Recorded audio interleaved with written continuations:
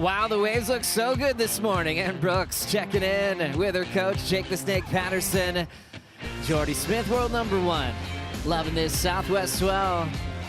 Tanner Gudauskas hanging out with Sawyer Lindblad. He's been doing the morning laps with Sawyer all week long, getting her prepped for the big event, Canoa and Snake.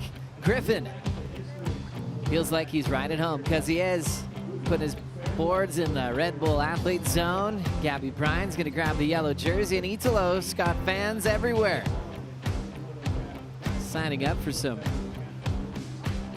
postcards and enjoying all these beautiful peaks that we have this morning here on game day. This is what we've been waiting for. The high performance track that's called Lowers is providing for the best in the world, and we're planning on accomplishing a lot of big heats today. Thanks for being with us. Joe Turpel, a former top 10 in the world. Rosie Hodge, Curry Pro champ. Threw that in there. Jesse Mendez. Good to see you guys. Everyone's buzzing. Waves are pumping. This is why we come to Lowers. I love it, Joey. You know, that consistency in the swell has picked up a bit. It's in that nice head-high range. We also have the tide coming in. All things are pointing to positive signs for today. Yeah, looking at rights and lefts. Good bendy southwest swell on the rights, too. What are you seeing, Jess? I think we got a little sneaky peek that Tanner just walked by, and he mentioned us and told us that the lefts are kind of cranking. So this is good for the goofy footers, and I'm excited to watch. As we look at the first heat already getting started, Kanoa Igarashi taking on Rio Waida and Cole Hausman. Classic heat here. Kanoa Igarashi, most reps on tour, spending a lot of time at Lowers throughout his childhood. As he grew up in Huntington Beach, just up the road. And surfing really solid this season. Was able to participate in the finals format at Trestles back in 2022. Same year that he accomplished a silver medal in the Tokyo Olympic Games. Super smooth, polished, got that real tidy fin throw that he can unleash on the Lowers right. He's the headliner there. Rio Waida in the water, representing Indonesia, but he could probably understand Kanoa when he speaks Japanese. His mom's Japanese, father Indonesian. Wears the 45 number to represent his country of Indo, the first to qualify full-time. And also Cole Hausman, the local boy. Let's get some insight on the conditions with a Brazilian vet. Miguel Pupo is with Kaipo. Yeah, thank you, Joe. Miguel, give us a little insight what's Lowers like this morning. It's a pretty nice day. You know, the tide's like low coming high, which it helps right now, and a lot of waves coming. It's pretty fun, good rides, good laps, so I think it'll be a good day. Equipment check, what are you riding? Actually, this morning I rode another swallowtail, and then I did a little change. Both of the boards are really good, so I'm kind of indecisive which one I'm going to use in the heat, but it's pretty fun, you know, good waves, good vibes, and it's amazing. Speaking of the heat, you're coming up, it's going to be an all-Brazilian match, heat number 7, Joao Chianca and Felipe Toledo. That's who you're matched up against. Your thoughts on the heat? I think a Brazilian is going to make that heat. But yeah, it'll be fun, you know, just a lot of fire when we in the water together. And then we had dinner with Joao last night, which was fun too. And it's a job, you know, we're going to go out there and give our best, and hopefully the best one wins. Thank you for your time. Thank you, Kaipo. Great to hear from Miguel Pupo. Remember that whole phrase, Brazilian Storm, really kicked off when Miguel Pupo won a major event right here at Lowers. It would be kind of like Challenger Series rated. QS 10,000, we called it back then. It was actually a close decision over local boy Tanner Gudauskas back in the day. Jesse Mendez was a part of that event. We looked at the round of 12 and leading into the quarters, and the majority of the competitors left on finals day were representing Brazil, and that's when everything changed, Jesse, and you're probably really thrilled to be a part of that significant moment in surfing history. No doubt. That was the first event, actually, the Brazilian Storm got mentioned, so it was important as obviously for all of us coming from Brazil, and it was a great event. My first, actually, 10,000 that I ever surfed, so proud to be part of that. I just want to thank all the fans for going through all those name changes we've had on the queue. I remember the 6-star primes we used to call them. Remember the primes? I was going to say, actually, that was a 6-star prime. That was? That event, yeah. Before the 10,000s yes, came. Correct. Before the Challenger Series. Shout out to all those fans that have been following that journey. Kanoa Igarashi, Rio Waida, Cole Hausman, first heat of the day. Next heat, Yago Dora, Connor O'Leary, Alejo Muniz. So we're coming after the cut now. So things are changing here in the opening round. First place is where you want to be to go right to the round of 16. Second and third will be in the elimination round. Yeah, and that's potentially on deck later today. Yeah, like this little quick start format. First place is obviously such a bonus. And just loving, you know, just this first look as we've seen the mid-season cut happen. Now we're looking towards the race for the final 5. The mindset is a little bit different. All these heats start without priority. Jesse, the other day we were kind of joking, talking about those years here at Lowers when you'd have 4-man heats, no priority, a perfect peak where you gotta go right and left. Sometimes you want to backdoor it as well. And man, we've seen so many interferences happen where you get collisions. You've been a part of them in the past. What's the secret to get a clean start before priority rotation begins? I mean, it's a trickier one, definitely. Some people like to sit a little bit more out the back, as you see it right there. Red was a little bit more further up, and now they're kind of sticking together with white. But I think that's kind of a point of advantage if you're a little bit out the back with the set comes. It kind of stacks up, and as much as you far, it kind of always gives you that little push for you to get in. It's a very predictable and easy wave to read. So for me, I think that's the advantage if you're positioning yourself out there right now. Little wave starting to set up. The first ride potentially of the contest. Officially getting going with the Lexus Trestles Pro presented by Outerknown. A big blast there and going down is Rio Waida. Just getting a warm up on the left. So he takes the first wave. He's in the back of the line for priority. Now Kanoa and Cole will try to work out this perfect peak here at Lowers. Quick 1.5 for Waida. He's had some just breakthrough performances this season. Came close to winning his first event. Now we'll watch the local boy, Cole Hausman, coming off his first turn. Second one, blast to slide, and he controls it. Whips it over that section. Nice clean climbing turn to finish off his first wave in the CT jersey at his home break at Lowers. Yeah, looking good, Joe. Just really great timing, just an easy pace through that wave. You could tell he's got more to give, but just really wants to complete that one, get that score on the board. Talked to Cole Hausman yesterday through all the holds. We had a few delayed calls, ended up being a lay day, and he told me that he didn't care what the waves looked like. He was so ready. He was like, let's go. I'm ready. He had that mindset where he's ready for everything that comes his way, and I really like that. He's not trying to get really distracted on what day might be better later in the week. If he shows up, he's looking at it, he's ready to compete. Yeah, and I think that's a smart strategy as far as him being so new on tour. Obviously, he's been here for his second year. But sometimes if you get caught up in people's decision that it's not in your control, it could get in your head. And yeah, you just got to be ready for any calls that they're going to make. And this is a great start for him. That was a very nice turn right there. I would have liked to see him maybe just going for one big crack and finish it up. But overall, just to start, getting the feet on the wax. This angle on the IC replay, Rosie? Yeah, you can tell that he doesn't really lean on that bottom turn for too long. He stays kind of in the midsection of the wave to really just get his waves down the line, stay with that bit of speed. Kanoa Igarashi now will get his opening ride. Look at the speed he's getting. Even before this first turn, leans into a healthy hook. Kanoa blasting the fins out, so polished. Precise on the wrap again. And now driving through that fin drift, he will shut it down. Igarashi, world number 4, getting us very excited this morning. And one man that always gets us hyped up is Strider Raspberry Wazalewski. We love when he's soaking wet. What's happening, Waz? Oh, just getting the hair ready. Let's go. How was that power gouge that Kanoa just did? He just ripped into that wall, flicked it at the end. You could feel it all the way across the water. The waves are looking really nice out here. It's kind of like got a nice little texture on the right. It's a little southeast wind. I'm calling huge airs today if this wind continues. And just the beauty of the lines that are coming in. We're loving it right now. The water's cold, though. I'm not going to say it's not. It's a little chilly. I don't know what's going on. We got a little upwelling, but you know what? We're staying warm. We're going to keep moving, and can't wait for more action, Joe. It's really fun out here. It's looking fun. And Kanoa, he's going to be coming back out in a second. We'll get a word with him. Yeah, good man, Waz. I mean, the angle that you have, you're looking right into the right. That bend with that southwest, it seems like the right amount of west today. It's really nice to have some hook on it, like having that little bit of wall lined up and having that ability to get all that speed and just lay into it like we just saw. I mean, that was some beautiful power surfing with a little tech at the end with the flick.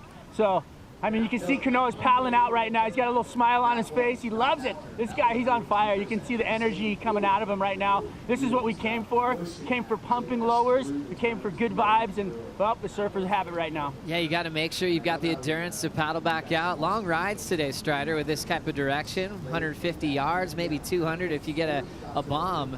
And a different type of event when you're not calling for the water patrol assist. Yeah, you know what? Endurance, but these guys, they're athletes. They do train. They've got it going. And, I mean, they surf so much. And I feel like paddling is just second nature for them. It's like getting out of bed and going for a walk in the morning for most people. These guys, their muscle memory is just amazing. So they've got everything they need. And it is a long paddle, and I'd say if you're surfing multiple times in a day, the adrenaline's pumping, your mental game is on fire, and you're trying to make sure that you're stacking up, good long waves. But we're gonna jump out here because we got a set coming. Good man, Strider. Kanoa Igarashi locks in a 7.5 on his opening ride. Big separation over Cole Hausman's 4, and then Rio going down quickly on the left for a 1.5. Now 18 on the clock. Let's check in with Chris Cote. Hey, thank you guys so much. Good morning. Welcome to the paddock right here. All the pit crews lined up on the rail. Dead silent in here until Kanoa got that first big score of the entire event. And then it was like everyone huddled up in their corners and started talking about that score. But the atmosphere in here is electric already. It's a misty morning down here at Lower Trestles, but the fans are starting to arrive. We're already starting to see some support for the teams right here. We got Kanoa Igarashi, who at the moment is going off out here at Lowers. And, you can feel it. It was tense in here before that wave started. Once that score came in, everybody kind of relaxed a little bit and strategies started to be formed, it felt like. But if you want to talk about surfing, you got probably the best crew in the world right here. This is the ultimate peanut gallery. What a spot to be. Thank you so much, Chris. Sorry about the loss. Padres going down to the Dodgers last night.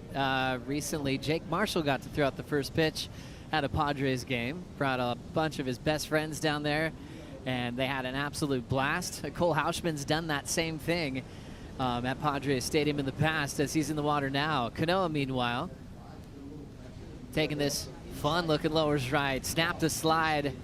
So perfect in that maneuver choice, blasting harder on the second effort, punching the fins out, and going for a big forehand reverse. Rosie, he was building on every single maneuver. I would have loved if he could have brought down that last one. Oh, he's just come into this heat with such an attack mentality. I mean, this is such a good illustration of what a high-performance wave Lower Trestles is, and just the variety that he's showing us at the moment. Every single maneuver has that point of difference. He kind of chucks the fins right there, a little bit of a flatter face, but he still managed to find that cupped out hook. Like you said, he's firing down the line, looking for that landing. There is going to be a little bit of a rib up the face of the wave with that south wind. But yeah, I think if the guys can kind of smooth out that, it's just looking so good. I'm loving Kanoa's approach. Gosh, coming off a really successful run through the Australian leg of the tour, including a big runner-up finish at Bells Beach to Jack Robinson. What's been the difference that you're seeing from Kanoa, Jesse, especially in the last few events on tour? As far as competing, I don't think there's much difference to his approach. He's always been a very consistent surfer and very aggressive as well. I think just obviously the equipment, he changed equipment. He's on JS's right now, and it's just it's refreshing to watch him on a different equipment. Obviously it makes you surf a little difference, and he catches the judges' attention a lot, so it's very fun to see that. Let's hear from Kanoa now, recently joining Dave Proden on the lineup.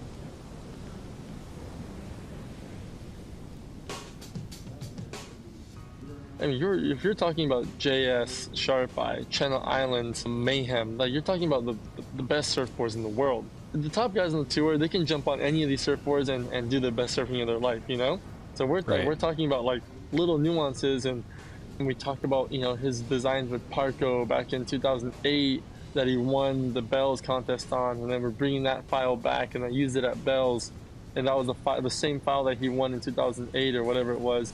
I made the finals in Bells, and you know, like, it's just, you know, my inner surf geek is kind of fueled when I made that switch to JS, and it's been really exciting. Like, every day has been so good. You know, I just had a coffee with him this morning, and we were just going over designs for Trestles, and just you know, I guess it's just that constant curiosity with surfboards is what gets me going. Great conversation with Dave Proden on the lineup. You can listen to that one as well as we go quickly into live action. Rio Waida, quick open face hook. Trying to really drill that off the top. Wraps it in the pocket, trying to find flow now through this inside. Now slowing that pace down, feeling out his equipment, and this lowers right this morning. And hitting his targets down the line. He'll get his best wave so far. Haoshi, meanwhile, running out of gas on the throw tail reverse on the left. The left that it's provided some big moments for Cole in his amateur career, winning the USA Champs in the under-16s and the under-18 division. And he had 2 keepers on the lowers left when he won that big under-18 national title. So feels comfy at home, doesn't feel the pressure of needing to do anything that is going to require some big performances that the crowd needs to love. He thrives off that energy of being home. He can flex that local knowledge. And he's just trying to find a nice little gear here this morning because Kanoa is still way out in front.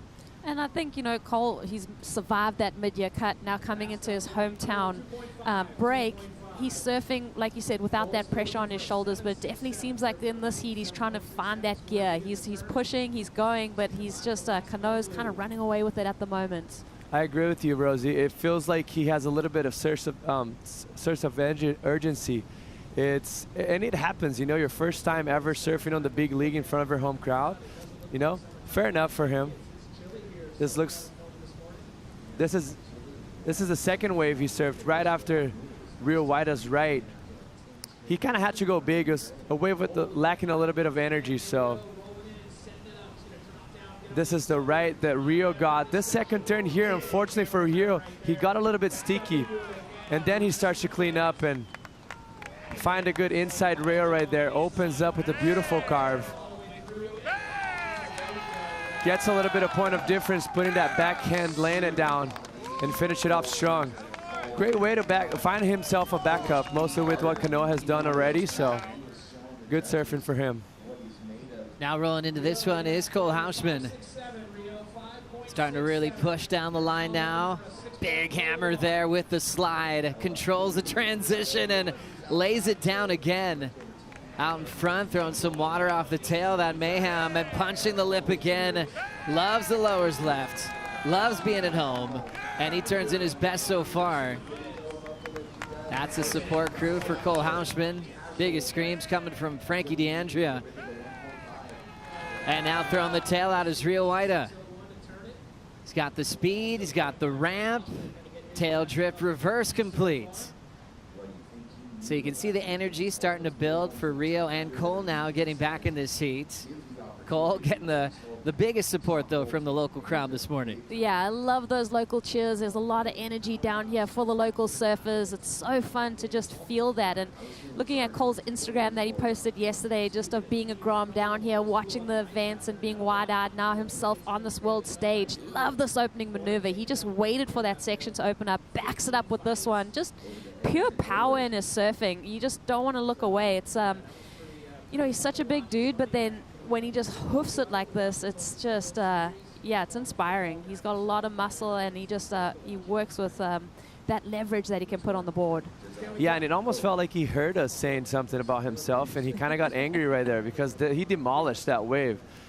Here for Rio, it was kind of an awkward finish for him, like a nice air reverse, but with the weird angle, as he was a little bit leaning too on top of the board and couldn't get that kind of nose pick that we wanted to see it, but still, it's cleaning up. He already got a backup. He just kind of needs to find something of substance because with 10 minutes left, it seems like Kanoa is probably going to get another wave on the 7-point range, you know, expecting Kanoa being so consistent and so well-rounded. I expect that. Nice fun start to the morning here at the Lexus Trestles Pro, presented by Outerknown. It's world number 4 out front, Kanoa Igarashi, with a big 7.5. Be right back.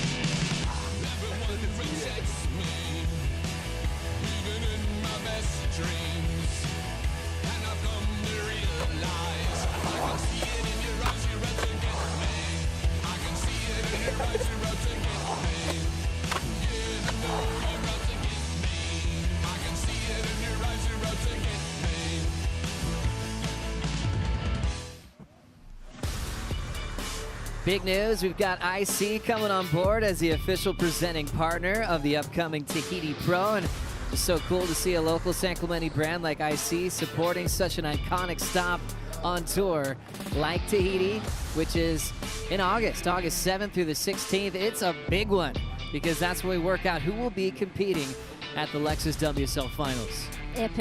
Epic location, epic event to be sponsoring. Like you said, so rad having a San Clemente brand. And they're so cool just to hang out with. They got an activation here on site, so go check them out. Back at home with Cole Hausman. Big, solid open face hook. Nice clean wrapping cutback. Third move, leans into it with some power, and he's able to stay light on his feet for the recovery. Kanoa Igarashi throwing a nice clean top turn hook. Off the bottom, nice clean snap again through the whitewater. Just so precise in his approach, precision surfing from Kanoa, trying to improve on a 4.17. Looks like he's found his ramp. There's that floaty reverse to finish from a 2-time US Open champ. Well played. Cole Hausman, previous score, not his last one he just rode, but the one before we went to break, a 7. Bumped him up into second. Rio Waida now with priority. Still has his best at a 5.67. Remember, second and third are both going to the elimination round, starting with this wave from Cole Hausman, Jesse. I mean, another beautiful hack to start the wave. This one drawing out a little bit more than the previous one and finish it off strong. Taller wave in size, a lot of commitment, and he looks stoked right there. He's gonna get a massive score for that. But I love how he starts it off with that backhand behind, which that does, it like kind of delays himself to do the curve and extends the turn to the max capacity. It comes off clean, gets another rep and just eyes it down to finish it off with a beautiful layback on the lip line. That's gonna be, I personally think this is a better wave than a 7-point ride. Like those first and last turn were huge. And then to the right with Kanoa, Rosie. Yeah, you can tell there's like that little bit of foam and a little bit of bump on this one with that incoming tide as it reverberates off the cobblestones, but still Kanoa just laying that rail in. You can tell the different tempos that Lowe's has. It goes a little sleepy through this midsection, and then he's eyeing off that section down the line and utilizes that air maneuver right there. So a good wave for Kanoa. I think it's going to improve on the 417. These opening maneuvers were just so great. And I think that today is really going to be a key point, is to really maximize those opening 3 maneuvers on the outside in that cupped out hook. And I like how you mentioned about the pace of the wave. Rosie, it's very important for you to try and find a wave that keeps the same pace and very aggressive from the beginning to the end, and that was not the case for Kanoa's, but he managed to keep the speed and he finished it off very strong. So the first turn was huge. Last turns are the ones that judges are going to remember a lot, and he took the risk and he landed. So that was very important for him and just shows the heat IQ that Kanoa has, second to none. And then seeing the decision to go left for Rio Waida, Rosie.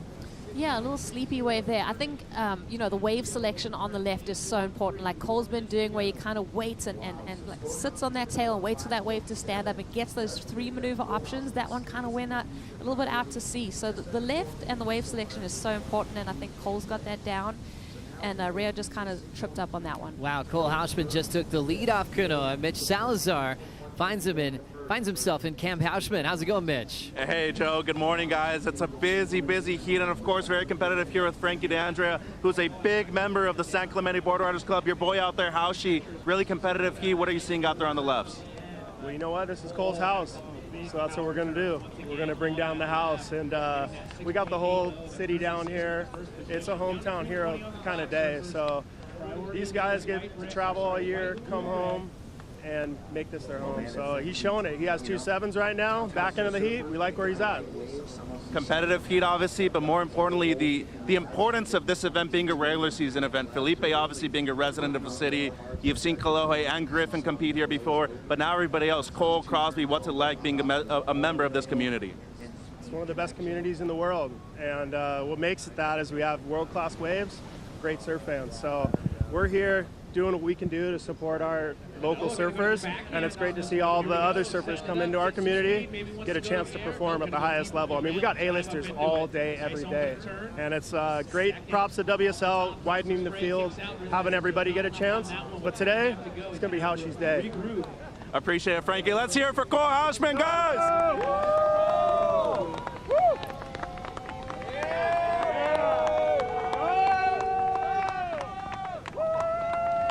Well done. Thank you so much, Mitch. Let's go quickly to Strider, some fantasy surf advice. What do you got for us? I don't know, but I put Cole on my team. I'm just gonna say, started out, I was a little worried. He looked like he was a little off, and then all of a sudden he just I saw him lining up the left, and I watched him sitting deep and then pulling himself back like a cobra and then just unleashing, and I was like, yes, because I'm over on the right, but I could see the spray flying on the left, and I was all psyched. So Cole was on my team. I had to set it and just leave it alone, because we cannot change anything once we set our teams, and let's see what happens. Go Cole. That's right. Tier C pick for Cole Hausman. What a great choice. There's guys like Joel Vaughn in that Tier C.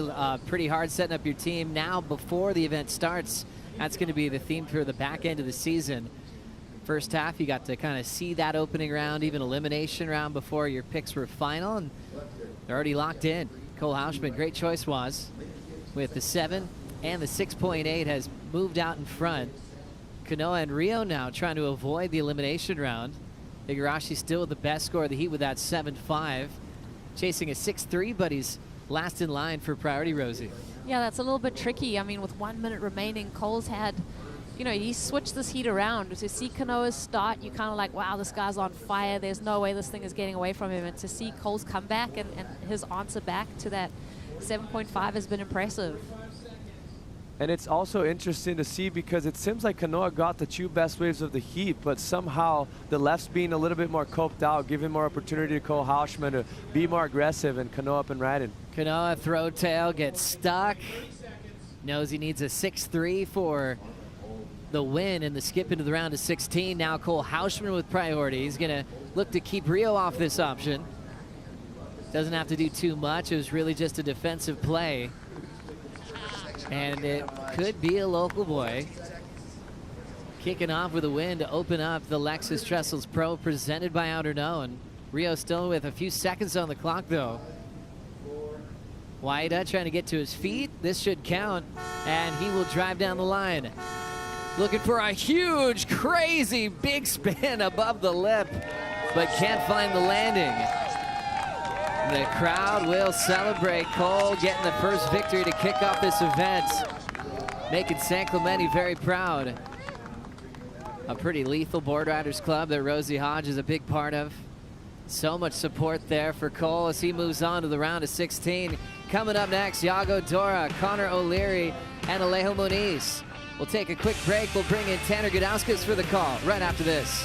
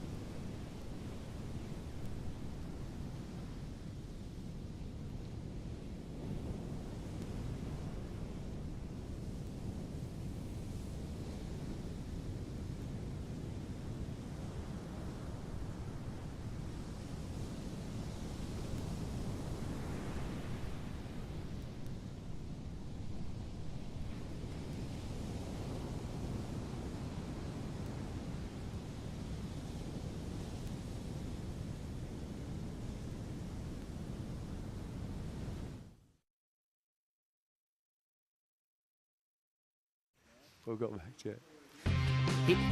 He too already getting started. Yago Dora having a stellar season. Already onto his second wave as he's gotten busy during the break. Dora has absolutely fallen in love with lowers over his lifetime. He's been coming here forever. It feels like a second home.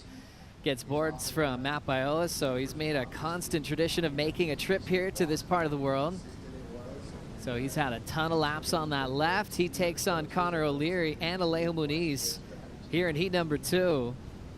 Yago, though, picking up a win in Portugal, sees himself sitting world number 3 in his top 8 of the year. And Connor O'Leary, number 14 in the world, and Alejo Muniz was in that pressure situation at Margaret River. Lost early and found himself in the very last spot to make the cut. It was an emotional celebration for the Brazilian vet.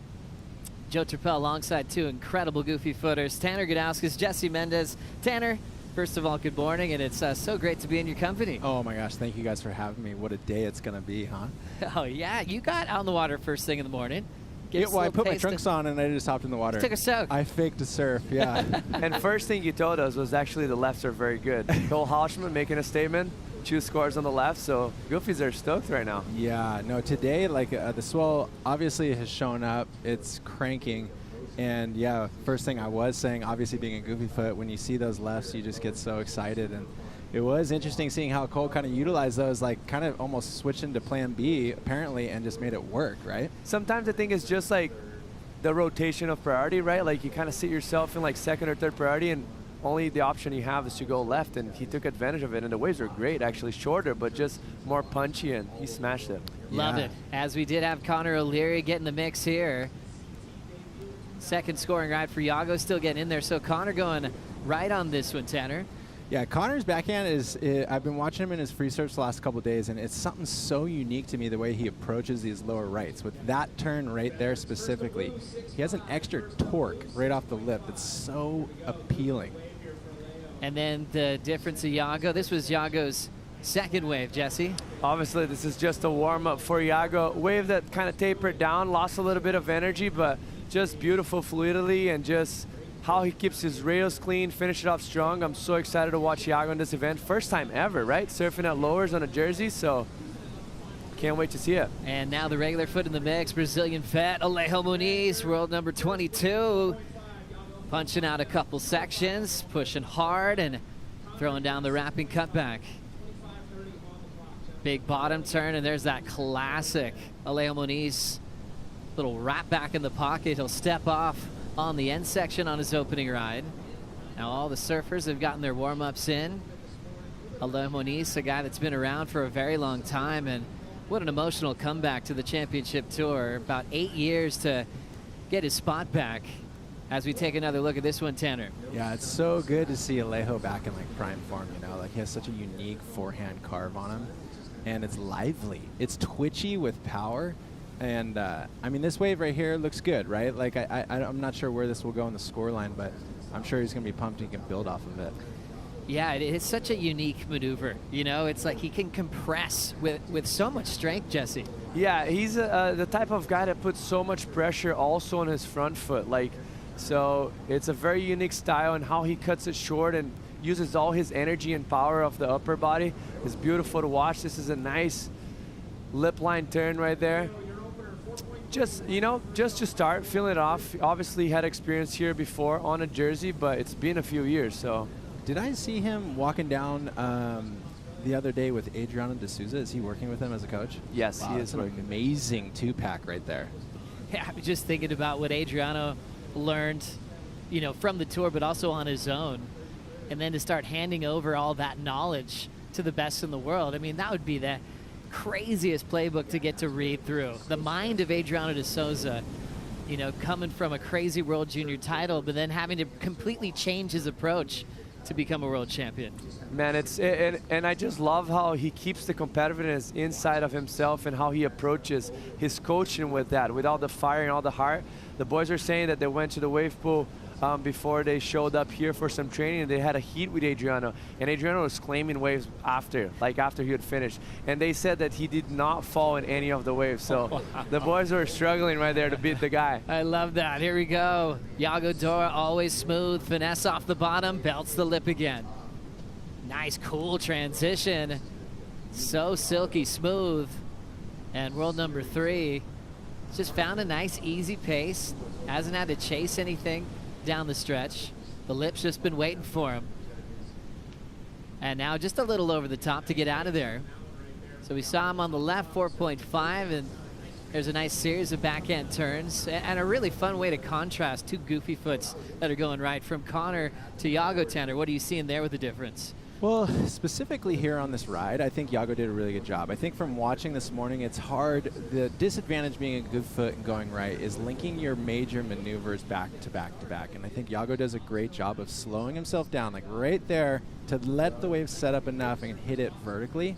And he tries to do it again. And I think that for Iago, like, he's so malleable, right? Like, he can go quick, he can go long.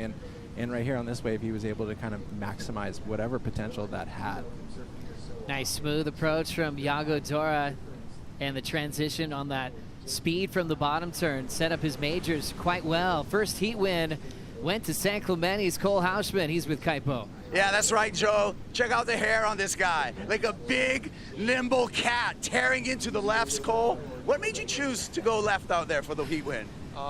It's kind of what I do every day, you know. I was trying to go right in the first start of the heat, and I was like, you know what, I got to go back to what I know, and just, yeah, the lefts are fun. They're super cuppy, and I was, yeah, it's like, it's just another day.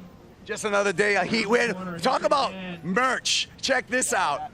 Check this out. How good is that? All this support that you're getting from the hometown crowd. Yeah, it's amazing to see like all my sponsors like step up and really support the whole community and all my friends and family down here. You know, I wanted to make the cut just so I could come surf this event in my backyard, and yeah, it's unreal. It's pretty insane to see everyone support each other, and yeah, thanks to everyone coming down. So. All right, straight to the round of 16. We're going to start the day with a W for the home team, Joe. That's right, Kaipo. What a big start for Cole Hausman. Staying calm, staying ready. Just no nerves at all. Just all joy to surf his home break. That was a big first heat win for Cole as he's into the round of 16. You've seen Cole grow up, you know, here in San Clemente. I guess you could call him, he was kind of an underdog. We're going way back, like under 10s, under 12s. But then he started winning those big national titles, the U.S. champs. But he's always just been a real cool kid and really coming into his own on tour. If you haven't seen his last like Instagram post where he has these shots of him as like 8, 9, 10 with Kelly coming down here, that's the true story of being a kid in San Clemente. Like for us, this event brought the world's best to our town, and it was so radical to see him in real life. And it's cool now. Obviously, Cole's a byproduct of that, right? Like he's out here putting on some of the best performances of this event. And he came down here idolizing these guys, literally getting autographs and everything. And it does affect you. Like the town supports the people who come through. We have a really big presence with the board riders community here. And Kira Pinkerton's in this event, Sawyer Lindblad's in this event, the Colapintos, and Cole. It's like, man, it's just such a special thing, right? It like makes me feel good inside, and getting to be a part of it from whatever angle. It's like you're still engaged with it. Oh, it's great. You could see that selfie on probably Cole and Kaipo's Instagram a little bit later. That was a explosive performance and a really valuable wave, you know, when you think of not even just for kids growing up in San Clemente, but in the United States, where there's this big national venue. Your heroes get to surf the exact same place, you know, for world title points, Jesse. And also the proximity that it brings for the community and for the young grums. Like for me growing up, I was never able to like be that close to Kelly Slater, you know, like, and you guys grew up every year having those guys in your backyard. So it just, I don't know, it's just the proximity that brings you, it like breaks the ice, you know. It's like kind of, you starstruck when you get on tour at first and you're seeing guys with those big names. It was, I mean, honestly, being our age, like being young, that was before even Instagram. So we had very little access to like footage of these guys and photos. And so you'd have your magazines and you'd be like, whoa, Mick Campbell's coming to town. So like you could see your heroes literally riding. You could free surf with them before the event. And that's why it's always so crowded actually every morning, because you're just so fired up to get in the water with them. Dude, your collection though of like VHS tapes. Yes. When you guys would just get fired up for events and stuff. Yeah. Some of your favorite pump-up movies that you'd watch before you compete. Absolutely. Your library is insane. There was like they would do rehashes of the event every year. There's one specifically in living colors that Naki Funaki made, and I think it was like the 06 year, and it's insane. I'd still watch it today. Like, you know, Russell Winter, just like really different approaches. And I think that's what's always been so fun about watching lowers, is it's obviously we know it is the progression epicenter of Southern California, but it does also favor power surfing. Like it's inviting for all different types of surfing. You'd start hyping up who's going to win with airs, and then it'd be like Gabe Kling stealing the show. And yes, those big Pancho QSs, Sullivan. you know, yeah, exactly. Those were insane. Strider Wazalewski joining us with the conversation in Heat 2. What do you got, Waz? No, I'm just loving the conversation about being out here at Lowers and seeing all your favorite surfers, and Tanner talking about being out in the water and seeing all the best surfers in the world showing up to this place where the waves are just amazing. It's a great platform for everybody to surf. And I talked to a kid on the beach right before I paddled out, and he was talking about the fact that he got to go out in the water and surf with his heroes. It's like going out on a basketball court and warming up with like LeBron James. You can go out here and surf with the best surfers in the world and say hi to them and high five them, and the energy that you get off of those guys, they'll change your life. And that's something that you can do here in San Clemente at Lower Trestles, and I just love that fact. And talking to that kid on the beach made me smile. So a great thing to come down here and surf with the best surfers in the world. And Tanner, you just brought that out of everybody thinking about that and talking about that. So thank you, and we love it. Hopefully this continues forever down here, and this platform has the opportunity to give all the little kids in the world that like glimmer of hope, and that light just turn into a fire. That's what it is, Waz. And Jesse brought that up, having the proximity to your heroes, making that feel kind of normal-ish. But I know for you, Tanner, being able to see not just the CT events here, but all the major QSs, I imagine they made a very significant impact on your future. Is there one major moment, or is it a collective of those early events you'd come out here to watch? So AI used to do the event back when it was a 3-star. And that gives validity to, like, you wanted to do this event because of the wave quality, right? Like, he was on tour at that point. So, like, for him to dip that far down into the QS, and you had a shot to compete against Andy. So, like, that was an interesting mixture, being in high school and being like, oh my gosh, I have Bo Emerton, I have Andy Irons, I have these guys that, like, you're not going to hit in your NSSA event, right? And it just expands you so far and wide. And in the same thing to grow on Strider's point, like, it's not really just for us in San Clemente. You're going to look at Seth Moniz, Baron Mamiya, Caroline Marks from the East Coast. all of us have come through this tunnel of lower trestles. It's given us that opportunity to put on those major league shoes and kind of like go dip the rails on these waves and pretend like we're on tour. So it's actually been such a cool thing for all of us. Loving it. Yago Dora loving the left. Quick tag there. World number 3, lighting up that tail high reverse. Incredible style and approach, whether he's on the face or flowing through the sky. Has the lead at the moment, looking to better a 4.5. I always like to check in with Jesse when it comes to Yago's world title campaign. You marked him as a favorite really before he got on his roll, and he's been really showing up for that call for you, but maybe even better this year so far. Definitely. I actually been calling that for a few years because I have so much hope in a surfer like that, because this is the reason. Like, he gets an average wave and he can turn into a decent score. That wave is gutless, no speed whatsoever, and he's able to, obviously not the biggest air that he can do, but making something out of nothing. And this is the type of surfer that we have in front of us. And not to mention, he got so much better in his backhand, as you saw on the previous wave. How does he approach it, Jesse? Like, you know, does he look for, like, is he the type of guy that sits for sets, or is he that other type that can polish up anything and get a score out of it? Well, he's obviously not working with his dad anymore, Leandro, and I remember with Leandro wanted him to be on waves and just to put himself in opportunities because he was that good of a surfer to turn mediocre waves into good scores. I don't know how it is right now, but obviously you need to have a balance in between both. Let's hear from Yago Dora talking about lower trestles. I feel like Trestles really fits my brand of surfing.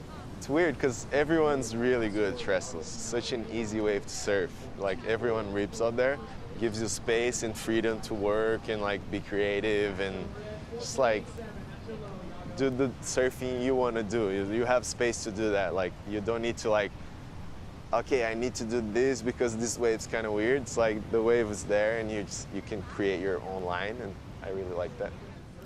The creativity here at Trestles. Wow, where can we go with that? Especially with just seeing what Yago's done on waves that we've been watching for years now. Where do you see that going for a guy like Yago? I mean, to the ceiling, to the roof, to the sky, to the moon. I don't know. I think, like, at lowers specifically, you kind of have two eras, like before the Brazilian Storm and then where we're living now, which is basically these guys kind of come in revolutionizing the way we're looking at it. Essentially, like, there's so much progression both ways.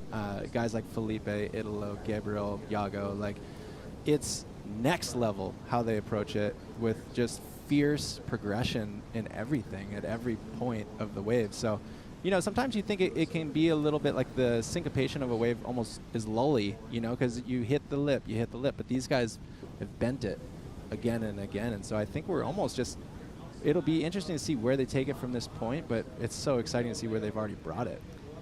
12:30 on the clock. We've had some really special moments in lower trestles history over the years. Kelly the GOAT back. He's coming up next as a wild card, looking for a 7th title here at lowers as he takes on Marco Mignot and Italo Ferreira. Rolling into this one is Yago, heat leader. He's got the speed up the ramp and ends up being disconnected from his board on that one. 6.67 is his high mark. Remember, 2nd and 3rd post-cut have to go to the elimination round as we prepare for history to be written. Coming up next, 53 years of age, 11-time world champ, 56 CT wins, grabbing the jersey once again.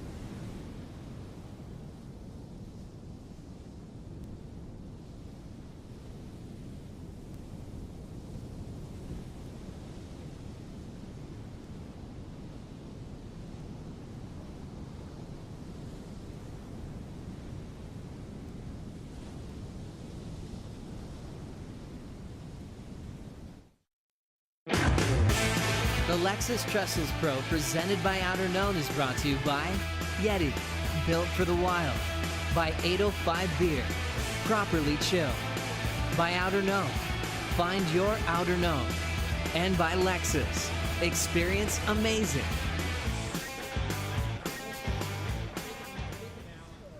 Thanks for hanging out with us and watching pro surfing. It's our favorite thing to do. Heat number 2, the opening round, still has just under 10 minutes on the clock, and we always like hearing from you.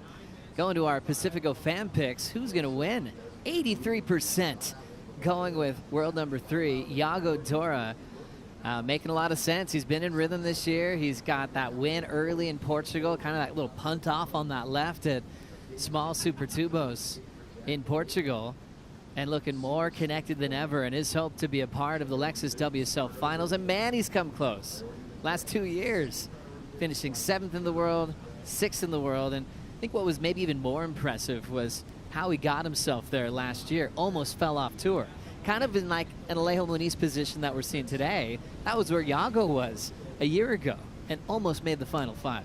I think a good point about the stats is that when you see someone at that level almost fall off and then regroup and almost qualify for the top 5 final, it shows the level of surfing on the World Tour abroad. Like, everyone's ripping so hard. So a guy like Iago almost fell off. I think Italo was one of them as well. I think if not last year, the year before. So very interesting to see that. We can't really talk about the story of the Brazilian Storm without bringing up that big event, Tanner. I know that was a heartbreak moment for yourself at the time, being at home, surfing against Miguel Pupo, everything on the line, getting a wave at the end too, where I think everybody in San Clemente's going, yep, let's pick up Tanner right now, and then it didn't go your way. I know that was probably one of the toughest stings, but it was that changing of really what we're seeing in surfing history. Oh, yeah, maybe stung, but at the same time, like, I kind of couldn't even believe I was in the final. To be honest, like, it's so cool looking back at those memories, and obviously I know Miguel so well, and we have had so many heats together, and that was just another one of those fun, good matches. And it's kind of rad out here because you get into those slug matches where everybody's able to get up into the 13 and 14 and 15 totals, so they just become great heats when you look back. You know, we were talking about hype reels or things you'd watch before you perform. I've talked to Miguel, and sometimes that was a rewatch for him, you know, to just have that good mojo going into an event where he's trying to build that confidence, and he would just keep that tape rolling going, yep, I could win, I could compete and win at the highest level. I mean, you have to have that self-confidence of putting yourself out there and always be enriched for taking the win. And it's not easy to put yourself in that stage. It's not, but I mean, that's why I'm so curious, Jesse. I know you're close with Alejo. Like, he's had such a strong story over so many years, and for him to have a comeback and basically just make that cut, like, where's his headspace at now, and like, what's driving him as we come into the back part of this year? That's a good point. I think for him it's just the heart. Like, he wears his heart on his sleeve, and this is just a hard-working dude. Like, he never gives up mentality. Let's tell realistically speaking, how many people believe that he could get back on tour after 8 years, you know? He's already probably close to 36 now.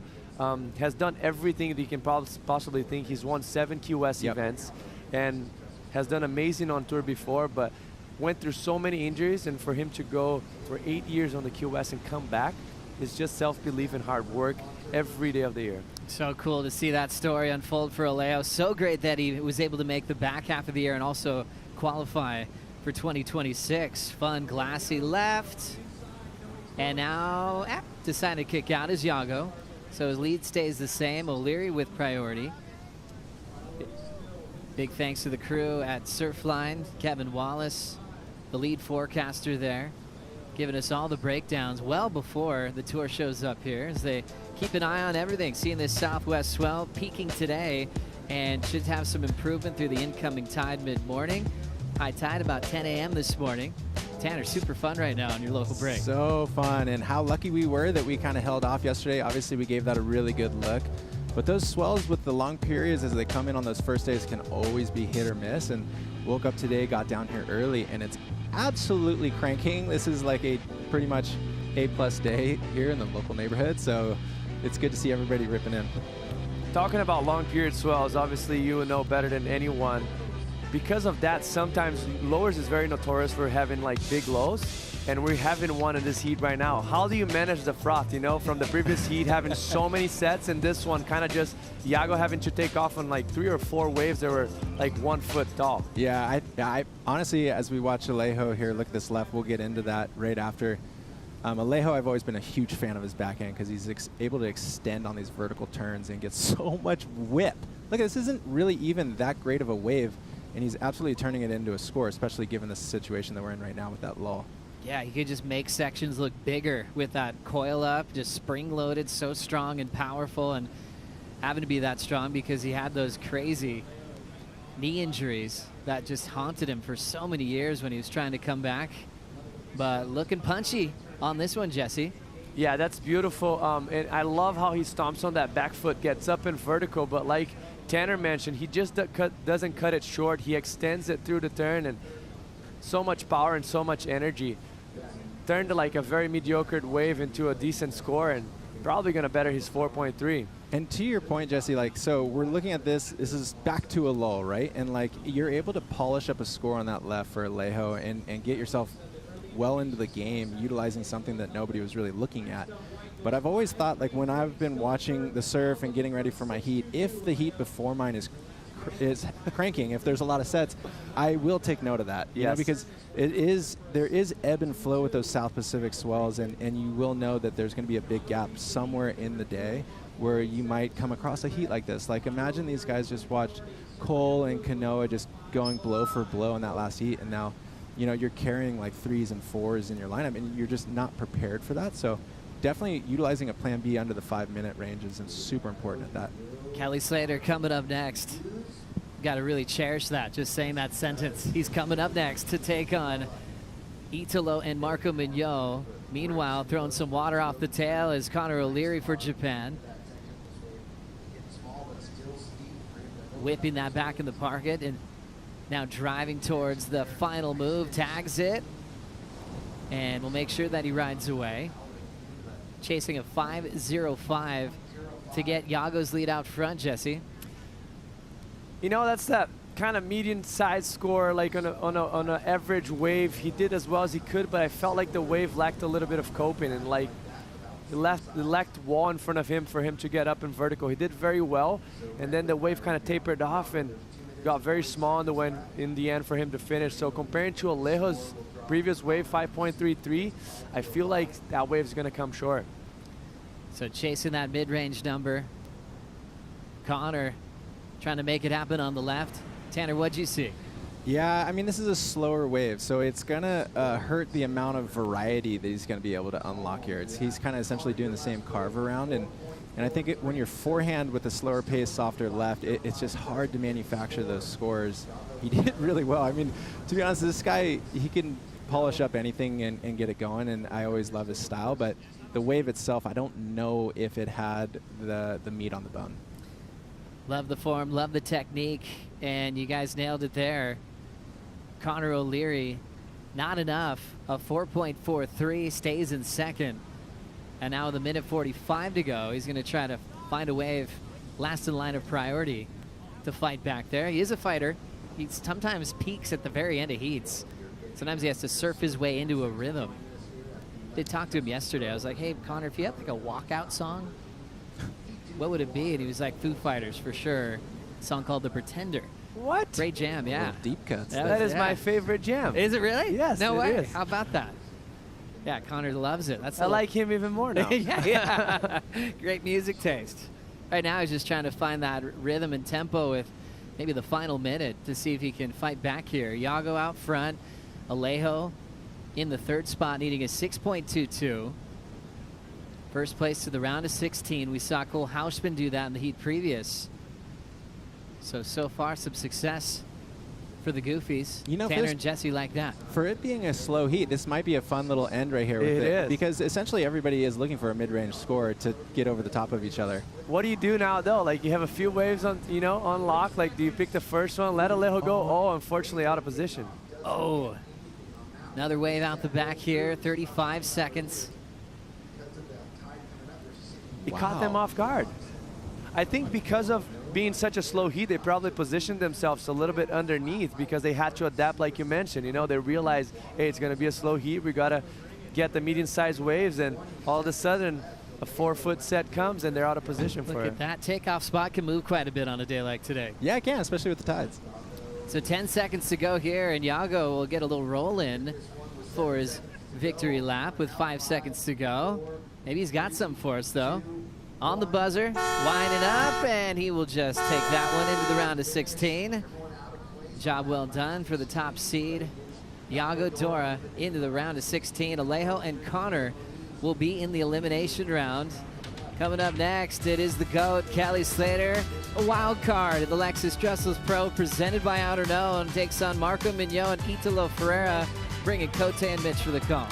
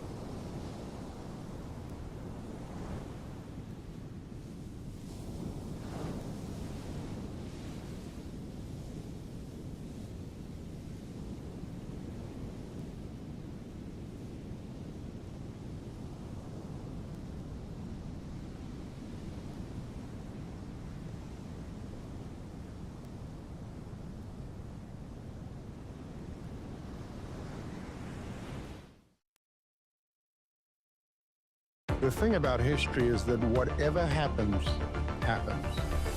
There's no denying it. It's the beautiful chaos. Hell and heaven canceling each other out. Triumph and defeat.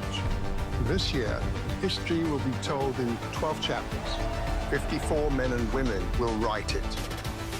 History will be written live at willsurfleague.com. Welcome back, surf fans. This is the Lexus Trestles Pro. Waves are firing, and we're seeing some of the most stacked heats we've seen in recent memory. I am Chris Cote. I'm sitting next to Mitchell Salazar. Look at this lineup: Italo Ferreira, Marco Mignot, and Kelly Slater. So as we showed up this morning, it was pretty clear that it was going to be a go. 4 to 6 foot. Rights and lefts, something for everybody. And that's going to continue on in this heat. We got a title threat in Italo Ferreira. We got a wily rookie in Marco Mignot, who has been turning heads in each and every heat that he has surfed. And then, of course, the GOAT, Kelly Slater, takes the lineup. Mitch, in looking at the heat draw over the last couple of days, I was excited. You know, I knew that there's going to be something special every heat that paddled out into this lineup. But when you got here today, you really realized the magnitude and how stacked all these 3 surfer heats are this morning. And the importance of the presence of Kelly Slater, right, Chris? Between 2005 and 2012, he won the event 6 times. I mean, his statistics are just through the roof at this event. He is the best surfer ever at this venue, and he's competed against the very best of the very best for a long time at this location, too. So watch out for him. I'd be thinking he's going to be getting inside positioning right here to start the heat. Yeah, so we're looking at 30-minute heats here, of course. Things change a little bit in this post-cut landscape. Second and third place surfers go straight to the elimination round. The winning surfer gets to skip that second round. Good wave so here. A slight rule shift, seating-wise, and we're going to start things off with your surfer in red, Italo Ferreira. Perennial title threat. Didn't have the best leg in Australia, but you know he is a force to be reckoned with here at Lower Trestles. And I like that he just starts it out with pure, powerful surfing.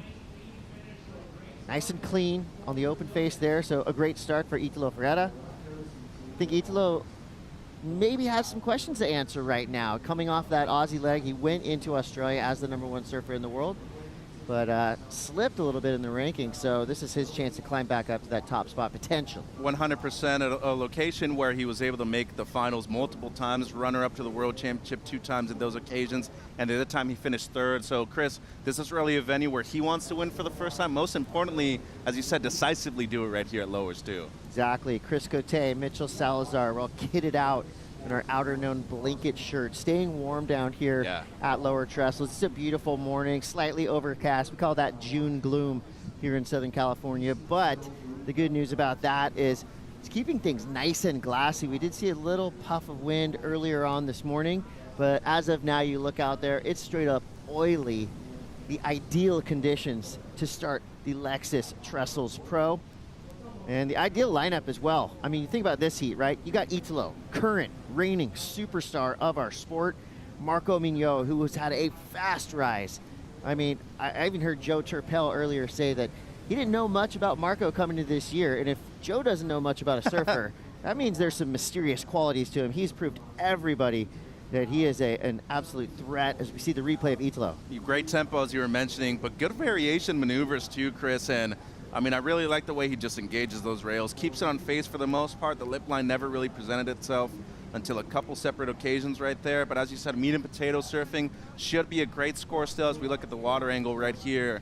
I just love the tempo. You said that he has something to prove, and of course, that also comes with great decision making here, Chris. So on this wave, a lot of great decisions made, and scores in. He's already starting off with a bang. Yeah, 7-point ride for Italo Ferreira. That's a keeper so far this morning. And I just love the unpredictability of Italo. You know, is he going to do a huge back 5? Is he going to go upside down? Or is he going to just lean on his rails and show us some great power surfing like this?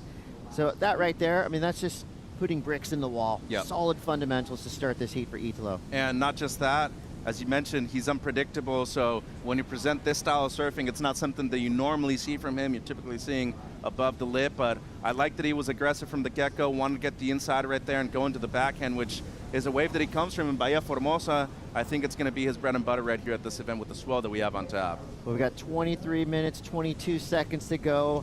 As always, in the front row seat, we've got Strider Wasilewski in the lineup with a paddle by from Italo. Yeah, well, Italo was just paddling by, and, you know, we're going to get into the tech now. We can watch the replays as they're paddling out. So Italo just stuck to the screen, watching the big screen that we have on the beach, watching the replays as he paddled by. And then it just made me think back to Slater and him winning the contest here at Lowers in the Bud Pro Tour days. I think it was in 1990. That's 4 years before Italo was even born. No big screen on the beach, just pure surfing, ripping into the walls.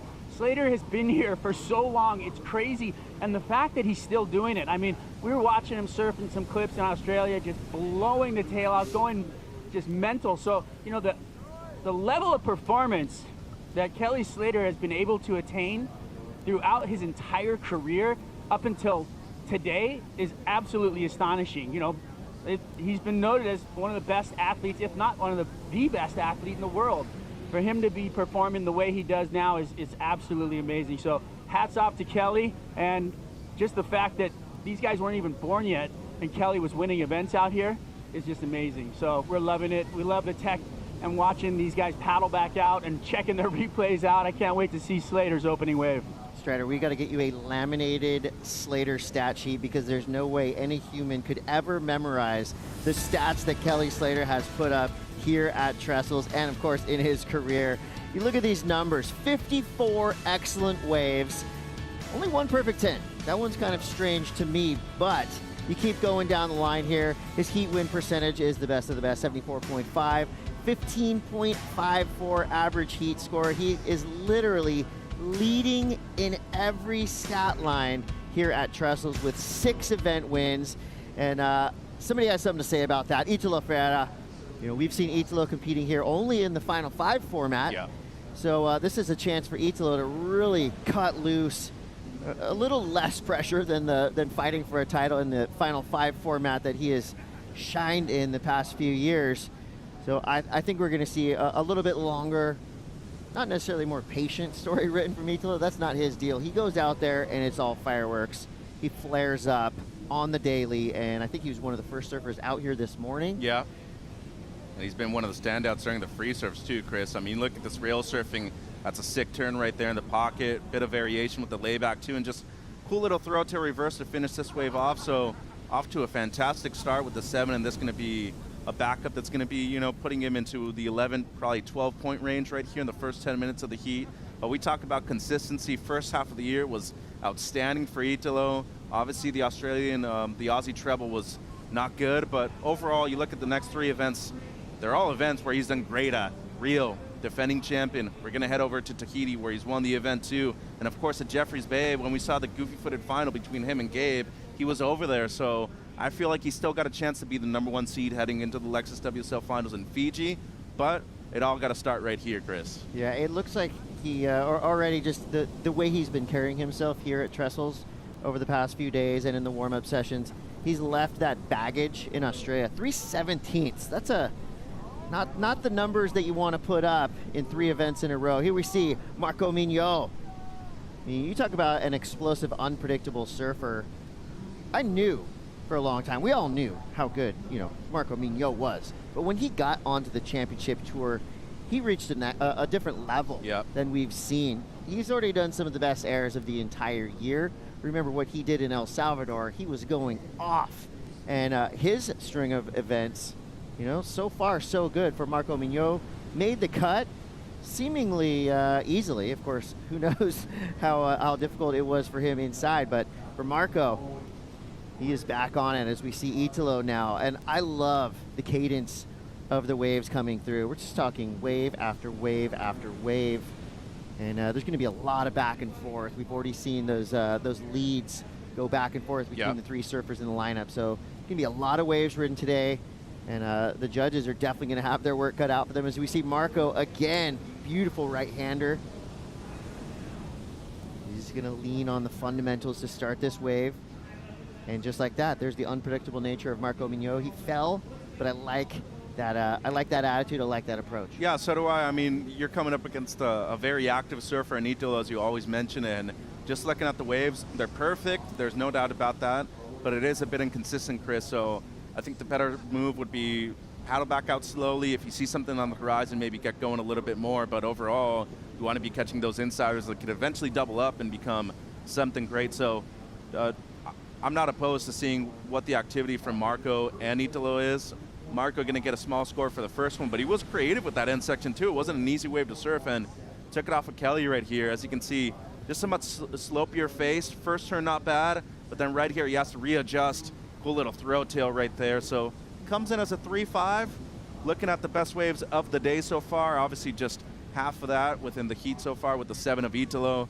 But you talk about progression right here, Chris. Look at the slight readjustment, kind of changes directions and then brings down the tempo. I really like this little throw tail, blow tail combo right here. So you get a little bit of a longer wall. We're going to see 3 or 4 maneuvers of that, and that's probably going to go up into good or excellent range. Then just right here, 293 for Italo. Just the one carve, but a very strong one. And one thing too, Kelly kind of set the standard about a certain body type and frame for surfers. He's about, what, 5'9", Italo shorter than that. I feel like a lot of the shorter stature surfers nowadays are still doing so much better because we're seeing those progressive maneuvers maybe get you with a lower center of gravity, and I feel like their completion rate is just so much higher because of that. Talking from a tall guy perspective myself, Chris. Well, thank you very much. I'll take that all day. 16:55 to go. Italo in the lead, 7 and a 5.83. Marco looking at a 3.5 and a 2.17. Yet to see Kelly Slater activate. He is out the back with priority. Pretty interesting. You look at the 2025 CT season, of course, for Kelly. Just one result. That was a 5th place finish at Pipe. Unbelievably, Kelly Slater retired. Nobody ever thought that was going to happen. We just thought that it was going to go on forever. So it's so great to have Kelly back in a jersey here at Lower Trestles. As we wait to see what the GOAT does on his opening wave, let's go down to the glass. Kaipo is with Iago. Yeah, thank you, Chris. Iago, nice win out there. Post-heat, post-cut format, only the winner skips the elimination round. How do you adjust your heat approach given that situation? Yeah, it's different, you know. Sometimes you can kind of play it safe before the cut and still make your first round heat. So right now we're all going for that first place, and yeah, it's a lot harder. You're kind of like, once you have the lead, you're also taking care of two guys instead of just one. So it's like at the end of the heat, I had the lead, and I knew like I had two people to look at, and it's hard. It's a different strategy for sure. And my first time competing out here at Trestles, and yeah, I was really excited about this moment. Unfortunately, we had a kind of a slow heat, but yeah, there's more rounds to come. Board looks good. It's 2 for 2 these first two heats with Mayhem taking the wins. Talk about what you're riding. Yeah, I'm riding a driver. This one, the board I ride, it's like my everyday short board. It's a 6.0 19 2.5. And yeah, just normal dimensions, but like super light. This one's very light, has a really light blank, and yeah, just perfect for this kind of waves. Some words for the Brazilian fans. Obrigado, todo mundo está acompanhando. Começou aqui, Ítalo está na água agora, vamos ter boas baterias hoje e é isso, avançamos e vamos pro próximo round. There you go, Chris. Iago on to the round of 16. Skating his way to the top. Love to see it. Iago Dora in form and on fire. We look into the lineup right now, 14:40 to go. Ítalo comes through with a huge 8-point ride, a massive back five. This is what we've come to expect from Ítalo Ferreira. So this is a true 540 right here. You're calling it. I mean, this is a full rotation. Talk about commitment and projection down the line, Chris. Just absurd stuff. I mean, we're talking about a video game right here with Ítalo. Full rotor, and as you said, pointing directly towards the beach with the landing. Just absolutely absurd. And I like that he's riding something with the carbon right there, the IF-15 model with Timmy Patterson, something just a bit springier. I know you're a big fan, so am I, of the Dark Arts, and it's basically the same thing. You're looking at that response right there, and good Lord, did he get projection out of that, Chris. Yeah, and I love that the judges are really putting a lot of emphasis on clean landing. Yes. You know, they're going more the snowboard kind of skate style of judging when it comes to landing aerial maneuvers like that. Landing bolts, as you would call it in skating, but in surfing it's just a good, clean landing. And right there in the flats, just in front of the wave, so no water touching him when he landed. We do not accept seeing surfers laying back in the white water anymore and fighting to stand back up. Yeah, that's deemed a make, but you're not going to get as many points if you don't keep it clean. Here we go again. Ítalo upside down, tail high back three. Light work for Ítalo, but that right there is lightning striking. Ferreira now feeling it. Marco up and at it again. Where is Kelly Slater? No waves ridden yet. And he just can sit and watch from the back as Marco and Ítalo now flying down the line on these rights. There's the goat. There's Kelly. He's got 12 minutes, 55 seconds left. What's going on? He's forced to wait for a set now. I mean, that's the only way he's going to make it out of this heat. You can't go blow for blow with Ítalo on these insider waves, and he's just converted on two smaller ones, Chris, that have just ended up being great scores. Okay, look, watch his hands. He's doing the thing. I had our guy Dave Proden on the Monday Mass podcast with Todd Richards for a collab Monday Mass lineup podcast. We talked about this right here, the surfing superstition from Kelly Slater, pushing the water with his hands. It's something he's done his whole career. We'll see if that works, if that helps. Right now, Ítalo goes upside down. You know what's so crazy, too, is the agility that he just gets from 2 pumps alone. I mean, he gets going immediately, and as you can see right here, barely any readjustment of his feet, but as you said, he gets inverted on this one, and the landing's not easy, too, Chris. I mean, look at all that white water he had to manage on the landing. So not as clean as the 8, but just look at the section, completely different, and he's still got to reward that. I mean, a good chance that he replaces the 7 with just the one maneuver right here. And was that the pregnancy claim? Maybe. I think that's something or new. holding the baby, yet, like they do in in football, soccer. He's practicing. Made his announcement that he's got a baby on the way. Let's take a look now at Marco. Well, this is a great combo. I mean, you can't take anything away from him, but he needs to be on better waves right now. The only way you're going to beat more than 15 points for Ítalo is by going to the air. And see Kelly right there. He's just looking for a chance, Chris. 11 minutes 20. Wants to get a set pretty soon. Yeah, that's a number we're not used to seeing from Kelly Slater. That's 0. 0 waves ridden, 0 points scored. What's happening right now with Kelly Slater with 11 minutes, 13 seconds to go? Ítalo drops a 7.17. for going upside down. Love to see it. Judges had to do it. But super difficult, and he made it look real easy. Nice and clean from Italo. And we've been talking about numbers and stats all day. So let's talk a little bit more. But Italo had excellent waves in 2025. We're talking 18.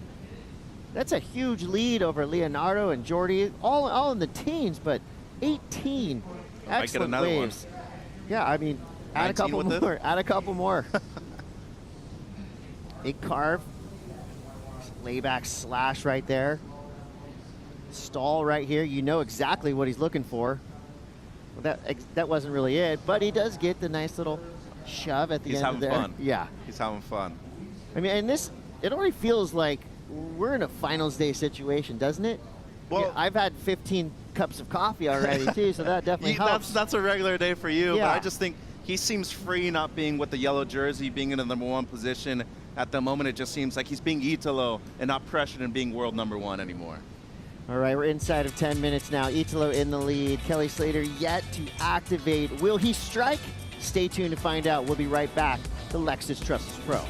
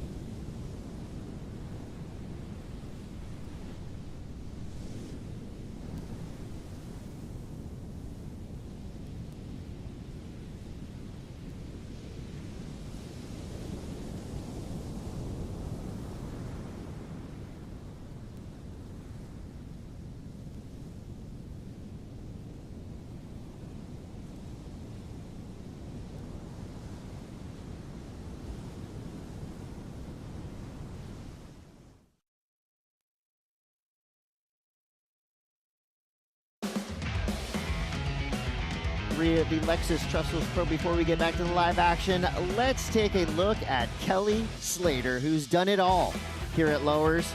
Basically arrived on the scene in 1990, Star Trek's era.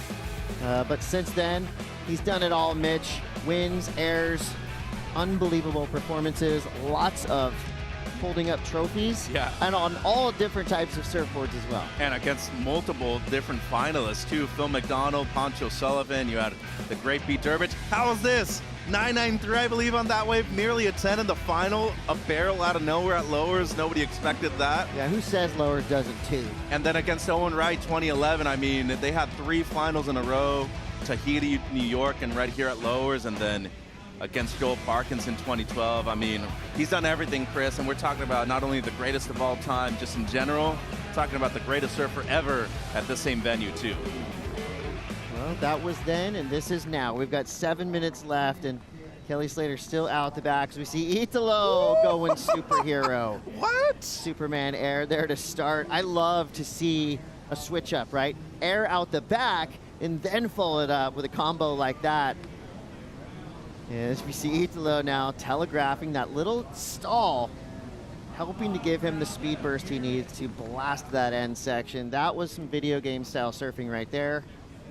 Italo looks like he's having a great time. And yeah, when Italo starts having a great time and there's no frustration anywhere around him, 100%. That's when big things happen. That's it. I think there was a point where he felt comfortable being number one and then went into certain venues. Maybe there were certain things on his head that, you know, he wasn't fully clear about, but that's a fully extended Superman too. And to do that projecting air down the line with a wave that's moving at this pace, I mean, truly incredible. Love the slide of the fins right there too. And I know the section's not here at the end, Chris, but I mean, still being creative right here on the whitewater.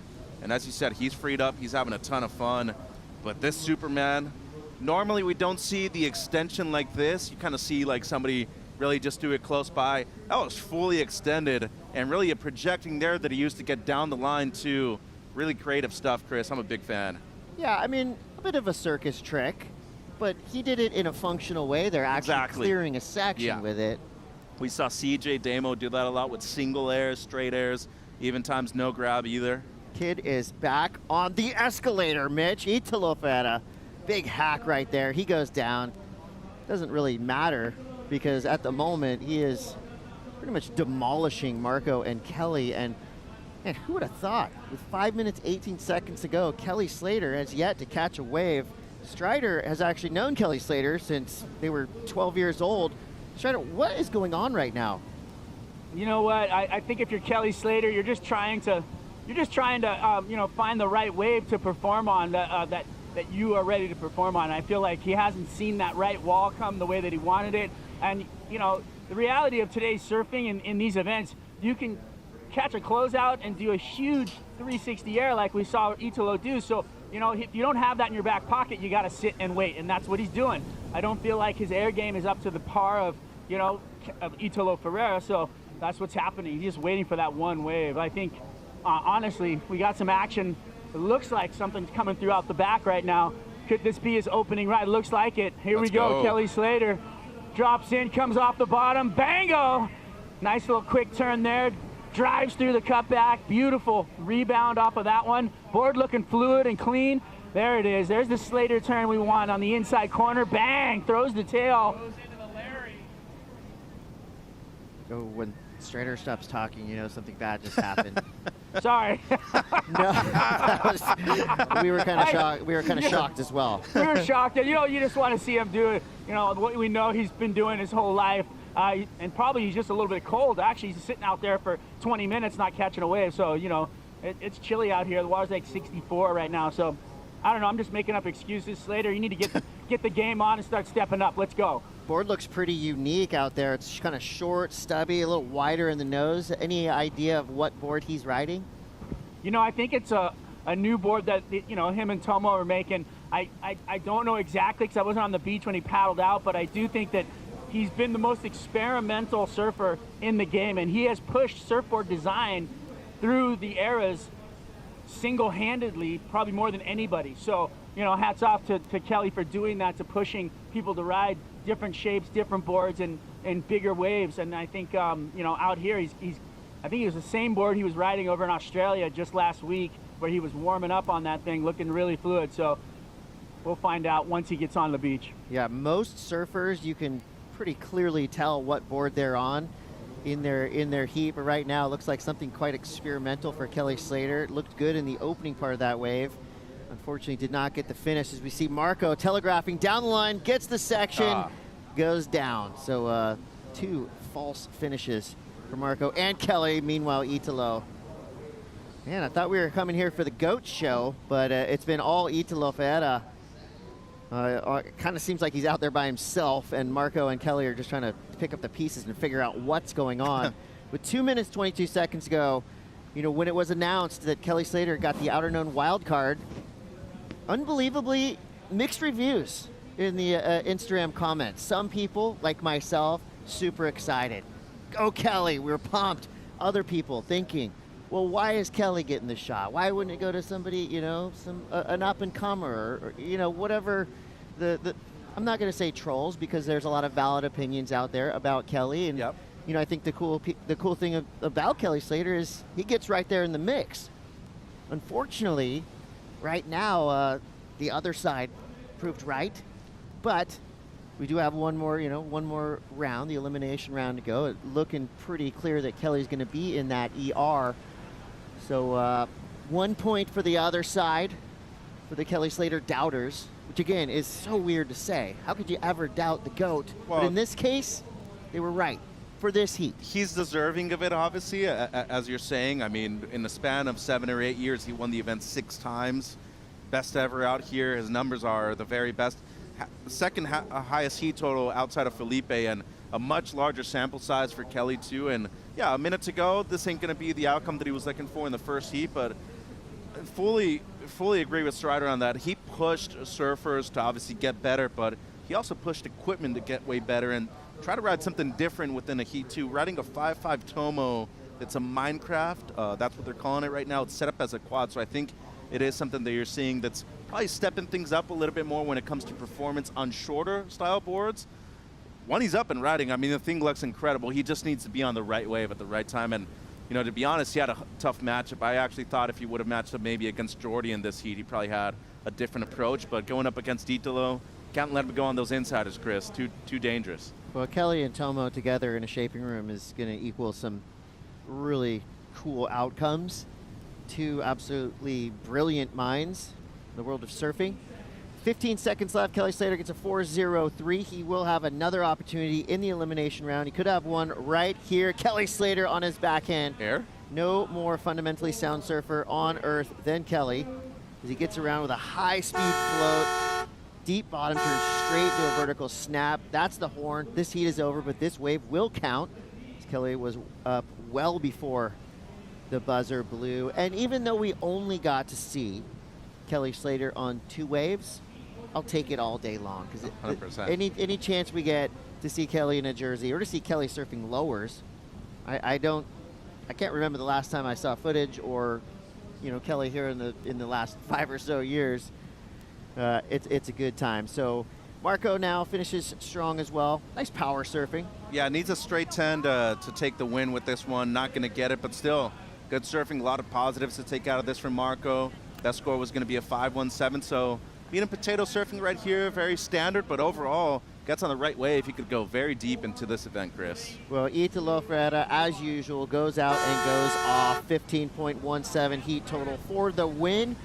Marco Mignot comes through in second. He'll be heading to the ER. Kelly Slater going to make things interesting for GOAT fans all over the world. He's in the ER as well. We'll be back right after this break. Jordy Smith takes to the lineup. Don't go anywhere.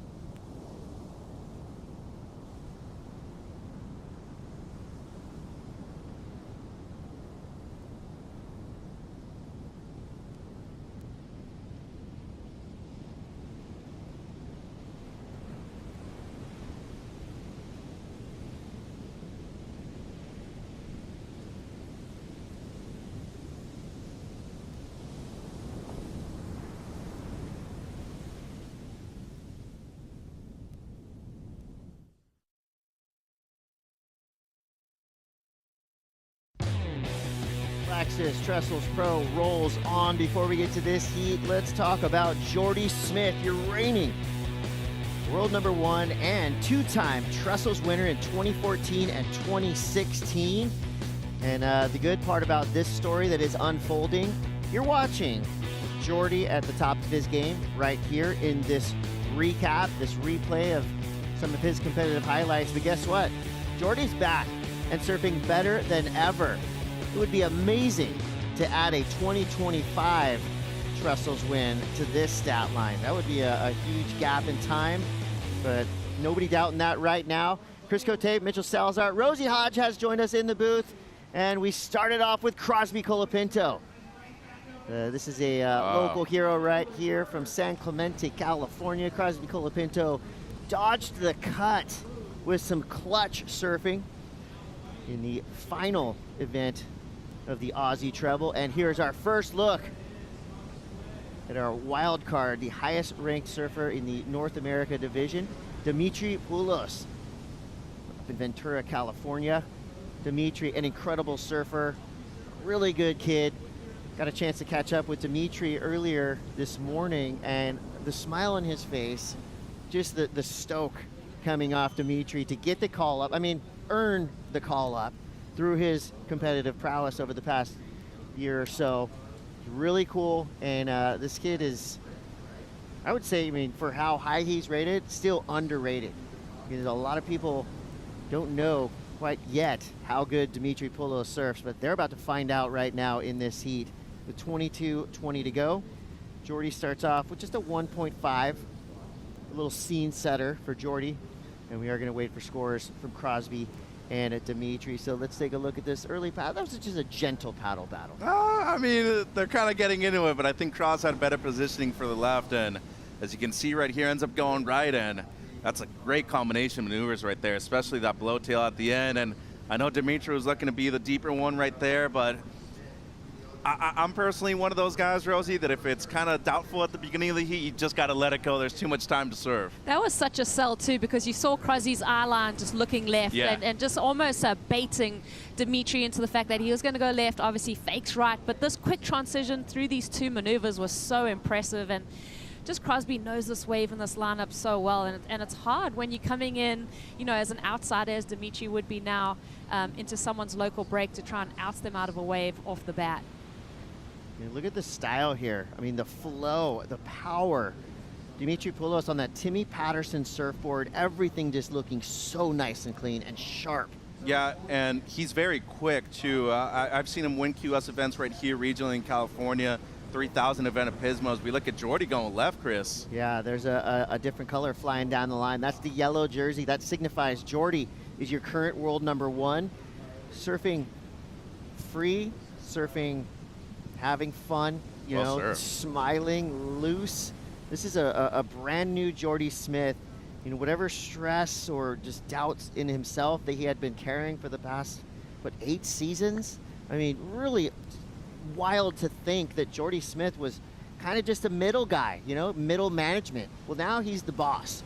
World #1. Rosie, looking at this wave from Jordy, you know, this is him just still warming up. He seems to be able to escalate through these heats all the way to the end. I think Jordy, what's won him so many events out here is his timing and his tempo on this wave. And you can tell as he took off on that wave, he kind of waited for it to stand up and just looking so loose off the top too. I love the way that he kind of eases through that bottom turn and then there gets the release and just follows it up with a lot of speed, a lot of connection on this left-hander. And like you said, it's not often we see Jordy go left, so it is like a nice little point of difference almost for the judges just to see that easy read and style that he has on his backhand. Refreshing for sure, and riding a swallowtail here, so a lot of hold on that thing, Chris, and we've seen the left stand up a lot more than the rights throughout the year, so I like the start. Scores in, it's a good one. Yeah, 6.53 and 1.5. That puts him in just a subtle lead. Crosby Colapinto with the highest single scoring wave, that's 6.67. Dimitri comes through with a 4, so everyone's got a decent start here with 23:27 to go. While we wait for the next salvo to come through in this lineup, let's go down to the glass. Kaipo with Italo. Yeah, thank you, Chris. Italo, another great performance out here at Lowers. You have consistently put up big scores at Lower Trestles. What's your connection with this place? What do you love about Trestles? It's the left and the rights for sure. Because for the goofy, it's pretty good to surf both sides, you know, because every other surfers, they're looking for the rights. And then I can get the lefts and rights, whatever I want. So and then I can mix with my surf, you know. So that is like a really like match, you know. So I can do like big turn, big airs, or just turns, whatever I want. So I'm really feel like confident on that. You look like you're having fun. Are you having fun? Always, yeah. And especially when we surf against like only like 2 guys on the water, you know, because on a free surfer it's pretty hard, you know. It's 100 guys, and then it's pretty hard to find like good waves, but yeah, just keep like on the flow. The last 2 event at Trestles, I got second and that was hurt, and then I'm trying to make different this year.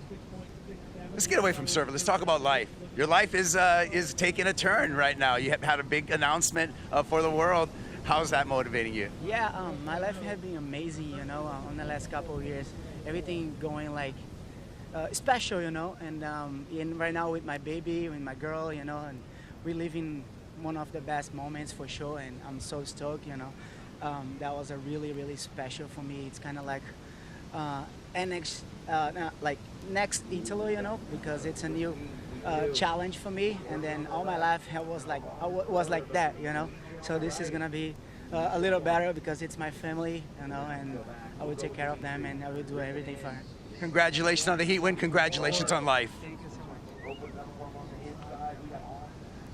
You'll love to see it, Italo.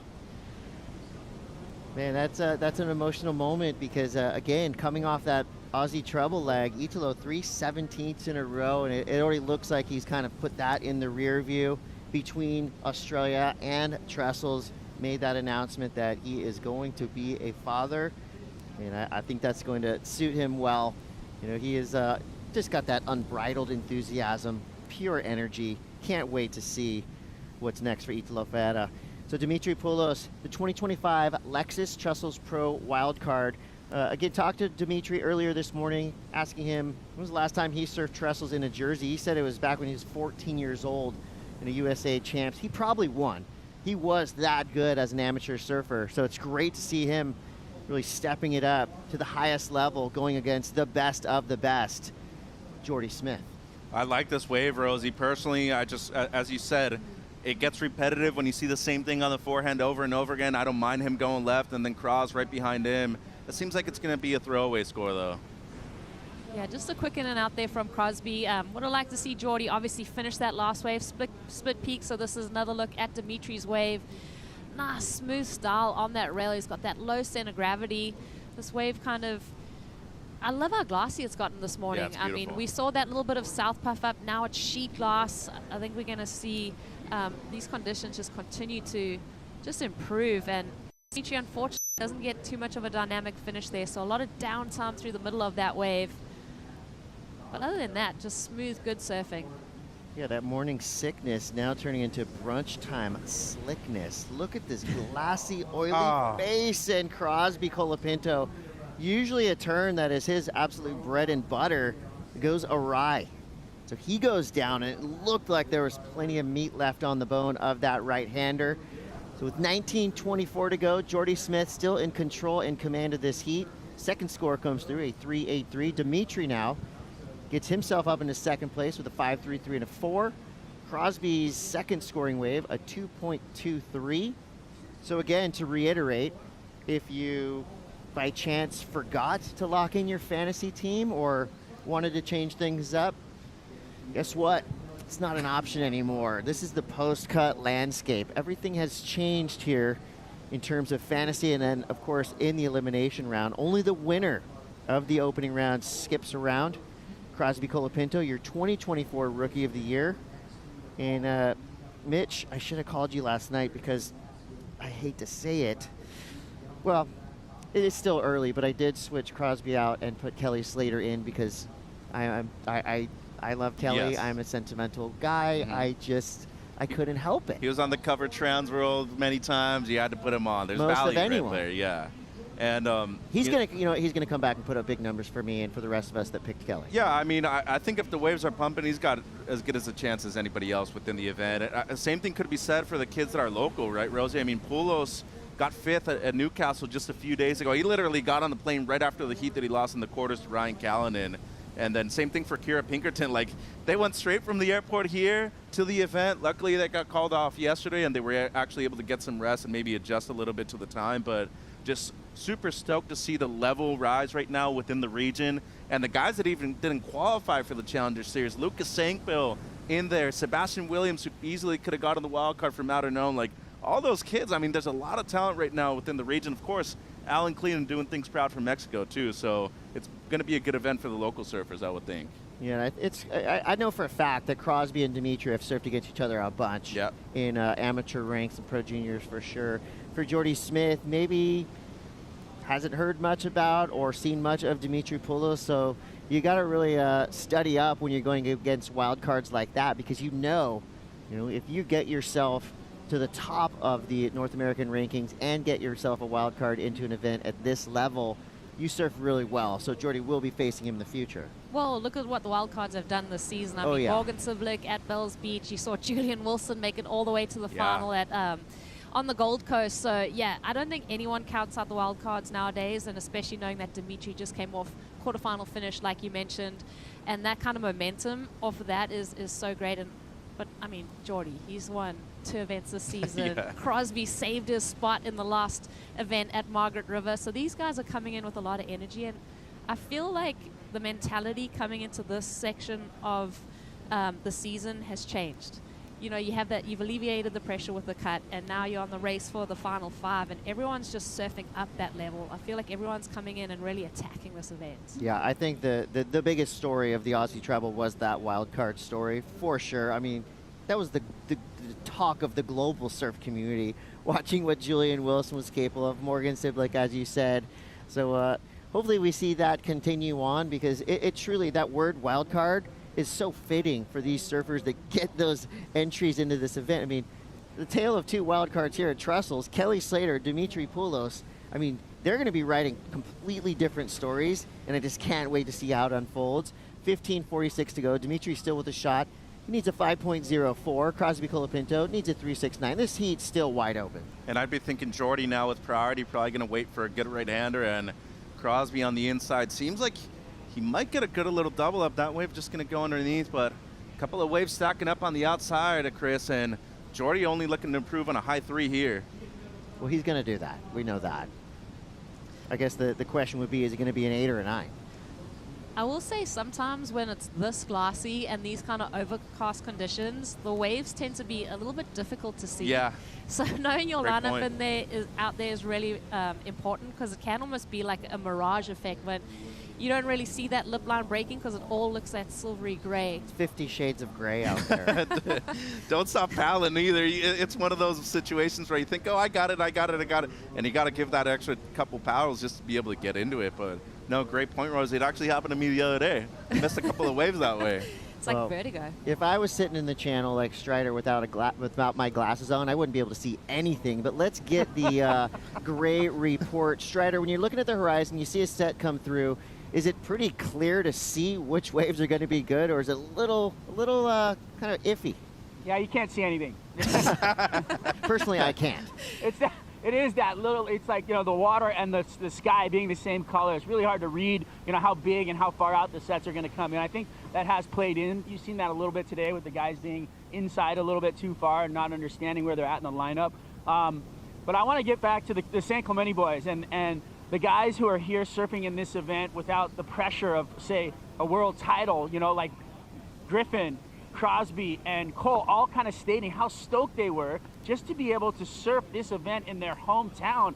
And making the cut was all about that. It was all about just getting here to surf this event in their hometown without that crazy like pressure of that world title. Not to say that they're not going to be in the race at the end here, but just to be out here and enjoy it is pretty amazing for them and that hometown vibe. So I can't wait to see the rest of that crew. You know, Griffin coming up. We get to see him surf out here, nice and freed up. I think Crosby's going to show us some fireworks throughout this heat, and we've already seen Cole win his heat as well. So pretty fun little fact that those guys have been talking about and how psyched they are. 100%, and you do really do. You feel the relief in a lot of these surfers that maybe were hovering around that cut line. Crosby and Cole, you know, with kind of an up and down roller coaster start to their seasons. Griffin as well. I mean, for all intents and purposes, he was in a pretty nasty slump earlier in the season. He has righted the ship. Of course, he is now creeping towards that Final 5 picture. But for all of these surfers from San Clemente who dodged that cut line, they feel the relief, and now they feel the excitement and the energy from their local break. And really, on any given day, you know, if these guys aren't out gallivanting around the world in Australia, you know, wherever cool places they get to go, they're right here. I mean, this is their laboratory. This is where they figure things out. They test their boards. They try new maneuvers. You know, they train. You know, this is their gym. Well, it's one of the most crowded gyms in the world, I can tell you that. On free the regular entry, day. though. That is true. But I mean, you still got to give props to Jordy Smith. I still can't believe that it's the first season that we've seen since 2008, since he's been on tour, where he's won 2 events within the same season. Like, to me, when I read that stat, and I've been covering the sport for a long time, I just couldn't believe it. And, you know, to be able to do it at 2 different waves, too, and especially the way that he's been doing it, Rosie, undoubtedly being the best surfer to win the event, to me, it's been really cool. Yeah, I agree. I mean, just baffling, like you said, that he hadn't won multiple events in a season. Chris, these stats are pretty cool. Yeah, 2010, 2016, 2-time world runner-up, 8 career CT event wins, 18 years on the championship tour. Hall of Fame numbers for sure. He is on one list that is an incredible list, but it's not necessarily the list you want to be on. This is the list of the best surfers. I gotta say it quietly. I don't want Jordy to hear this. The best surfers ever to not win a world title, right? That's an illustrious list, but if he can get himself off of that list and onto the other list, the better list of world champions, that will be huge. And I think the entirety of the surfing community, all fans of competitive surfing, would get behind that. If Jordy Smith had a shot at a world title, how could you not cheer for this guy? He's put in all the work, all the years. I mean, he's nearing those Slater-style numbers. And that's just in the jersey. I mean, you think about what he's done outside of it. Like, that's really where I've seen the best Jordy ever. Modern Collective, my all-time favorite film. Lost Atlas, of course, you know, Dear Suburbia, those kind of moments. And out of that generation of surfers, he's still the one that's here, you know? So he's put in the work, and obviously he's in great shape, better than ever, I'd have to say, actually. I feel like we've almost got an amalgamation of those 2 surfers. You've got, you know, Contest Jordy that's touted for the world title, and then you've got the guy who's got that creative flair and, like, creates these video parts. I mean, he dropped I think it's called 27, his last little edit, all over Africa. And yeah, it's just fun to see him bring those 2 worlds together. I feel like we're seeing him do some of his best surfing in the jersey at the moment. And he looks so freed up and happy. He looks good in yellow, too. You can tell it suits him well. 10 minutes to go. Can Jordy Smith fend off the hard-charging youngsters in this heat? You're going to have to stay tuned to find out. We will be right back.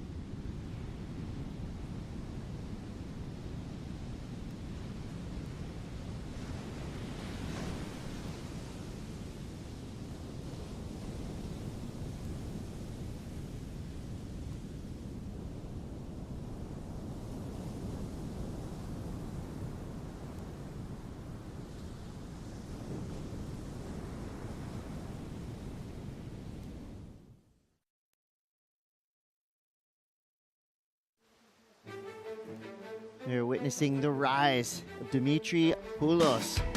Made the quarterfinals in Newcastle in the first Challenger Series event of the year.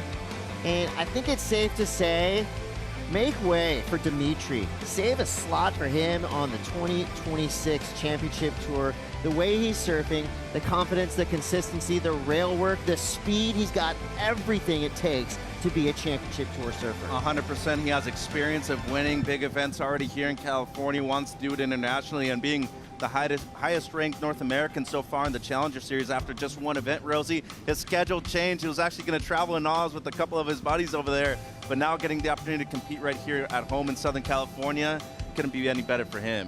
I like his style, and also just what an opportunity it is to compete on the Championship Tour. I mean, all eyes are on you. This is kind of the meeting ground. I think a lot of the industry folk are going to be down here. There's a lot of eyes on this event, so it's a big opportunity for him to make a name for himself. There's a lot of room to rent on his surfboard.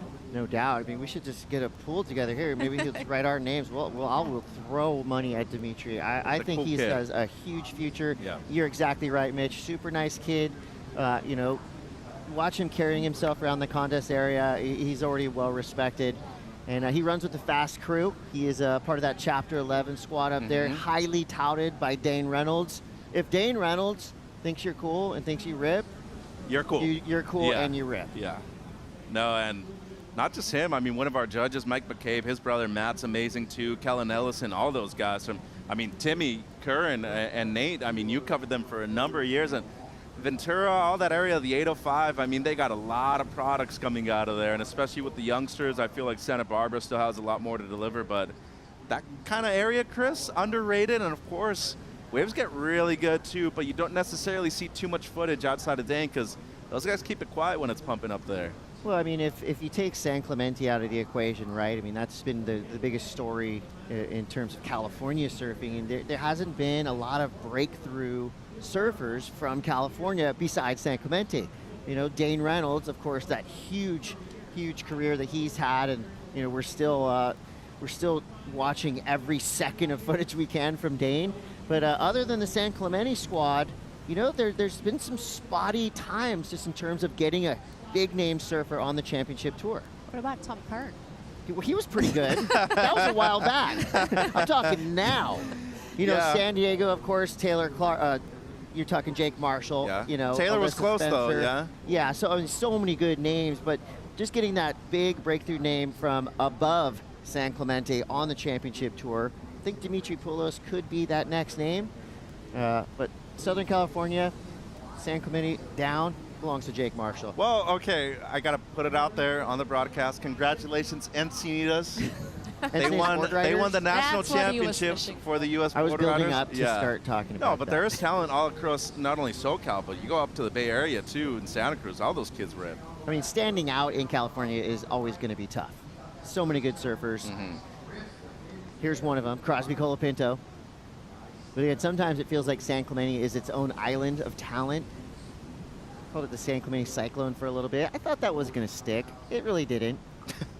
They didn't really latch on to that. I think maybe if one of them came up with it. Throw it out there more. Maybe it does.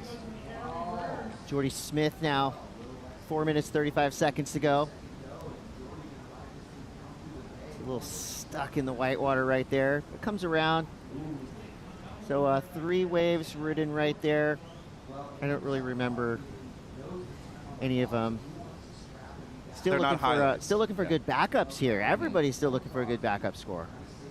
It's going to be the battle of the backups right here with 4 minutes to go, and Dimitri is only needing a 4. His backhand is really the best out of the 3 in the heat, I'd be thinking personally. And Crosby right here looking at another, right, Rosie? Yeah, Cros only needing, you know, like a mid-range 3, a upper echelon 3. So, like, almost drifts the fins there, almost loses it. I wonder what the judges are going to think of that loss of control. But it was looking good with that first maneuver. But this is the hard part with Trestles. This middle section is kind of pushing you out onto the open face. Crosby kind of switching up his tempo on the end there. Jordy on this wave. I think these waves in a free surf, super fun. Like when you get one of these nuggets, but it's a little bit more tricky when they're pushing you out to see, like I said, a little bit of a steeper south on this angle. Didn't really have that steep section out the back for Jordy to really attack. You know, it might go into his top 2 because they're only looking to replace, like you said, battle of the backup. There's like those mid-range 3s that they have on the scoreboard. It was a whip to start for Dimitri. Well, okay. That was a pretty good combo. So with 3 minutes to go, you know, Dimitri Poulos, to me, it looks like he grew up on a steady diet of Connor Coffin. You know, you see that power, the style is all there. Some of the most stylish surfers on the planet come from the region of the Coffins. You know, Bobby Martinez, that area, of course, that has provided us with so much entertainment and so many titles, so many event wins, and of course amazing video parts. You can't forget Santa Barbara, Ventura, Oxnard. I think it's almost by design that they keep it low key up there. But of course, you're talking about in the jersey. Oh, we got a jersey swap happening right now. That is a French soccer player, Olivier Giroud. He's a striker for Los Angeles Football Club. LAFC. Sorry, not soccer, it's football. The football club. Either or. Football. Yeah. Football. Kelly's always hanging out with cool people. I mean, he's a cool person. I mean, people are hanging out with him, not vice versa. Like, that's really the way it should be addressed. But It's probably a trade-off, right? I bring it to the event here. Yeah, they switch off. Maybe a couple surf lessons every now and then. But look at the scores, guys. I mean, real tight right here. There's, what, just over 2 points separating first to third. And Dimitri does get a second best, but now needing a mid-6, Rosie. And as you were saying, Crosby still getting the score. It's not by a whole lot. And Jordy right here in second priority in a better position. But look at Crosby's positioning. With a minute 30 right here, if Jordy's up on a wave, you know that Crosby's either going to split the peak or he's going to be on one too. But right here, pressure on Poulos, Chris. 1 minute 20 with priority. Can you get that 6.52 if waves come through, either on the right or on the left? Yeah, and you know what? I kind of mentioned that I thought Crosby's wave was a little forgettable, but he didn't need a huge score, so I think it was appropriate. The surfing he did on that wave, a 5.17. You know, again, but all of those last waves were just a little slidey, and it's almost surprising that the highest single wave score in this heat right now is a 6.67, because we've already seen a bunch of 8s go down, some high 7s, you know, Italo with a 15.17 total. This is kind of a low scoring heat so far, but we do have 45 seconds left. Will it change? Jordy, he's got to go. All right, here we go. Jordy Smith trying to make me eat my words to drop a big number here. 2 great slashes to start.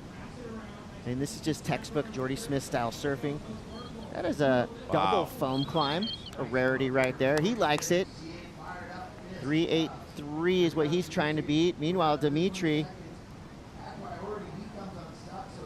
he comes, it's a little too wild there at the end of that wave. So with 10 seconds left, maybe. Crosby Colapinto holds the lead for now. He's gonna most likely go left on this wave. And that's going to be just his Uber into the beach. So at the moment, Crosby Colapinto in the lead, but we're waiting for scores. Jordy Smith looking for a 5.32. He signified with a shake of his fist that he did enough. Rosie, did he do enough? I think when you look back at that wave, it was a smaller wave. He got a lot done. It was a lot of flexing on a few of those maneuvers. But I think it's going to come down to when you compare it to Crosby's 5, because that's the range that Jordy's going to need. Crosby had a bigger set wave, but I like the surfing that Jordy did. It was a complete ride. Crosby lost a little bit of control. Going to be fun to see how the judges play this in, because the 2 waves, they were very different. Yeah, personally, I'd probably say yes, just because of how good it was. As you said, nothing really stood out, but you talk about a small wave surf, just very well right here. Down the line snap, much better right there, and I love the way he just releases the fins right here, brings it all the way around. And make sure to bring the tempo down. As you said, Rosie, a lot of those waves push you outside of the open face. He stayed back a little bit. And me personally, when you look at the 5.33 of Dimitri, look at the 5.17 of Crosby, I feel like it's going to be right around there. But I think he takes the lead with this last wave, yeah. You know, and the last turn, well, it was kind of a, you know, a late hit, foam climb type of thing. He did it with a lot of speed and a lot of snap and power. And you're coming from behind most of the time on that too. The wave had a really nice shape to it too, but like I said, maybe a little bit smaller than the set wave, but yeah, you got a few very nice turns, bit of variety thrown in the mix. A mid-range score required, judges having a think. And that's that smile that Jordy Smith has carried with him throughout the entirety of this season. Maybe one of the big reasons why he's had so much success is just because he's having so much fun. Well, it's having fun right now, but he's still waiting for the score because he don't want to give out too many high fives until he gets actually the number that he's looking for. Judges deliberating right now. Close heat. Well, we got a fun heat coming up next as well. Baron Mamiya, Jake Marshall, Seth Moniz. What do you think? I thought it was better than my 6. Scores in, last up yellow, 5.33. You're kidding. First the heat, Jordy Smith with the win. Yes, he flipped it. You got, both of you are exactly right. Pretty much did as much as you could have done on that wave, but did enough Judges giving the edge to Jordy Smith. Man in the yellow jersey remains on top. Crosby Colapinto and Dimitri Koulos both heading to the elimination round, which we may see today. And as these surfers go back to their respective pit crews, we're going to flip the booth here. We're going to bring in Jesse Mendez, Tanner Gudauskas, and Joe Turpel on the call. And I'm going to go get a good seat because this next heat is going to be fun.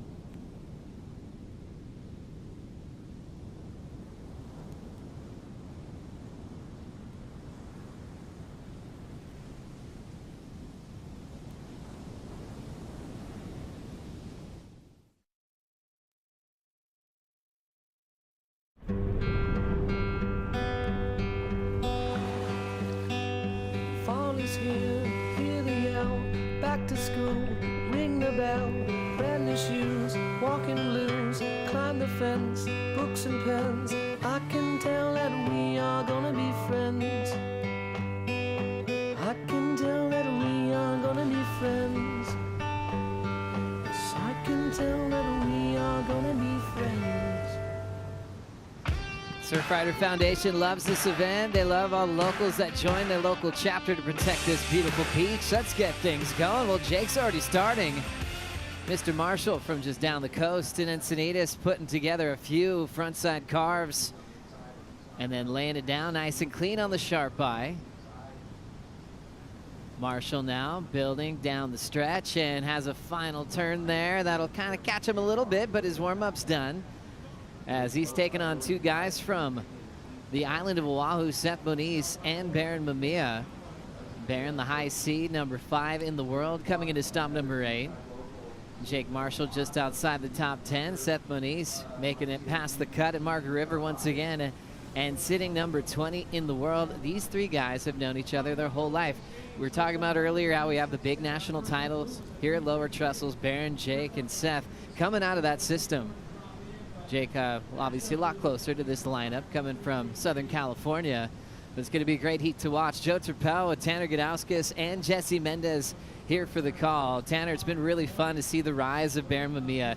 You know, right now he's starting to be in that category of it, one of the all-time greats at Pipeline, going back-to-back at that event, and now seeing serious improvements on the road as well. I kind of, you know, when I look at Baron and the way he moves through these contests, it reminds me of how Jack Robinson was maybe a couple years ago, where all of us in surfing understood that this guy charges when it gets incredibly challenging out there, and he's one of the best barrel riders in the world, and his performance game has lifted year in and year out to the point I know he's working hand in hand with Britt Merrick. Their boards are getting better. He's getting more confident. His approach is more relaxed in waves like this, and it's been exciting to see that growth for Baron. You know, I think like we've all assumed he would be where he's at right now, but he's fulfilling that legacy. What's it like talking surfboards with Britt Merrick? Frothy? I don't know. Like he's like a kid. You know, he's so excited, and the love and attention that he puts into the tour boards is amazing. He's, you know, we have the Goldie model that just released with Baron, and it's born out of the barrel essentially, you know, and they're trying to make that curve work in all these waves. So that takes time. It takes a lot of patience, and Britt has that. You know, he's a skilled craftsman. He knows his way around. Obviously, his dad being one of the greatest shapers of all time, he's got to be able to tap in on that brain set too. What's the factory like? I mean, not just surfboards, but is it like a museum? No, it's like a museum. Yeah, it's like they hang the boards by the tails, so you get like 3 rows. It's like when you walk in there, if you care about surfing at all, you're gonna cry. It's like you're so psyched. I don't even know. You're gonna cry. So many That's a great statement. stories of world champions. I remember there was this time where it was like, have you had a board shaped by Al? Have you had a board shaped by Al? It was such a prestigious thing, and people could count how many they've had and what that meant to them, not just in their surfing life, but in their career as well. Let's catch up with world number 1, Jordy Smith with Kaipo. Yeah, that's right. Hey, Jordy, we got fans. We got fans from back home. You need a 5-3-2. You got a 5-3-3. So stoked it all comes back around, bro. I was just telling you I needed that score at Bells when Morgan got me, and I was on the other side of it, so stoked. How's the yellow jersey feel? Yeah, sick, bro. It's nice and bright, bro. Canary yellow, baby. Talk about your year so far, Jordy, because you're having a good time, but you're being successful at the same time. Yeah, bro. The most important thing, you got to enjoy this thing, eh? Yeah, and it feels good. I'm just stoked.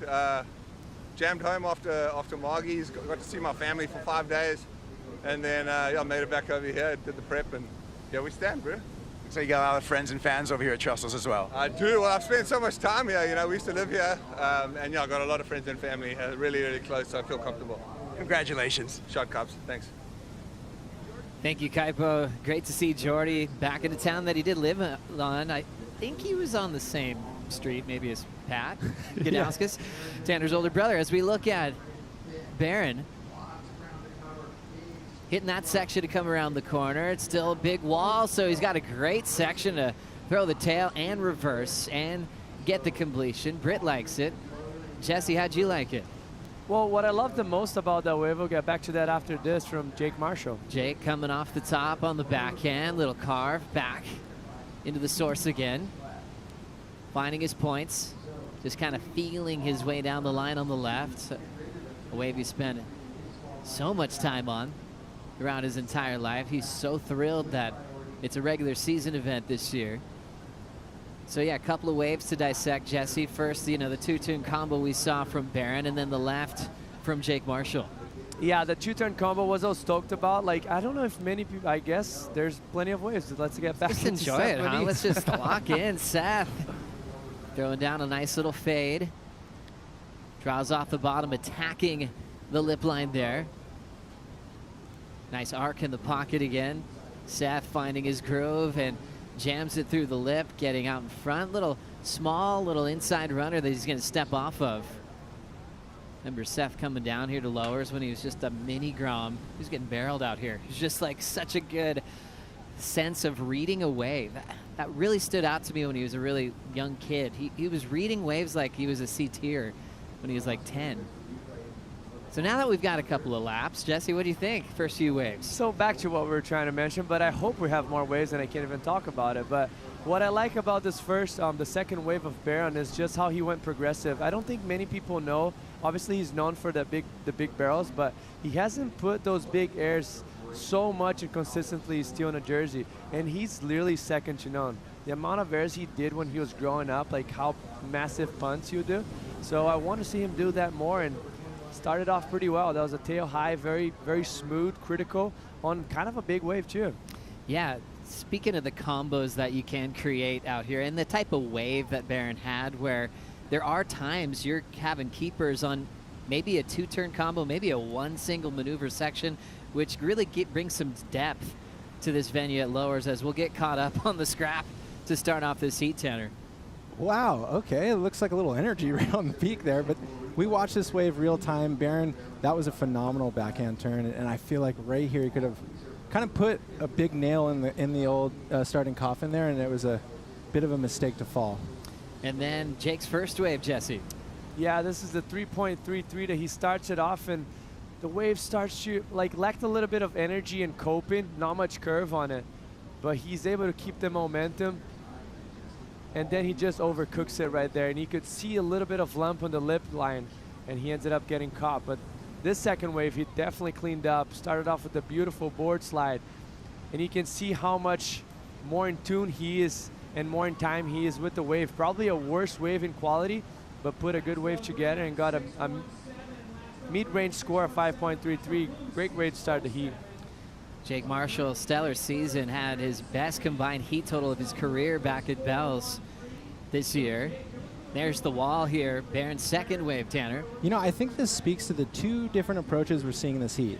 Barron with knockout punches. Essentially, he's condensing his rides. He's looking for major maneuvers and just trying to execute in that way. And perfect. Jake tee this up. It's more, the cadence has more rhythm with the wave, right? He's choreographing a bit more longer rides. He's linking the big moves as well, but it comes from a different spot. So Barron, you know, it's like a firework. You're watching it, and you don't really know what's going to happen. It could blow up. And I think Seth, it's funny to find him almost in the middle of the two. Obviously, he has those incredibly big moves. He has an X factor like Barron, but right here he's relying on rail work, and I don't know if he's getting his feet wet. And again, I don't really want to sleep on Seth. I think he has all the ability to be winning this heat. And Jesse, I'm curious here because we've mentioned Barron riding the CI boards, and we have Seth and Jake, as he's riding his first wave, both opting for Sharp Eye. So I know Sharp Eye is he trained with a lot of the Brazilians back way many years ago, and now finding a lot of international riders. Like, what's the insight on these curves that these guys are choosing? Well, I mean, obviously it's a great board. Marshall just lives down the road for the last 30 or so years, so he knows he's dialed for these conditions right here. And just, I think the X factor of Sharp Eyes, I rode myself for a few years, is just the speed that he carries and how easy for you to ride the board, you know? Like, so I think with that being said, with the pace of this wave being a little bit on the slower side, the speed that carries in the flare, really optimized on the surfers. I think that's the thing that really pops out when you see someone step on a Sharp Eye, just the speed factor that they're gaining on their equipment there. A couple of big hooks from Jake. How'd you like it, Tanner? So this is classic Jake Marshall. Like, he's definitely coming from the school of Chris Gallagher with his coach. It's all about form, it's technique, it's placement. I'm such a Jake fan. Like, I surf with him all the time. He's down the road from me, and he comes from a surfing family, and he's supported very well in Encinitas. It's just cool to see him lighting this up, you know? Like, this isn't too far from his home. He could kind of be considering it his home break. He surfs out here all the time, and he looks really in rhythm today. Yeah, finding his consistency, his flow, those rail hooks, just so perfectly placed in the pocket, and he could switch gears. The carve, and then leans back into that move, Jesse. I mean, that was so impressive. I personally think that could have been a little bit more of a spread on that last wave of him coming in a 7.17. The way he attacked the wave, the variety, and that last turn that we just saw, the layback, got so much release and very critical. That might be my favorite wave of the day so far. Gosh, really enjoyed it. Let's get Strider's thoughts on that last one. Was? Yeah, you know what? I think Jake is my dark horse here. He kind of flies under the radar a little bit, but the reality is the guy has got the meanest carve. He's got that thing on lock. Until Griffin Colapinto did that big 360 air at Margs, he had one of the most progressive power snaps on that inside ledge, right on the bricks at Margaret River in that last event. So I feel like, that's why I picked him to be on my fantasy team, because he is comfortable, he's at home, he's got a flow after bells, he's looking really strong and solid, and he has got this point break lock turn that he's second to none with that rail carve. I feel like there's just not enough emphasis on how well he surfs, and on the carve and the power game, and the technical game is there as well. So I feel like he's going to be one to watch in this event. I can't wait to see some more of Jake. I like that, Strider. Yeah, it's been really fun watching Jake. Well, first grow up, always such a solid competitor. Hated losing, just was so ready to win. He could just get sevens automatically. He's still doing it. 717 on that last wave. But then finding his feet and coming, through some heartbreaks of just missing out on qualification. And then these last couple of years, even having moments where he's drifted into the top 5. You're starting to see what this guy's really made of. I don't even think we've seen him peak yet. He's still growing in front of our eyes, Jesse. I have no doubt on that. Jake is just such a well-rounded surfer. He's good on big waves, good on big barrels, amazing on turns. And on this wave, he's very technical and has so much variety under his foot that he can kind of mix it up with anyone, really. And I think we saw an interview from Iago mentioning that this wave gives you the pace and the time for you to just be creative and do whatever you want, the way you want to express yourself in a jersey. And he's a guy that can mix it up both ways. So it's going to be exciting. It's a good venue for him. I was at Margaret River, and I was sitting next to Griffin Colapinto and Jake Marshall, and they were having this really thoughtful conversation about their rivalry. They said they'd be in a 6-man heat. They didn't even care about the other 4. They'd be paddling each other deep out of the area. Then Reynos Hayes jumped in because Reynos at the time was coaching Seth and Josh Muniz. They had a big national final where the plan was sit on Jake on both sides and take him out of the final. It was just it would be a great podcast to listen to that conversation of those old heats. But I was thinking, Tanner, when you've got this longevity with these names that are growing up with you, is it hard not to have an energy lift when you see them again? You're like, here we go again, man. Like, all this history together. And at the same time, you're continually zooming out. You're becoming better friends as the experience goes longer. Because this is a wild ride you're on. Essentially, like, this is like some Willy Wonka ticket that you can travel the world, compete in these heats. So you start in that amateur level, and they are truly your rivals, right? You want to beat them more than anything, and then you'll be halfway across the globe 6 years in, and all of a sudden you start to realize it's like you're kind of working together. I think the Brazilians, in my opinion, they embody that better than anybody. You compete in the heat against each other, and you essentially are just really good friends getting to experience it all together. So I know I've seen Griff and Jake, and they kind of still have that like competitive nature between the two of them, but it's all love. I mean, I'm sure Seth's in there too. They're all kind of the same age range. They talked about apology letters they would write in the past, and then they looked at each other like, we wouldn't be here without you, and so that's what you're talking about, the growth of maturity and being really grateful for those rivalries, And not to mention, like, when you're at Groms and you're in that level of those 3 guys in the water, they're making finals pretty much every weekend. Yeah. So they're surfing against each other every weekend. Once you get in the big league, like, you don't match against each other for a long time. You could spend years without matching with someone. But those guys on the Grom times, they're surfing every single weekend against each other. So it just creates this beautiful rivalry. And once they're back again in Jersey in the big league, they're like, okay, it's time.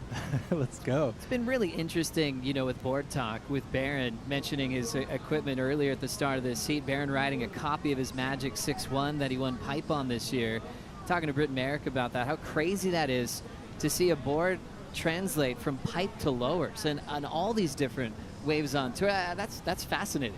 Well, that's the insight right there, and I think that's exactly what Britt is trying to find. He's trying to find a curve that you can essentially ride in all conditions, and Barron's the perfect test pilot, because I find in a lot of ways you can ride boards out here at lowers and they will absolutely not transcend to like bowling, barreling waves, but Barron's almost going reverse engineering with that, starting it in the pit and bringing it here onto some of these softer faces. It looks great for him, Yeah. Like, I'm not sure exactly what they're fine-tuning to make it happen, but that's that Goldie curve for sure. It's a constant hunt to get a magic board and always making those subtle adjustments down the stretch of an entire season.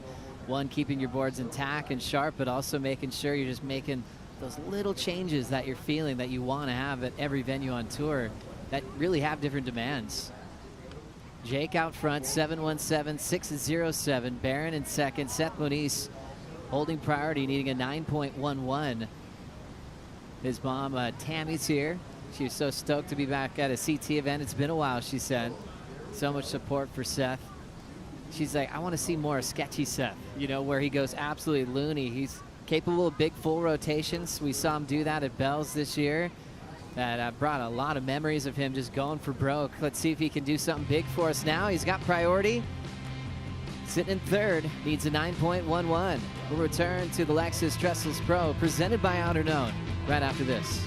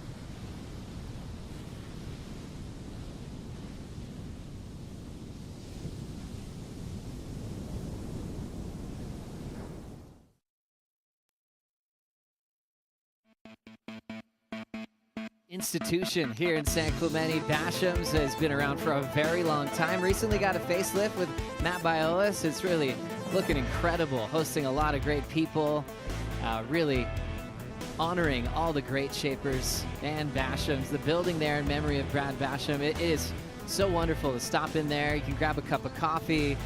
If you love surfboards, fins, you name it, everything to get you in the water, you got to stop by Basham's here in the San Clemente community.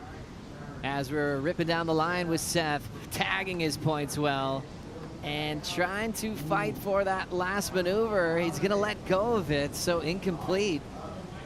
And now fading on the right is Jake, and he's up and out. And Barron will sit with first priority. Gosh, I'm sure you've spent quite a few hours in Basham's in your lifetime. What a great place to hang out. So that's two-part right there. Like, Brad Basham was kind of the heartbeat of the Shapers Alley, and that was his wife Lynn who was unveiling that poster. He unfortunately passed away a little while ago, and Matt Biolis has been doing, honestly, one of the coolest jobs of keeping and preserving what is that culture in San Clemente, and that's a perfect example. They gave it a nice facelift, but didn't change it. It's essentially doing the same thing, and it's just like, it's now fully thriving as a stop in town. They brought in the coffee, they do events, and it's amazing to see what he's doing to keep that legacy going. I remember they had these shaping rooms back in the day. You could actually just go in and sign up and try to shape a board. And I remember I was like, okay, I'm ready to get this thing glassed. And they're like, you're not done yet. That board's not finished. It was so cool. They could teach you about. Oh, yeah. Don't go down there if you don't want to get a heckle. Yeah, That's oh, for it was sure. great. I wasn't even done there. Nah, keep going. Keep another try. There are so many good shapers that are in like in that per capita zone where it's like you're dealing with even people who come under the Mayhem label. Noah Bedreau, Boysen, the list goes on. T. Patterson's right there. It's like Cole's right there. It's been like that since I was growing up. It's crazy, and to see it kind of get that facelift and celebrate it now, it's like almost a museum street in town. Cade Madsen can hold shakas for days. Good to see that crew hanging. Jet Schilling, so much talent. So hungry on the Challenger Series. We got to see Cade on the CT recently as he's looking for a spot back. Some great performances from their crew. Cole Hauschman with that first win this morning. Kraz ended up dropping down to second after Jordy got the score after the heat was over.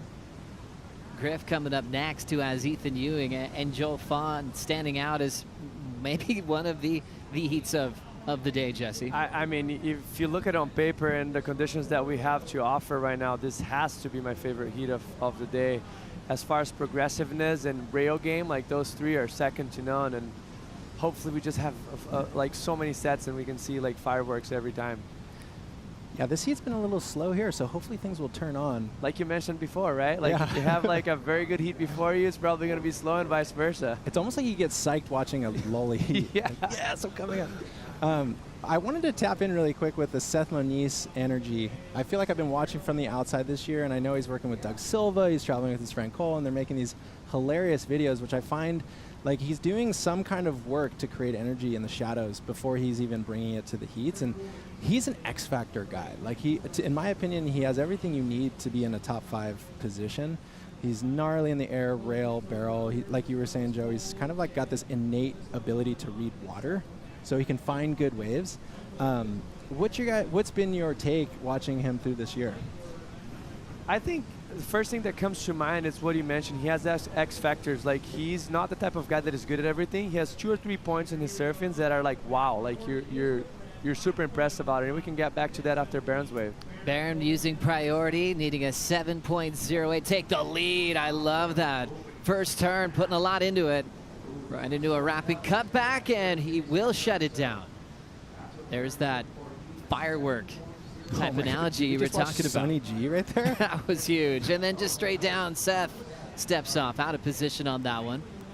Jake will go to first priority, but momentum shift from 3 big hooks with variety from Barron Mamiya.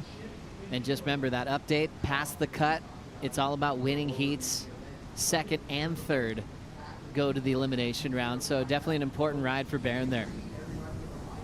I think that was very important. I think for the judges, it's very clear for them. Just kind of gotta have a look in what's happened on the heat so far. The 717 from Jake Marshall. This wave probably more critical, a little bit steeper, lacked a little bit variety compared to Jake Marshall's wave. This is a beautiful carve right here, and that finishing turn, strong. But I think there was a little bit more left on the bone on that closeout. But this opening turn here is beautiful from Barron.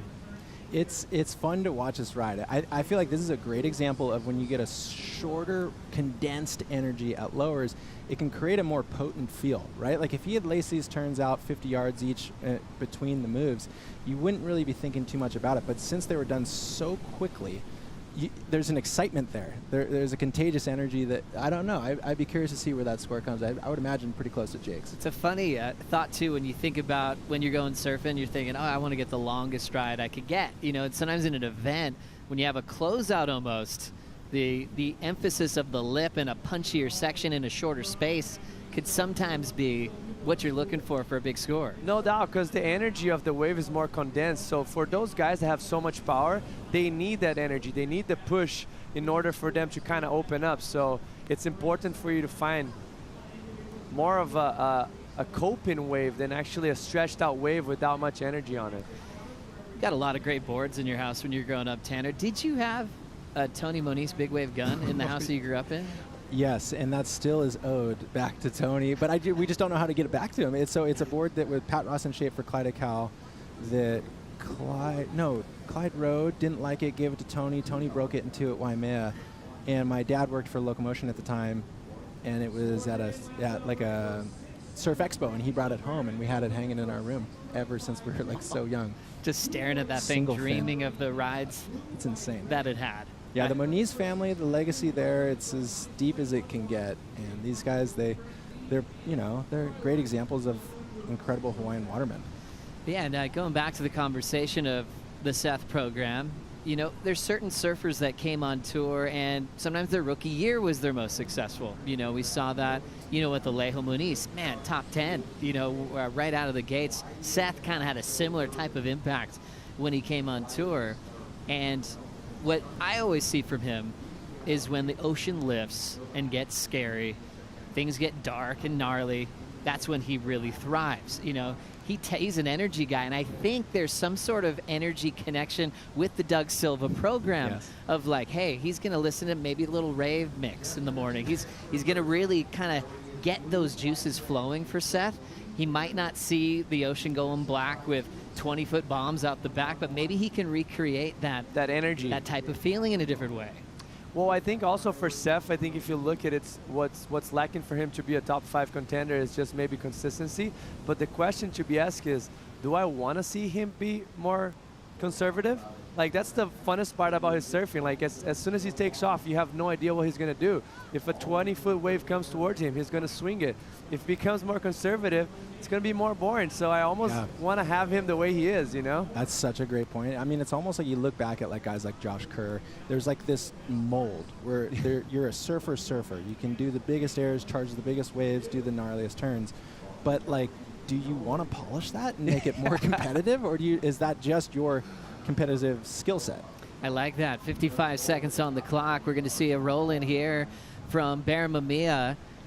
Trying to force it on a smaller left here. Big whip incomplete. Staying in second. Jake still looking solid. They're going straight to the round of 16. Baron, the high seed at world number 5, is paddling back out with 35 seconds to go. Ethan's already ready. We just saw him run down the beach. He's coming up next against Griffin Colapinto and rookie on tour Joel Vaughn. Giant heat to watch. This one's wrapping up, and Jake just such a solid performance. Got his keepers back-to-back, 607 and a 717, and finding so much consistency with just beautiful rail work. Gaining confidence and surfing with guys he's known his whole life. So there's the comfort factor there for Jake, and his original rival, Griff, will be out there next. They're probably going, wait, are we still at Nationals? No, this is the Dream Tour. Jake moves on, and we will be back with Ethan Ewing, Griffin Colapinto, and Joel Vaughn. We'll see you then.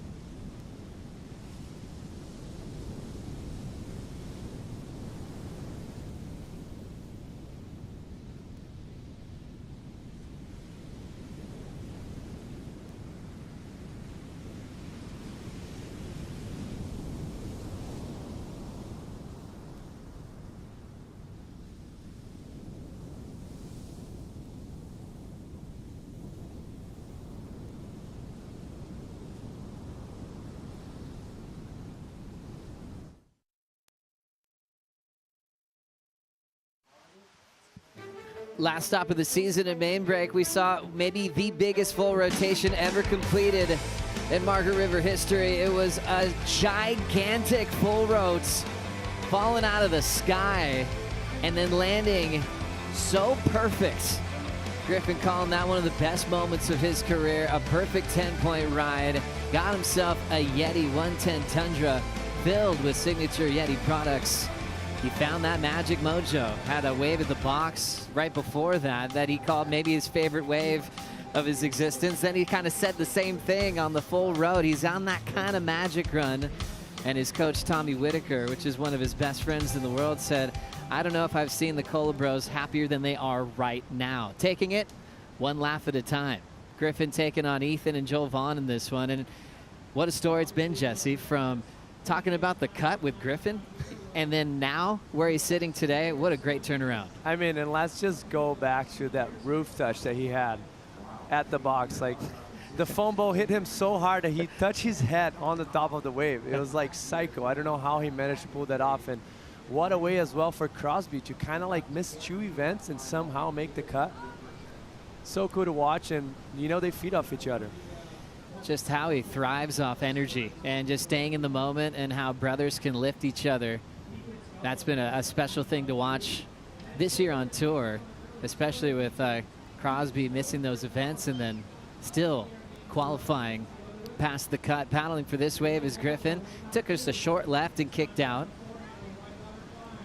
as he is now distracted on the boys, and he'll just kick out again. You could really have a big contrast in the game plan, even just focusing on Griffin Ethan here, how efficient Ethan is with wave selection. I think Griffin kind of knowing that, he's just starting to roll the dice a bit.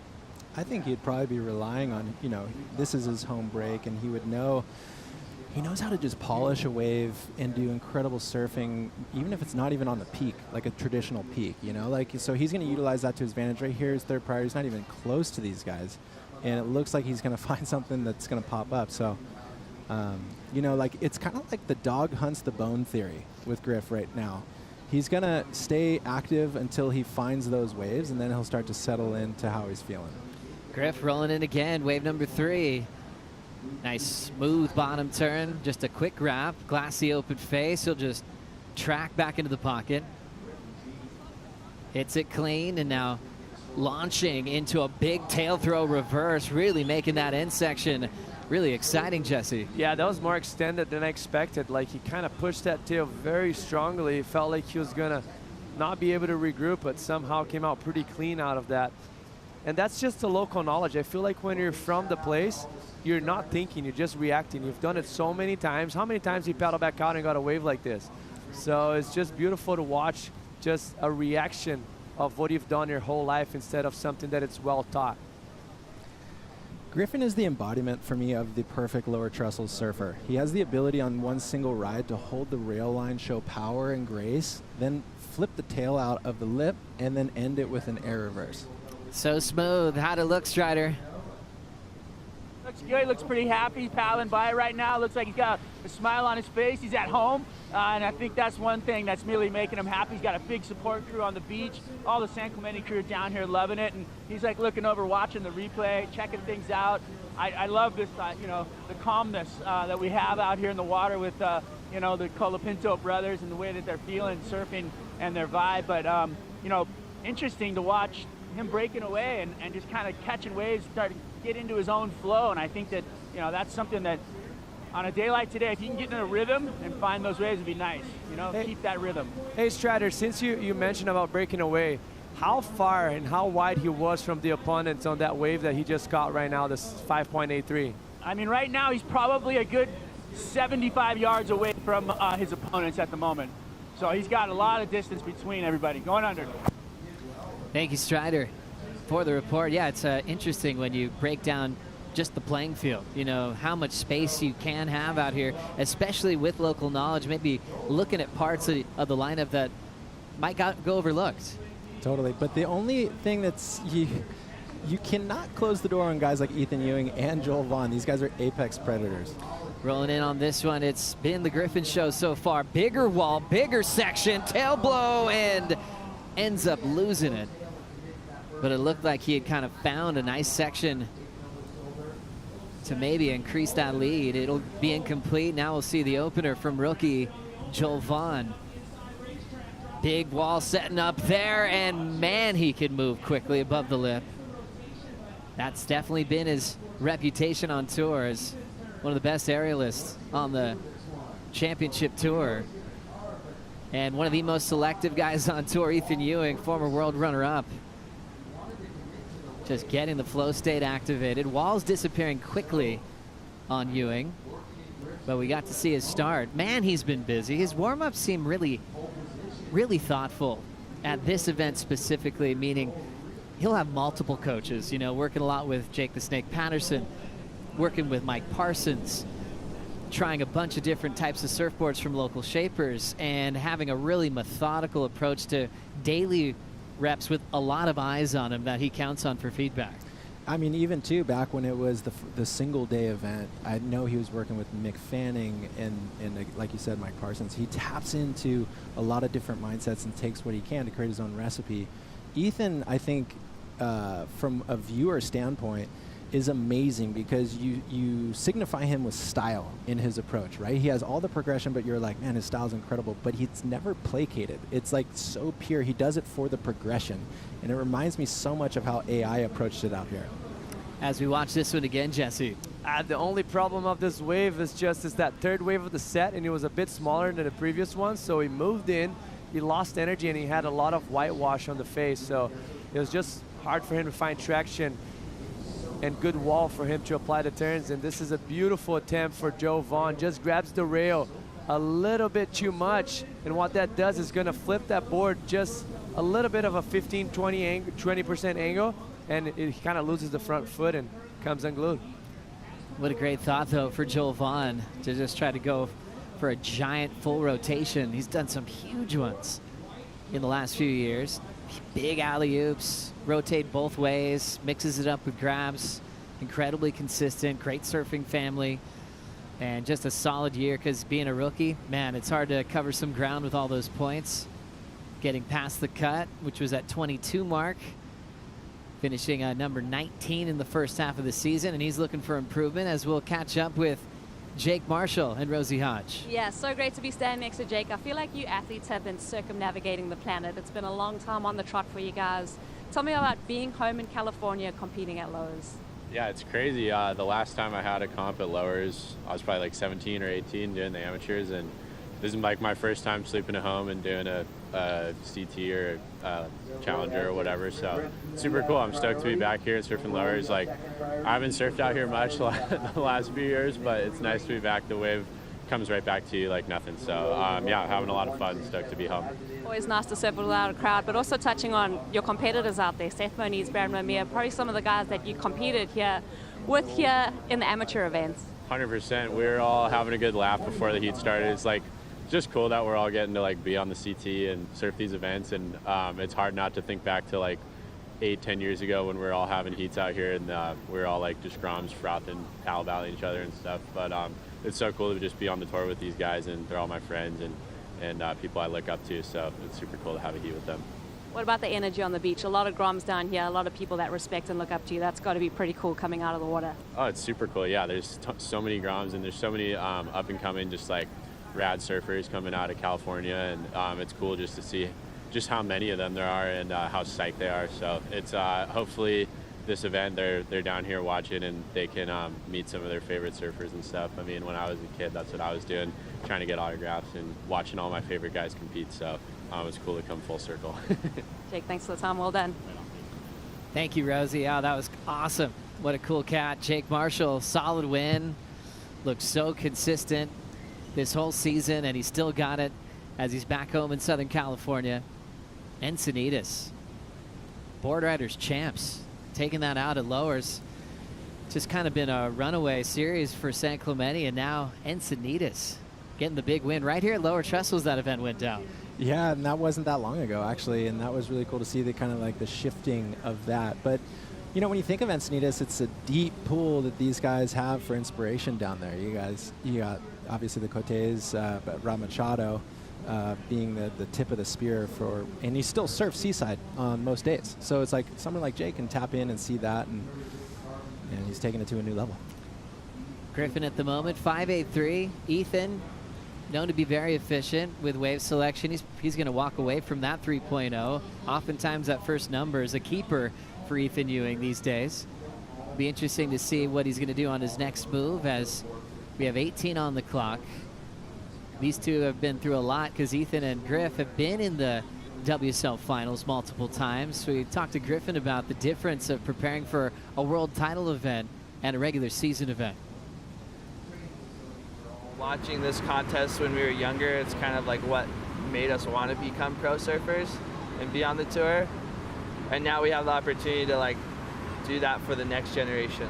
I remember very vividly being down here for like the Gdauskas brothers and cheering them on and being like so excited for them, and then like trying to sneak into the competitors area, like somehow finagle a pass and like get in there, or like climb a fence and get in there. Like so many good memories, or like running through these bushes back here, like playing tag with our friends. It was like our whole childhood was down here, so it's pretty wild to be like doing what we love for people. Yeah, and just like the community here is so rad, and like love surfing so much. So yeah, it'll be fun to see everyone getting behind us. Gosh, special memories, and you know, for Griff, watching Tanner compete in the big event, especially getting a 10-point ride as a wild card, that sensational season. Then also your big bro, Pat, when he beat Kelly. You know, Kelly had 3 wins in a row at that time, just owning lower trestles, and then Pat snapped that streak and gave Kelly an equal 13th. You know, I was going to say, hearing Griff and knowing he had competed by himself last year out here, and now here we go on a beautiful right. Griffin with a great first hit. And then launching, Griffin attacking that section. Jet Schilling, loving that. Cade Madsen on the applause as well. It was just what I was going to say. These guys thrive off of a group energy. And I know Griff and Crosby, they have a cool camp on tour. You know, Tom Whitaker, Scotty Hammonds, Jimmy Kane, and they really keep the vibe up. And so when Griffin, he takes a lot on personally himself, almost as the quarterback of that crew. So last year, being in a singular position with the pressure and a one-day event, it must have been very hard for him to relax and just do the surfing that he knows how to do.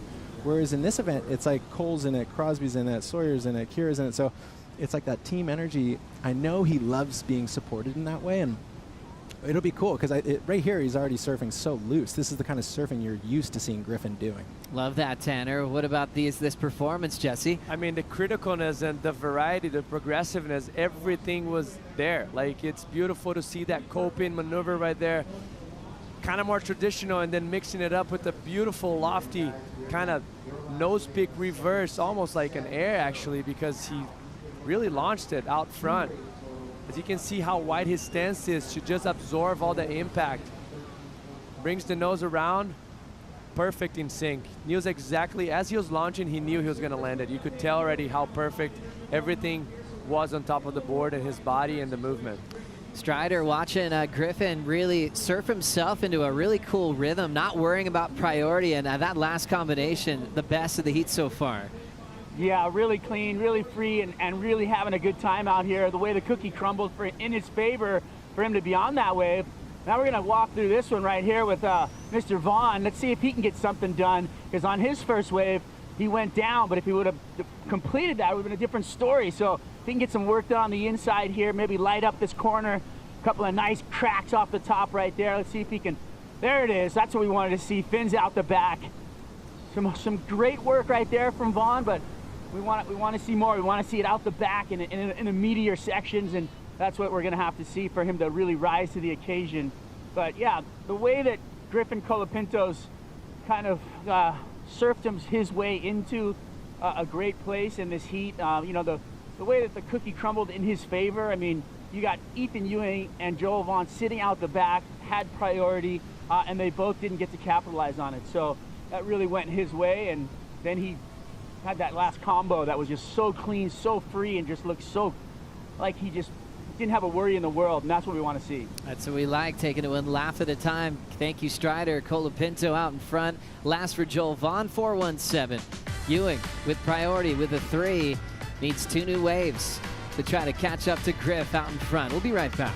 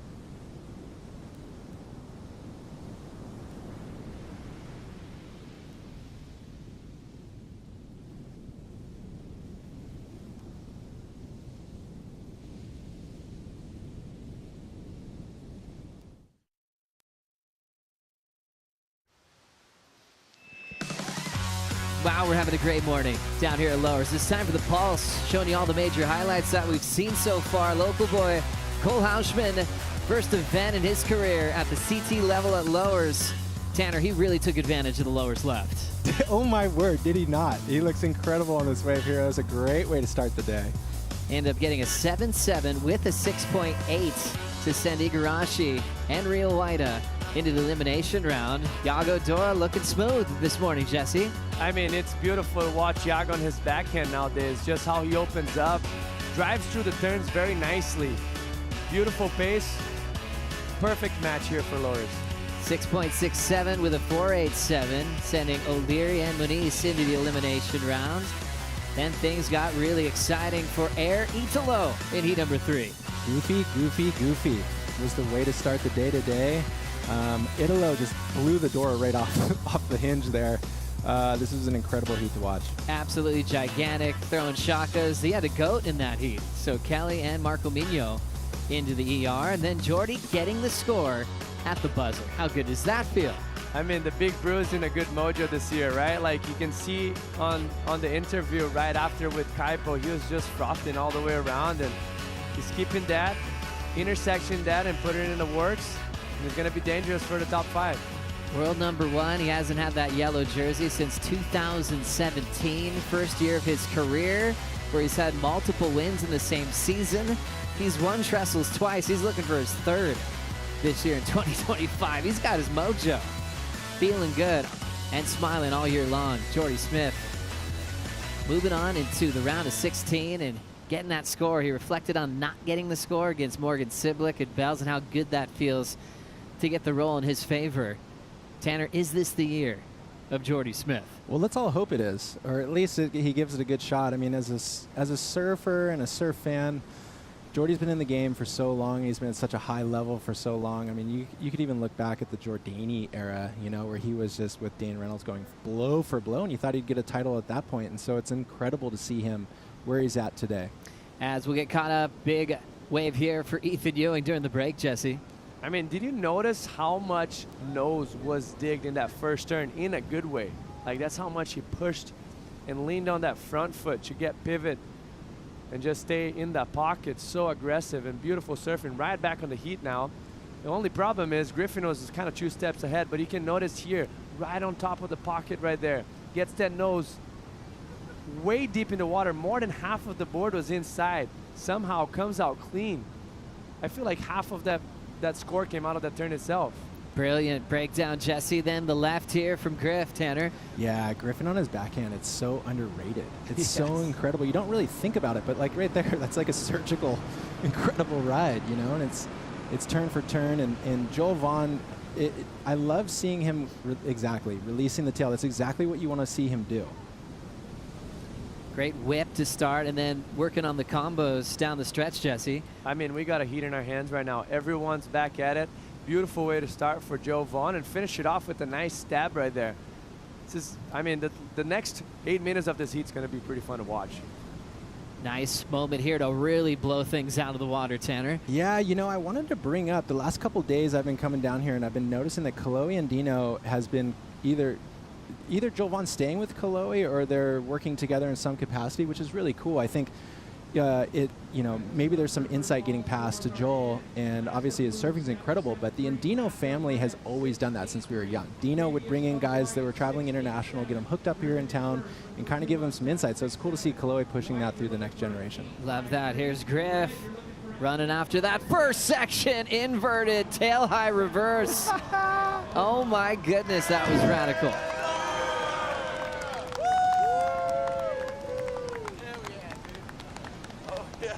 Feeling that local crowd support for Griffin Colapinto.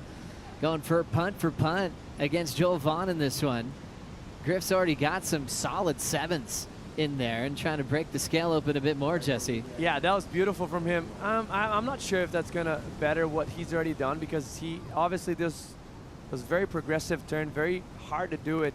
He extended so much in the air, but he was a single maneuver, and he comboed it up so well in the previous waves, but kind of launched it all the way down. Beautiful from Griffin. I personally think the other scores are going to be higher, but he's in a good rhythm right now. And let's just talk about the importance Tanner, of being 2 steps ahead of the surfers. Like as soon as the surfers caught up to him, he backed it up with a 7.73. So just kind of owning this heat. No, that's exactly what I was thinking. You know, we remember Italo, where it's like, okay, you have your 2 scores, yet you continue to ride these waves and blast airs, and it keeps it compelling for the people on the beach, for the judges. You're telling this, you're controlling the narrative essentially, and you're not letting other people grow into that story. You're just keeping your foot right on the gas pedal the whole heat. Good call, Jesse. It is a throwaway. I mean, a big throwaway, 6.87, so it didn't change his top 2. Griffin's out in front. Strider had a pretty crazy seat for that last punt of Griffin Colapinto. Inverted, upside down. Looks like he's firing at all cylinders this morning. Just wild to see the extension of his body had throughout that maneuver, and the way that he had the core strength to bring it back up, you know, to complete the maneuver. So, you know, obviously he's been working hard to stay fit and strong and understand that, you know, he's going to be putting himself in these positions. The confidence and the comfort that I'm seeing out of him, and that kind of freedom that I haven't seen out of him at lowers in a heat, because he's been, you know, always battling for that world title, and, you know, all the noise in your head and all the crowd and the pressure. You know, he had the opportunities to do maneuvers like that in those WSL finals before, but he held back a little bit, and I like to see him just letting it go. So refreshing to see the Griffin Colapinto that we know and love, and get to see that in the heat down here at Lower. So good times watching this freedom from Griffin. Yeah, good call, Strider. It's like you go back to preparing for a world title event where it goes by so quickly. There's so much buildup. You know, voiceovers from Matthew McConaughey. There's red shirts everywhere, posters up and down the city of San Clemente, parties where you're showing up for a little bit to say hi and then trying to get enough sleep that night. Griffin went through all of that, and on the top of those celebrations was Felipe Toledo and how he built and handled pressure to accomplish 2 world titles on his home break here of Lowers. I have a question for you, Tanner. You surfed this wave much more than I did, and you competed in this wave way more than I did. I feel like 80 or 90% of the scores, the high scores of the heat, comes on the rights. But the lefts are also very good, but obviously they're less explored. When you being a goofy footer, when you paddle out for a heat out there, did you treat the left as kind of like a get out of jail free card? Yeah, that's a good, I mean, it depends on the surfer, right? Like, I feel like you and I both would be looking at those lefts. At being a goofy foot, I think you have that innate ability to kind of, on your forehand, produce a score that might not necessarily be there. However, I always thought that the left was like, almost like a little 1-2 punch. So, you know, the rights are the glamorous, like kind of A+ rides, and everybody kind of looks for that iconic way, almost like at Margaret's, where I guess now it's the right at Margaret's, but yeah, utilizing it when you don't have priority can be a real benefit. I think I'm gonna think on Ko Halschman today.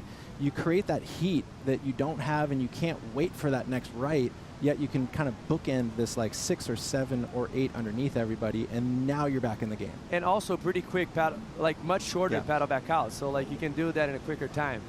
Ethan Ewan rolling in, needing an 8.57 for the win, puts a lot into that first carve, putting a little bit behind the section though, and that's going to stop him short. So Ethan Ewing will stay in third. Joel Vaughn second, Griffin still solid out in front. And now his second priority, Joel first priority, so Joel is staying with Kolohe. And Dakota Walters also flew out to support Joel Vaughn in this one. A lot of prep work for Ethan throughout the last couple of weeks or so. Had one of the most dramatic comebacks to form when he almost won a world title. Finished runner-up to Toledo after fracturing his L3 and L4 vertebrae in Tahiti. Everyone on the internet was panicking, going, wait, what do we do with that extra spot in the final 5? Everyone's just moving on, going, he can't be there. And, you know, Ethan's quiet, just doing his work in silence. And then he showed up and he surfed maybe better than we'd ever seen him surf on rail before. As we go back to this one, Tanner. Yeah, it was funny seeing him come the day before that event and watching him surf real time and be like, there's no injury there. How is that possible? How is that possible? He has so much torque and precision. He's an incredible surfer. This guy, like, he's my favorite to watch. I mean, it's pure, you know, like he really engages the rail and holds it in an incredible way. Yeah, I mean, it's a serious injury. Your lower back. And to actually see improvement on a comeback space, less than a month to recover. Local surfer Drew Todd just fractured his L1, and he's not even leaving the house right now. He's just he's saying how much pain that he's in at the moment. For him to come back and almost win a world title is so sensational. And I think for the Ewing camp, it's all about trying to see how he can close events out. We talked about Bells, where he put together one of the greatest modern-day Bells performances we've ever seen. But still, maybe the best guy in the event form-wise, finishing with an equal 5th. He needs to be finishing with those wins in finals, Jesse. You have to, in order for you to, I mean, mostly if you want to be a title contender. Obviously, we have the top 5. Maybe you won't be as consistent as before, and maybe as you was moving on to the next year, but still, you're never going to see guys that don't win contests like not being world title contenders without winning events. So it's important to have that consistency and build into it. 45 seconds to go here. Griff having so much great history at Lowers. Obviously his home break, his father a lifeguard on this stretch of beach. Always would invite Ethan Ewing to stay with him when they were kids. Griff lost to Ethan Ewing when the World Junior title was on the line. He lost to Ethan Ewing at one of the WSL finals 2 years ago. So there's a bit there with an emotional lift of joy, knowing that they'd have a matchup, and then you add Joel Vaughn to the mix, and that's why we're calling it one of the best heats of the round. It's got 10 seconds left in it, and it will be Joel Vaughn and Ethan Ewing having to bounce back in the elimination round. Ewing start off with a 3, built to a 6.83, but will stay in 3rd as the top seed in the matchup. Will look for big improvement heading into the elimination round. Griffin Colapinto happy to get another big win, feeding off the local energy. Yeah, you can tell he's enjoying himself. Riding goof all the way in. Coming up next, it's Toledo. Miguel Pupo and Joao Chianca bringing in Cote and Mitch for the call.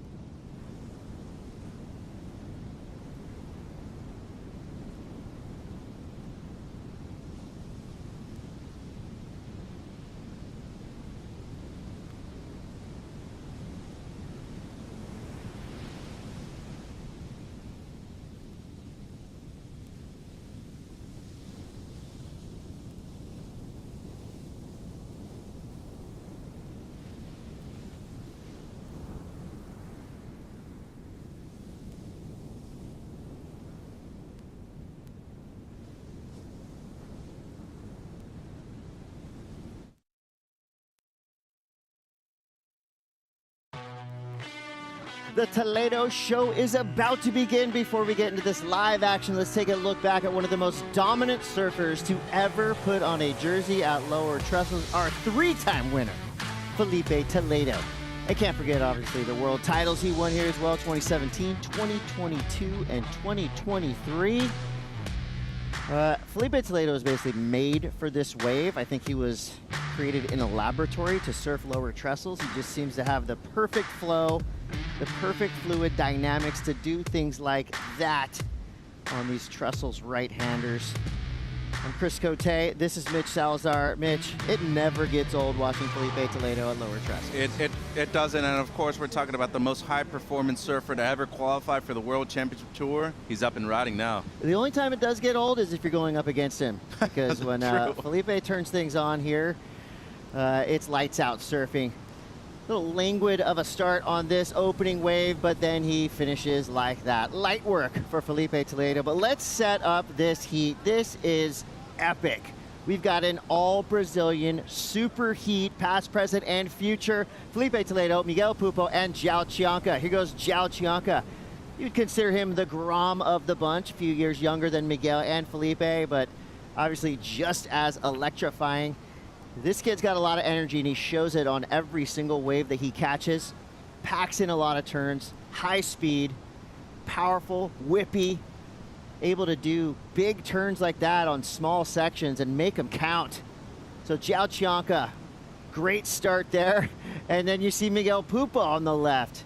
So something for every type of surfer. You got Felipe, of course, multiple-time world champion, Miguel Pupo. I would say one of the most stylish surfers to ever come out of Brazil.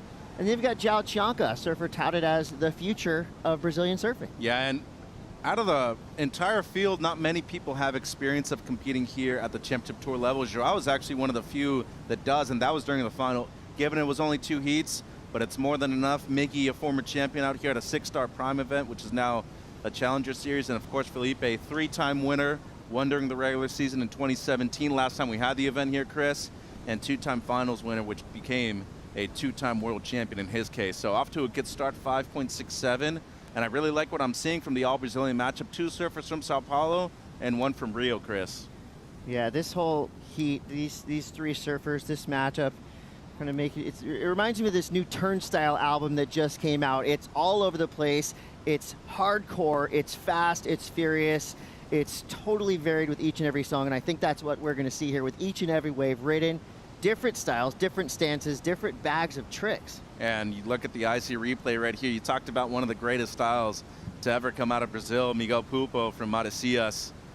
Looks silky smooth right there on that left, and as you were mentioning, I think having that kind of attraction towards the left might be something that benefits Miguel in this heat as we look at João right now too. Great combination to start things off. A lot of froth on this one. Kind of some varied attack with that pinpoint accuracy right there, hitting the lip line, Chris, and right here gets difficult, tricky to navigate all that white water moving around you, and of course, he just does textbook surfing right here to finish this wave off. Gets in multiple maneuvers, so maybe a lot of maneuvers, not all of them high quality, but still very well surfed. And looking at Toledo's wave, which was the first of the heat, kind of the slide of the fins, once again wraps it all the way back. So just, you know, casual light work for Felipe, and then a nice little air reverse comes in as a mid-range score. Good start. Somehow getting nearly a 6 on one of the small, like a smaller set wave. You know, that wave right there for most surfers in this draw maybe would have been a 4 or a 5, but for Felipe Toledo, he's already encroaching on that 6-point range on a pretty small looking wave. So if that's a sign of things to come, we're going to be in for a great 24 minutes and 20 seconds to go. Well, riding the carbon quad too, I believe that is a dark arts, and looking at Felipe and his numbers, statistically, outside of Kelly Slater, there's nobody better here at this venue, Chris, and more than 16 points is heat total average per heat. That's dominant. I mean, we're talking about excellent surfing every single time he paddles out. Yeah, and when you see Felipe Toledo grab that trusty Sharp Eye in that dark arts construction, that's a board that actually helped him win a world title right here at Lower Trestles. You know big things are about to happen. And you know, when you think of his heat average, right, his average scores, I mean, he is right up there on par with the greatest baseball hitter of all time, Mr. Tony Gwynn of the San Diego Padres. He's got that type of average. He does not miss. Yeah. Hitting machine is what you're saying from Tony Gwynn. I don't know. I mean, Willie Mays, St. Karen, a lot up there. Of course, you have to shout out your pods. Here's Felipe, though. Accurate surfer on a pretty precise looking wave, Chris. Well, yesterday was Prince's birthday, and right now we're watching Felipe Toledo drive around in his little red Corvette. Unfortunately, bit of a bail right there, but I love the intent, and you could quite literally hear the oohs and ahs coming up from all up and down the beach, starting to fill up here at Trestles, and that just shows us that Felipe is feeling comfortable.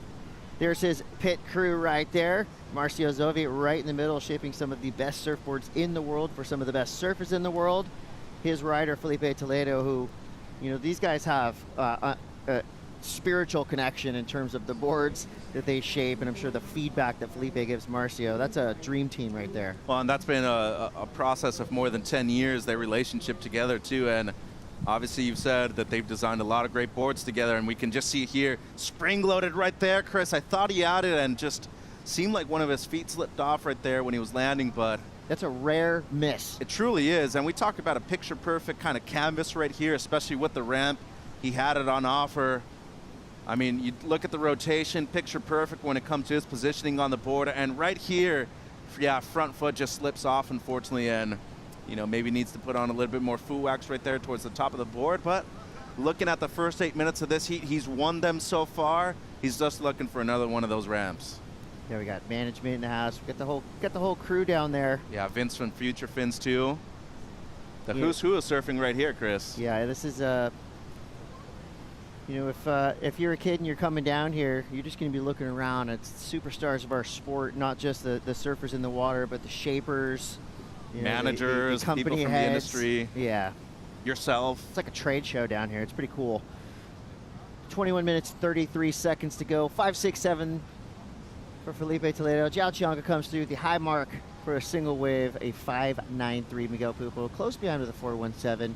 And again, just you look at the lineups that we have, that last heat, Griffin Colapinto, Joel Vaughn, Ethan Ewing, like how is that a first round heat? This should be illegal.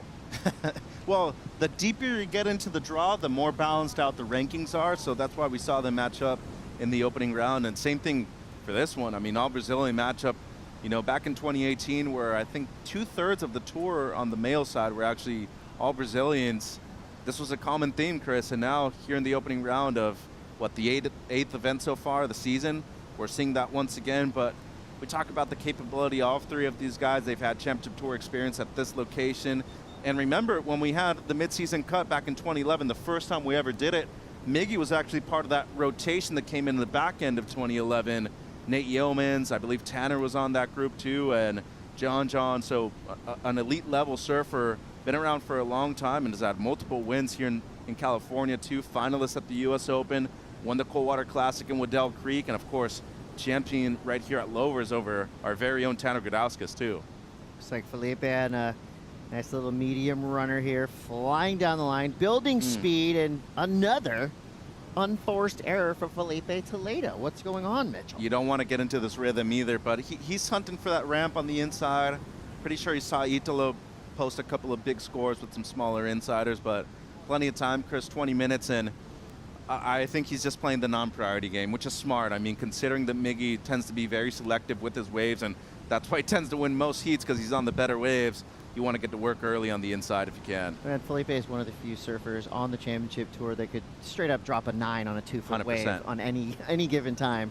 It would be pretty nerve-wracking if you're Jao and Miguel and you see Felipe kind of shucking around there on the inside section. Even when he's taking off on a wave that you wouldn't even have looked at, you got to worry a little bit. Well, and don't give him too much space either. I mean, if the wave looks interesting and it has potential for your style to suit it too, I'd be going on that. But you know that Felipe, as you said, he could do it with one air, either going right or left. And once again, I mean, we just talk about people that are high performance that have qualified for the championship tour. I don't know of anybody else that just has the full package, Chris. I mean, Jeffreys Bay, Rio, here at Lowers. To me, you're really painting a perfect canvas when you look at Felipe's style and this wave in particular. And I'd venture to say he's the greatest small wave surfer to ever do it. Yep. I mean, the stats show that as well. Redefined how to surf Jeffreys Bay, too. Absolutely, and here we go again. And out. So up and out. And again, I'm fine to watch Felipe ride a ton of waves. I mean, any of us can learn a little bit about how to surf better by watching Felipe Toledo take multiple reps. 100%. And for Joao Chianca, you have the highest score of the heat, Chris, and second priority, you're probably thinking that Miggy's going to be looking right now that he already went left once and got a 4 off of it. That could easily be his backup score at the end of the heat. They're probably thinking, okay, if there's a 2-3 wave set, I want to be on one of those right-handers too. And he comes from a unique place in Saquarema. I mean, we're going there for the next venue, and how incredible is it? The vibe over there in Brazil, everything's amazing. But the waves itself, to me, are some of the most underrated we have on our schedule. I mean, it can go from 2 feet all the way to 20 feet right there. Heavy, slabs, barrels, and of course, I'd have to say one of the most consistent beach breaks that side of the world, too. I would say 3 seasons ago, maybe, it was talked about as the best stop on the championship tour. I love it. The barreling right on the north side of the beach there at Saquarema. So with 17:38 to go, Felipe Toledo sitting with a 5.67 and a 1.50. Let's take a live, updated 2 minutes ago look at the Championship Tour rankings. We got Jordy Smith up top, Italo 2, Yago 3, Kanoa 4, Baron Mamiya hanging on there in 5th place. Ethan Ewing, who just took the L in the opening round, getting a 3rd place finish, is in 6th. Toledo, I mean, he's hunting right now in 7th place. Rabo 8th, Miguel Pupo right there in 9th place, and Griffin Colapinto in 10th. Of course, this could potentially flip on its head if one of those surfers from 6 to 10 gets the win here at Trestles. You know, somebody could walk away in that yellow jersey, but Jordy Smith is wearing it well, so that's going to be a Herculean task to try to rip that yellow jersey off the big South African. Well, and as you said, a win makes a massive difference when it comes to the rankings, but I wouldn't be surprised to see somebody just get on a roll of making it to finals day 3 events in a row. And considering that we still have Rio, Jeffreys Bay, and Tahiti, a couple of guys that come to mind, Felipe's one of them, Italo's another one. But knowing the dominance that we've seen from Jordy Smith too, and you pointing out that he's won here twice before, it's actually a really good venue for him to finish off the year. And knowing that Tahiti is the last one, all you need to do is be 1 through 5 to qualify for the finals, Chris. Absolutely. A win will make a difference. And that, I'd say that's the same as the Challenger Series. Yes. You get a win on the Challenger, Yes. I mean, you're not locked because we have way more Challenger stops this year. Definitely going to give you a leg up on the competition as we see Felipe Toledo with 3rd priority, sneaking around. Nice opening slice there. Last 3 waves were non-consequential. This one's looking a lot better. This one's definitely consequential. Again, a smaller wave, but he's looking to get rid of 1.5. He definitely has done that with 15:35 to go. Mitch, do you think there's a rivalry? This might be a rhetorical question because I know there is. Between Sao Paulo and Ubatuba, I'm going to give you a minute to think about that because we've got the winner of that last heat on the glass with Rosie. We're talking Griffin Colapinto. A very dominant performance, and Griffin, that was a tough heat. I mean, you look at all of them, they're extremely stacked, but how good does it feel to be at home, feeling comfortable at lowers and getting that kind of reps in? Oh, it feels so good. I mean, just after being on the road in Australia for almost a month and a half, just like being home and seeing all the friends and family feels amazing, and then to have a contest on top of it, it's just like the perfect storm. So yeah, we've just been having so much fun, and yeah, just another day at home. I also like the change of energy. Obviously in Australia, you got everyone going for the Aussies. Back here at home, it took you about half an hour to get up the beach. A lot of young Groms here. How good does it feel to have that energy and that support behind you? Oh, it's huge. I mean, it's kind of the one spot that we really get that hometown feeling, and you know everyone on the beach is backing you. So yeah, it definitely goes a long way. But I noticed that I was a bit more nervous with that. Like there's that little more nerves because it's like you want to perform for everyone so badly. And I don't know, it's just lower. It's just like one of my favorite waves in the world. So yeah, a little more nerves, but yeah, I'm enjoying it. And what about the difference from competing here with the WSL Final 5 versus a regular tour stop? Yeah, I feel like I was kind of thinking about it, and when the Final 5 was here, I remember just thinking like, oh, I just want to like perform for everyone, and that was my whole thing. And then I realized, oh, maybe it's better if I just like focus on surfing a smart heat and feeling like, instead of feeling like I need to like prove something or like surf like a bunch of waves. And I think it's more like, okay, now I'll just be smart with wave selection. And I don't know, but I feel like I still performed good those years, and the other guy just outdid me. So yeah, I just keep showing up, and eventually the tables turn. I do want to give a shout out to Big 20, help caddy my board up. He's been asking me for a shout out all year, so we're doing it here at home. Big 20, let's go. Time is now. Well, you always performing, Griff. Love watching you surf. We'll send it back to you guys. All right, thanks. So Griffin Colapinto. You see right here, Miguel Pupo, one of the best backhands in the business. Big float there to finish. And Griffin Colapinto has arguably one of the coolest sponsors on the planet. We're talking Lexus. He's driving around in one of those awesome Lexus GX sport utility vehicles. Such a cool car, and thanks so much to Lexus, because not only are they the presenting sponsor here at the Lexus Trestles Pro, they will be putting on the Final 5 in Fiji. Cannot wait. Yeah, no.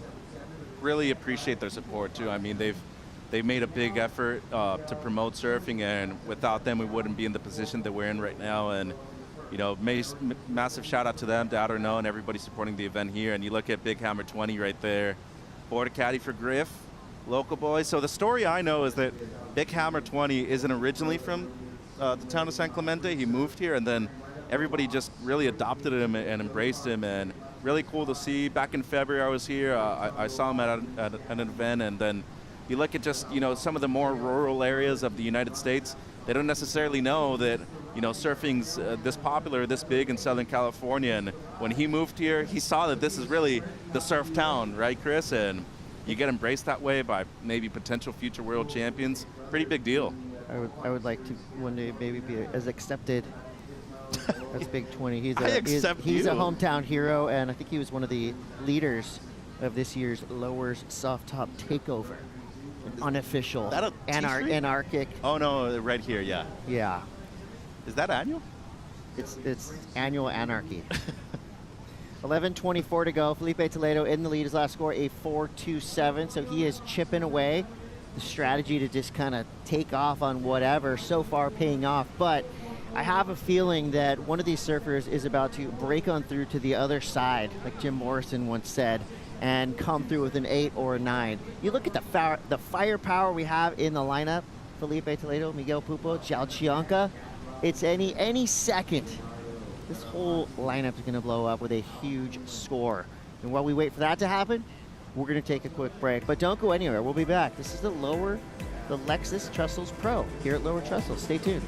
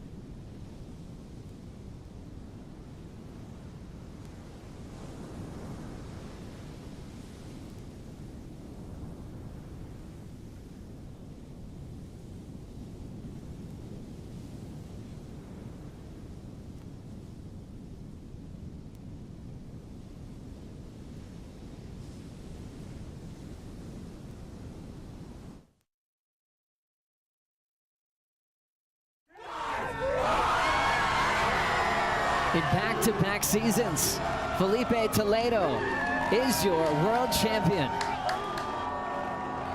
The consequence of being in a good run during the tour, it's hard. You know, like at my best, my head in the right place, my body in the right place, and I did it. And I got tour titles back-to-back. And then I was like, I can't do it for another year. It's too much. My body can take it, my mind can take it. Felipe Toledo, he disappeared after he had back-to-back world titles. I don't want to, but I need to. Just, you know, live 1 year pressure-free and relax, surf, enjoy the family, and come back to you guys next year. And now he's back. Chasing him down the line is Toledo. He's going to steal the spotlight. An absolute masterclass. With tour titles and coming back, you want to show that you still got it?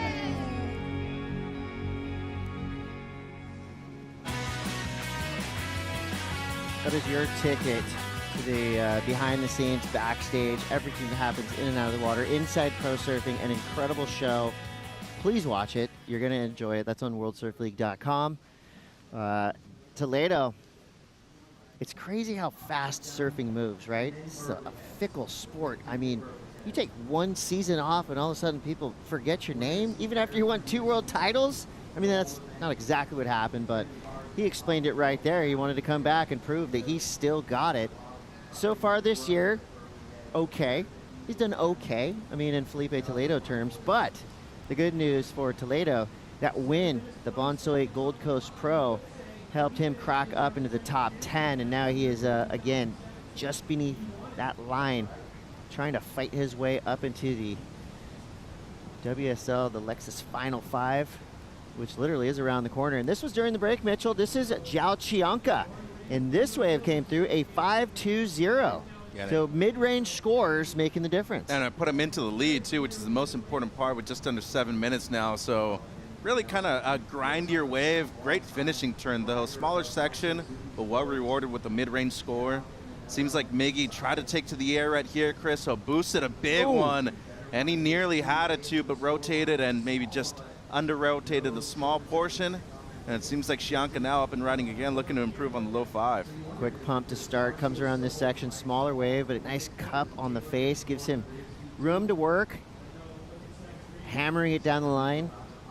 I mean, a lot of energy in Zhao Chianca's surfing, but he makes it look nice and clean. And unfortunate there for Miguel Pupo. I mean, that air would have been a huge difference maker. Here we go, Chris. Major set approaching with 6 minutes. Any of our surfers in position. There's the white jersey, duck diving on the inside. And you see Blue out the back. He gets steamrolled. There he is. Well, surprise, surprise. Felipe Toledo right in the right spot at the right time.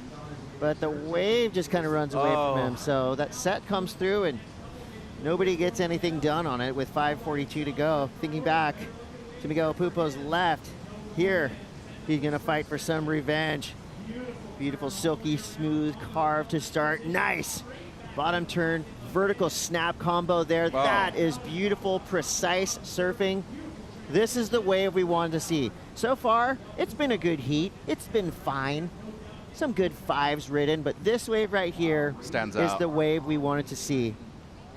Big surfing, power surfing, clean, fluid, all the way from beginning to end. That right there has to probably put Felipe Toledo, or Miguel Pupo right back in that top spot. He's only looking for a 6.96. That right there, trademark Miguel Pupo surfing. Yeah, vintage, of course, but the pacing on that wave really stood out. I mean, he didn't try to overdo anything, made sure he was just surfing the wave, and in the end, you got the best wave out there, you don't want to blow it, and I feel like he surfed it perfectly for how this wave was, and you look at the size of it too, one of the bigger waves we've seen all day long, Chris, and straight to the bottom, off of the top, great wrap, and I just love the way he stays in the pocket the entire time. That's a vertical turn, and as vertical as you could possibly get on that third one too. Great stuff. So first combination, already excellent in my opinion. A lot of froth here on the inside that he just has to clean up, and this is where I like the down tempo. Don't rush anything. You know this wave well. You've already won out here before. Get back in the pocket and get to work. He does multiple times, and finishing off with that little floater, adding a little bit of variety. Really, the meat of the score going to come from the outside work, though, Chris. You look at this, kind of hooks it down in the pocket, and I really like it because, yeah, you could try to get as vertical as possible, but what if the wave's a little bit flatter, and what if you try to overdo it? This combo, bottom turn to straight up snap. But see how he's always right next to the whitewater, so he's perfectly positioned to surf in that pocket of the wave, so does it twice in a row, and to me, this feels like we're seeing something upper good or close to excellent. You wanted it, you got it. 7.6 for Miguel Pupo. Those first 3 turns, surgical. Yep. I mean, I don't know if you could have done anything better in that opening section of the wave. So Miguel Pupo rewarded not just for the big snaps up into the lip, but you have to consider the bottom turns that set up those big snaps. Yep. I mean, Technique. those are what propelled him up into the lip, into the critical section of the wave with speed, power, and of course, all flow. This guy's a waterfall. He flows that much. I feel like we've seen a guy from your neck of the woods do that quite often here at Lowers. His name is Rob Machado, and a very similar silky, smooth style, just like Miguel Pupo right here. So 3 minutes in. Consequence of not making it out of this heat, only first goes straight to the round of 16 post-cut. The other 2 will be surfing in the elimination round and head-to-head matchup. So if you're Miggy, you're in a position to at least get a guaranteed 9th at the moment, Chris, but realistically for a lot of these guys, Toledo and Pupo, top 10 surfers, they won at least quarters or better at this location. Well, you know, as a goofy footer, you watch Miguel Pupo, of course, you get excited when you see him taking off on a right on his backhand. But thinking back to that nearly landed, massive frontside air, and that reminded me of a surfer that changed everything here at Lower Trestles. I'm talking about Christian Fletcher, 1989 at the Body Glove Surf Bout. 18 years old, won the biggest prize purse ever in the time, shocked the surfing world, did it all on a Steve Boyson-shaped board for Town and Country, which you can actually get now. The recreations, they're amazing. So you see Toledo now whipping into it. Love that. Big tail slide straight into the front three. Change the situation. So just laser-like focus as he stood up on that wave. That was a savage combination, high speed, fully mixing up the maneuvers. 1, 2, 3 punch beginning to end. That's the Felipe Toledo we came to watch. Yeah, it needs a low 6. To me, this is more than enough right here. The first combination was excellent. And as always, the thing that stands out from Toledo surfing is the amount of speed that he carries into each and every section. I mean, just look at this. This is nasty. Comes off of the bottom right here. First turn fully engages the rail in the pocket, kind of a layback variation. Down the line snap, and to be able to control the speed and use that to project down the line for that air. Just impeccable timing, Chris, but to me the first two already were more than enough, and it seems like we do see a new heat leader now. He makes it undeniable. I mean, you couldn't have done anything more on that wave. It was a smaller wave, condensed, but he did everything possible. Gets himself a 6.73. He jumps into the lead. That knocks Miguel Pupo into the elimination round. If he can't get a 4.80 in the next 50 seconds, Zhao Chianca, pair of fives. Not going to help him in this case. He would need a 6.48 if he wants to advance through. There's your pretty tight score in there, line Chris. right there. Yeah, so judges from all over the world, male and female, experts in their field. When you surf like that, you really just make it undeniable, right? I mean, that's they're not looking at the situation necessarily in this heat. They're just watching the surfing they're seeing, and they liked it. So that's where you got that 6.73. Still, though, Miguel Pupo, highest single wave score, 7.60. Well, split the peak right here if you're Miggy, because you know Chianca's going to be looking at the right in 10 seconds. Got to get to your feet before the buzzer sounds, Chris. Hands have to leave the rail. So we're not going to see a split peak soup. We are going to see... He's up. He's up. Here we go. Can Zhao Chianca get a 6.48? This wave runs away. Tail high front three. Kind of a nose pick right there, but that's not the claim we wanted to see from Zhao. That tells us he did not do enough, so some frustration. That heat fired up at the end. Halfway through, it was good. Yeah. It was fun to watch, but at the end, it was awesome. So 3 Brazilians enter, 1 Brazilian exits. Felipe Toledo moving through, skips around. Miguel Pupo and Zhao Chianca head into the elimination round. Coming up next, we got a special guest. Don't go anywhere. You're watching the Lexus Trestles Pro. We'll be right back.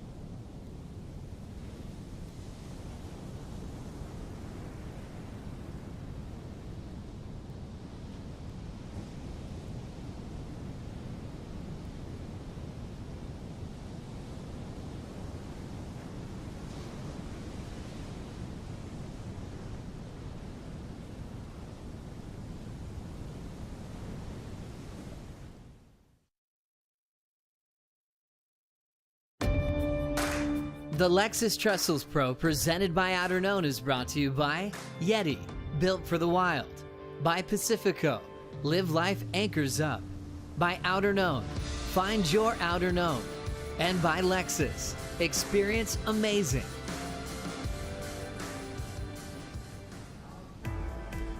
We are back at it. This is the Lexus Trestles Pro, and the grommets are stoked that Felipe won. That means he'll probably spend a little bit more time signing autographs. That's usually the case for these super famous elite level pro surfers. Great heat in the books, and on to another one. We've got a special guest, like I said. We got Koa Smith over here. I'm Chris Cote. That's Mitchell Salazar. Koa, welcome to the booth. Welcome to Lower Trestles. Welcome to California. I have no idea where in the world you just came from because you're that type of person. Where are you coming from? How'd you get here? Did you jump off the train? What happened? I've actually been here, posted up in San Clemente, hanging out with Griffin and Crosby, playing golf with them every day, not surfing. I thought you were gonna say like Skeleton Bay or something cool, but San Clemente is pretty cool too. See, I just look at my Skeleton Bay clips and then just reminisce, and then I surf T Street. Yeah. You just repost them and say you were there yesterday. Exactly. That's fine. Yeah, no one knows. T Street just as good as Skeleton Bay, huh? On a steep south, you should see it. I've heard it's kind of like the Skeleton Bay of San Clemente. All right, so let's check this lineup. We got Al Cleland Jr., Leonardo Fioravanti, Jack Robinson. I mean, the hits just keep on coming. Another superstar heat. All three surfers right there in the mix. You got Jack at number 8, Leo at number 9, Al Cleland rising up the ranks at number 17. Of course, Australia, Mexico, Italy represented in this heat. 26-27 to go. Koa, while we got you here, I actually just watched a really fun segment you did. You've been going up and down the Southern California coast, doing a trip. Tell us about this new project that just came out. I saw you were in Encinitas, California, eating at Hamburger Hut. It kind of blew my mind. I normally wouldn't eat at Hamburger Hut, but that place is like incredible. Yeah, I did a really cool series with WSL and Chase Travel. As a free surfer, having someone send you around the world to these destinations is like the absolute dream. So I know you guys are all headed to J-Bay after this, and I got to spend 3 weeks there, not only scoring waves, but doing incredible activities, checking out the wild animals there. I got to go to Cape Town, stay at the 12 Apostles Hotel. So, yeah, and then I got to go to Fiji, surf Cloudbreak. Final 5 is going to be crazy out there. It truly is one of the best waves in the world. And yeah, you can check it all out. It's all on my YouTube channel. Oh my gosh, Al.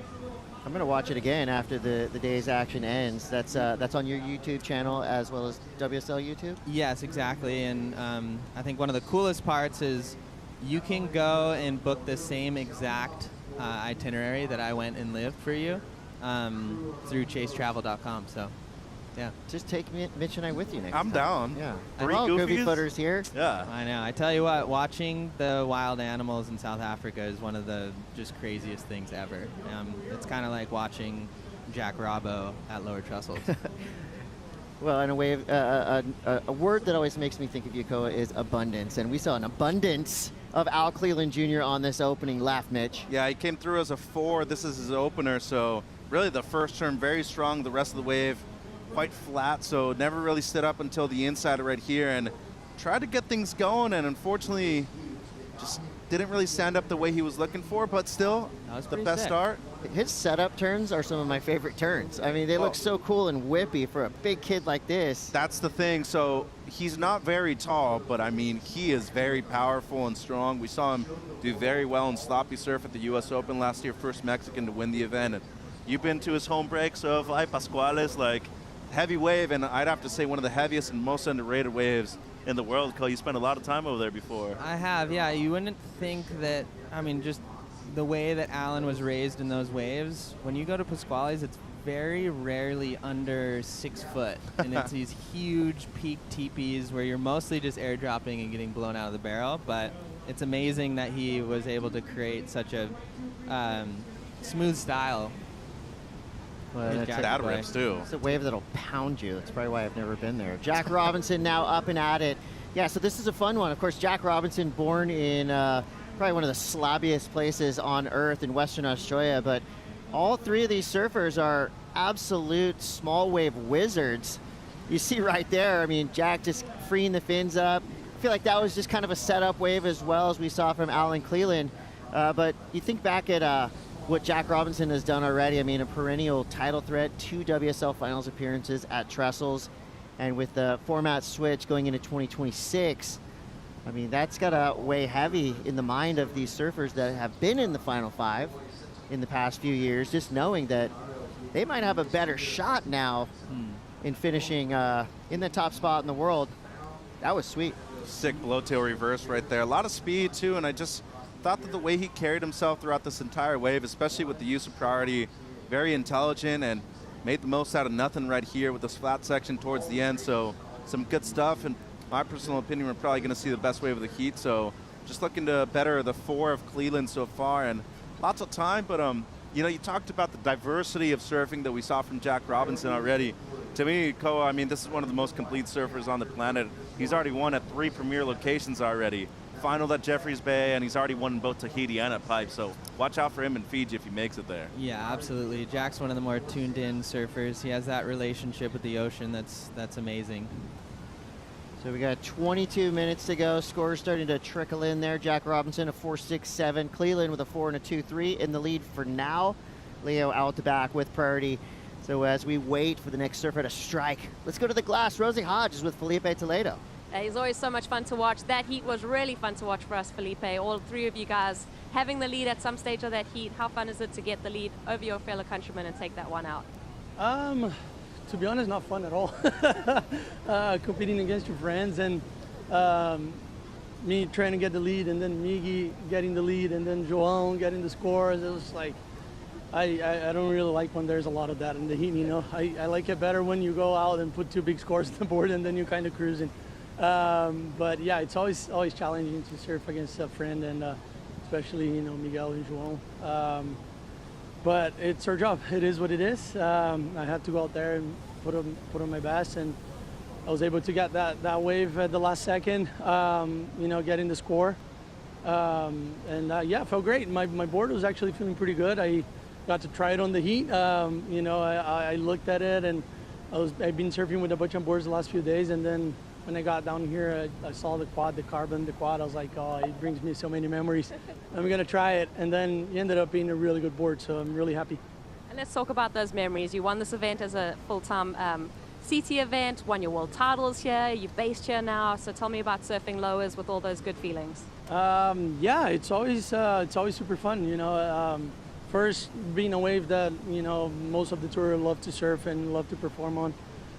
Everybody surfs really good. It's one of those contests that, you know, every heat that you watch, it's going to be fun, it's going to be exciting.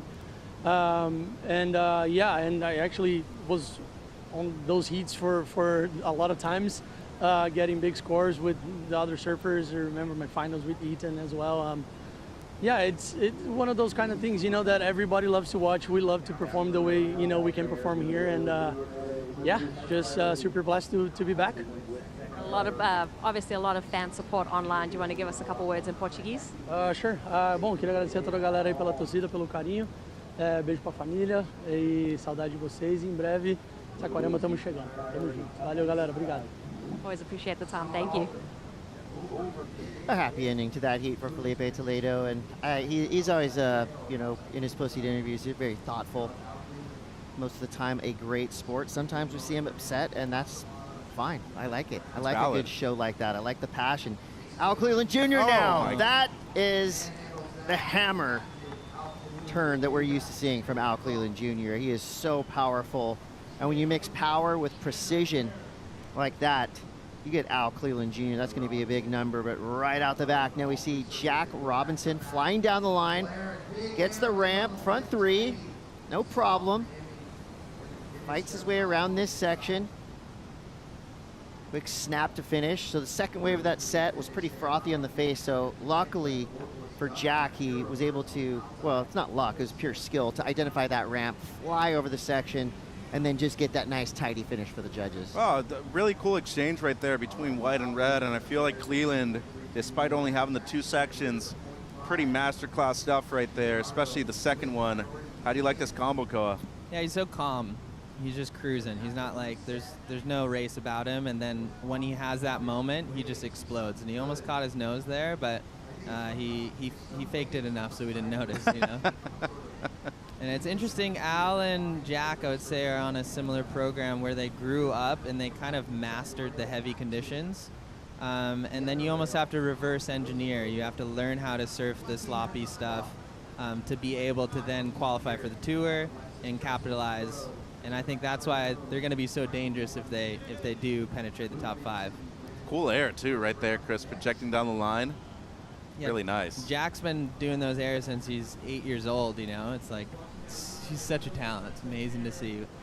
I mean, Ko, that's a great point. The reverse engineering of the usual build-up, right? As kids, mostly you're trying to work your way up to the big, scary, heavy stuff.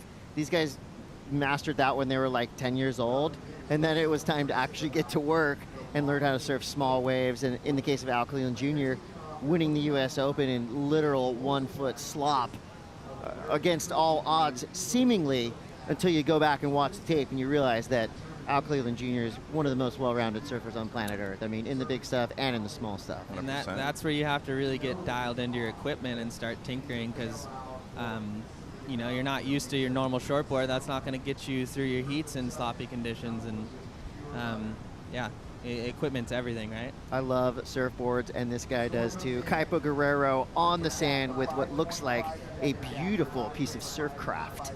Yeah, just a little bit of what Jack's riding. This is his backup board. It's a Sharp Eye. It's his model, the Synergy.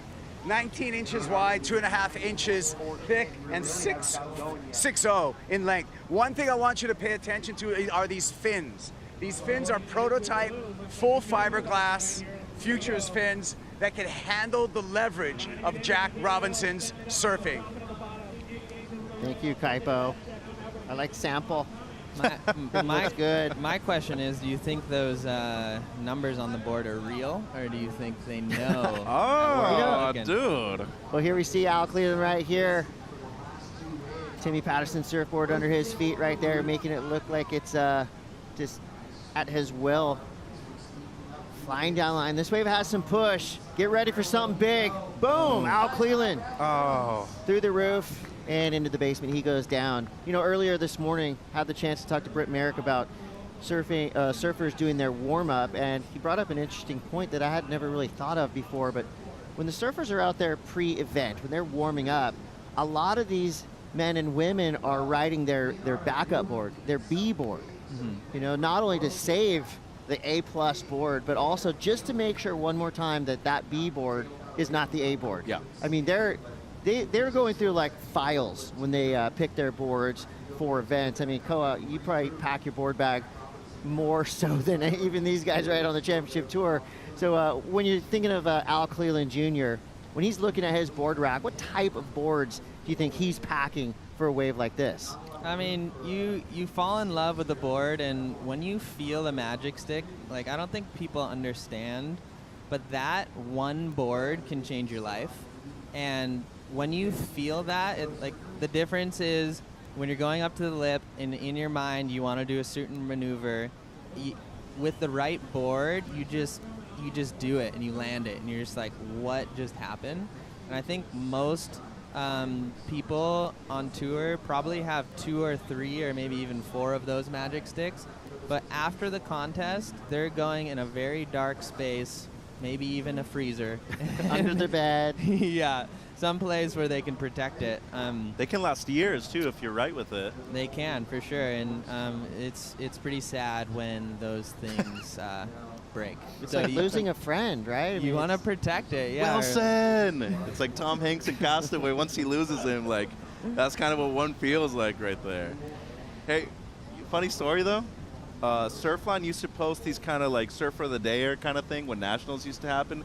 And Koa, I want to say 2008, was it Mini Grums? You scored a 10 on the left one year? I did, yeah. You won that year. I did, Open Mini Grums. Yeah. And back then, the NSSA Nationals down here, that was like being in the Final 5. Yeah. Like, it was all on the line. It was so intense, so many people watching.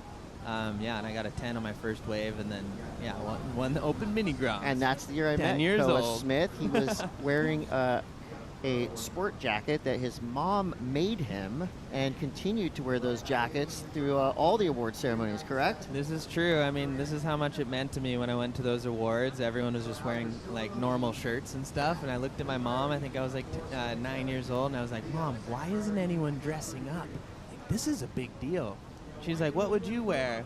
And she ended up taking me to a fabric store. I picked out this like zebra cow print, and then she sewed it up. She was a master seamstress, so That's so rad. kind of just made me look at life a little differently. That jacket's somewhere, right? I mean, it's in your mom's closet. Oh, it's yes. somewhere. Oh, yes.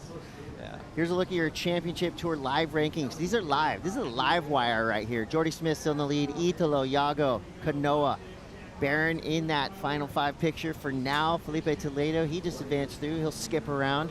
So a lot will happen to that top 10. As we see now, Jack Robinson. I mean, this is his comfort zone. Big, long right-hander. He's competed here at Lowers in the Final 5 event past few years, and up and down showings, but right now, he's looking pretty comfortable. He's sitting in second with a 5.57. This wave will no doubt delete that 4.67, so strong surfing right there. There's 2 turns off the jump of that wave. Real cool looking. Well read. That first section is, I feel like, such an opportunity to get in the excellent range.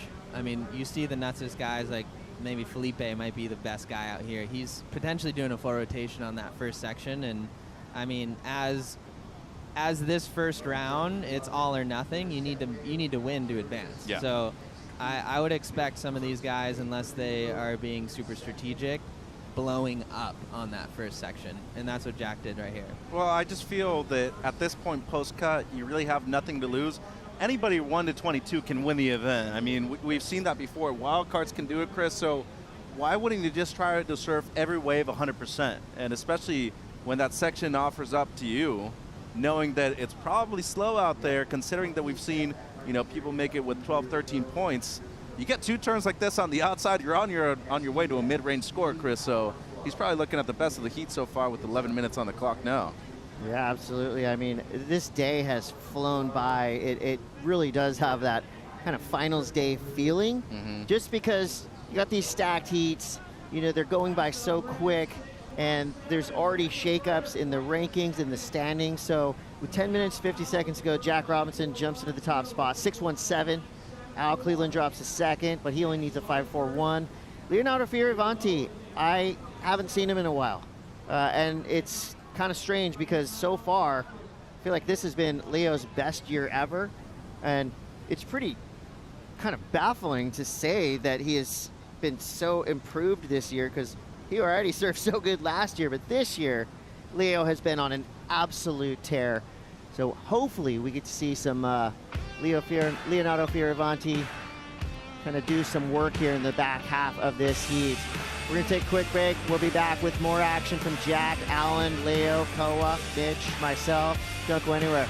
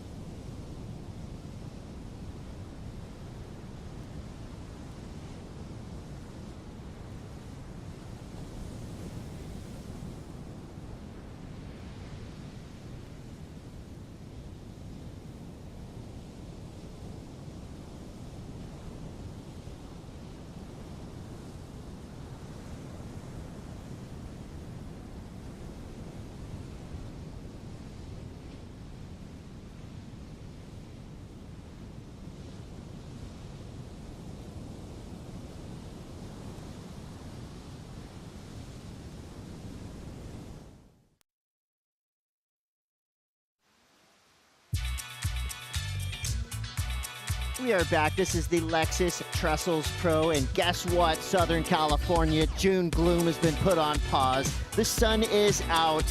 It's time to bronze and not burn. And one guy that doesn't like to get burned in or out of the water is Kaipo Guerrero. He is at our Neutrogena stand. Hey, we're at the Neutrogena Beach Shack, and we got some talking about UV protection and skin protection. I'm here with Dr. Maxfield. Doc, what's on the list? Okay, even as a dermatologist, I am all for you living life, having an adventure, even in the sun. But when you do, you have to protect your skin because the UV index can be low, it can be high, but even if you don't feel the burn from the sun, you will feel the burn and aging later. So protect yourself with Neutrogena Beach Defense. It blocks 97% of UV burning rays. And don't forget to reapply every 2 hours at least. Reapply every 2 hours, remember that. Thank you, Neutrogena. But here at the Beach Shack, there's so much to do. You can spin to win here. We got Mythbusters here, so you can know your skincare facts. Thanks again, Doctor, and thanks for keeping us protected. Thank you. That's how you learn not to burn. Thank you, Kaipo. 7 minutes left here. Jack Robinson in the lead. Leonardo Fioravanti trying to answer back. That was a searing carve, but that's all you're going to get, Mitch and Koa. Leonardo Fioravanti, unfortunately, right now sitting in a bad spot with a 2 and a .87. Why is this happening, Mitch? Why is this happening to Leo? He's been on such a good roll. Yeah, it just seems like he's been out of rhythm with the ocean so far. His best wave so far, really just one turn as well. And a lot of these waves, he's probably thought that some are just going to have a way better line to them, and they haven't panned out. And for Rabo, the 617, the 557, they haven't really been incredible waves. They've been well surfed, though. And for Al, he's still in it, needs a mid-5 with priority, Chris, and plenty of time, 620. So even Leo can do it with one wave at the moment, but realistically looking to get 2 way better than the 2 that he has at the moment. With lower trestles with 3 guys out too, like there's lefts, there's rights, there's a lot of opportunities. So Leo is one of those workhorses that he's doing all he can. He's training as hard as he can. He's facing himself as much as he can. And I still feel like he has a chance. And he's gotta know that, and he's gotta be thinking. He's a very strategic human. I imagine he's very good at chess. So this is the chessboard right now, and how is he gonna execute? 5:44 to go. And we're seeing just a slight bit of texture on the wave, and I think that's actually a good thing for the type of surfers we have in the water, like Jack Robinson. Frontside reverse, starting to build speed up. A little bit of a slower pace on this wave, but there you see, puts on the afterburners midway through that turn, slashing back into the white water. So as we get into the realm of lunch, it's 12 o'clock on the dot here at Lower Trestles, and that means it's time for a board and brew sandwich. You guys, we have 5 minutes until we get our board and brew sandwiches. Turcado. I can't wait. Turcado extra pepper. That's what you're going? Yeah. All right, and you know what, Koa, your sandwich, that's on Mitch. I thought you were buying today. Well, WSL's buying actually for all 3 of us, so thank you, WSL, and thank you, Board and Brew. For real. I think we're all sponsored by Board and Brew, at least for the next 10 minutes. They got locations all across Southern California, too. There's one really close to my house. There's one in Encinitas that is real good. Appreciate them. 4:30 now. Al Cleland Jr. in that priority position. Koa, I know you like glassy waves. I've seen your videos, but when you see this texture pop up, do you get a little bit excited knowing that with just this amount of wind, there could be a little bit of extra rampage out there? For sure, there's a little crumble on the lip. When you're doing turns, this is actually like really helpful. So with these guys needing scores, I feel like this is what they'll know they need to do. They need to surf above their ability. Well, speaking of it. Not above his ability, but that's what we expect out of Leo right there, just super explosive. And it's unbelievable to me to think that Leonardo Fioravanti is still underrated. He is so powerful, sickest style, every trick in the book, and while he's always a perennial top 10 threat on the championship tour, I mean, I still feel like he doesn't get enough credit for how good he really surfs, and he's going to be hunting world titles in the next 3 or 4 years, Mitch. Well, and Koa sees him quite a bit too. I mean, the improvements that he's made over there on the North Shore. He's already made the final at Pipe twice. Excellent barrel rider. He's made finals day in Tahiti too. Like, the guy's great everywhere, and he truly works for it too. I mean, I'd have to say one of the hardest working men in the sport, and there's a reason why he's been a member of the top 10 in a few years, and he's going to get his best number by far, and he's back in the heat right here, Chris. I love how he turns. He kind of has like a ricochet. You know, he goes and whips into those frontside hooks, and even though that was a smaller wave, he did some good work on it. So it comes through at a 4.87. That makes his ask a little bit easier with a 6.87. Here we go. Let's take a look at Leo's last wave. Yeah, you can see that crumble on the lip really providing him a little canvas to just explode on. So, yeah, right there, it was a very smart move. Now he only needs a 6.87, so a set could come. Priority, Alan could go right. He could take a left and just do a nice little full rotation, and he's right in the mix here. So, super exciting. When I think about Leo, patience is a word that comes to mind. I love someone who, his career, like, he's been a professional surfer since, I don't know, he's 9 years old or something like that. And in the beginning, you wouldn't think that he was going to be a top 5 contender, but every single year, just his hard work and perseverance is making him so all of a sudden, he's a favorite in a heat, you know? Yeah. So that patience is amazing. Oh, and look at where he's been able to make finals day at multiple locations worldwide, done well at Jeffreys Bay. Of course, we've seen him in Rio and beach breaks. Did well in France the year that Jeremy won in 2019, lost to Italo in the semi. So, kid's a complete package, Rich. And, I mean, to be honest, he's just got to win an event now. That's how talented he is. Results may vary here in 2025 for Leonardo Fioravanti, but he's got some good numbers here. Started off at Pipe with a 2nd place finish, then dropped to 17th, got a 9th, a 9th, a 9th, which, you know, probably a keeper. I mean, that's the reason why he's still up in that top 10 picture. 17th on the Goldie, and then boom, 5th place at Margaret River. So, you know, no 33rds on his timeline. So pretty good numbers there. You got to stay. You want to stay out of the double digits, of course. And I think the rest of the events really speak to his strength as well. I mean, right around the corner we got Rio, which really is a great equalizer. You know, powerful, rippable beach break. That kind of evens the field. But if you're a guy like Leo, who I think has probably the best layback hack on tour, you know, if you find yourself in that position to blast a wave at that beach break at Saquarema, big things are going to happen for Leo, but he's got some work to do now with 38 seconds. 38 seconds. Al's holding priority. How do you think he's feeling right now? Oh, nervous. I think knowing Al, probably not. No, I think he's just like, dude, I need my wave. Like, I want my wave more than anything, but seems like not much on the horizon. So Robinson, good work right here, gentlemen. I mean, he really used priority well, especially 2nd priority. He was able to convert on a couple of scores and keep the other 2 surfers off of it. So really the top seed moving through in this one. Well, we got 3 women paddling out to the lineup with 5 seconds left. We want to thank Mr. Koa Smith. Koa, what's next? Where are we headed? Where can we go with you? I'm headed to Bali, so I'll be watching you guys from a far distance. Well, thank I you would so say much. it must be nice, but Mitch and I get to go to Rio, so that's a pretty good trade-off. Definitely. Thank you, Koa Smith. Make sure to check out Koa's new travel series right now on his YouTube, on the WSL YouTube as well. Congrats to Jack Robinson making it through. We're going to flip the booth, and we're going to take a quick break. We'll be right back with more. You're watching the Lexus Trestles Pro.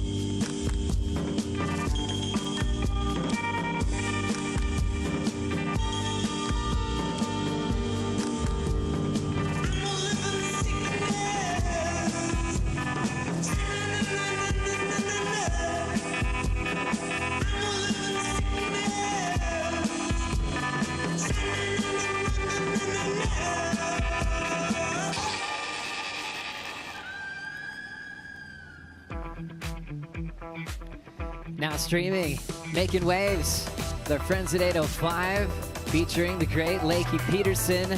What a journey it's been watching her be one of the best surfers in the world for a very long time now. And comes to lowers. It's now her real home break. She's from Santa Barbara. She's been spending most of her time in San Clemente over the last few years. She's taken on Tyler Wright and Isabella Nichols as we transition into the opening round for the women. Hi, everybody. Joe Turpel, Rosie Hodge, Jessie Mendez as we transition to the women's round. For Lakey, Rosie, it's been really fun to see her this season establish herself as a true veteran of the tour, and in my mind, maybe some of the best surfing I've seen her do in her career. I have to agree with you. I mean, just so many moments of brilliance, but especially for me, Margaret River saving her spot on tour. She's got a lot of heart. Such gutsy performances from her this season. It's hard to kind of switch gears on the narrative, too, when it's all about this generational shift, Jessie, and Lakey's handling that really well this season. She's just mature, has been on tour for so long and know exactly what she needs to do. And let me just mention one thing. Yesterday I had a dinner with some of our friends on tour, and Leandro Dotto was there, and he was sitting by me, and he mentioned, hey, I gotta go home. It's 9 p.m. I gotta go to bed because tomorrow at 5:30 I have to be on the beach. And Lakey hasn't been 1 minute late for any of the training sessions we had since we started working. So that just shows the commitment that she puts on. Like he mentioned, that's the first time I've ever worked with someone that they haven't been late for a minute for the whole time. Wow. Surfers, man, that's really rare, right? Yeah. That is really good. Lakey, obviously so focused on her craft. We're so fired up that she's enjoying her surfing this year. And when you make the cut, you are on tour for the start of 2026. She's got some big names, as she knows, in the water with her right now.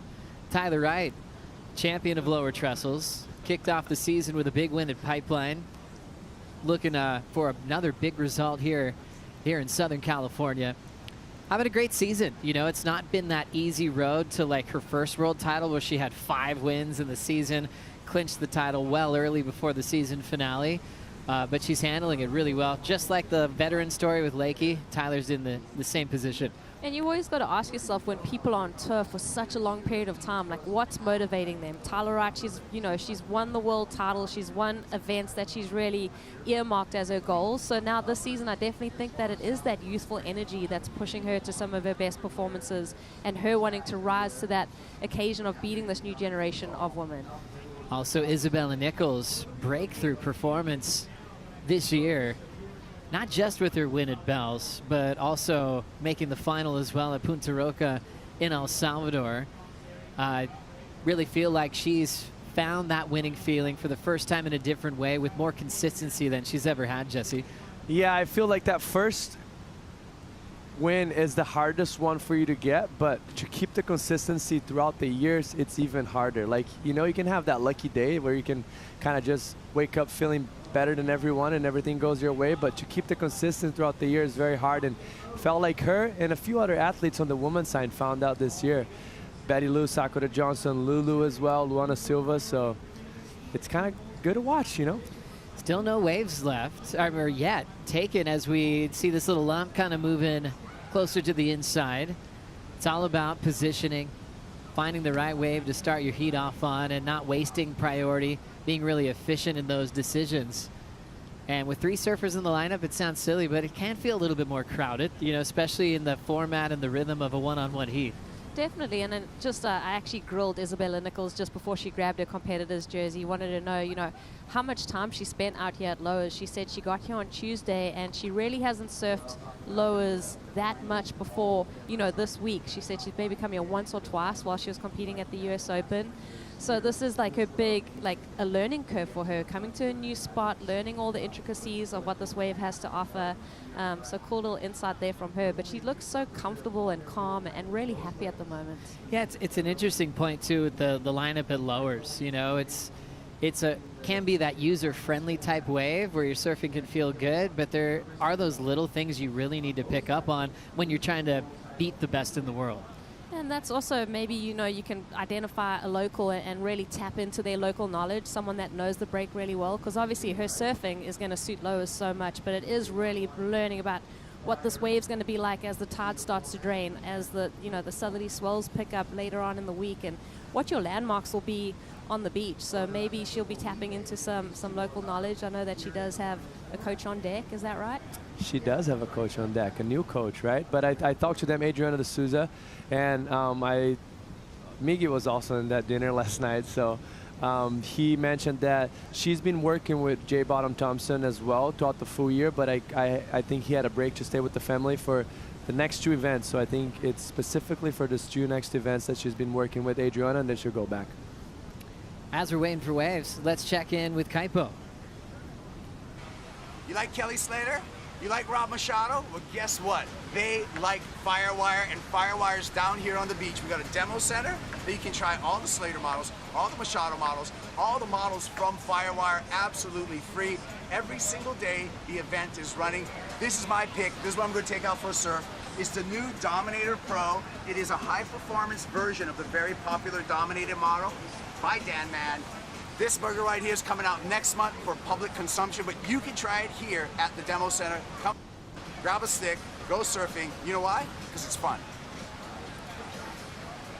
So much fun. Thank you, Kaipo. Yeah, the demo center is going off right now. There's a bunch of Groms, big Groms, adults, grown-ups, just grabbing boards, trying them out, switching them out to find their right dimensions. That's what I like about Rosie, retired from the tour. I never know what you're going to ride next. You've been riding a lot of equipment from Firewire recently. Do you have a favorite at the moment that you're on? Oh, it's so hard to choose. There's just like different boards that I go to in different conditions. I definitely like the Two Fish, the Rob Machado Two Fish. There's the Groove that Rob Machado just brought out. Yeah, a lot of the fun boards I'm enjoying. But I've been telling everyone, I'm like, hey, if you've got like trunks or a weddy down here, just go and grab a board. There's fun waves out front, so it's pretty rad. Firewire setup right there. You can try a little sled. Gosh, I wouldn't mind Chuck Jesse down there. Once he's retired, he's on twin fins more often than not these days. You're allowed to. I feel like I haven't surfed on a thruster in about a year. It's just a little easier, you know. You generate speed a little faster, like not much work, and we've been working hard for a few years. So Yeah, no, it suits you. I've been loving all Jesse's clips. It's just, yeah. Do you tell yourself, don't ride a twin fin when you're competing? Do you just not want to get anything in your mind that's not the hot rod that you're going to perform on? It's funny because you almost look at Steph, and she really wanted to ride alternate equipment, but thought that the judges wouldn't appreciate it. And there is that mindset, right? But I think Steph could pull it off, as we see the horn blare there, Joey. That's right. Restart. So fresh clock, 30 minutes for Isabella, Tyler, and Lakey. And you'll get that restart if they deem that there's no waves in the area. If you're being too selective or out hassling each other, then they'll keep you posted on saying you won't get a fresh clock. But that was well deserved. As we know, today we've got a solid swell from the southwest, but it's typical with this southern hemisphere action where you can get very stretched out lulls. It's pretty common for people to check the surf at lowers, just doing a drive-by and think it's flat and go home, because it could be a 10-minute lull at times, but it's actually pumping. There's an attempt to get things started. That one rolling through underneath Tyler. But it looks like we could be close to seeing the first ride of this heat. And Lakey Peterson in the best position. Nice clean, just rail work to kick out. So now that we've had a wave ridden, no more restarts, but it's only a 0.5. I mean, it's good to kind of break the ice, you know, and like let the surfers kind of put themselves in the situation of position that they want, because in the beginning of the heat, we noticed mostly Lakey and Isabella Nichols kind of pushing themselves a little bit too deep, and this set came and they were sitting in the wrong spot. Those two waves, we looked over our shoulders. Me and Rosie kind of looked over, and the wave was peeling down the line, mostly the first one, and they just were out of position. So this is going to set them in a good spot. So Lakey already taking the wave, 0.5, just quickly rolls into a better spot for this one. Nice speed, 2 turns already. Lakey rips into the pocket, finding a nice driving section off the lip, and has got enough time to tap it shut. So I like how she grew with her connection with that wave, and a smart hustle to grab that one after just a short opening ride. And you also feel like those few waves were a repositioning kind of situation where she wanted to get further down the line, kind of lead her competitors a little bit off the peak. She has the most local knowledge here, and Lakey played that one perfectly. Winner of the last heat, Jack Robinson, hanging out with Mitchell Salazar. That's right, Joe. Jack, congratulations. A very competitive heat. Almost everybody had the lead at a certain point of that one, but you're able to get a couple of scores and really use second priority well. How'd you feel out there and just your third chance of surfing here at Lower Trestles in a professional event? Yeah, I felt super good, just super free, and yeah, I knew it was going to be a good heat because we're all natural foots, all regular foots, so yeah, got Mexico, Italy, and myself, and I'm like, oh, it's going to be pretty fired up. So yeah, it was kind of slow in the end, but worked out for me, and I just got the ball rolling. I was in the Red Bull Athlete Zone earlier. I saw your wife, Julia, and your son, Zen. Kid's a little fireball. It seems like he has so much little energy. Just talk about not only the uniqueness of being able to share that with your son, actually him being here at the event with your wife, too. Oh, it's awesome. Yeah, I was rolling down with a stroller this morning. I had my board in my hand. I'm like, oh, times have changed, but for the better. I'm like, rolling down, it just felt good. And yeah, he was on my board before my heat, practices rotations. He's like spinning off of it. So just good vibes, bring the energy to it. And yeah, step by step. Having fun, my brother? Yeah, you got to have fun. It's like, why are we doing this otherwise? So yeah, got to try and enjoy it, man. See you in the round of 16. Thanks, Jack. Thank you, Mitch. Jack, having fun, getting a crucial win there to go straight to the round of 16. Gosh, how fast is the day going? And especially with the tour shrunk down after the cut. You're really feeling it here on opening days. We'll get caught up with Lakey on this one, Rosie. Yeah, good little read down the line there to keep the speed and not get caught behind the section. Digs into that one, another wrapping turn. Just tell, like, the energy that she's bringing and the quick transition through that last maneuver. I mean, Lakey's just really technically reading this wave very well. Her timing's insane, but the fact that she just almost feels like she's a bit more confident now that the cut's behind her. She's coming into an event here at home in California. The surfing's looking good. She's put out some great free surfing clips. Love that deep bottom turn around that section. Just, yeah, there's just intent in her surfing at the moment.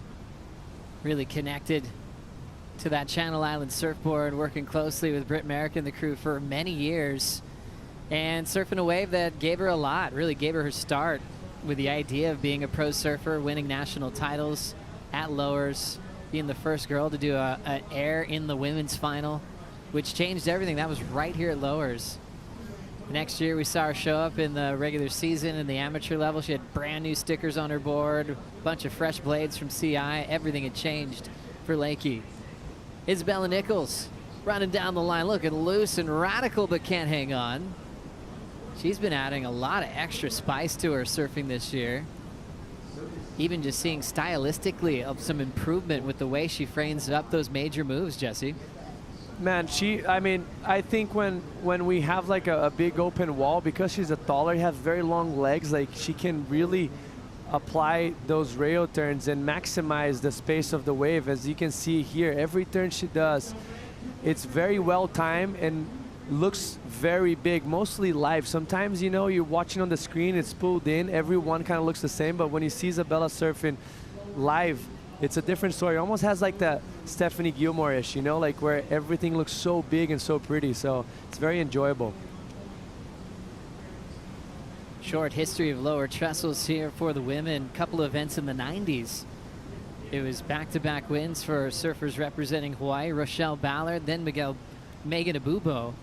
Megan winning in 96. Then we had to wait till 2014 for the championship tour to have an event here. Steph Gilmore won the first, then to Carissa Moore, then to Tyler, just world champ domination 3 years in a row.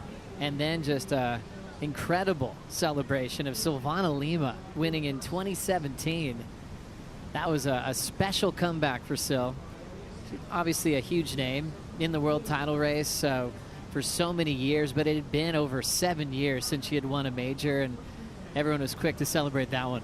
Yeah, just insane. Just reading through that winners list. I mean, some of the absolute icons of women's surfing taking this event out. And yeah, definitely an emotional one. Seeing Silvana come back to the championship to win that event. I mean, she had to fight through so many adversities on, you know, her tenure on the tour. So, you know, Silvana's someone that really brought the progressive element into women's surfing and really fostered that energy. Just that hard-working athlete, never gave up through injuries. One of the fastest surfers ever to be on tour. Tyler Wright digging in. Throws down to just a quick little wrap in the pocket. Being patient with her movements here. And now just hitting what's in front of her. Almost looking a little bit stiff there as she kicks out. That was pretty interesting. I like that you mentioned that she was kind of like keeping composed. You know, you expect more energy coming out of her. And on the end, she kind of put her hands on the legs. It almost feels like she was gassed out. And she should have not been, but right now she's fired up. Little tentative, maybe feeling the nerves a little, which is kind of crazy for someone that won 17 events in her career already. I'm not sure. Yeah, it was almost like she was trying to feel something out a little bit. We'll see how she performs on her next opportunity. But wow, what a career that we've been enjoying watching for a long time now. Tyler Wright kicked off her first year on tour back in 2011 and easily won the Rookie of the Year honor. It might be a record with, you know, her brother Owen winning one, her winning one, brother-sister combo. How cool is that? And then 17 career wins. That 17th we got to watch it pipe this year. Incredible. I mean, such a decorated athlete, and also talking about things that athletes have had to overcome. Tyler Wright has done so much in her career. She's overcome so much. So, yeah, big up to Tyler. I'd love to watch that replay of that wave as we see a couple more bumps. Sun's out. Waves are pumping. How good is this? Lakey's turn in the mix. Really digs into that body torque wrap and now lays into a classic little finish. Those are one of those waves that really provides a good canvas for a two-turn combo, and she nailed it. Isabella lays down a beautiful open face hook. Lays it down again right in the pocket. Now driving that DHD back into the power source again and absolutely lighting it up. Such a well-timed finishing move. The confidence a surfer gets when they win a major event like Bells Beach. Isabella calling that day in Victoria the best day of her career and her life, getting that crazy winning feeling, and you can see the belief is still with her here at Lower Trestles. That was huge, Jesse. What a performance. I mean, what an exchange we just had in our hands. Obviously starting off with the 517 and about like 30 seconds to a minute after this from Lakey Peterson. Beautiful opening up, but let's pay attention to this finishing turn right here. As critical as it gets, applying pressure on that back foot. Beautiful layback and coming out clean. Beautiful surfing from Lakey. All about just changing things up on a finishing move, Rosie. Great selection there. There's something about, you know, the energy at lowers when it's like that mid-tide. We're about 2 hours past the high tide, and it kind of really concentrates on the cobblestones right there. And that little section has that pushback and that energy where you can just sink your teeth into it. And that's exactly what Lakey did. But this wave from Isabella was just... This is the type of surfing that just gets you so excited and makes you want to get out in the water yourself. I mean, Isabella, like you said, just oozing confidence after such an insane Aussie treble, such an insane performance at El Salvador. She's just leveled up in my mind. She said she's gone an inch shorter on her surfboard coming into lowers. She's on a 510. I know we saw on the Magic 511, and the equipment's looking great, but Bella herself is just looking so clicked in. Gosh, what a statement. And then finding us even more speed on your final turn, showing that you're still at 100%, even through some demanding maneuvers to start, Jesse. I mean, and that's, I think, was the point of difference on this wave for her. The wave started to taper down. It felt like she was just going to maybe safety finish, you know, and get the job done, but she pushed that little extra 10% to it, and that was incredible surfing for her. We're going to have a great exchange. Obviously, Lakey already seen it with the 633 is going to have the advantage for now, but both of those surfers are going to get some big scores right now. Well done for Isabella Nichols. A very successful run through the Australian leg of the tour. The best on the top 17. Now shrunk down to top 10. Post-cut, there's 12 surfers in the draw.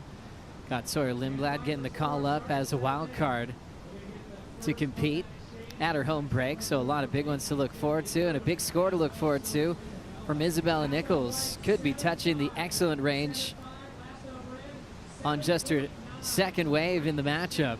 It comes in just under excellent, a 7.9 compared to Lakey's 7.5. Yeah, so the judges, you know, taking a little while to look at those two waves and digest them. I feel like, you know, Lakey's, the two turns were super dynamic, super powerful. The end maneuver was on a bigger section. I really like the wave of Isabella's, though. That opening maneuver, even the finish, I mean, it was a tapered off section, like you said, but she just threw that extra emphasis. The judges awarded it a little bit higher. Yeah, in my mind, could have maybe even gone a touch bigger, but I like that. I mean, they're keeping it close. They're expecting big things from these women, but that was insane surfing. More fun waves on the way here. Priority is with Tyler Wright. On the left, we're watching Lakey Peterson. Quick tag there, has a lot of speed. Big bottom turn, lights up the lip. Drawing a carve on her third turn. Another big blast on the backhand of Lakey Peterson. And she will lay it down two more times on the end section, feeling the flow. And how about that confident look to her friends and family? Little shout out to the judges upstairs. She enjoyed that ride. Are you kidding me? Like, you know, get out of jail free card into a perfect left, and none better for Lakey to be on it. You know, her backhand is lethal, and she just applied some beautiful maneuvers, very critical, extended. I mean, you can't really do much better than that on a left-hander out here today. I'd love to know how many lefts Lakey's actually surfed out at lowers. As we watch Tyler Wright, this is the split peak, so Tyler getting the right-hander. Let's have a look. We mentioned that she was gripping her leg a little bit earlier, looking a little tentative. Let's see if she cleans it up. Nice little swoop there, big section, attacks it. Still feel like there's that little bit of tentativeness to her surfing as we see a replay of Lakey.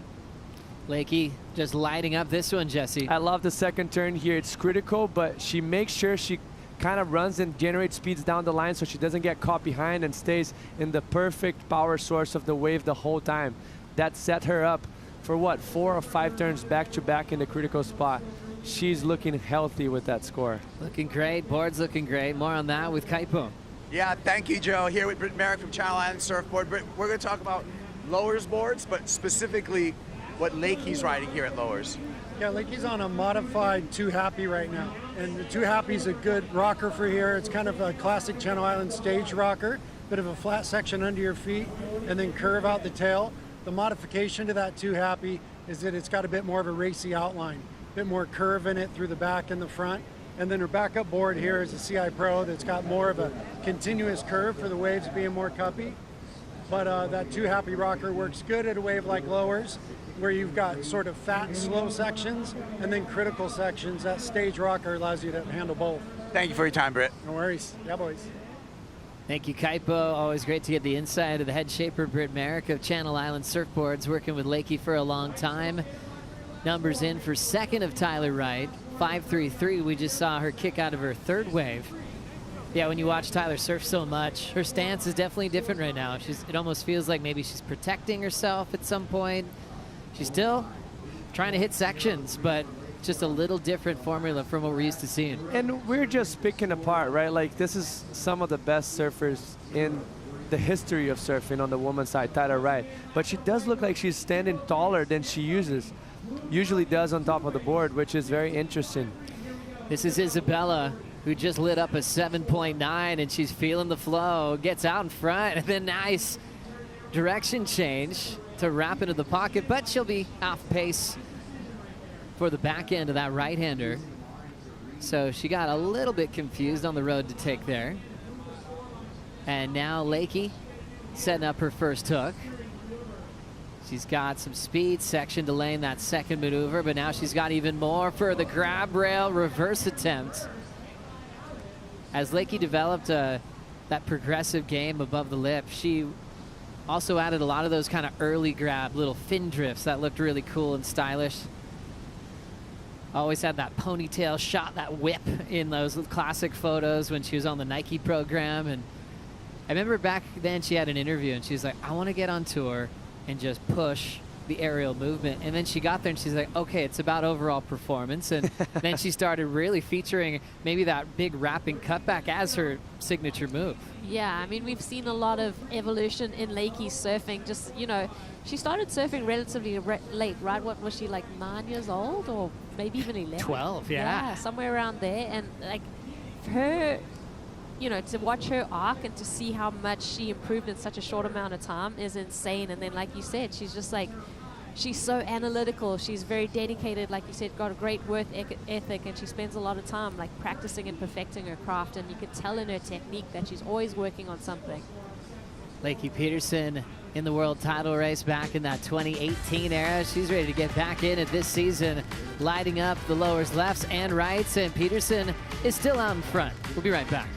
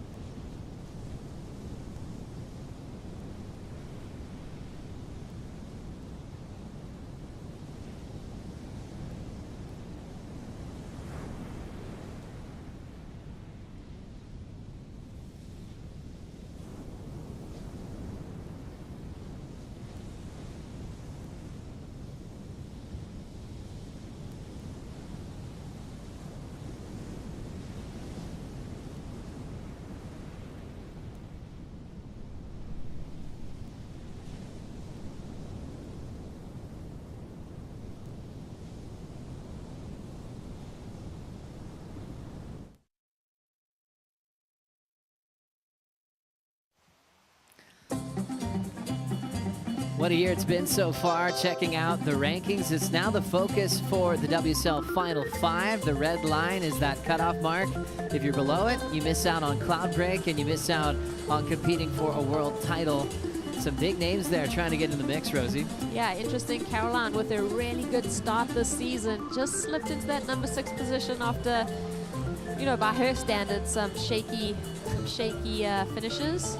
I love how you mentioned by her standards, because looking up, she's 6th in the world. It's ridiculous. But yeah, you're used to seeing her in top 1, 2, and 3, you know, so this is kind of like a shocker. And that's what happens. As soon as you win a world title, that's what you expect. Not only for, you know, from fans watching you and you know, the media, but also from yourself. You know, you've already reached the top. Nothing else is going to feel good. I remember one year Steph came back and won at Honolulu Bay at the end and ended up moving all the way to number 2 in the world. And she just said, yeah, that's not satisfying. You know, that's not what she's there to do. She's there to win. She'd won so much. You know, a win's great in an event that she loves, but it's all about the world title. And then it's all about regrouping for the following season. Yeah, and probably like the what ifs for her, right? Like getting so close at the end there with that. You think back to the year, like there was 1 or 2 heats that could have gone your way and it would have been a different scenario. And I'm sure for Caroline, it also shows you just the talent in the women's tour at the moment. I mean, people have wins. Betty Lou Sakura-Johnson has a win. She's down on the ratings. I mean, she's made the cut, and a lot of the women have done so well. But I mean, to win a world title, to make it into that final 5, you've got to be so consistent.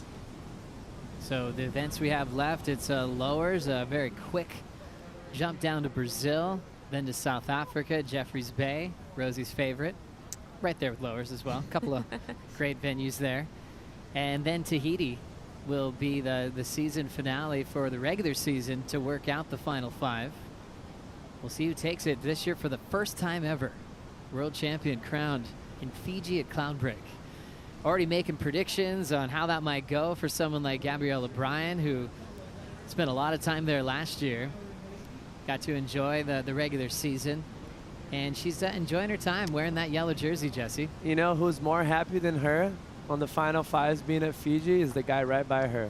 Rich Dog Marsh is going to be able to surf a perfect left while they're training for the event. Exactly. Yeah, for Gabby, she's feeling happy, feeling loose and comfortable. Went to the Angels game the other day with Brett Simpson and Connor O'Leary. Gabby's got Luana Silva, though, and a local named Kira Pinkerton coming up next. What can you tell us about Kira and what she could do at her home break? She's so powerful. She's just such a force. I mean, we saw Kira actually at El Salvador as a wild card. She got the call up this year after her finish at the first Challenger Series in Newcastle, the highest ranked North American surfer. I love the way Kira surfs. I think her brand of surfing belongs on the championship tour. I think she's going to be feeling comfortable. This is, you know, San Clemente, she calls this home.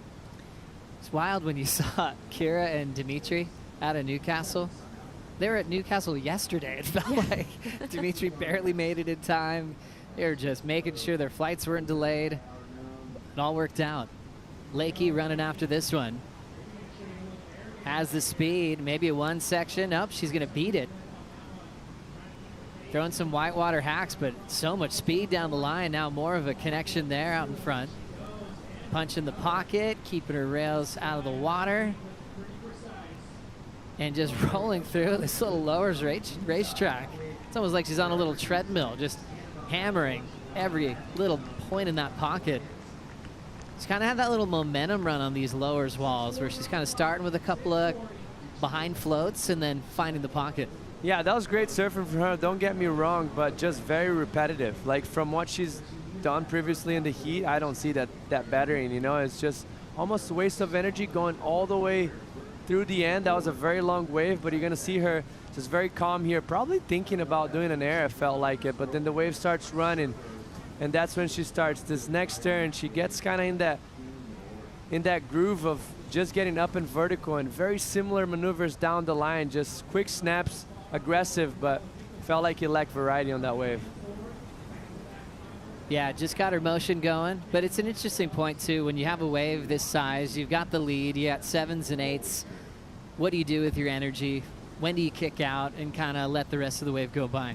I mean, I didn't mind it from her, and I also think in her mind with those two floating maneuvers out the back, she's probably thinking, you know, if I finish this up on the inside, I can potentially, you know, push my score up there, and then you're on the wave. It's so fun. You're fun. You're hitting into it.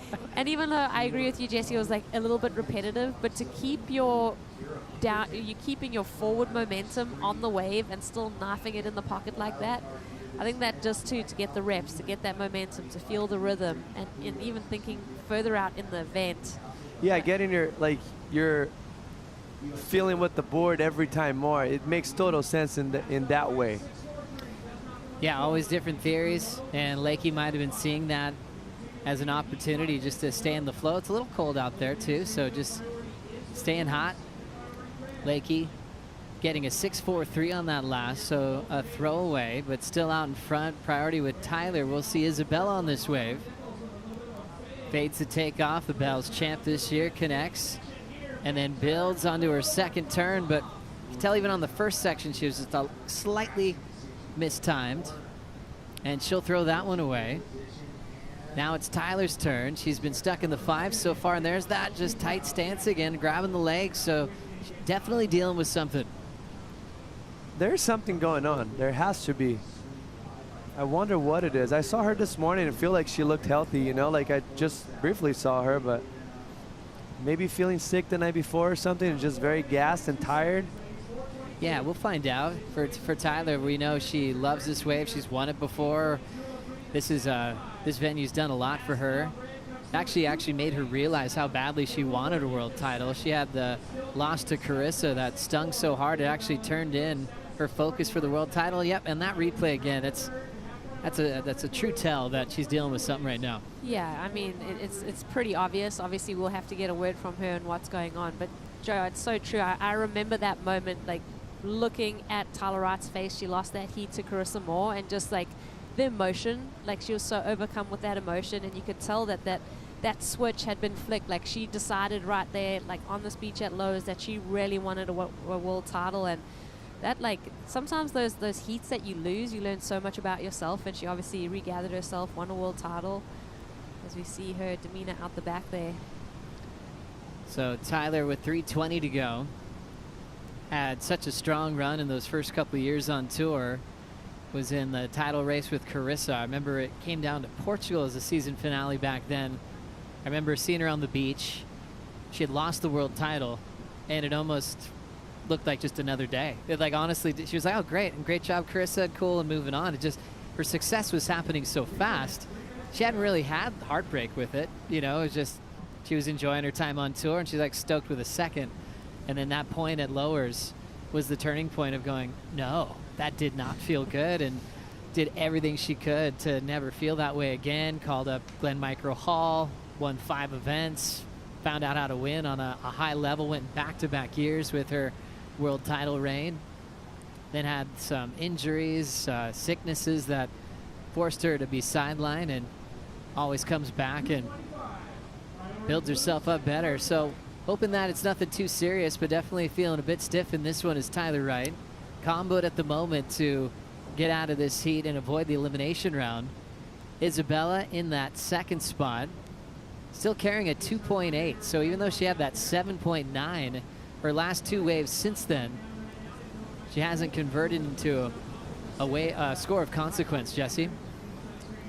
And I think is just because there's something wrong with it. Like you mentioned from the first wave, Joe, it was, and we saw her twice already putting her hands in the legs, and that's, as much as the last wave, she already knew there was no scoring potential and she had already decided to kick out. That's not the body language that someone like Tyler would ever do it. Like, she's a fighter and she's not gonna give up, and she's not gonna show her opponents that. And by doing that, shows like defeat. So there's something that is happening, in my opinion. We also look at the intensity of the back end of the year. There's no throwaway results, and for Tyler in this Final 5 format, you know, she wants to clinch a world title in this format.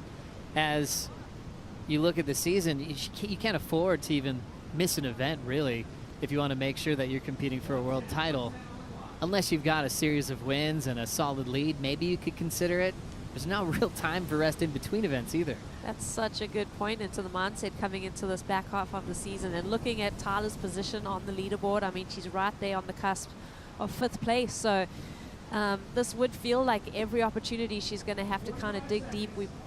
We'll see, you know, the elimination round a little bit either later today or tomorrow, or whenever it's going to run with the swell that we have on tap. But yeah, it's going to be interesting to see that. And then also, I mean, Isabella, she's got the best wave, one of the best waves of the heat, the 7-9, but wasn't able to kind of convert on her backup wave. And I think she's going to go back and she's really going to analyze where she can tidy it up come the next round. Great performance from Lakey Peterson. Second priority, 8.03 and a 7.5. So she's happy that she has the higher priority than Isabella Nichols to run out the clock. Heat winners post-cut. As we look at the heat draw, it's changed up, so a win here puts Lakey all the way to the quarterfinals. Lakey's support crew on the sand, enjoying that performance. As she moves on, Tyler and Isabella will be in the elimination round. World number 1's coming up next. Gabrielle O'Brien taking on Lulu, and wild card Kira Pinkerton. We'll be right back.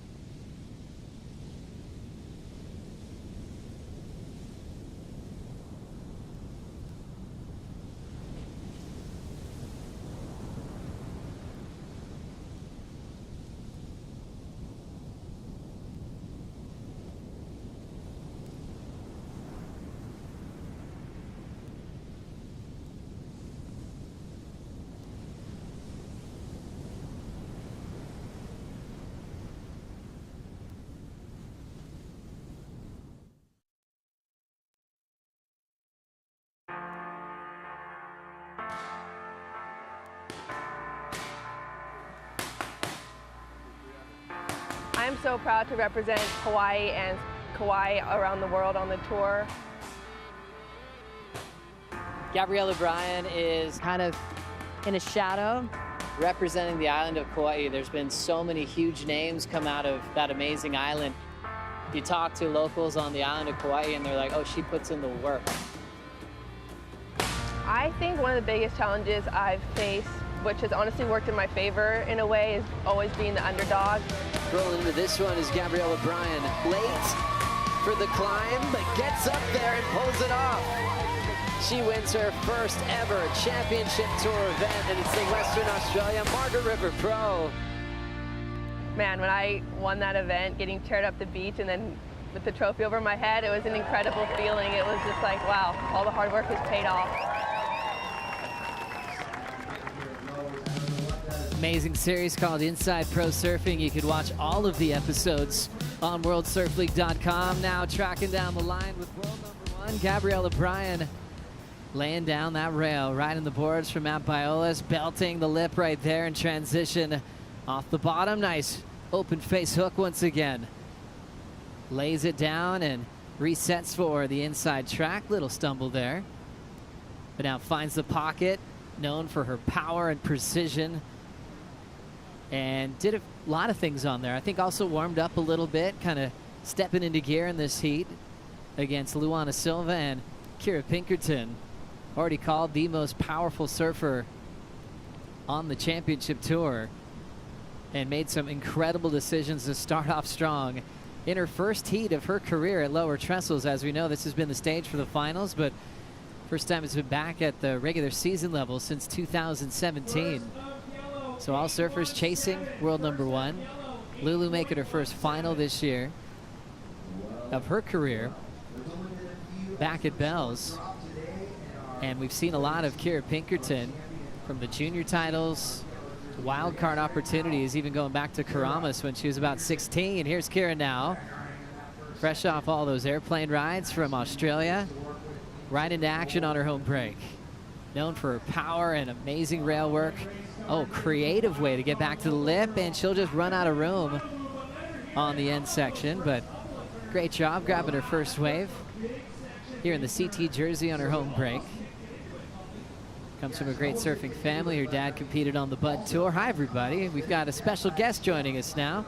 Rosie, obviously, and now Kevin Wallace, lead forecaster for Surfline. Thanks for coming in. Yeah, pleasure to be here. Good to see some waves, too. And I love when we have these meetings, when the surf's pumping. That's got to feel good, huh, to talk about the forecast when we're scoring waves today. Yeah, that's like a Sean Collins move where you just you show up when the waves are pumping, and then you bounce as soon as they're out. These are the great opportunities to talk surf. Yeah. I know it's obviously you've been forecasting lower specifically for a very long time. The challenges or the things that are nice and easy to when you want to call the waves here, what to expect? Ooh, challenges, well, you're tracking swells from thousands of miles away. And so if you're off just a little bit in your timing, it's a 17-second swell versus a 16-second swell, that's a difference of several hours, if not more in some cases. So that's always a little bit of a challenge, but fortunately you can look further south and watch that swell come up through different areas. Like the one we're seeing, for example, today, it hit Tahiti about a week ago. Tuesday and Wednesday, really good in Tahiti. And then this last weekend, starting Friday and then really over the weekend, hit Hawaii. So just, you can kind of look upstream and start to see the swell move in. So that increases your confidence in how big it might be and the timing of the swell as That's well. Pretty cool. So for surfers out there, if they notice Tahiti's pumping, if you're in Southern California, get ready.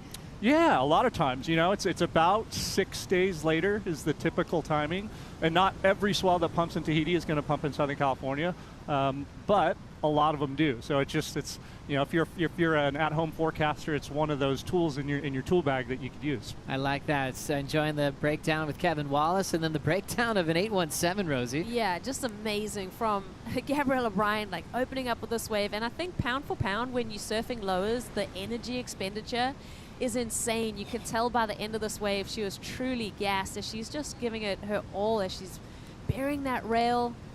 There was a few moments where she kind of had to tidy it up, then she just goes, just hammer time on it. This is the surfing we've seen all season from Gabriella. It's the surfing that's seen her into the #1 seed at the moment, and it's just so textbook, just sound on that rail.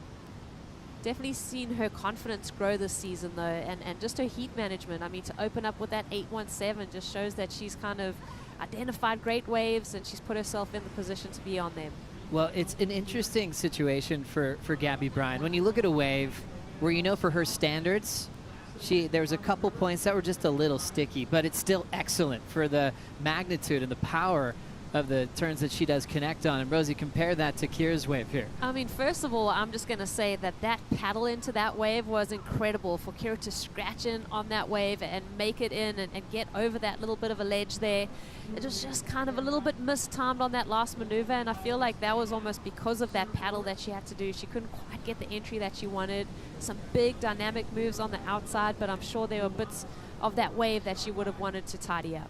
Kira so thrilled to get the wild card call up at her home break, representing San Clemente, but a hard charging surfer as well. Broke the internet with a crazy barrel ride during the pandemic when she was out in Indo.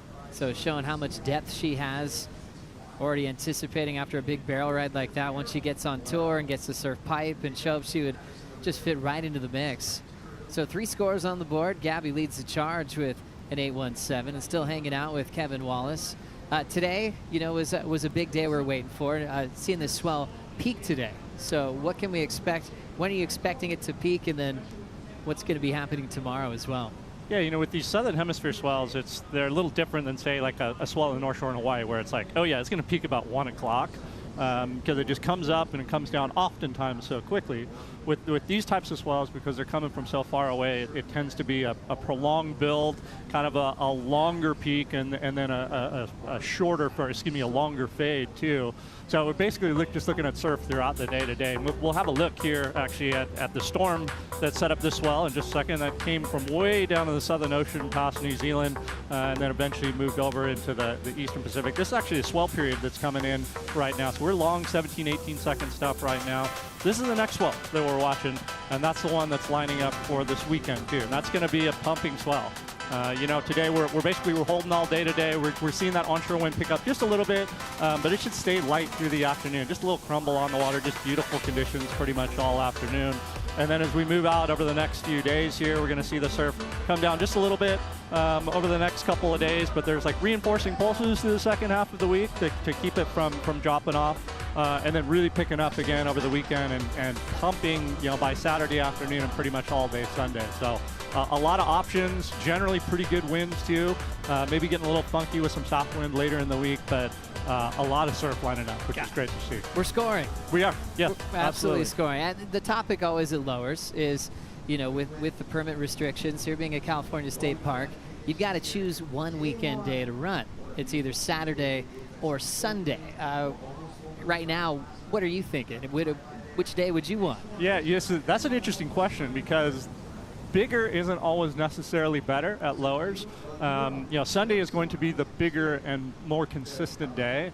But I really like Lowers on the front end of those swells when it's coming up and it's long period, and it's just tugging the reef really nicely. Because when it starts to get too big, it starts to get a little bit washy, especially on the sets. You know, potentially on Sunday, like the in-between waves would actually maybe be the best ones. So I don't think there's a bad option, you know, this weekend. But if I had to pick, I'd probably say Saturday. There we go. It's such great advice. You know, Rosie, we've had those events even recently, even in the finals, where it can get overloaded, where it's pumping, and just because it says it's the biggest wave size, sometimes that quality, when you can really rip it apart, is just under. Yeah, there's that sweet spot with Lowers, like that little overhead range, like kind of what we're seeing today, and maybe a touch bigger is just so beautiful. And with those longer range south swells, as we see a surf up and riding, Joey. Luana Silva, so smooth with her rail work, turning in her best result this season at Bell's. Gabby now in the mix, ready to back up the 817, pushing hard, looking smooth on this one. Third turn, top turn, just jams it to cut that Shern torque, but just put more power into it, and then punches out the finish. Styles her way out of that one. Unbelievable connection with power gouges along with variety down the stretch. That was brilliant. Let's catch up with Lakey Peterson with Mitchell Salazar. Thank you guys. Lakey, congratulations. So about 3 of the last 4 heats that you've surfed have been more than 15 points. Obviously off to an excellent start at this event right here. Former national champ, how great is it to be back at home at Lowers? I actually was thinking about that this morning. Like, I don't know, just obviously I'm from Santa Barbara, but I grew up surfing down here so much, and then Nationals was such a big event for me right here at Lowers, and I was definitely thinking about it. I'm like, that's so cool, I can come back. And I've surfed here in a CT before, but I don't know, just being a little bit older now and like just how special it is. It feels really, really good to be here and just at home and enjoying it. What significance will you put at this very venue and location when it comes to the progress of female surfing too? Yeah, I mean, Lowers is just that typical high-performance skate park. You know, you see so many huge moments in competitive surfing out here throughout the years, and I think for the women, obviously, you know, especially in the Final Five the last few years, like that progression's been pushed so much. It's great to have a left to see girls, you know, go on their backhand. I'm sure some girls will be doing some airs this event. So, yeah, the wave just offers just, I don't know, so much variety and so much progression. So it's what makes it so fun for us surfers to be able to surf here, because it's just, I don't know, it's a big open canvas. You can kind of do whatever you want with. So. If I'm not mistaken, you dropped a 10 with an air at that national event, correct? I think it was maybe a 10, 9, I don't know. I can't remember. It did the job. Hopefully we see that later this week. Congratulations. Thank you so much. Thanks everyone for all the support. It's been unreal. Guys. Thanks a lot, Mitch. Oh yeah, it was a 10. It's cool that she doesn't remember. It was all about the victory, and you would probably run away with the emotion of an event like that. When Lakey did that air, she wasn't the favorite to win that national final. I mean, we're talking about an era, you know, with coming off Carissa Moore just owning nationals, Courtney Conlog, Coco Ho, Malia Manuel. It was gnarly. And there was this young Lakey that started surfing later than everybody else, did the air, changed her life. And yeah, she's been on tour since she was about 16, 17, just such a fast track to becoming one of the best surfers in the world. So she wins that first heat. Now she's in the quarters. Second and third will be in the elimination round. Now 16 minutes on the clock. We just saw Gabby Bryan and Kira Pinkerton get their second scoring rides, and I'm really curious about Gabby's performance, because it didn't have as many maneuvers as her opener, but they were committed and really done well with a lot of authority. We'll watch Kira's first, Rosie. Yeah, I love this wave from Kira. Love the opening float there to get around that section. Kind of waits on the bottom there, waiting for this wave to stand up.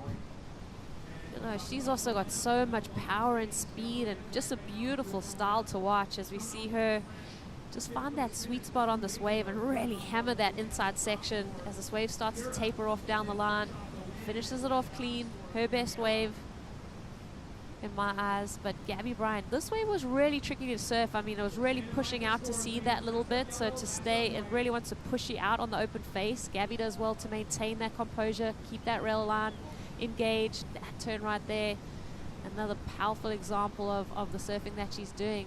The finish was a little sticky, that finish for me, but just so well surfed when you think about how tricky that wave was. You can tell that white water kind of wants to gobble the board and then also just push you out on the open face.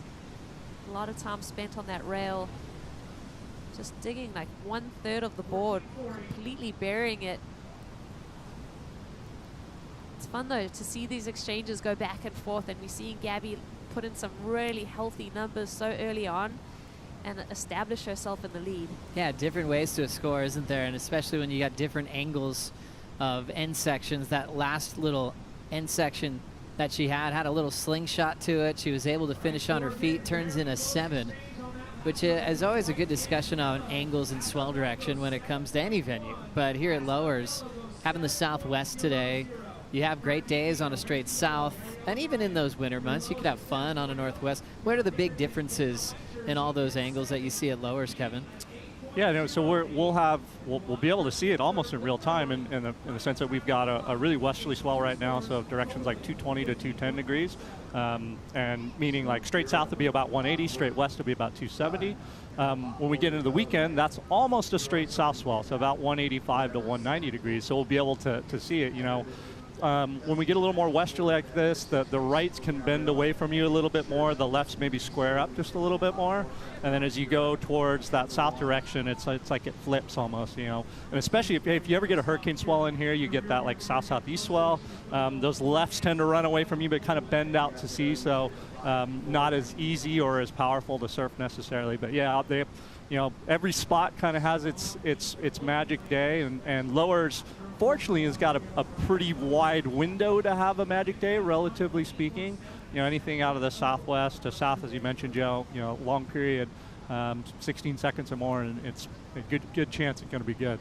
Like it. Loving the breakdown from lead forecaster Kevin Wallace from Surfline, joining us on a great day of waves here at Lower Trestles, and you can see some lines stacking about the back. Lulana Silva has priority. She turned in a 4.0.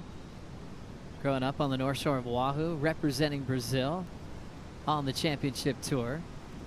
Her parents from Brazil. She speaks Portuguese, and she has been enjoying her entire year, kicking it off with a World Junior title in the Philippines before the CT started. Lulu likes to look at this right, finds a nice section to hit it off the top. Turns around and wraps it into the pocket. Nice glassy open face will set up that forehand hook, and she's found her flow. There's a nice punch off the top.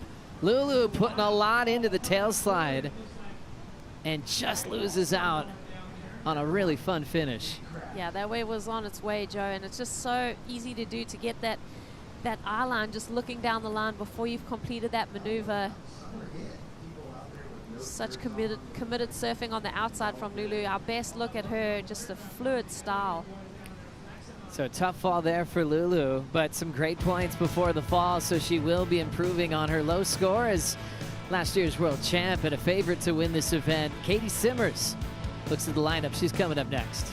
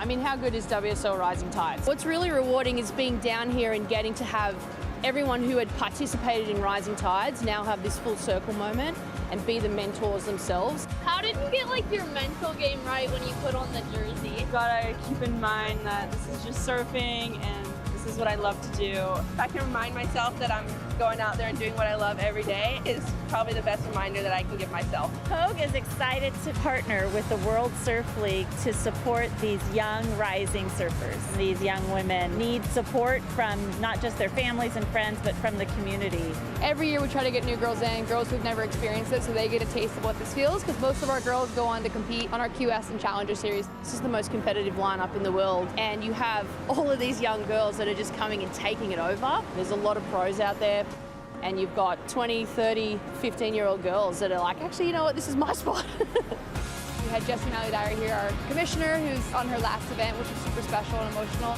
Jessie has done so much for our sport. Women's surfing would not be where it is without her. When she initiated the kind of Rising Tides grassroots program, it was alongside the Equal Prize Money, which was a revolutionary in all sports. It was felt everywhere. Look, I will say I'm definitely more proud of things like WSL Rising Tides than, you know, anything for me as a competitor, because this is the stuff that matters. There's 30 kids out in the lineup at Lowers right now, girls who've never surfed it, so this is the important stuff, and yeah, I'm really proud to have been a part of it.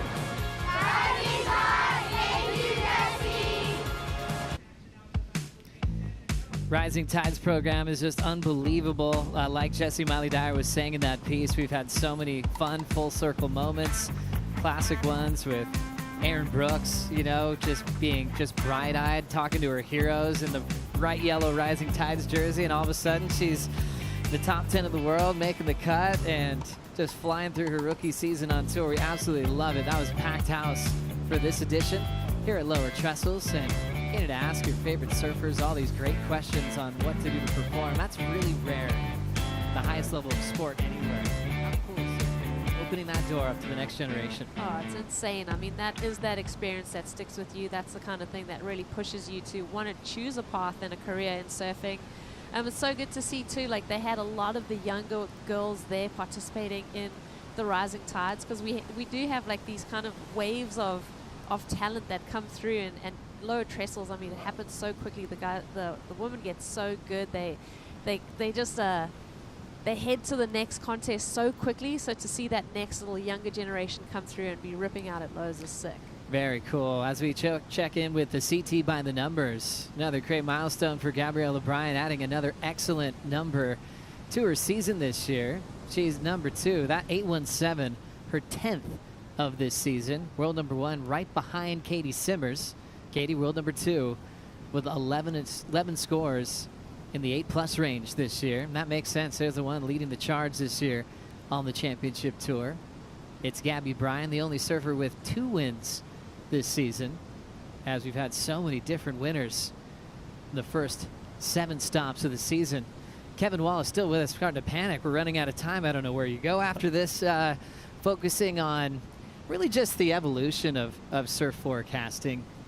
Have the models really helped accuracy, kind of saying over the last 15 years, or they've just gotten more complex, would you say?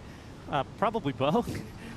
In all honesty, I think there's there's incremental improvement with the models over that time span. I think there's ways that we, being Surfline or whoever, I think there's ways that we could make them easier to access and easier to use, as good and as helpful as they can be right now. I think there's an opportunity for our human forecast team to fill in some of the gaps too with that model data. And to me, the best forecasters are always the ones that are strong in the science, understand the models, but also have at least some level, if not hopefully a lot, of local experience at a particular break or in a region.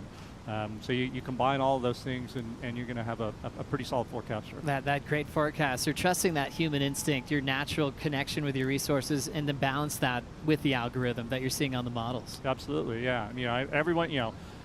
Every surfer is a forecaster in some way. Everyone's trying to figure out, hey, when's the day that's going to be best for me, and trying to figure out exactly when those conditions will align. It's going to look different for everybody, but everyone is a forecaster, and I think everyone can get better, whether you've been doing it 25 years like I have, or you're just getting into the game. And it's interesting, and I hope people get excited about it and are excited about learning about forecasting and where waves come from, because it's cool. In your career, Kevin, do you have one point in your career where it was like the most high pressure situation you've ever been involved with, to call either an event on or a high profile swell chase where everyone's going, Kevin, what are we doing? Yeah, I think the one that I looked to the most in that sense was a couple years ago when we had when the Eddie ran, not just this most recent one, but the one 2 years ago now, I think. So it was like, there was a swell that looked like it could be an Eddie swell, call it off. There was a big Cortez mission that I helped on, and then the Eddie swell got called on, and was fortunate to play a part in some of those things. And I take it really seriously, especially the Eddie. The Cortez mission was really important to me too, because Sean Collins was so instrumental, along with Flame, in kind of pioneering Cortez. And so Sean was such an inspiration. It was so special to me in my development as a forecaster that I really want to get those ones right. And then the Eddie too. I think there's a number of people that are helping Liam and the ICAL family call that on. But it's such a prestigious event, and I feel such an obligation to the surf community to hopefully the information I'm providing helps Liam and the ICAL family make a good call. Because that event, there's no event like that in surfing, in my opinion, and it's the most special one there is. So that was, I think it was 10 or 12 days that those swells hit, and it was incredibly rewarding, incredibly stressful.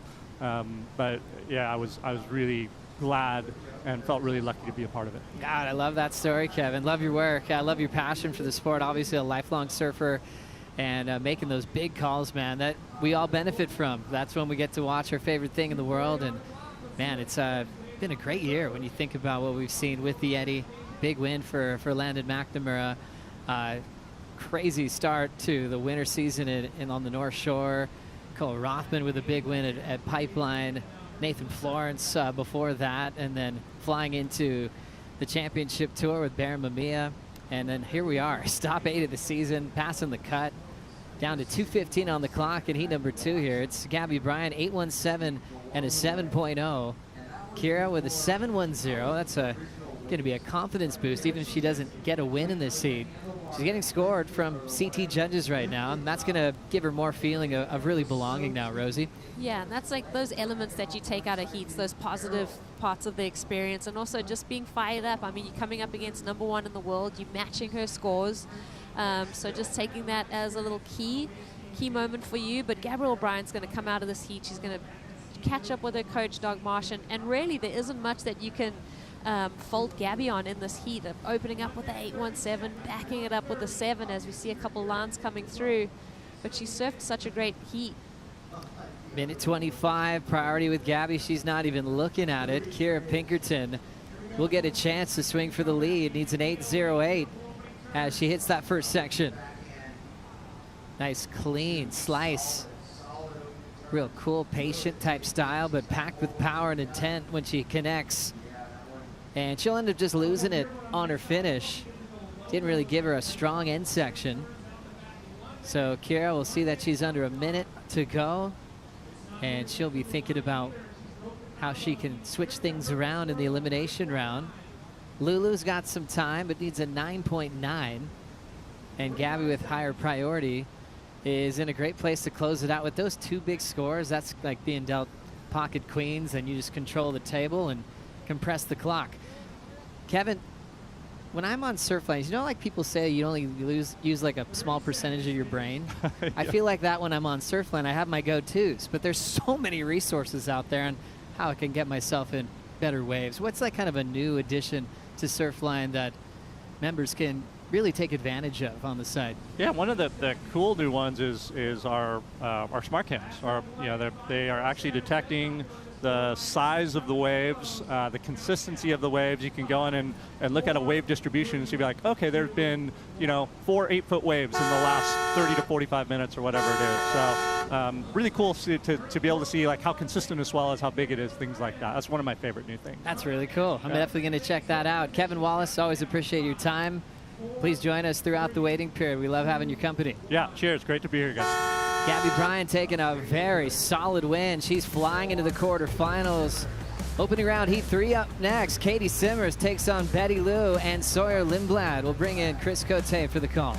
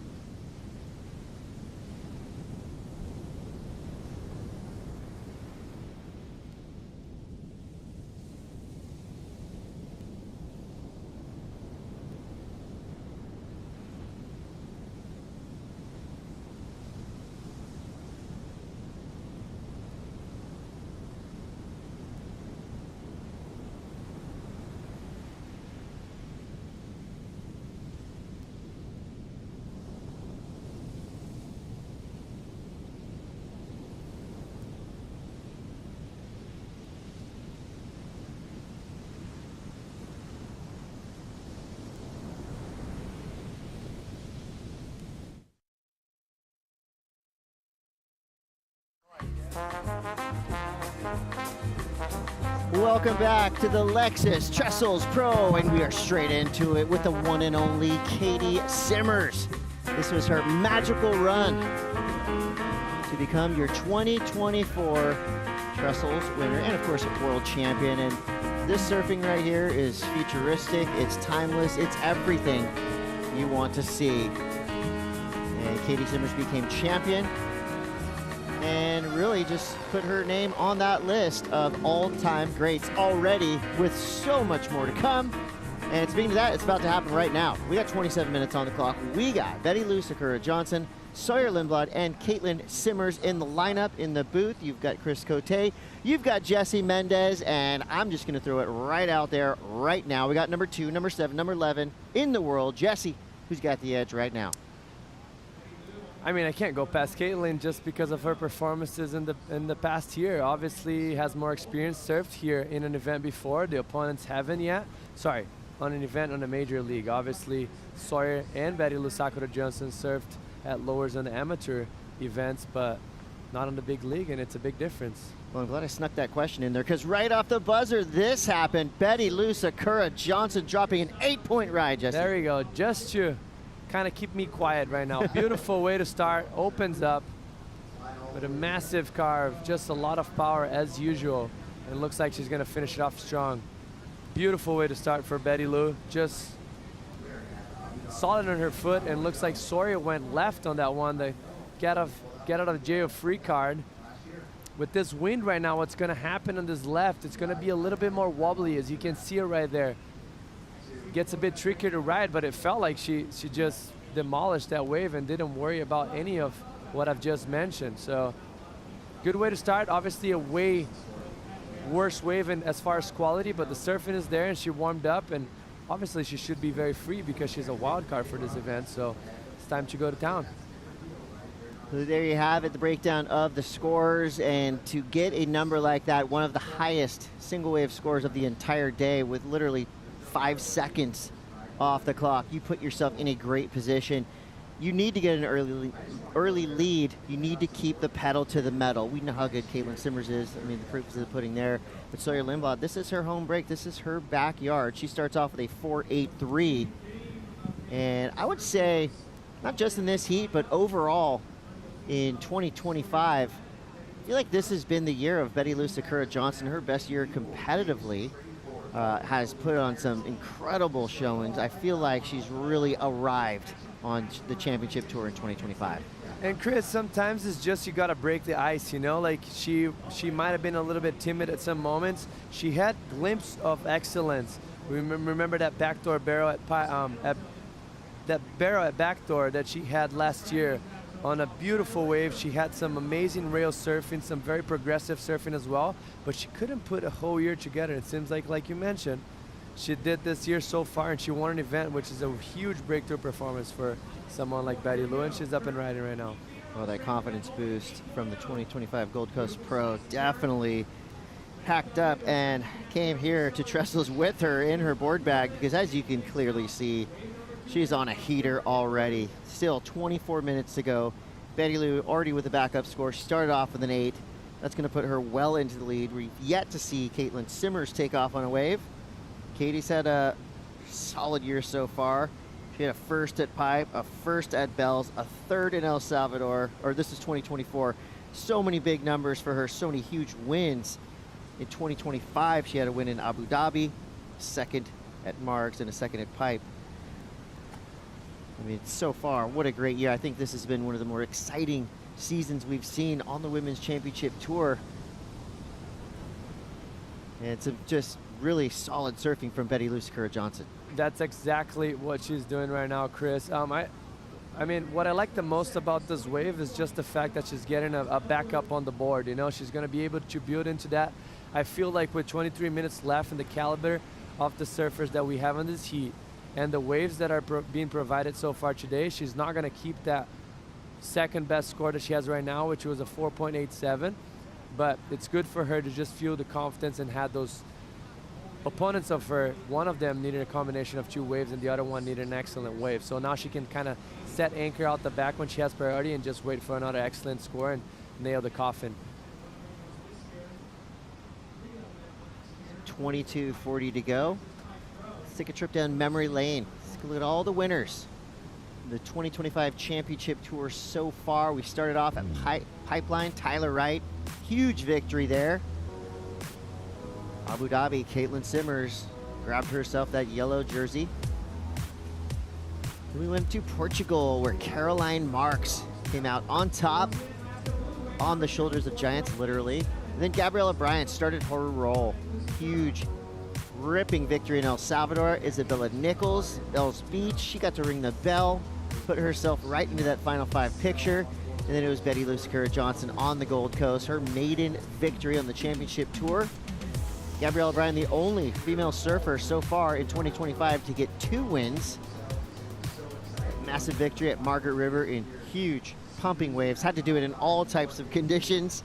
Literally 20-foot faces all the way down to 2-foot faces. I mean, that was a wild event. The Aussie treble really tested the surfers on the championship tour. If you had success in Australia, you did something really excellent. Yeah, I mean, the events are back to back to back and kind of combined also, not just the Aussie treble, but with El Salvador. So it's very important for you to get in a row and kind of find your best rhythm and mojo throughout these events, because you can gain confidence and just do the damage that Gabriella did. Started off in El Salvador and finished it off in Margaret River with 2 wins. 21 to go here. Caitlin Simmers yet to activate, but she has definitely had a great year so far. Some big event victories, but also just a lot of things happening between events. She filmed a really cool video of Milk and Honey.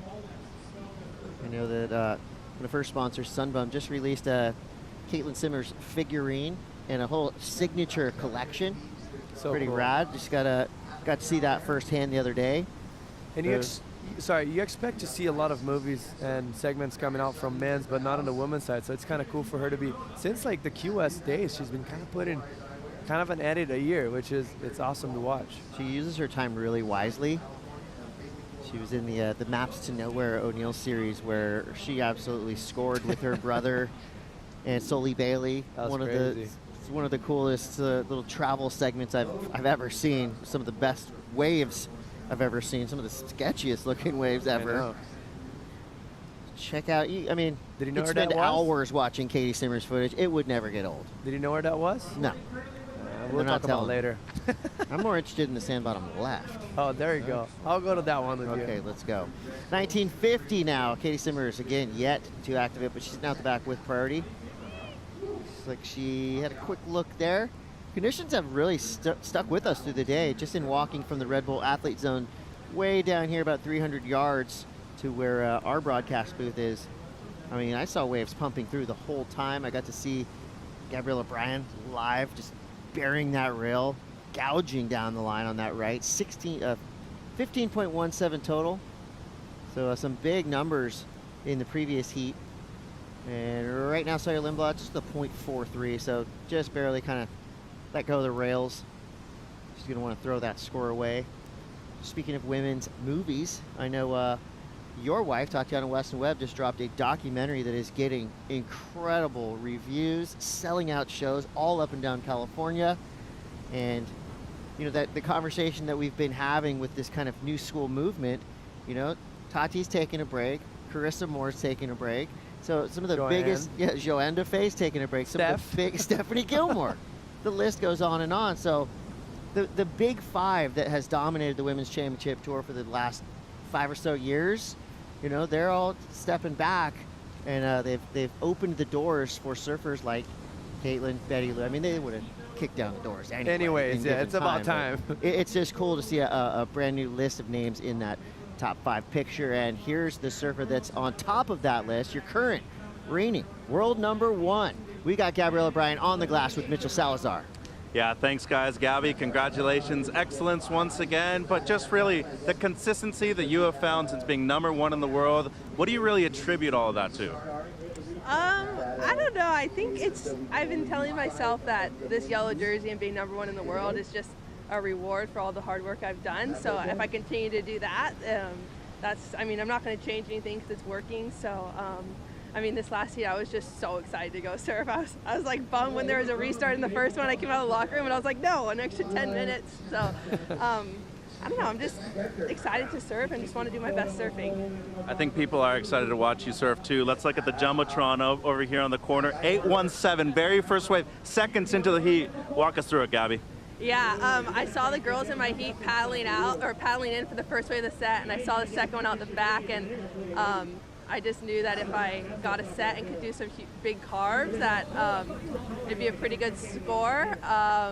Got a little bit caught on the second turn, but I think a big key for me at this wave is patience and just quality over quantity. So I was really happy that I got a set right off the bat. It makes the heat a lot easier, that's for sure. I think you're being way too critical because that last turn was just nasty, but being in San Clemente, having Matt's attention right here, right on. I know you got a couple of freshies. What's he been cooking up in the lab? Matt, Gian, Mike, all the people who contribute to making us the best boards in the world. I honestly couldn't do without them. They had me dialed. I just texted Matt when I was in WA. I was like, my boards are working great, but I know you've got something secret and special for lowers, and he made me a beautiful batch of surfboards, which I'm so grateful for. Yeah, I couldn't do without them. So thank you everyone at Mayhem and Lost, and yeah. Congrats, Gabby. Keep it going. Thank you so much. Guys? Pretty cool moment, right? To have a Jumbotron on the beach, surfers can literally watch and react, and you could clearly see right there that Gabrielle O'Brien already formulating ways in her mind to clean up a few of the things that she cited as mistakes, even though she still had an 8+. And that's what the best, and that's why the best are the best. They're always improving. As much as she said she just was excited to surf this year, and she just wants, not going to change anything because she's doing well. In the back of their head and their coaches, they're constantly doing little changes. They have to, otherwise the train's going to pass in front of you and it's going to be hard to catch up. We're in the lineup right now. We've got the classic coach matchup. You got Betty Lou and Caitlin Simmers, both with Coach Tommy Whitaker, and you've got Sawyer Lindblad, who usually is working with Jake Patterson. And I know that she's also getting some local knowledge from Tanner Godowskis, who's been coming into the booth. So a couple of solid coaches in the corners for these surfers. 15-12 to go. Caitlin Simmers out the back with priority. She's chilling. She hasn't ridden a wave yet. 2 waves ridden by Betty Lou and Sawyer. But plenty of time, I mean, for Caitlin Simmers, who is currently comboed. I'm not worried for her just yet. I might start at the 10-minute mark, but right now I'm not. I mean, she does that sometimes though. Remember, like we've seen it before, her sitting for so long and kind of set the anchor. You know, the longer you keep priority, the more pressure you have on top of yourself to make the right decision, and that can catch up to you and bite you in the back. But let's see what's going to happen with 14 minutes. It's been kind of a wave-starved heat. And with the wind right now, you can see a little bit of texture right there. We saw a few waves, a few sets that came in, but only with 1 wave sets. And what that does, it gets very crumbly, it gets hard to read. So they're probably looking for the 2nd or 3rd wave of the set, which earlier this morning with very clean conditions, you could kind of whip on anything because the face of the wave was going to be clean. And if you look back to Gabriella's 8.17, her wave, she mentioned, she got the 2nd wave of the set. And that was so clean, such a smooth face, easier for you to engage the rail and surf. And it's going to be Caitlin Simmers. She's got a runner. Bumpy on this one. She gets some of the open face. Quick snap there. Comes around this big section. So 3-turn combo so far. And just the mechanics are so good with Caitlin Simmers. That's not my fault. All I said was mechanics. That was a slippage. That was just an error. Hopefully, well, she will definitely get some credit for the damage she did on that wave before. But now we turn our eyes to Sawyer Lindblad. Powerhouse goofy footer. A couple of big turns down the line. Big foam climb there. Regains control and composure. So a nice combination there for Sawyer Lindblad. So what happened there with Caitlin Simmers? Yeah, I mean, I was first talking about that first wave of the set. It's way more bumpy, and you could see in the beginning of that wave that she was kind of going around the section, and the wave was just making a lot of turbulence under her board. And sometimes you just miss your foot placement, and that it happens what it happened right there. She did so well, though, to go through those first sections, made the most of it, but it ended up getting stuck.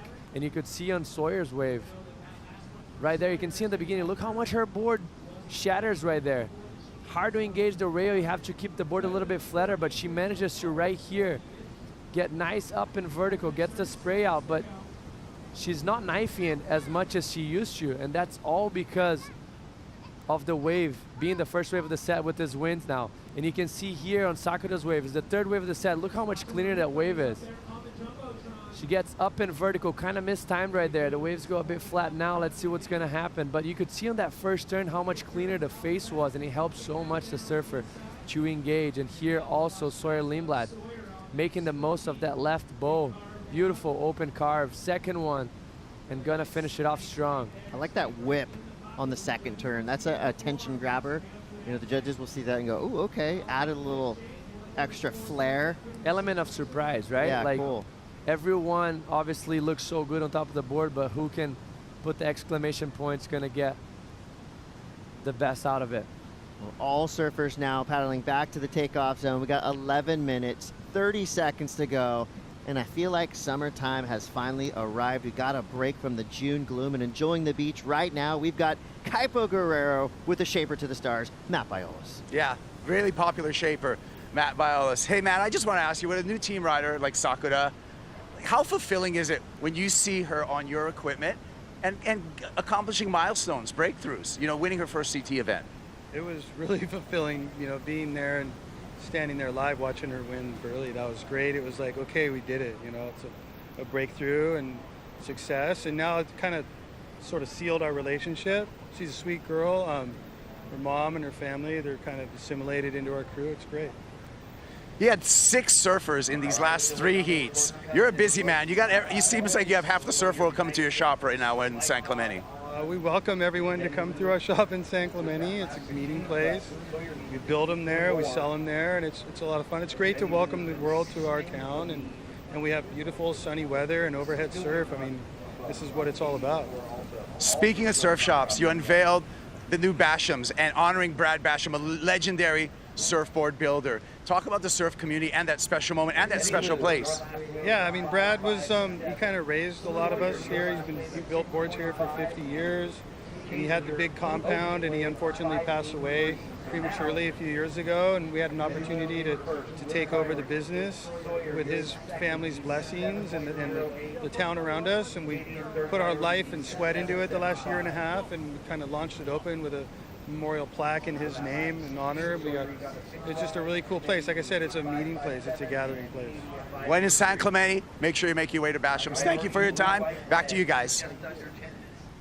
The man builds usable art.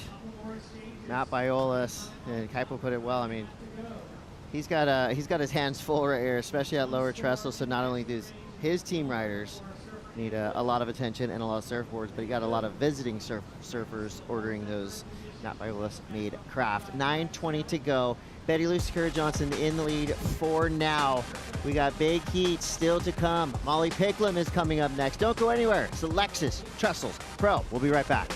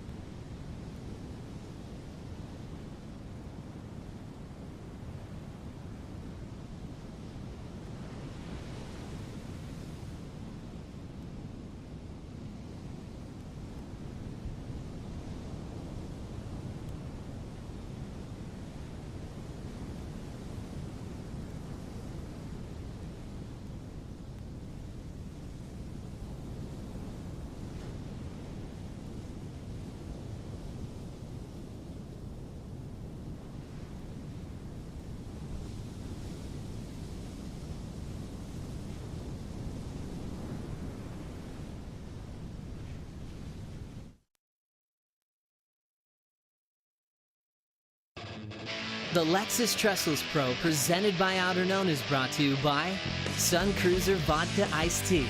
Let the good times cruise. By Neutrogena, sunscreen you'll love to wear. By Hogue Health, the official healthcare provider of the WSL in California. And by Lexus, experience amazing. Welcome back to the Lexus Trestles Pro, just in time to watch Sawyer Lindblad unleash on this right. A little glitch to start that wave, and it looked like maybe it just kind of threw her off. So she pulls out, and she'll make her way back into the takeoff zone, and she will have a front row seat to the Betty Lou Sakura Johnson show. Second wave of the set. Nice and clean on the face as it comes through to this mid portion. Beautiful snapping carve there for Betty Lou. Finish now gets around. We have seen this inside reward some of our surfers with a good clean end section turn. So Betty Lou's gonna stick with this one. Ooh, sliding three. Throws it back out to Shane Horan in the late 80s. That's something I did not expect. That was fun. I hope she does more of those. I'd like to see that again. But do you see the importance of being selective on a condition like we have in front of us right now with a little bit of onshore breeze? That first wave of Sawyer, very lumpy with a lot of texture on the face, a lot of noise and turbulence, hard to engage. She kind of misread because of that. Second wave, just nice and clear. And this was Caitlin Simmers using that third priority to her advantage. Let's see if she can capitalize during the break. She caught this wave. But you can see also like one of the first waves and has a lot of texture to it. It cleans up right here on the inside. She catches the inside rail. Ended up not making the most of it. And that's what I'm talking about. Look how much cleaner that wave is in comparison to Sawyer's. It gives her the opportunity to open up and engage the rail. And rail time reflects your scores. The more time you spend on the rail and more aggressive you are, the judges are going to like the best. So this is a great way for her to back herself up. This wave lacked a little bit of criticalness. Tapered off, lost a little bit of energy. She was probably hoping to find like a critical section, but that second carve was money. Scores are dropping. Betty Lou Sakura Johnson, a 5.57. Caitlin Simmers, a 4.67. So Caitlin out of combo and into the conversation, now needing a 7.75. Inside of 5 minutes to go here. Opening round, heat 3. We have one more round of the opening round of women's. It's going to be Molly Picklum, Caroline Marks, Erin Brooks. No, you're not going to want to miss that. Last wave comes through for Betty Lou. It's a 6.47, extending her lead. Now, Caitlin Simmers needs an 8.64. Sawyer needs a 7.98. And just like the men's side of the bracket, second and third place going into the elimination round. Things just intensify from here on out. Good news is the sun is shining. That means bust out your Neutrogena. You are going to come down to the beach. Trust us. It's one of those days you will get burnt. We don't want you to. So we've got a whole slot down here dedicated to keeping our friends and fans and family from getting burnt. Pretty clear situation on the heat right now, right? Like you have surfer in white and red looking for excellence. The problem is 3 minutes and 50 seconds on the clock. Most likely, I feel like we're going to have another set. But then sitting on priority, like Caitlin Simmers, she knows for a fact when you're surfing in conditions with onshore winds and point breaks, you're looking for the second wave because it's going to clear things up and it's going to open up a nice wall in front of you so you can do damage. But I've been in that situation before, Chris. It's very hard to let a perfect wave go by and go for the second one. So let's see if Caitlin Simmers is going to have nervous steel to let this wave go right now and go for the second wave of the set. She does. Gives this one over to Sawyer Lindblad, who was deeper but was below her in the priority standing. Sawyer just can't quite get around that section. Two decent turns, but watch out. Here we go. Caitlin Simmers.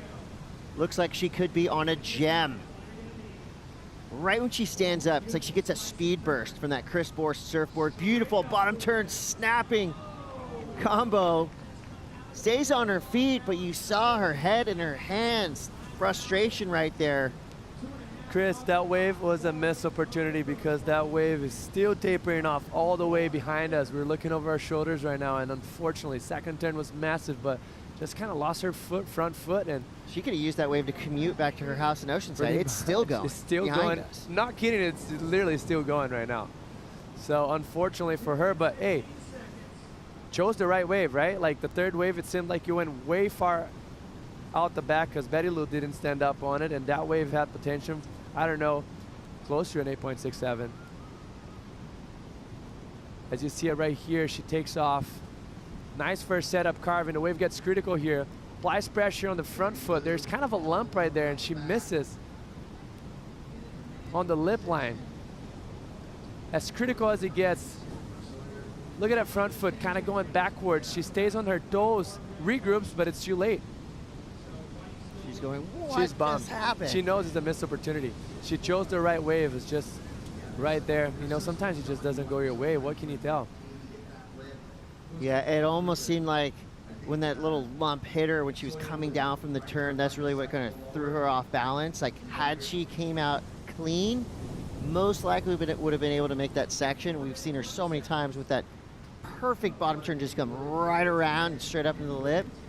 So a wave that is going to give her something would have probably been doubled had she made that section. But, you know, that's surfing.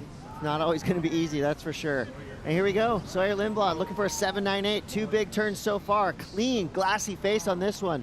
Through to the inside, solid finish for San Clemente's Sawyer Lindblad. That was a good backhand wave, like a little bit slower in pace, but very coked out. She was able to get some critical maneuvers. 7.98, is that the best wave of the heat? Ooh. Caitlin kind of having a shocker for her standards, obviously. Anyone else in the world would have loved to do what she's done in this heat so far, but for her standards, not finding the groove today. Yeah, that was a very un-Katie-like heat. But good news, Katie fans, and I know there's a lot of you out there. She will have another shot in the elimination round. And we're gonna, you know, shuffle up the standings and start to seed to those elimination round heats. We will see men's elimination round surfing after the opening round, heat number 4 of the women, which is going to be coming up right after this quick break. But congratulations to Betty Lou, Sakura Johnson, carrying that momentum, that big win on the Gold Coast, applying it to lower trestles, and comes through with a convincing victory in a tough heat. That right there, I mean, that's a finals day type of heat. So congrats, Betty Lou. We'll be back with Molly, Caroline, Aaron. Let's do this. It's the Lexus Trestles Pro.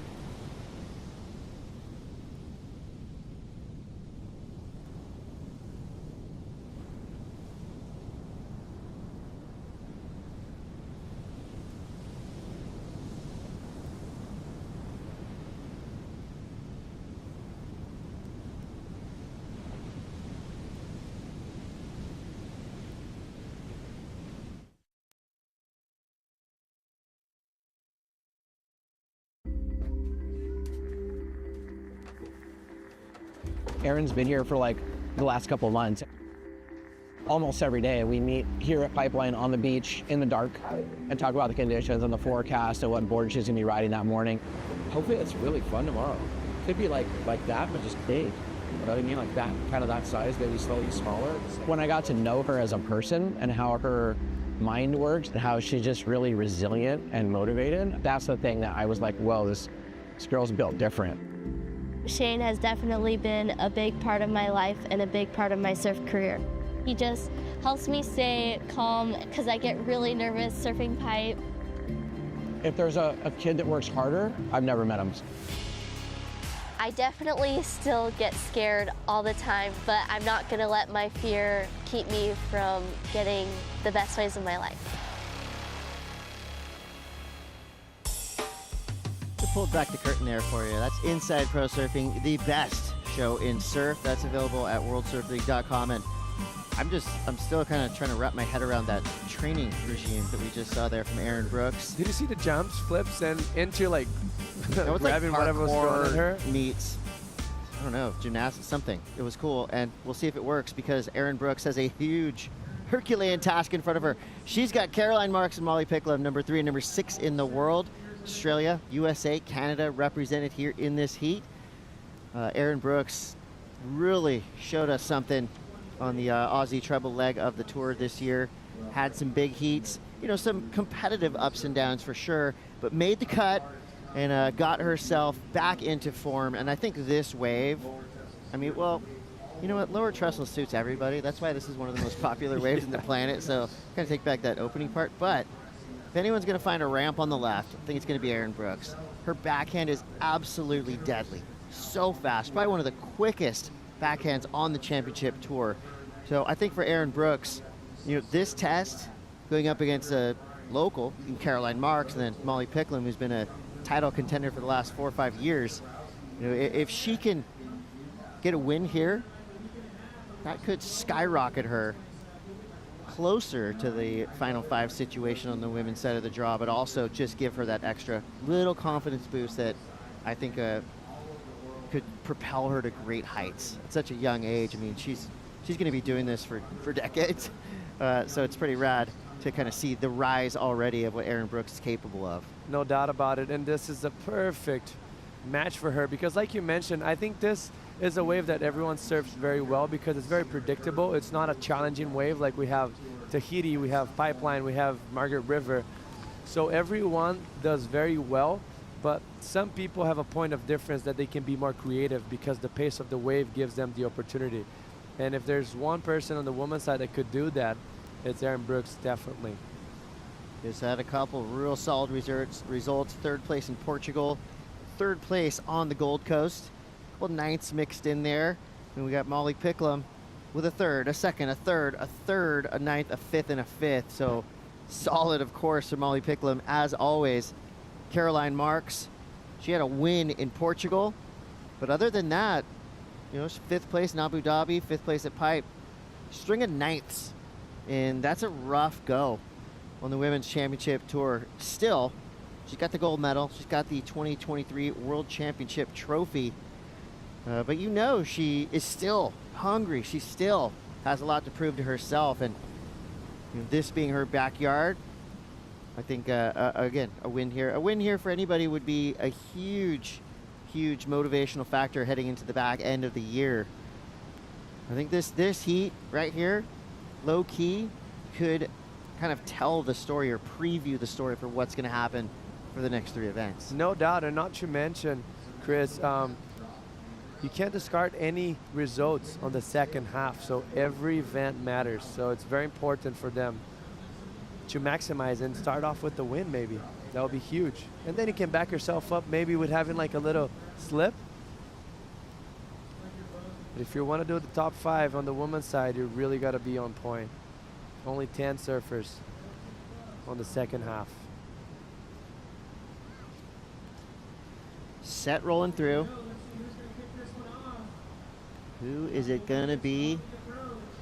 Well, they're all 3 paddling for it. Looks like Erin Brooks in position for the left, but Molly keeping her honest, and she goes. Here we go, Erin Brooks. Huge tail sliding snap to start it off, but goes down. So, as we've already seen in the past couple of heats, Jesse, you've been mentioning it, second wave of the set, cleaner, glassier, and it's true. And that's weird. Back-to-back bails from Aaron Brooks and Caroline Marks. And let me tell you about, like from personal experience, that wave from Caroline, I think she fell because she was paying attention to Molly. As you saw her taking off, Molly was kind of pushing her, making her look to the right a little bit, and she kept looking to see if Molly was just going to swing left last minute. So it takes your attention off of it, and every second, every millimeter counts. And what that did kind of set her up to probably be a little bit out of balance, stuck to that front foot a little bit too much and caught that inside rail on the front part of the board. So that's a ideal situation for Molly Picklum. Ideal. Because she basically just got a platter of priority handed over to, here you go, and nothing happened for Caroline or Aaron. We'll see right here, Jesse. Yeah, you're right. I mean, that was a flex. No, totally. She flexed twice. She flexed too. twice, and this is the first one that she flexed, but Erin was sitting in deeper. But on the second one, look right there. Caroline keeps looking, and then she swings to the left. See that she caught a little bit of the rail as she was bottom turning? If she would have taken off that wave without Molly right there, she would have for sure had the vision and the sensibility to go through that little lump, and that's what kind of caught her off for that wave itself. Maybe it wasn't an incredible wave, but definitely had more potential than a 0.7. And now, like you mentioned, dream scenario for Molly, she just needs to have the guts to sit and wait for a good set right now, and probably choose the second set of the set. I want to know more about this, because I've been hearing this a lot. And Jesse, you've surfed in every scenario at every break really around the world. The second wave of the set, is that something like, give me a loose percentage. How often is the second wave the better wave at various spots? But maybe let's just focus here. How often is that second wave the best? Is that a sure thing? If you're coaching, are you going to be stubborn and just tell your surfers, like, second wave only, don't even mess with the first wave? I would, in a few spots. Here's one of them. Bells Beach is the second one that I think about it. Jeffreys Bay is the third one. I think those ones that comes to mind first of all. The first wave kind of fills in. The second one stretches out more and gets cleaner. Mostly if we have the conditions that we have on offer right now with onshore winds, it gets very clear. So I would say in these three spots, 80% of the time. Okay. Mostly J-Bay. J-Bay is ridiculous. Like, obviously Rosie could tell that better to me. She surfed that wave much more, but so many times I went on first waves and I look back and guys are getting nines behind me, you know, like, what am I doing? But it's so easy for you to choose that sitting down on a chair. It's so hard when you see a perfect wall in front of you, having to choose the second one and have the guts to do that. It's really hard as a surfer to pass up any wave, let alone when you're sitting out there pretty much by yourself and these sets are coming through, rights and lefts, good times. 20 minutes left. Surfers looking for their position on the peak. While we wait for the next set to roll through, let's go down the glass. Mitch is with Betty Lusakura Johnson. That's right. Sakura, congratulations. To me, that's one of the best heats you've ever surfed out here, and I've been covering you at U.S. Champs for a long time. It almost seemed like the three people out there have been products of the U.S. Champs before. Yes, definitely products of the U.S. Champs. You know, looking at this heat in particular, it was just a big throwback of us growing up here and competing at lowers. And yeah, you know, I really just wanted to enjoy that heat, and I knew it'd be really fun because we're all, you know, on the big stage. So yeah, that was exciting and fun. Can you just talk about how much your mindset changes once you start off with an excellent score? I mean, with the bang, literally, and authority on the 8-point ride. Yes, definitely your mindset definitely changes, but you have to just know that you need to get another score just in case. You can't just sit and pull anchor out the back and wait for another magical 8-point ride again. So that was kind of my strategy, was just to, you know, get in the flow, catch more waves, and just keep rolling the dice. How do you make sure you just keep level-headed too when it's pumping, but you gotta remember this is still a heat that I need to make? Totally, especially when it's pumping, you're full of excitement. But yeah, just really trying to take it all in and be present and enjoy that we do have fun waves. And you know, it is very rare on this tour, to be honest, but when we get those days where the waves are awesome, we try to take it in and surf the best. Congratulations, appreciate it. Thank you so much. Thanks, guys. Guys? Great heat for Betty Lusakura Johnson there. I mean, the board looked perfect under her feet. I think she's got a magical craft right there. You know she's putting that board on ice, that 8-point ride. That set the tempo and pretty much had her taking control of that heat from the first 5 seconds. And speaking of taking control, power surfing from Aaron Brooks. Second turn was vicious. I mean, very critical. Beautiful closeout. She kind of goes sideways, but manages to get critical on that coping. As she stomps on that back foot, you can see the power of the lip kind of pushing her board, almost touching her back, and then she regroups. It comes out clean. Let's see what Jake thinks about it. He's frothing. Dad's hyped. Up and under, too, with that ricochet off the whitewater. That's one of those turns that, as a surfer, just feels so good, and that can give you energy and just give you stoke. We'll see if that turn helps Aaron Brooks fire this heat up, as now we see Molly Picklum. Quick layback snap to start this wave, gets around the section. This wave has a bit of a slower pace to it. Kind of flatter on the face. She's kind of just putting it together, but nothing super flashy yet. We'll see what this wave does on the inside. It's kind of just staying the same. That was some bonus section on the inside. So a lot of work done there by Molly Picklum. We'll see if the judges are buying it. We see a quick series of backside whips from Caroline Marks. And the Aaron Brooks, Caroline Marks comparisons, we're starting to see that now unfold. Both these surfers with the most lethal backside whips in the business. These long, tapered off right-handers really suiting their styles. So Aaron Brooks, I would say mainly on the strength of that second upside down ricochet turn, 6.33. So she's in business now. Caroline Marks just dropped her real only score of note so far. We'll see what the judges give her on this one, but more great surfing from Caroline Marks. Yeah, let's see what happened here in the beginning of this wave. Nice floater down the line, gets up in vertical. Sorry, down the line once again, climbing that foam. This wave just very flat, kind of similar to Molly's wave on the beginning. Never really gave the cope and the criticalness that those surfers were hoping for, but finish it off strong. I'll say great surfing for the wave she had. She had, yeah. We've obviously seen her surf way better than that, but that wave was kind of just a little bit weird. So here's the second wave of the set. And like you see it, that is cleaner. This wave also, I felt like it lacked a little bit of coping, like curve on the wave, but it is clean, which is nice. And then she does as much as she could on those sections. Started off with a nice like layback snap, and right here it felt like it finished it off, but then it kind of like hits that little inside point and it starts to stretch down and get steep again, and she finished it off strong. So the wave didn't give her much. It didn't, it yeah. Really, both of the really surfers made her work for it. Just contrast, like if you look at Aaron's wave, just a very short wave, but one big critical turn, getting a good score, and we're gonna see what the judges are tending to go towards. Longer wave, you know, like not as critical surfing, or just putting the risk on the beginning and finish it off strong. You know, I think both Caroline and Molly will get some credit for what they did, but that was pretty much all the wave's fault. You know, there's not many times where you can purely blame it on the wave. But I think in the case of both of those waves that they got, they looked really good right when they took off. You know, but sometimes lowers, these waves have the tendency, these rights sometimes can go out to sea and go away from you and flatten out. And they look so good right when you take off. But, you know, you could see it in Molly's kind of posture halfway through that wave. She's going, oh no, what is this wave doing? But I'm already here, so I have to make the most of it. I have nothing on the board. But I like that you mentioned that it wasn't their fault, and those waves also look like they're good waves. How many times does that happen, that you're in the lineup, you think it's a great wave, you take off, and as soon as you take off, it's like, oh, maybe that's not what I was looking for. Those waves were stretched out. It had wall in front of them, but just not the energy. A little bit better for Caroline Marks with the 5.6, but both of the surfers probably hoping for a little bit more of a power on their waves.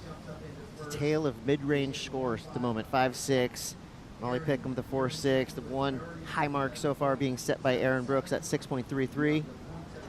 Still plenty of time to go. 13 minutes, 30 seconds left. This is again a huge heat. Even though it's just the opening round, you know, on the condensed women's field here in the post-cut landscape, the pressure is amplified. A loss in the elimination round is going to sting, and you're not able to shed that loss. You carry that with you throughout the rest of the year, so every result counts from here on out. And imagine how stacked on the woman's side that second round is. It's like a 4-heat woman on woman.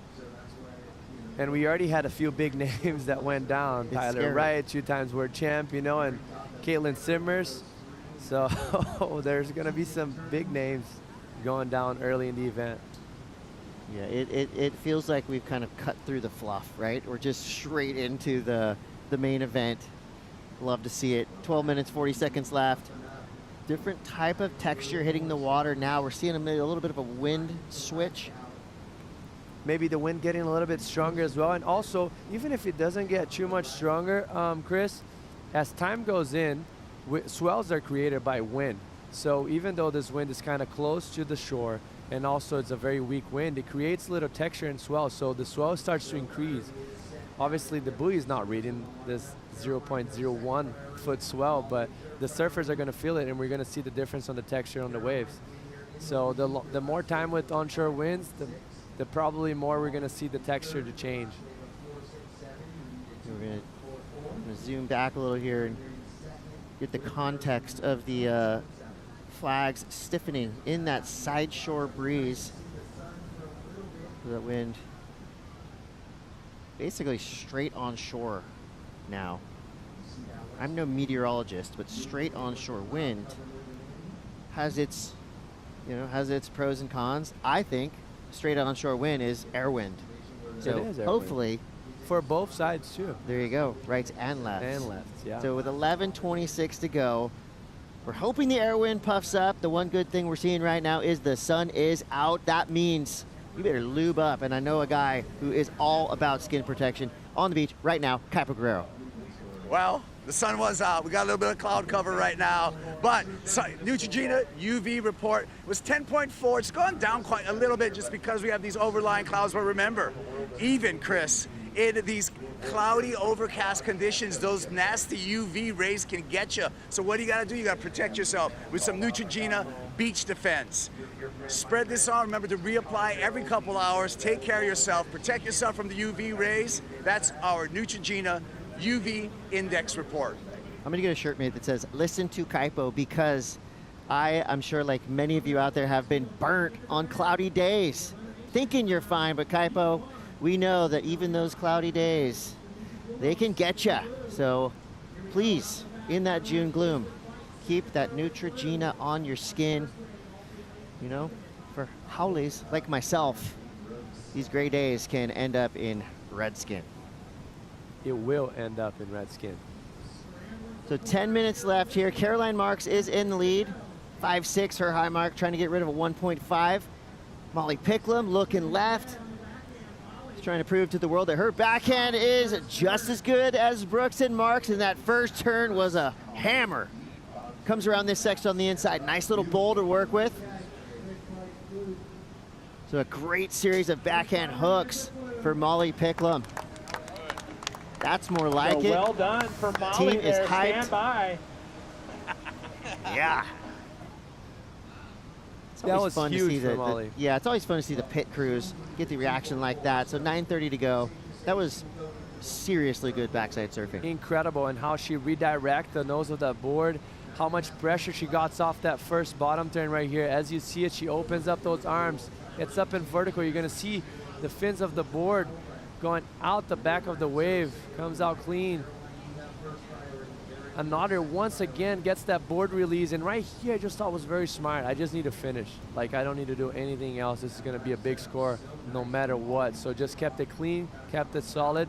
And that was beautiful surfing from her. If you put solid surfing in ChatGPT, you'll see that wave. There you go. Yeah. I agree with you. It's on the internet. 8:50 left. So Molly Picklum needs a 2.44. Looks like she went above and beyond that requirement for sure. We're just waiting for scores to drop. So surfers making their way back in the takeoff zone. Did Molly do enough? You're going to have to wait and see. We're going to take a quick break, but we will be right back with the culmination of the final opening round for the women. Stay tuned. The Lexus Trestles Pro, presented by Outerknown, is brought to you by Yeti, built for the wild. By Eero, the way Wi-Fi should be. By IC Polarized, anchored in style, under $50. By Outerknown, find your Outerknown. By Elimination, and by Lexus. Experience amazing.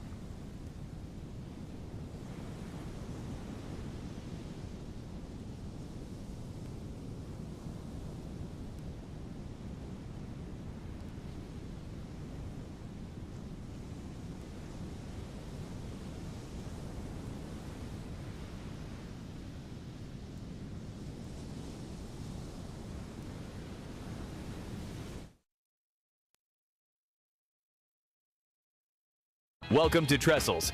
Fast walls, clean lines, and endless flow. Perfect for combos and progressive surfing. Real waves, true physics. The closest feeling to real-world surfing. Download for free now. Let your fingers do the ripping. True Surf is so fun. You can catch any wave you want on your phone. Erin Brooks, looking like she is in a video game right now. Slashing, bashing this wall all the way down the line. Another quick snap there for Erin Brooks. This wave is the gift that just keeps on giving. Comes through the inside. Big finish there. That is the backup score she wanted and needed, and that right there is potentially going to flip this heat on its head. Smaller wave in size, but demolished. And that's all because of the speed that she carries. You know, she gives her the leverage to kind of make something out of nothing. Starts it off with the foam climb, opens up her arm spring, and then gets up in vertical. Fierce. Very composed throughout the whole wave, and then that wave cleans up. She gets up in vertical for the second, third time in a row and finish it off strong. Obviously, if you compare apples to apples, I guess we'll get back to that after Caroline's wave right now. Caroline now gets busy. Couple backhand whips of her own, but the wave just kind of gets wonky underneath her. The final turn is a no-go. Two solid snaps on that wave, but you got to think that Erin Brooks got the better of that exchange. Pretty cool, though, to see them go back-to-back surfing like that. And also Molly's with the 8-point ride. Like, that was, I mean, a few minutes behind, but they're all backhand surfing. And the point of difference, obviously, Molly against Erin and Caroline against Erin, they have much more weight on top of the board, and they're more solid, more mature, so they're going to move more water. And on the opposite hand, you're going to have Erin just being much faster, quicker, more aggressive up the lip, which he has rewarded her with a 6.33 in the first exchange compared to the other girls, but let's see how it's going to look now. She's needing a 6.35. Well, it's pretty cool that all three of those last waves were backside waves. And thinking back to Molly Picklam's, you know, just powerful backhand hooks. She did 3 of them down the line with a strong finish. And then Erin Brooks, kind of more lateral style. She was whipping it, but the wave just wasn't as consequential as Molly's. So pretty cool to kind of see and be able to compare, you know, those 3 backside waves. So this is enough to get Erin Brooks at 5.93, but why was this wave under what Molly did on her wave?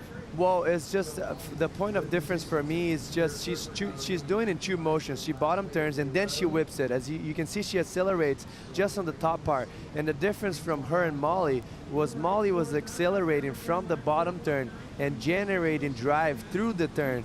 It makes it look much bigger and much more powerful. And that's what I think the judges caught the attention and gave that wave an 8. And Caroline Marks does the same thing as Molly Picklum, just more mature surfers, heavier footed. And I don't know, it's just how it goes. When you get a little older, you know how to drive through your weight a little bit better than the younger surfers. And I feel like Molly just had a little bit more flow.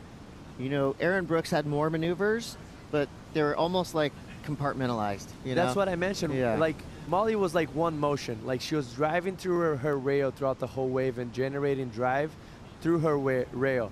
Erin Brooks on the other side was like bottom turning and then snapping. So it looks a little bit more short, not as smooth like you mentioned, and mostly live. As you can see right here, she's like driving through that bottom turn, and that generates so much power for her to unleash on the top. And like you mentioned, she keeps the flow in between the turns very nicely and just apply pressures where she needs to. That first turn was wicked. Just snap, tails free, and then right when she was at the apex with her tail high, straight back on rail. So it was one line, like you said, it's almost like a line of cursive. Just one clean line, no straight lines to it. And I think that was a well-earned and deserved 8-point ride. That one of the highest single wave scores of the entire women's opening round. So Molly Picklum back on top with priority. Erin Brooks is in second, Caroline Marks third. Both surfers, white and blue, still in contention, needing 6.35, 6.48, but only with 1:26 to go. And also, like, as much as Molly looks a little bit slower, it doesn't seem she's actually moving slower. She's just have a different, it's different of speed and quickness. Erin gets more whippy. She generates speeds a little bit different from Molly. Molly's just driving through and smoothing her rails the whole time, which is very impressive and rewarded her an excellent wave. And with priority now, 1 minute left, only needed a better 4.67, she's in a good spot. That was a control wave. Took the lead, got right back out there as the other two surfers went right. She took control of the priority situation. Pretty masterful use, priority of the wave itself. And just really smart surfing for Molly Picklum. Powerful. And without priority. Yeah, speed, power, flow. That was all those things on that wave. 24 seconds left. And here she's going to protect her perch on top right now. Just knowing full well that even with 15 seconds, Caroline Marks and Erin Brooks, they can do it. If they get a wave, I mean, it can be done. But it doesn't look like anything's coming in, so that's going to be it for your women's opening round of Heat 4. Wow. We are packing talent into the elimination rounds. Erin Brooks and Caroline Marks head to the ER. And that is a scary, scary round because it is filled with some of the world's best. Can't wait to see what happens there. Well, we're going to flip the script and head to the men's elimination round. And this round is filled with talent as well. Big heat coming up. Kanoa Igarashi versus Dimitri Poulos. Stay tuned. We'll be right back.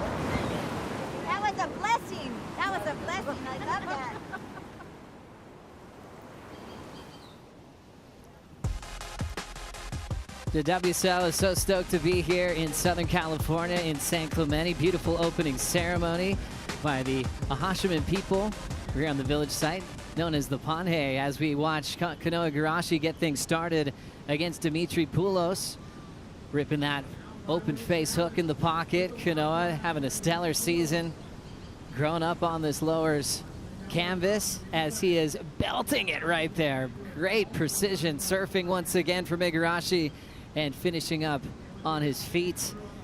The Ahashiman people have lived in this place called Orange County for over 10,000 years. They're still here stewarding the land alongside surfers, environmentalists, and everyone who shares this incredible coastline. We want to thank them for their continuing presence, participation in this event, and we always pay our respects to elders past, present, and emerging. Happy to be here at the Lexus Trestles Pro, presented by Outerknown, kicking off the elimination round, and what a time to be hanging out in the booth. Yep, a guy that's finished in the top 5, especially right here at Lowers recently, a couple years ago in the WSL finals. Connor Coffin hanging out with us once again. I miss you, Connor. So good to see you. I know, I miss everyone. It's been rad just being down here for the last few hours, catching up with everyone. Like even Byrne, we were just talking story, and I guess it's crazy how a couple years can just fly by, but spent so much time with everyone on the tour and miss everyone. It's nice to see a lot of familiar faces. Yeah, so people don't know, Byrne's head of security. It is a family on the road. So it's like from the people that you might not see on camera, on TV, people that work hard to build this entire scaffolding, they're probably going, Connor, where have you been? You're a dad now, you know? And congrats, by the way, and little Thank Archie. You. Thank you. Yeah, it's been so fun. It's been just a whole new experience this year, and definitely miss parts of doing the tour and seeing everyone for sure, and surfing with all the best guys in the world, and you know, just being on the road, but really stoked with where I'm at in my life, and I'm also enjoying all those things that come without doing that, like being home more and a little bit more routine and being around family and with my wife and kid and my parents being grandparents and stuff. So it's been really cool. Stoked, Connor. Thanks for joining us for the call. Let's go right into Dimitri. Yeah, oh my gosh. From Ventura, so you see him quite a bit? Totally. I actually had, I think Dimitri just found out he was going to be in the contest too. It sounded like just last week or a few days ago. So super stoked for him. He's been surfing insanely well the last, I mean, he's always surfed well, but I'd say in the last year, it seemed like he really turned it up a notch, and he surfs a ton. That's one thing I think Dimitri just puts in the time, the work. He seems like he really loves it, and it's really shown in the last couple of years just how much he's improved. It's pretty crazy. It's pretty wild, Rosie, when you're focusing on what you're doing at Newcastle and your phone's ringing. It's like, okay, when you're done, don't take that first flight and get into town because you're in the CT event. And he's done a lot in that time. His boards are already set, you know, and he just called Snake. So Jake Patterson just late call up, hey, can you help me out? And he's like, of course I will. So doing everything he can to turn this into a big performance this week. And what a good call. I mean, that's so smart of him to recognize, you know, Jake has got so much competitive experience. He's had a lot of success. And that also means that both of these surfers in the lineup are sharing the same coach at the moment, because Kanoa also working with Jake. But for Dimitri, like you said, he gets so deep in the Newcastle event. He finishes in the quarterfinals, catches the next flight, comes straight here. I think we were saying this morning that he had actually planned to spend more time in Australia, and obviously recognizing that this is a huge opportunity as a wild card, comes back home and gets to compete in this event. That's right. Riding boards from Timmy Patterson. Surfs a lot with Ryan Huckabee. Really fun to watch him surf. What pops out to me, Connor, with Dimitri is speed, one thing. Big combos as well, not afraid to go for it. It seems like that's perfect recipe for success at lowers. For sure. His boards just look so dialed. Like those Timmies under his feet look really, really good, and super sparky and explosive, and but has good flow and a lot of variety too. I think has the airs and blowtails and a really solid power game. So yeah, like you said, I think it's a really good recipe for lowers. This should be a great heat. Hopefully we get the waves and get to see these guys go back and forth. Gosh, already a 7. One wave, a 7.0. Can I see that again? Kanoa on his opening ride, Rosie. Yeah, Kanoa was so impressive this morning, and right here on this medium-sized wave, you could just tell he's so spicy with his technique. Looking for that oncoming section, he kind of widens the stance as he finds that little section to really dig that rail in. Good timing and tempo on this wave. to open up with a 7, I think earlier this morning we saw him open up with excellence. So to see him kind of have that same formula here in the elimination round, really attack the sections that are in front of him and start with a lot of energy is going to be a big advantage. When you watch Kanoa surf, what comes to mind for you, Connor? What sort of feelings do you get watching him surf, gosh, for your whole life? Well, that was a really nice rail turn right there from Kanoa, and he's jumped on the tractors for this year, and he's been on fire working with JS since then, so it's cool. I mean, his sharp eyes always look great too, but it's fun to see everyone mix it up. And here's Dimitri on his first wave. Nice opening turn. Looks like this one's tapering out a little bit, so he wraps it back and see what he can do here on the inside. That wave is just a little disjointed, like kind of looked a little wobbly. There's a little wind swell. I could see it driving down this morning. So Lowers doesn't usually love that. So it seems like today is a little bit tricky probably to pick the super high scoring waves. And Kanoa did really well on that first medium-sized wave to find one with a nice wall, because sometimes out here you can get those tapery ones like Dimitri got, and they're just not the highest scoring waves. So yeah, local knowledge from Kanoa there for sure. There we go. Standing by for the last one for Dimitri, as we will catch up with the winner of the last heat. Molly Picklum is with Mitch. Yeah, that's right, Molly, an excellent score in that one. It really came off of the strength of the first turn on the left. Backups, though, everybody was really struggling to get one. How'd you kind of settle in the last 15 minutes? Yeah, I wanted to kind of get a long ride at the start, and then it just didn't really pan out that way. And then I obviously knew my backhand, I really do like going left, and that wave presented itself. I was third priority, so I just bounced over there, and I'm happy that it really walled up and gave me some opportunity on that wave. And then for the rest of the heat, I was just trying to hunt out a clean face wave, and it's pretty hard out there. It's pretty tricky. I saw Kanoa, he just got like a cleaner inside one, which is probably more the go, but yeah, kind of just like take that one in, learn from it, and hopefully keep growing through the event. And having the relief of this actually being a regular season event now and not the finals, how cool is it just to surf Lowers maybe with 2 or 1 other person out of the water? Yeah, for sure. The vibe's definitely different.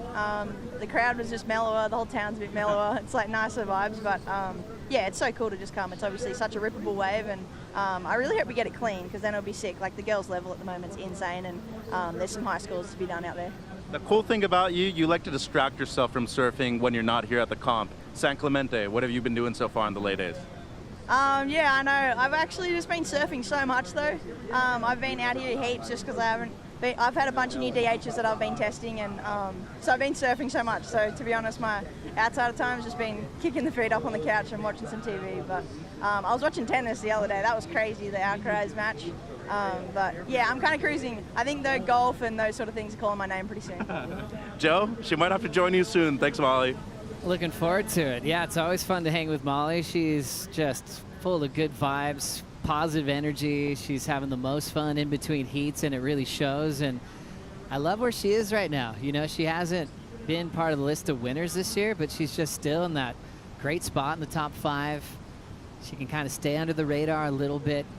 She's going to be strong at every event from here on out. So still a great shot for Molly to compete for her first world title this season. Today we'll finish with the men's elimination round, trying to get 6 heats completed, always conditions permitting, as we did yet another ride here for Kanoa Igarashi right after his 7 here, Connor.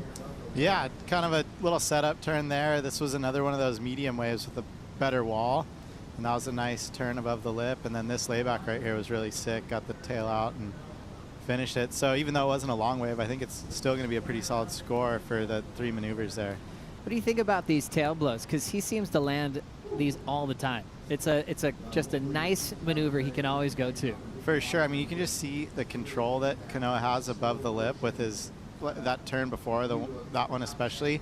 To be able to kick the tail like that and then stop from spinning too far so that he can continue into the next maneuver is really hard. And the last one, then he blew it out a little bit harder because it was going to be his end turn. So yeah, he just did a really good job of capitalizing on those 2 sections right there and dropped a 6.73. So kind of took a semi-average wave and turned it into a keeper score. So cool. I like when you do that turn, Connor. It's a rad, just tail blow. You've got it, and it's like it's cool too. With Kanoa obviously does it a lot. We see him go through it on a first turn, a third turn, but finding a real cool amount of consistency this year. And I think his flow is is and energy this year is really based on regrouping as well with Snake Patterson. You know, Jake's like, yeah, I'm just reminding him of who he is.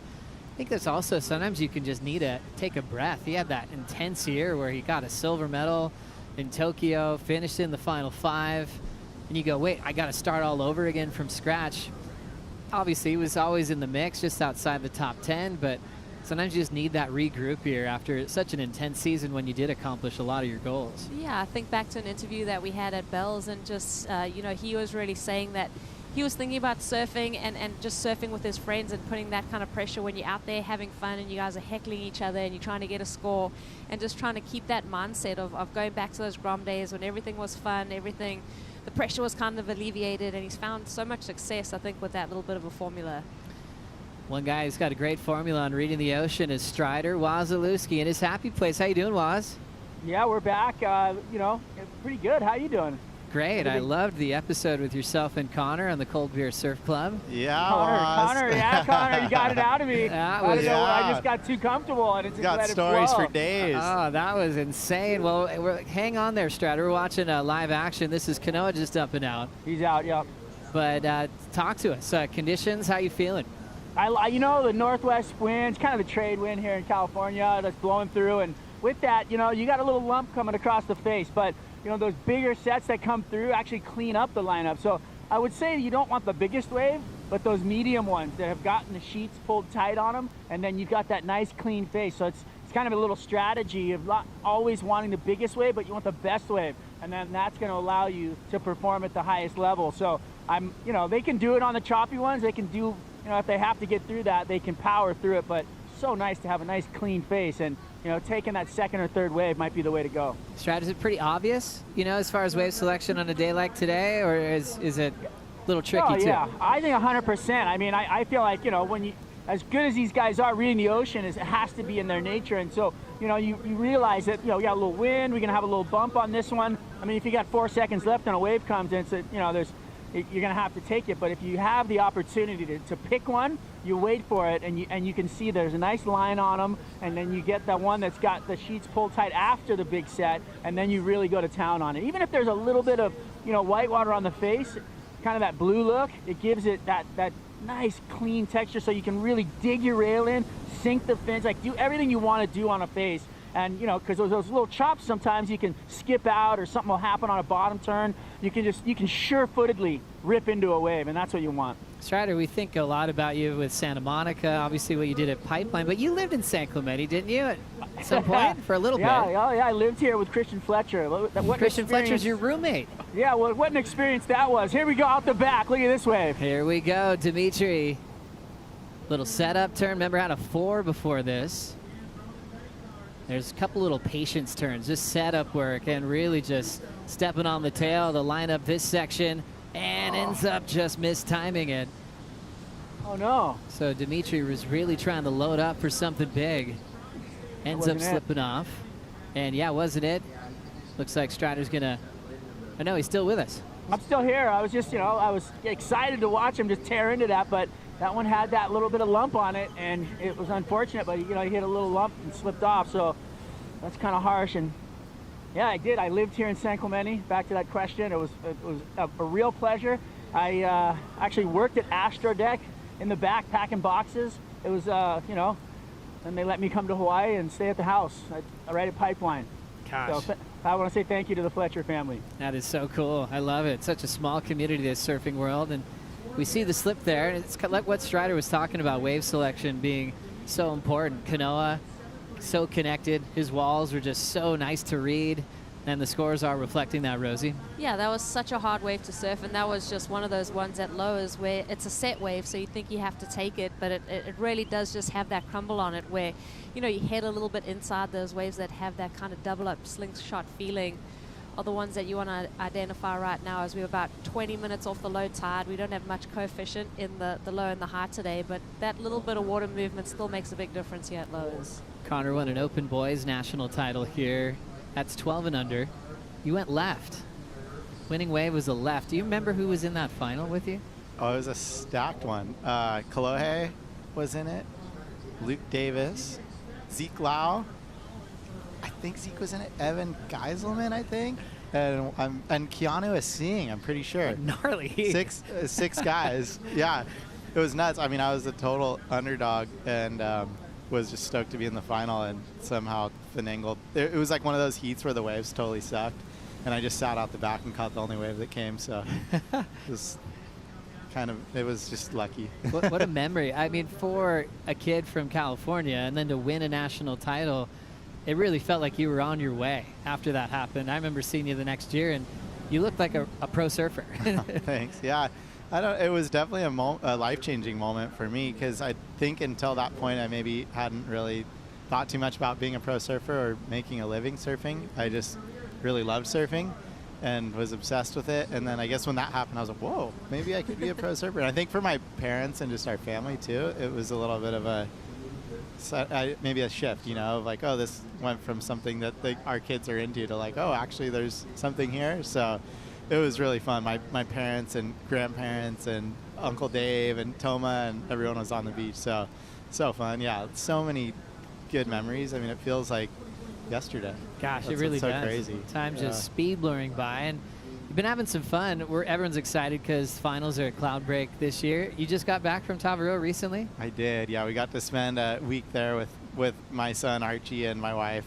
We did a little loop through Australia to go for the JS Team Week and see Joel and Mick and a bunch of the friends down there from doing the tour. And then we went and saw my friend Dylan and his wife Julia in Fiji and stayed with them for a few days and had a blast. That's one of my favorite places in the whole world, and gotten to be super fortunate to spend quite a bit of time at Tabarua, from lifeguarding to competing and chasing a couple swells. So yeah, really special to get to share that with my son and my wife. Gosh, for the what first a spot. time. Yeah, a place that you've been a boatman in the past. It's really special to have a world title go down this year for the first time in history. Speedy to the left for Dimitri.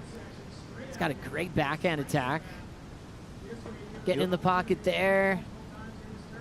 Now throwing some water off the rail, that Timmy Patterson, and now we'll drive through it again. So really trying to surf this wave up. Doesn't have a lot of height in the wave, but his pace was strong all the way through and got a lot of connections. Kanoa Igarashi going the other way though as he goes down. So Dimitri trying to work his way through on the lowers left, Rosie.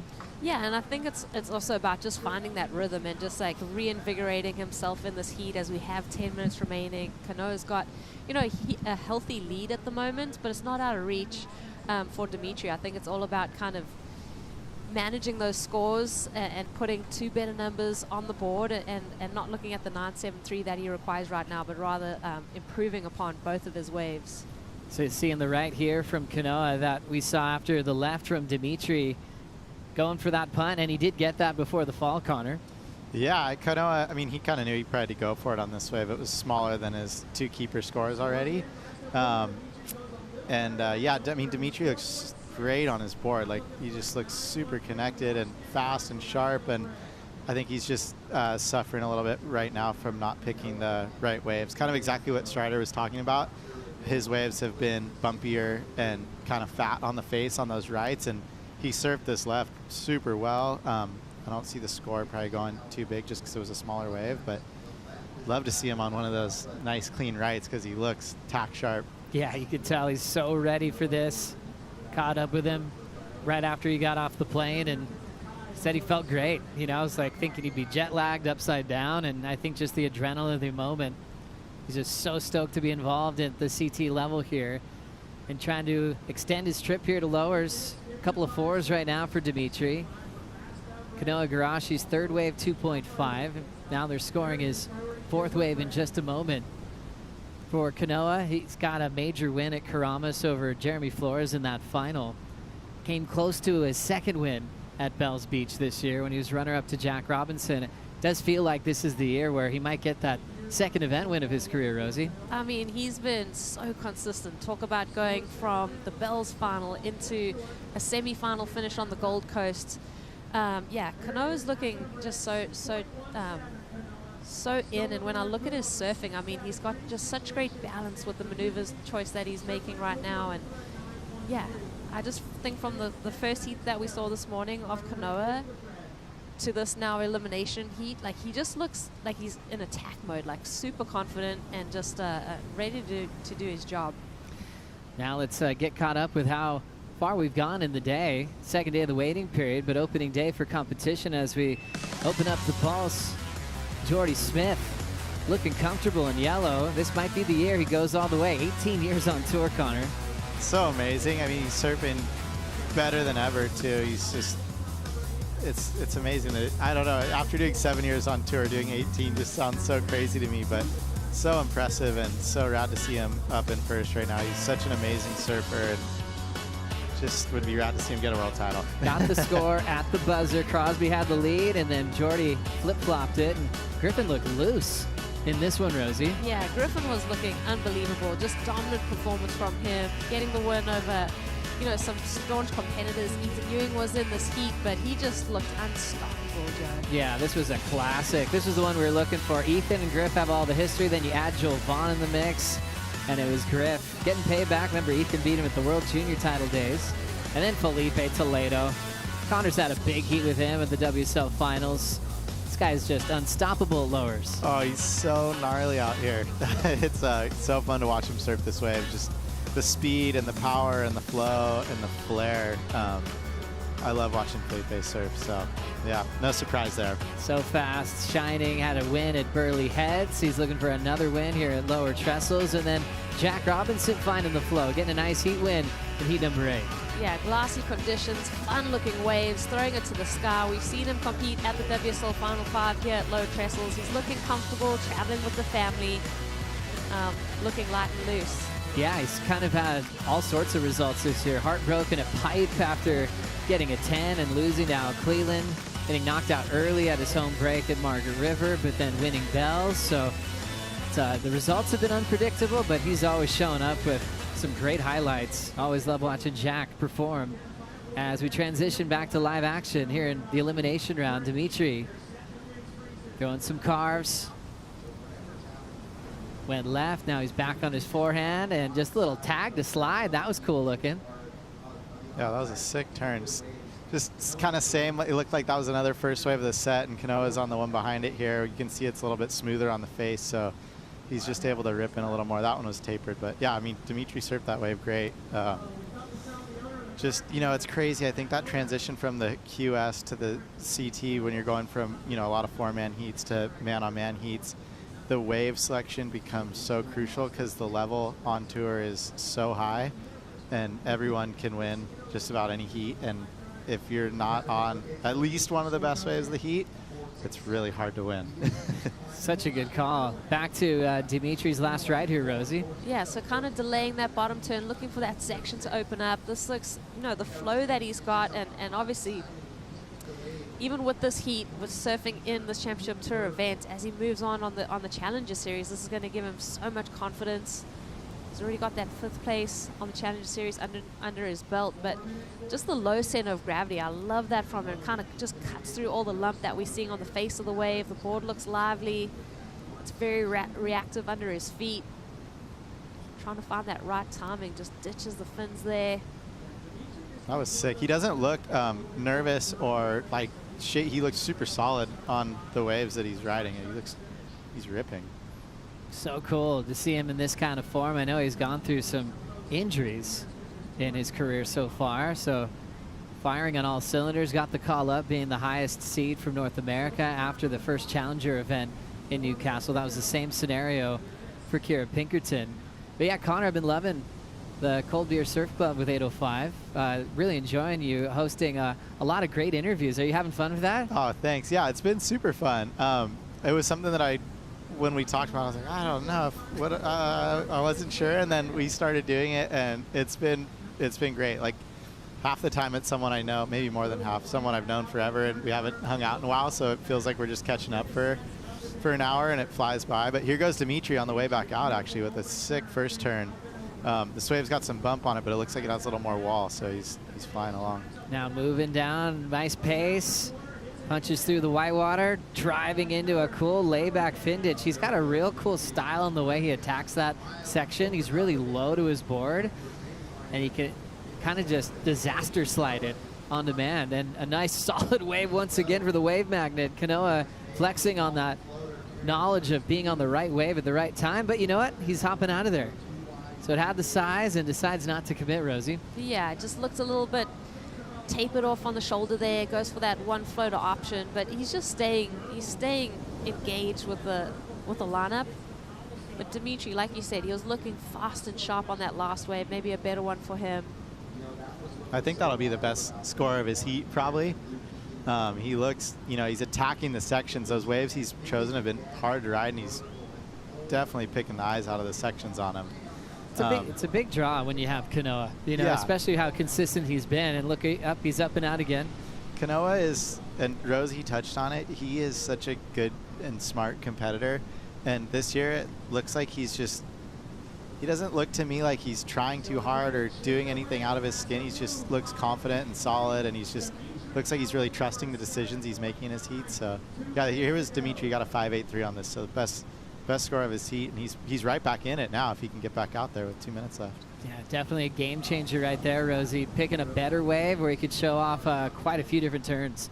And when you're in this kind of heat and your competitors stack 2 scores so early on, and you find yourself with your back up against the wall, just digging yourself out of that hole and getting that wave that just is that little bit better just feels so much better for your confidence and so much better for your mindset as you're heading back out with 1.5 minutes remaining, only looking for the 7.9. So it's in that realm of possibility.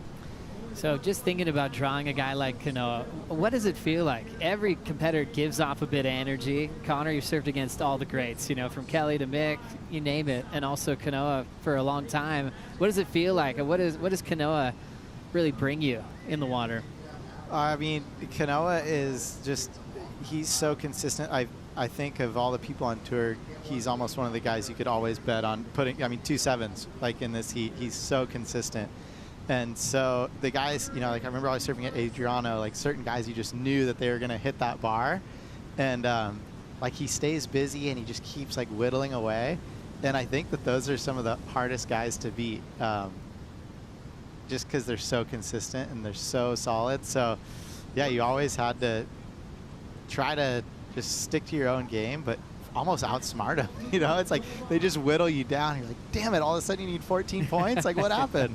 He doesn't tire out either. He's kind of a guy that didn't mind surfing 20 events in a year. Kind of those years you didn't have to do the QS. He still wanted to win and keep the formula going, and it just shows how he can do that in heats too. He can just compress time.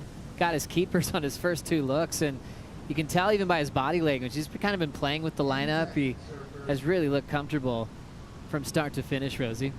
Yeah, and I think he's also that guy that's so calculated with his competitors too. He knows their strengths and weaknesses, and he kind of plays to that. But this was just a really well-served heat from him. Really cool to hang out with you, Connor. Yeah, thanks for having me, guys. Come in anytime, and we'll be looking forward to watching the next episode with Keith Malloy. Yeah, I think it dropped today on it's my way on. down. It's on, yeah. Uncle Keith, it was a super fun one. So yeah, it's been really fun working on that with 805 and the WSL, and fun to come down and get to see everyone today, and makes me sort of want to paddle out with a jersey on and surf a heat. I was going to ask you, yeah, I feel like that energy has to be coming back. Let's all wish that Connor makes a comeback, but always good to see him. We're going to take a quick break. Coming up next, it'll be Miguel Pupo taking on Joel Vaughn. We'll be right back.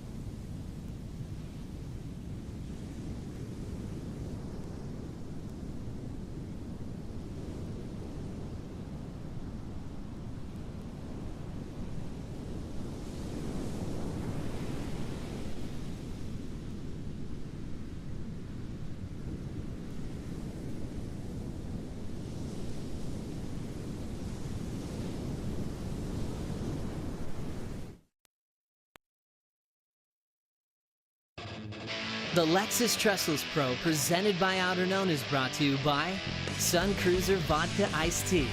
Let the good times cruise. By Neutrogena, sunscreen you'll love to wear. By Hogue Health, the official healthcare provider of the WSL in California. And by Lexus, experience amazing. Kanoa Igarashi has a lot of young fans that want to meet him. They're getting to do that right now here on the cobblestones at Lower Trestles. Wow, that was just a great show of brilliance from the man from Huntington Beach, representing Japan on tour, two-time U.S. Open champ, a great spot in the top 5 and finding so much consistency, a favorite for an event win at a venue like this where he can show a lot of his strengths. He'll be moving on to the round of 16. Another heat to look forward to. Miguel Pupo versus Joel Vaughn. Miguel in the top 10. Joel Vaughn still enjoying his rookie season on tour, representing North Shelley Beach. He's got hats that say NSB on it. And his dad went to Hawaii. He's wearing these NSB hats. And all the locals there are going, hang on, where'd you get that hat? You know, North Shore boys. And Vonnie, Joel's dad, was like, oh, have this one, have this one. There's all these local guys in Hawaii wearing the NSB hats that were actually for North Shelley Beach, but it's really cool. Joel's awesome, real kind person. He's great. Really has a fiery approach above the lip, and then you've got a veteran approach from Miguel Pupo. Still with Rosie and now Mitchell Salazar joining us. How's your day going, Mitch? It's going great, guys. Thank you. You know, spectacular day in my opinion. I know a couple of heats have been lowly, but when they come through, they're real consistent, and of course, I think when you get to head-to-head matchups, we're just seeing so many opportunities for these surfers, and great matchup. I mean, Goofy v. Regular right here, as you see, best results in a CT event, 9th back-to-back years, Joe, but he has won at basically a Challenger Series level, a 6-star prime over our very own Tanner. That was huge. Really enjoying your show as well. We're talking about Connor, about his podcast with the 805 Cold Beer Surf Club, but you with Dave Proden on the lineup. Thank After you. every single event, you guys do great updates, predictions, thoughts. You can really lay it out there, and you're breaking down, you know, the performance of Miguel Pupo, now having to be separated from his younger brother in the back end of the season. Mitch, what are you seeing for Miguel as far as the run towards Cloudbreak? Yeah, it's been like that a couple of times already for Miguel. I mean, I think Sam's just as talented as anybody else on the championship tour. He's struggled really to find consistency. To me, this guy really just defines a character and somebody who's really persisted throughout 15 years back and forth on the championship tour and on the Challenger Series. But talk about somebody who's already been there, done that. Number 6 in the world at one point, Joe, already has a CT win. Many people can say that. So to me, top 10 material right now. He's looking for his first Final 5 qualification too. Rosie, as we start off every year, we're breaking down who's the best rookie on tour. Most of us were wrong at Pipeline. A lot of Jackson Bunch, you know, calls for Rookie of the Year, and just fell off tour when he lost to Crosby at the box in Margaret River. And now we're looking at Joel Vaughn, you know, a guy that has had some really key heat wins to get to this stage of the season. I don't even think we've seen his best yet. No, I agree with you. I mean, Joel has just been one of those kind of exciting performers this season. He's been traveling with such a great crew, and he's such a nice guy, like you said, but to see him really rise to the occasion as a rookie on the championship tour and cement his spot for the rest of the season has been so fun to watch. Here comes Joel now, got the roll in. That's a little setup turn right there for the Australian. Nice bottom turn, tags it well. JV on the load up, and we'll fly through that section. Quick fade. Setting up this end section wall, so nice patience. Looks like he's got a little pocket to work with. Forces the carve. And this one taking him a long way down the line. Now we'll lay back into a finishing move, so cleaned it up well on the final maneuver, Mitch. Yeah, good pacing, nothing incredible on that one, but you know, to me, we're talking about rookies. I feel like he really underperformed in the opening round. I know they were expecting a lot more waves, but you can't go out there thinking that you're going to get 5-6 opportunities within the 30 minutes that you have out there, Rosie. Well-surfed wave right here to start off. Yeah, really good wave selection. I mean, this is one of the bigger waves that we've actually seen stand up throughout this round that we've seen so far. This one had a bit more potential on it, and he really attacked all of those sections. And I think Joel Vaughn actually hasn't had much experience out at lowers. I think he's only really free surfed it a handful of times coming into this event. So good to see him pick off a really nice looking wave here as his opener and apply the pressure on Miguel Pupo. Jovan really likes to surf. That might seem obvious, but you know, just think if we were at Margaret River and there's windy and you're kind of going, oh, cool, it's what's going on at the vineyards and everything. And Joel's out there, man. He just loves it. He'll surf all day. It doesn't matter what it looks like. This angle here, a couple nice opportunities there, Mitch. That was a really tough section right there, too. But as Rosie was pointing out, this wave truly did stand up multiple times. So didn't fully engage it maybe the way he wanted to, a bit conservative. But all in all, I mean, you got to get the upper hand on Miguel in the first few minutes just to be able to get that mental edge. We're talking about somebody that is vastly experienced, and we talk about a talented rookie. Looking at it in Joel Vaughn at the moment, Joe. Joel found a lot of inspiration seeing Molly Picklum succeed. You know, coming from the same town, and then it seems more real. Like one of your friends that you grew up with surfing the same waves is finding success, and Joel's going, wait, all right, I think I might be able to do this too. Yeah, I mean, it's been incredible to see him over the last handful of years. I know that he was in the World Juniors that we got to see, Mitch. Yeah. He was one of the standouts there, and, you know, to see him back that performance on the World Juniors, he didn't win, but he was one of the standouts, like I mentioned, and then go on to qualify on the Challenger Series. Pretty impressive to see his quick evolution and to see him here on the big stage. I remember that heat, Rosie. I think you and I did it in the afternoon against Tenchi Wami, I want to say. He had an 8 for a single turn that didn't even make the highlight reel at the end because he was throwing away a 9.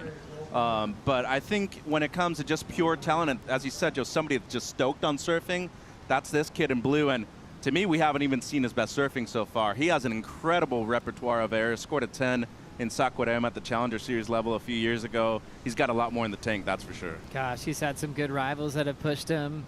George Pitar, they grew up really pushing each other. You know, with George just being right from Manly Beach. Another name that we were expecting to make it through the entire season, and he fell off at the midseason cut. So Joel's opening ride, a 6.0. As Miguel's playing the patient game. Miguel, a father, he's got a ton of kids. He's really proud to represent them as he travels around the world. They're all speaking English too. When they watch movies, it's always in English. And then they speak in Portuguese in the household. So they're prepared to travel the world. And we talked that with Miguel, where when you're building your profile in the surfing world, your post-heat interviews in English, they've got to learn quick. And Miguel was going, okay, I've got to actually learn English and be a pro surfer at the same time. Not everyone has to go through that. I have got so much respect for the Brazilian surfers or any surfer that's coming, you know, internationally where your first language isn't spoken in English, and especially trying to express yourself on a post-heat interview. Someone shoves a microphone in your face. Yeah, and I've just always enjoyed the connection with Miguel Pupo. He's just such a good dude, watching him on this wave now. Couple big blasts, framing it more vertical on that last effort. Pupo pushes hard off the tail of that JS Industry surfboard and steps off. You think about how smooth he is on his backhand, but also how many great backhanders have been on the lowers right in the past. You know, we were talking out with Tanner Gudauskas, who's had a 10 out here at the CT level. But then also Freddie Pataccia Jr. was unbelievable lowers from the QS level, and also maybe the best send-off kind of retirement moment, mic drop, whatever you want to call it, of all time. When he got a 10 at lowers and then went to the post-it interview and said, yeah, I'm actually leaving the tour after this. Didn't even surf in the next round. As we look at this one, Mitch, what'd you see? Yeah, I really like this combination at the beginning. The first one's very sharp, but I mean, he gets straight up and vertical on the second one. How crafty is this 2, Rose? He fits in the 2 for 1. I mean, to be able to fit that in right there when that section's coming at you was very difficult for Maggie. Well, we spoke about, you know, his success here at Lower Trestles, but then also thinking about his opening round heat. I mean, that was such a good fought battle with the all-Brazilian matchup with Giao Chunka, Miguel Pupo, and Felipe Toledo. I mean, the lead changed hands between all 3 surfers, and Miguel was, you know, just on the receiving end of the six-point ride of Felipe Toledo to his 7. So yeah, it's fun to watch Miguel, and not much goofy foot success here at Low Trestles. I think Luke Egan is the only goofy footer to win out here. So, I mean, Mitch, what do your boys have to do? We're trying. I think it might be the year, so give us a few more days and things might change. There we go. There we go. There's been some QSs in there, you know, from Freddie, CJ, but yeah, CT level, it's definitely lopsided for the guys that stand left foot forward. Speaking of one of them, Kanoa Garashi is with Kaipo. Oh, well, Kanoa, we haven't seen you really this year in the dreaded elimination round, but how nice is it when you open up with a 7-point ride? I mean, when you're at a place like Lowers, the more heats you have, the better it feels. No, but I mean, it's nice. I love when Lowers is like this. It's not too big, it's not too small. It's got that perfect kind of like medium rippable size. And but yeah, I mean, the waves are pumping this morning. The waves are pumping now. Two different faces of Lowers. Right now, there's a bit more wind on it, and it's actually probably a little bit easier to surf. Number 4 on the leaderboard coming into this event. This is a pivotal event when you look at Final 5 qualification. How important is doing well here at Trestles to you? Yeah, I mean, at the end of the day, every event's 10,000 points. We're trying to get those 10,000 points, whether you're at the first event at Pipe or the last event before the finals at in Tahiti. So, I mean, we try and approach every event the same. But like you said, like there's something about later in the year that it feels like the points weigh more. But for me, it's just competing at home, and I want to put on a good show in front of my friends. So that pressure for me is actually feels bigger than the actual ranking pressure. What about some words to friends and family watching? Yeah, you know, a lot of my friends are tuning in right now. It's a weekday, so it's hard to come down, but you know, I'm just stoked to be able to serve in front of all the fans here in California. And to all my fans around the world, 日本の皆さんいつも応援ありがとうございます。本当に今日も大切にヒートをパスして、やっぱりこれから本当の勝負って感じで、多分明日もまたいい波でこのまま続いていいリズムを続きたいと思います。Look forward to seeing you around the 16. Yeah, thanks, guys. Always impressed with how many languages Kanoa can speak. Pretty common for Europeans to grow up like that, with like Leo speaking about 5 languages. Kanoa growing up in Huntington, you know, there's not a lot of kids that grow up in Huntington that are speaking like 5 languages. Great in Portuguese. He spends the most time in Portugal these days in between CT events, as we'll roll in with Joel Vaughn. Nice clean start with the wrap into the pocket. Big wall here for Joel. He will drive through it. Clean rails on the DHD. Nice rip into the pocket again. Got distracted by the next wave, but back to business on this wall that shrunk down to about half the size.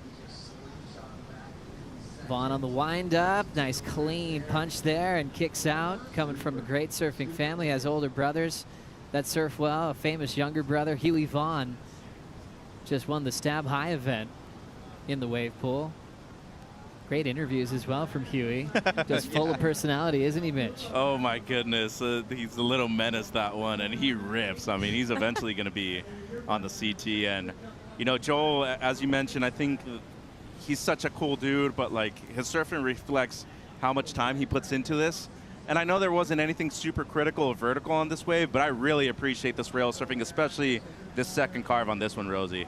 And just good wave choice. I mean, the knowledge with this double up section coming his way. He's already locked in the 6-point ride, but oh my, beautiful carve right there. Just staying in that critical section, because you can get pushed out onto that open face like we've been saying, but his maneuver placement was pretty great here, and the selection of the moves that he was doing. This wave, you know, gets sleepy through that midsection. You expect that here at Lowers. Finishes off strong with that little karate chop.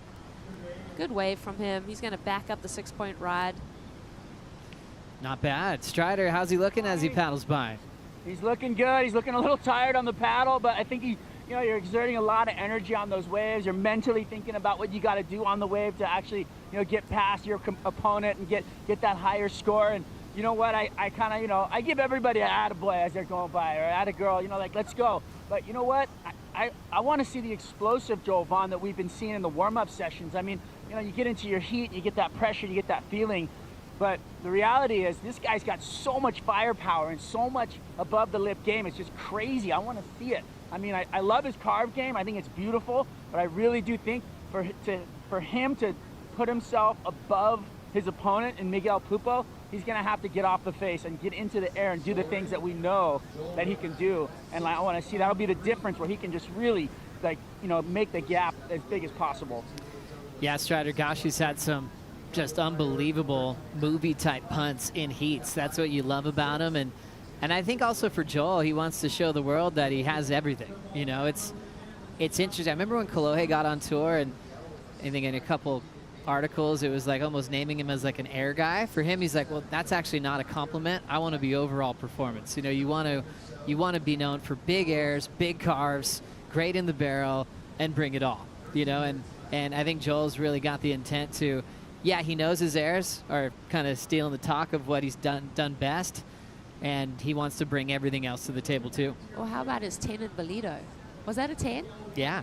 Yeah. Yeah. That was insane, Giant but air. that was airs. But yeah, it does seem like he's really rounded out his surfing. And like Strider's point, it's like, hey, if you can bring something that's better than everybody else in your heat, bring it. Show that huge point of difference, and we'll see if he reaches for it in the back end of this heat. So far, Joel with a 6 and a 6.13.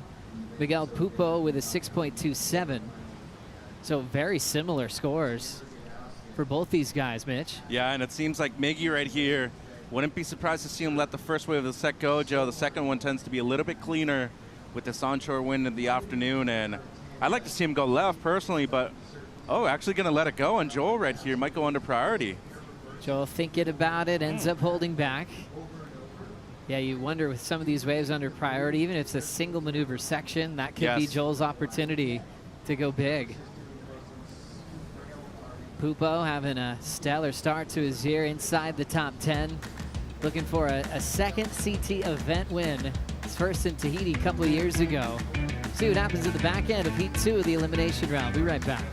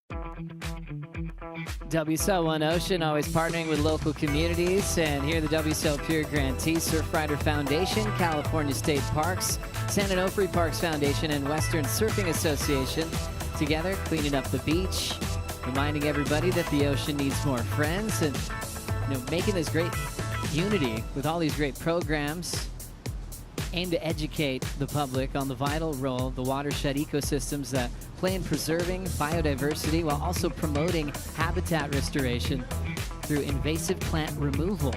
And a lot of those invasive plants were removed by some of the best surfers in the world, like Cole Houshman, Griffin Colapinto, and many more that joined all those great local organizations on the beach just the other day. That's been a tradition at a lot of stops around the world, but specifically right here with the people of the Ahashiman tribe. Joel Vaughn, Miguel Pupo still have 9 minutes to enjoy Lowers uncrowded. When was the last time you saw two people out at Lowers when it was this good, Rosie? One of the events or COVID. It just doesn't happen, does it? No. How many people get out in the water on a day like today? Oh, there would be on summer holidays. How's the pecking order? Like, who Close goes to first? 100. What pecking order? Is there no such It's thing? a free-for-all, no. Oh, man. Is there any organization? No, well, there definitely, I mean, you have your different, I think there's like regions in the lineup where you have, your pros that sit out the back and your guys that have been surfing here for 30 plus years. I know Rosie's routine, though. I already found it out, because when I surf, I stay wide to the left, and Masaki Kobayashi's always in the middle, and he catches the inside rights, and Rosie's next to him. So sometimes Wasaki's like, Rosie, you can go.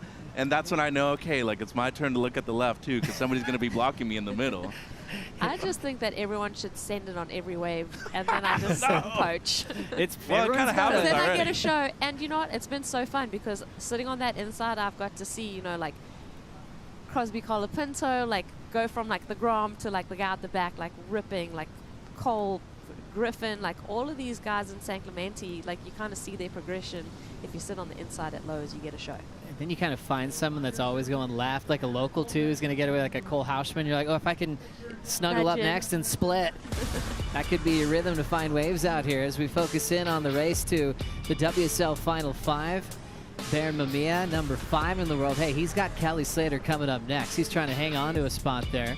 We saw Kanoa take a heat win over Dimitri, so he's looking solid at number 4 in the world. Yago had a win this morning. Italo was nuts today with some giant airs, and Jordy also had a big win, Mitch. Top 5 solid today. They are, and Felipe moving up a spot in the live rankings too, Joe. Jack Robinson also up a spot. Ethan Ewing, you know, he's definitely the surprise so far of being in the elimination with both Kanoa and Baron.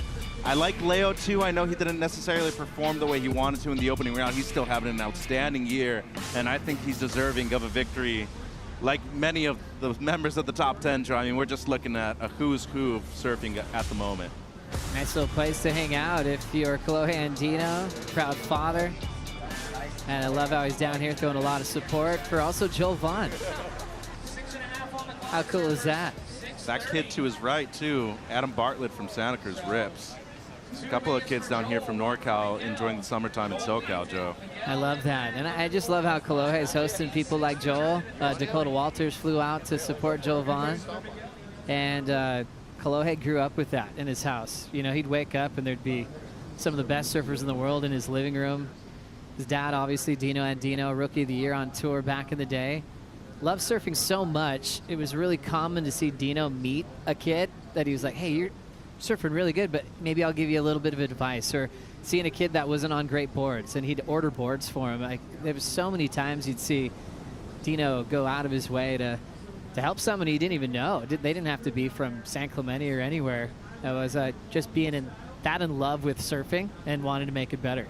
And that little nugget of advice, you know, sometimes you need that person that's going to be like honest with you, or just give you that little bit of direction that you need, or introduce you to the right people so that you can kind of have a place to stay, or just chat, like find a new shaper. There's all those things that really help along the process of being a pro surfer, and those little international connections that you make are so important. And then you're like staying with someone who's won like over 9 national titles on a wave, and you're like not only staying together, but you're like, hey, what do you think about this or that? What a great resource, Mitch. Yeah, no, and Rosie makes the best point of them all is you have somebody like that that's honest, and it means that they care. And you have that brotherly advice, especially somebody like Kolohe who's been a big brother to the majority of the people from San Clemente on tour. We're talking about, to me, one of the greatest American surfers of all time, and no doubt the most accomplished amateur surfer in the world. Overall, though, now is the time really to pass along that knowledge, because you're still in your prime, you're surfing to your very best, but your kids are young. Once they start getting older, you really have to focus in on them. I mean, I'm not there yet, Joe, but hey, I'm just talking from experience of everybody else around me that says that. No, plenty of time, plenty of time. 4:22 in this one. This one's starting to run out of time. Really excited to hear the news earlier this year that Outerknown jumping on as the presenting sponsor of this event. They have some incredible things happening. The Apex Evolution board shorts, the newest board short that's out now by Outerknown and Kelly Slater. World's best surfer in the world has been testing trunks for, well, his entire life, and the new edition is absolutely incredible. Net Plus board short with stretch. And happy that they're on board as the presenting sponsor. 10-year anniversary of Outerknown. That's gone by really fast. Founded in 2015 by Kelly, and along with creative director John Moore, and really revolutionizing apparel with really the deep commitment to having a responsible business, and really leading with transparency, with ethical sourcing and environmental stewardship.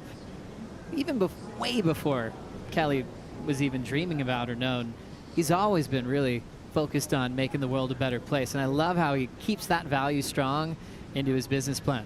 Yeah, this jacket that I'm wearing, made out of recycled fishing nets. Net Plus. Every day I ask you to borrow it, and it's been a no. And I like your honesty, too. We're talking about being nice, honest with your friends. Oh, my, no. Who wore it better? It's not you, right? Pulling a reverse Una right there, Rosie. Just ask him for some poo action. He's going to be like, you know what? I forgot in my car. Easy. Miguel, no. Well, I'm just transitioning fast. He's only got one wave. 6'2", but I like where he's at. He's got that veteran-type feel of confidence this time in his career. A guy that's won several events around the world, especially a big lowers win that was monumental for him at the QS level. But seeing him kind of redefine his career, where he used to just rely on his talent to make heats, and then once he started actually putting the same amount of effort in the gym and training and dedication to riding boards. Man, when he was trying JS's in Australia, Sam Zubovich from JS would bring down tons of models. Guys would come down, they'd try a couple that they might ride in a heat. Miguel would ride like 8 boards. Like he'd go, oh wait, what's that twin fin do? He'd spend the entire day just understanding every type of model that they have to choose from, Mitch. He's so dedicated right now. Yeah, and I mean, he's a perfect test pilot. He's great at barrel riding too. We've seen him get great results in both Tahiti and a pipe, and where he's from, the beach break in Mata CS changes so much, Joe. It's a perfect proving ground and really playing ground just to kind of test out different boards, but only 3-wave ridden in this heat, and I mean, you look at the Brazilian crew right there. Most of those guys live in North Orange County. Alex Lima, Iago Ramos, Victor Bernardo, who's one of the greatest free surfers on the planet. One of my favorite surfers. Yeah, truly. Oh, unbelievable. But they're all supporting Miggy right down here. in Oceanside now, Victor, I believe? Yeah. Yeah, Oceanside or Carlsbad, one of the two, but I've seen him around there. But this is the heartbreaking thing in surfing, though, because, like you said, we've had so much time on the clock. We've had this half-an-hour clash. We've only seen Miggy catch one wave, and it's the high mark of the heat, the 6.27. So to not see him find a backup in this exchange is that's so tough as a competitive surfer. It's a funny one, too, when you're like, waves are pumping, like 3 waves ridden. Sometimes that happens on some of these Southwest swells. Here in Southern California, they're also being very selective. There's waves rolling underneath them that everyone around the world would want to ride, but they're just looking for the right waves to turn the heat. That's the point. That's the point. I mean, that one set that they let go, Joel had to look at it, but he already had his 2 scores. He's done his job already, so at what point, if you were Miggy, did you need to move to the inside and just grind out that 6 they're needing right now? 30 seconds, though, Joe. Maybe a wave here. Miguel just staunch with his selectivity. Only 1 wave. He won't even move unless it's something decent. But now he's running out of time, so he might have to force his hand on this one. Coming down to this, Miguel Pupo paddles and actually can't catch the wave. Rolls underneath him, loses priority to Joel Vaughn with 10 seconds, and, well, there's not anything behind it anyways. So Miguel will congratulate Joel on the victory, and Miguel paddles in with just 1 ride. All 6s on the board, but Joel with 2 of them is enough to move to the round of 16. See if the next heat has the rhythm with more sets, because it's a big one. Wild card, Kelly Slater coming up next, taking on world number 5, Baron Mamiya. Take a quick break, back for more at the Lexus Trestles Pro, presented by Outerknown. Bring in Chris Cote for the call right after this.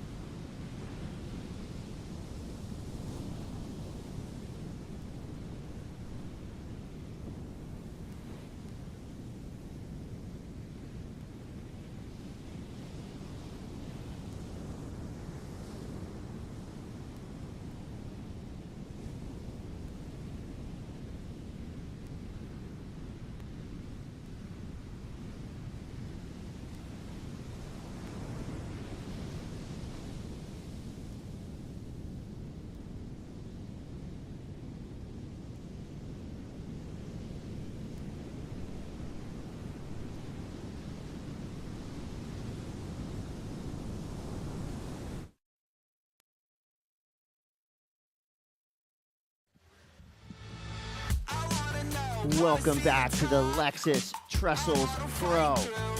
And everybody remembers this heat, the 2022 Pipe Pro Baron Mamiya versus Kelly Slater. One of the greatest heats that we've seen in the last decade at least. The GOAT doing GOAT things. Truly a spectacle.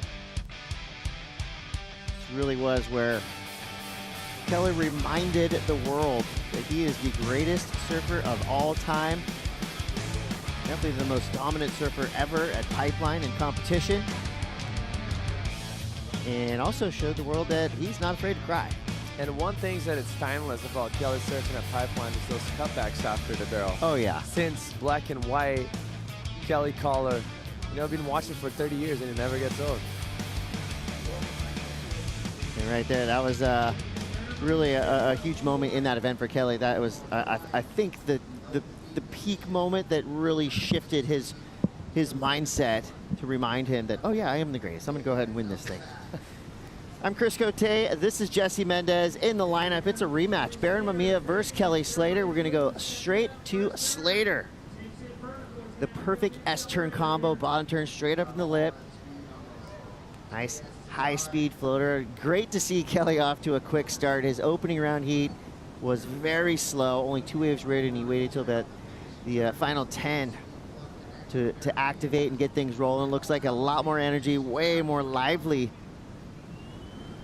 And just makes a mistake at the very end, but just so nicely surfed. What a breath of fresh air to watch Kelly Slater at lower trestles. This brings back all the emotions. He is a 6-time Trestles Pro champion. Jesse, I'm holding a huge stack of paper right here. It's pretty much all Kelly stats. This is 100 pages of Kelly Slater stats in my hand.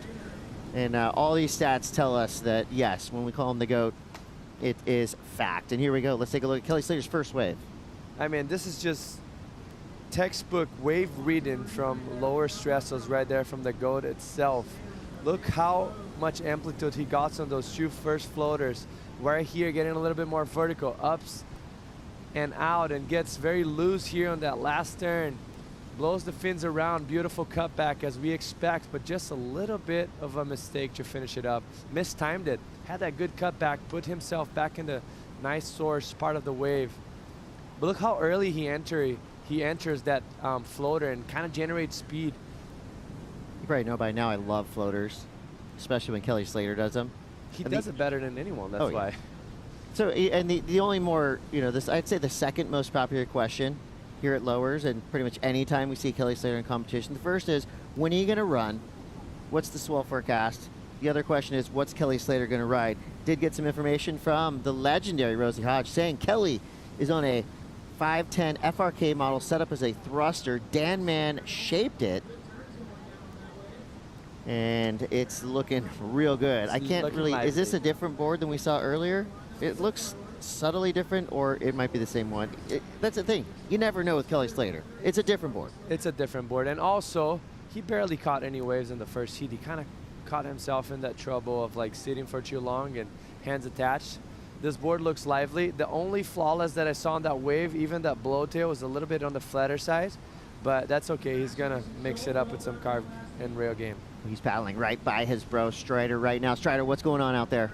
Oh, I just said board looks good, and he gave me the thumbs up, and he's like feeling it. He looks hyper focused. I mean, the way that he's you know, looking like he's getting into like you know, death mode, kill mode. He's ready. He's like I love it. You know, that makes me happy, and you know, I think he's just got to open up a little bit more, get a little bit more radical in the lip and the more critical part of the wave, and we're going to see some excellent scores. I mean, you just got to draw into that corner. The judges, you know exactly what they want. They want the critical part of the wave. They want you to see the fins out the back and just be in that cup of that, the most powerful, most critical section. So, I mean, he's been there his whole life. I think he can do it again. So I'd be stoked to see him, you know, go to work out here at lower trestles. We fully agree with you there. 23:36 to go. First score comes through 4.83 for Kelly Slater. Warm it up. Definitely, and I like how Strider mentioned that he was laser focused, and I think it's because he sees the opportunity. Obviously, being the wild card, you're gonna get someone on the second round that is a top 5 contender, but out of the top 5 contenders, I feel like in this specific conditions, this is the best odds for Kelly. Like, he knows his wave better than anyone, and I feel like this condition suits his surfing very well against Barron. It's a huge opportunity for him to just go broke for broke. Obviously, he's gonna lack a little bit of the progressiveness that Barron's gonna have, but on the flow and the rail game, he's really second to none out here. That's a great point. I mean, for Barron Mamiya, he's really, of course, excels at pipeline, one of the best out there. That's factual. That's an easy one to say. I just remember watching a lot of Barron's video parts, you know, in the Snapped series and some of the YouTube clips he's put up, and he was doing outrageous airs. And we don't really see those as often as you would think. After watching all those video parts, it hasn't really happened that much in competition. He's a super powerful, fast surfer, but I think for Barron here at Lowers, it's time to kind of like reach into that bag of tricks. And we do have air wind right now. There's full-on ramps out there, so I think it'd be really fun. And I think it would actually help him in this heat if he just kind of let loose a little bit and took to the air a couple times. I love that you mentioned that, because I did his previous heat this morning and he was progressive, and that's one of the points that I mentioned. I love that he kind of went for some airs, because a lot of people don't know how good he actually is in the air. Like, he throws some of the biggest, mostly backside airs we've ever seen out of Rocky Point, out of even Pipeline, and he hasn't showed us so much of that on a jersey on the CT level. So I can't wait for him to just, you know, break through that ice and start doing it. What an interesting and good problem to have, right? You're so good at pipeline and big barreling waves of consequence that you almost overshadow yourself with how good you are in the air. I mean, this is kind of, when you think of Barron Mamiya, this is what you see in your mind. He did get that perfect 10, that score that got him the Yeti gear and you know, the cooler packed with everything you need to have the best tailgate party ever.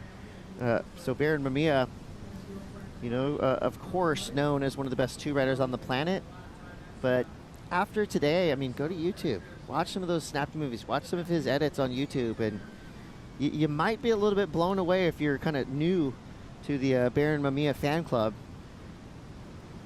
So with 20:45 to go, we'll see if he opens up. He's just got a 1.5 and a 0.6, so nothing of note just yet, but plenty of time left with 20 minutes, 37 seconds. While we wait to potentially see Barron Mamiya unleash, or to watch number 11, the GOAT, go to work. I think we've got time to catch up with Joel Vaughn, who just got through a really tough heat against Miguel Pupo. He's on the glass now with Kaipo Guerrero.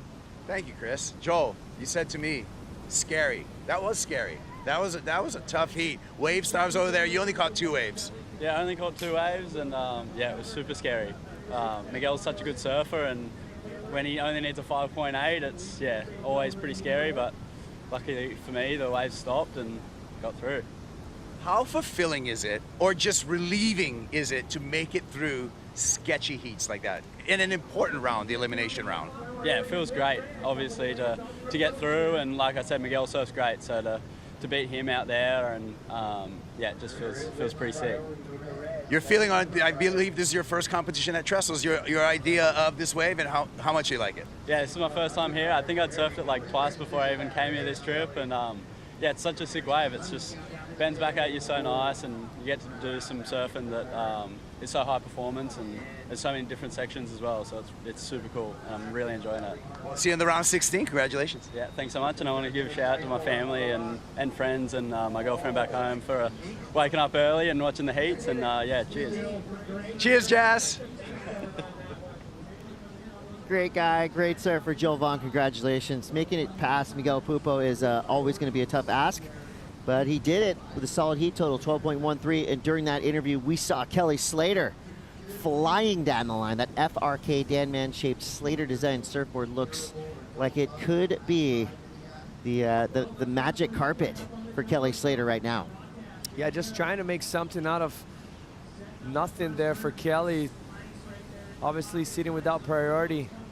This turn here has to kind of adjust halfway through, goes up in vertical, but the wave didn't have that energy and the coping that he was hoping for, so he has to cut it through a carve halfway through and regroups, gets more of a steep section here, but gets stuck, comes undone. But just, I feel like the wave lacked a little bit of just quality right there for him. And he's probably, you know how Kelly is, like we've seen it for 30 years. He loves to give himself opportunities, and he was probably scratching his head this morning for barely catching any waves until like what, 10 minutes left, or not even riding a wave until like 10 minutes left. So now a different strategy right there, trying to get loose and give himself opportunity, which I think that's where he's the most dangerous. So 17:50 to go. That wave pretty even with his opening ride, a 4.9 paired with a 4.83. He's in a precarious lead for now. Baron Mamiya still sitting on a 1.5 and a 0.50. So that was the case of, you know, kind of seeing it in your peripheral vision. It looked like he was going so fast, but then you watch the replay and there was a few, you know, little glitches in his act going down the line. Didn't quite ride out of that finishing maneuver, which I think has been kind of an under talked about kind of a thorn in Kelly Slater's side throughout the last, like, let's say decade of his career. Correct. Finishing his waves. He has these super wild starts flying down the line, but it's just like this weird little thing that you don't really think about much until you watch kind of replay after replay after replay. He kind of falls a little more often than you might expect on his final maneuver. And definitely more than usual. Like, you know, the scale is set so high that he can't really commit any mistakes, mostly against top 5, because he's obviously been on the lower side of the rankings the last few years that he was on tour. So he's going to match guys that are on point and not committing barely any mistakes. So those ones, like you mentioned, cost a lot. And yeah, he would have glimpses of excellence, but not backing himself up and being just consistent and solid. And that's just maybe sometimes rhythm, confidence, you know. It's hard to say. Yeah, this is a wild stat to me right here. Kelly Slater, Baron Mamiya. Fan picks are in. The Pacifico fan picks, 53%, just edging out Baron Mamiya. If this was 5 years ago, it would have been 90 to 10. Yep. So, I mean, that right there is a telling sign of, you know, the future of surfing. Baron Mamiya has a ton of fans out there. He's currently sitting in that top 10, that top 5 conversation. So Kelly Slater definitely will earn a lot of fans back with a big result here at Lowers. And this is a big moment right here for Kelly Slater, and that's a really kind of weird thing to say for a guy that's had the biggest moments in the sport of surfing. No doubt, it's just the opportunity. The most important heat's always your next one. So what's fast, it's left behind, and this is a great opportunity for him to showcase and actually enjoy, like Jordy mentioned on his interview earlier this morning. It's not going to last forever, this opportunity, so he wants to make the most and enjoy sitting on an empty lineup with one of the best surfers of this generation, Baron Mamiya. And like the fans said, you know, they're still going towards the GOAT. Well, I think a large portion of his fan base they're not that good at using the phone. They're still on Facebook. That is true, it could have been higher, right? 14.53 to go here. Slater in the lead with a 4.9 and a 4.83. 52 years old. And, I mean, still a magician in the water. And that magician needs his tools. And speaking of the tools, the surfboards that Kelly Slater riding right now shaped by this man who is standing by with Kaipo Guerrero. Wow, thanks for the introduction. Dan Mann from Firewire here. And Dan, I just want to ask you, first of all, what it's like working with Kelly on surfboard designs, because I'm sure there's a wild mind right there. Oh, yeah. Well, first of all, it's an absolute pleasure and honor. It's super fun, really creative, back and forth, very precise. It's really fun when we go off script and make a totally funky, something that I may not think would work. He goes, no, stick with it kind of thing. And those projects are always super, super fun. And when you see the result, surfing with him especially, or just seeing clips, and they're working great, it's the most rewarding part of my job for sure. Looks like he's on one of your stock kind of shortboard models, the FRK. Can you tell me a little bit more about what Kelly's riding right now? Yeah, so it's an FRK. It has a slight change with the way the outline's distributed. So the wide point's pushed up a little bit. Very center is a little thicker, and the rail's real blady. He likes them, from what I can tell. There he goes. You can talk us through. Yeah, cool. There he goes, bottom turning, making it through that section nice. And then I like to see when he has the swagger between turns. That's what I look for, because then that's where his confidence shows. The swagger between the turns, and then he finished nice. That was nice. And that right there is really cool part of my job. That's the fulfilling part of your job. Thank you so much. Thank you so much, Dan, for your time. Well, wait a minute. Before we go, actually, I'm going to get back with you on some other board design. Oh, no, there we go. I wanted to talk about what some normal mere mortals can ride, like us can ride. New from Firewire right here, the Dominator Pro. Dominator Pro is coming out. Yeah, it's coming out next month. It's a performance board. A lot of people know about the Dominator. It's been around since 2008. It had a round tail, then it went to a squash tail. This one has a little more rocker, a little more tapered volume on the rail, a lot more on the performance side. So you look down, you look like it feels like a performance board with some of the forgiveness that a Dominator would have. Love what you guys are doing. Thank you for your time. Dan the man. Stoked in what he saw with Kelly Slater in his last wave. Barham Amia now answering back. 12 minutes to go, sitting on a 1 and a 0.5. And that wave did not do him any favors. Kind of junky from the get-go. Barham Amia will have some catching up to do inside of 12 minutes. So Slater sitting on a pair of high 4s. Felt like a little step up energetically on that last wave for Kelly.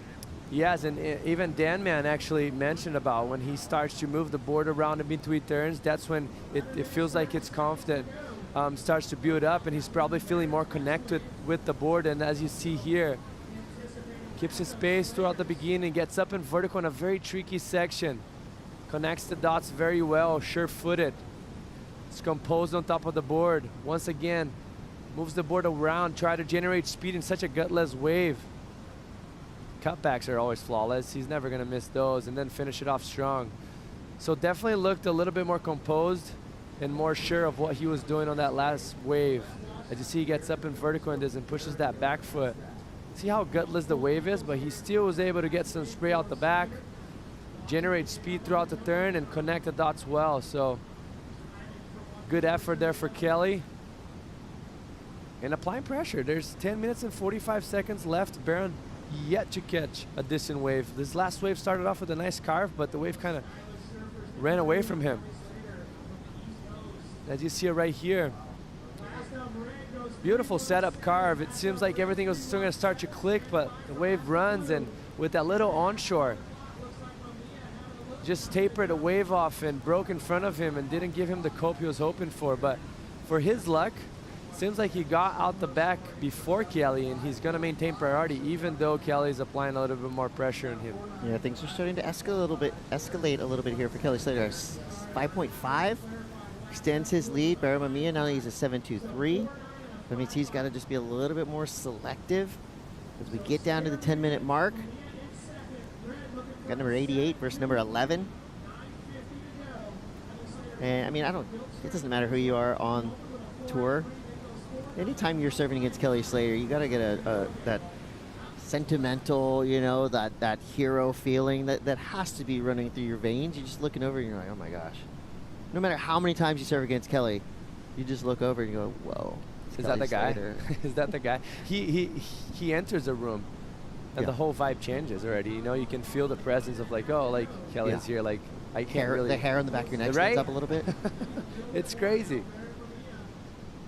Yeah. Sometimes he's Darth Vader. Sometimes he's Luke Skywalker. You never know what Kelly Slater you're going to get. 9:15 to go. Can Kelly fend off Barham Amia? Stay tuned to find out. It's the Lexus Trestles Pro.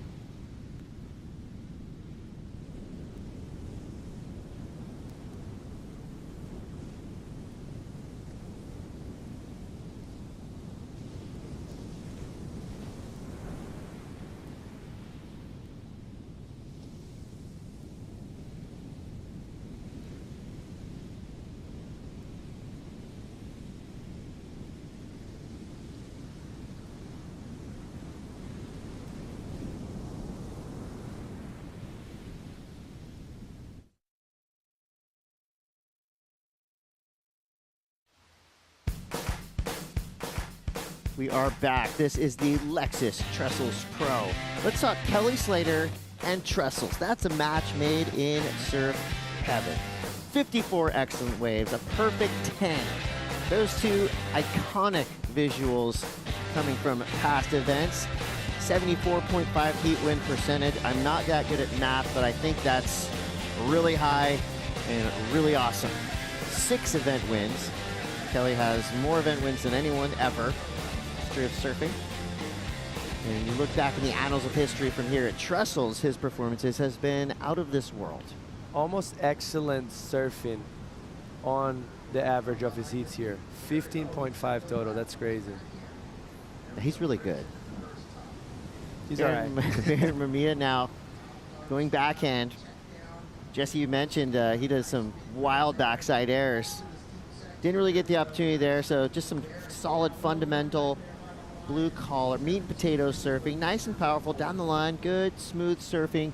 And I think that's just kind of him potentially hitting a reset kind of button, because he's only got a 317 and 1.5. So if he can lock in something in the high 4 range right there, he'll be right back in the numbers. Does need a 7.23. Don't think this is going to be it, but this is definitely going to help his cause. I have no doubt about it. And I got to take it back. I think he had an opportunity for an air attempt on the end. He could have probably manufactured that, but it's not the time, and that's very smart and mature of Baron. This wave is clean, is steep, and he got the job done. Like, he doesn't need, in this moment right now, try and go risky and maybe fall off and put himself with 2 hands attached with 5 minutes left. So that's just very solid surfing for him. Felt like he was a little bit in front of the wave at this moment right here. So he could have been a little bit on the steeper part of the wave, so he would have been more vertical on this turn, but the finish off was very nice. He pushed off nicely right there, and then this wave gets critical. He goes up and vertical, releases the fin, all the weight on the front foot, and then transfer to the back foot to make sure that nose doesn't get digged and comes out clean. Yeah, the replay, I think, was a little bit better than I had remembered it. As we see now, Slater, quick pocket snap there. Boom! Everyone on the beach had the same reaction. Oh, no!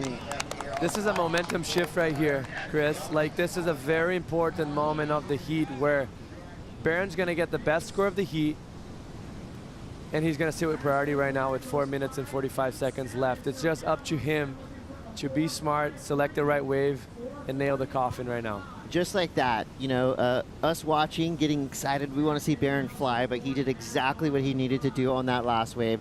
Dropped that 5.87, now he only needs a 4.63. What happened here with Slater? I mean, he's a little bit out the back. He has to cut that one short, but puts himself in a good spot for this, but there's a little lump.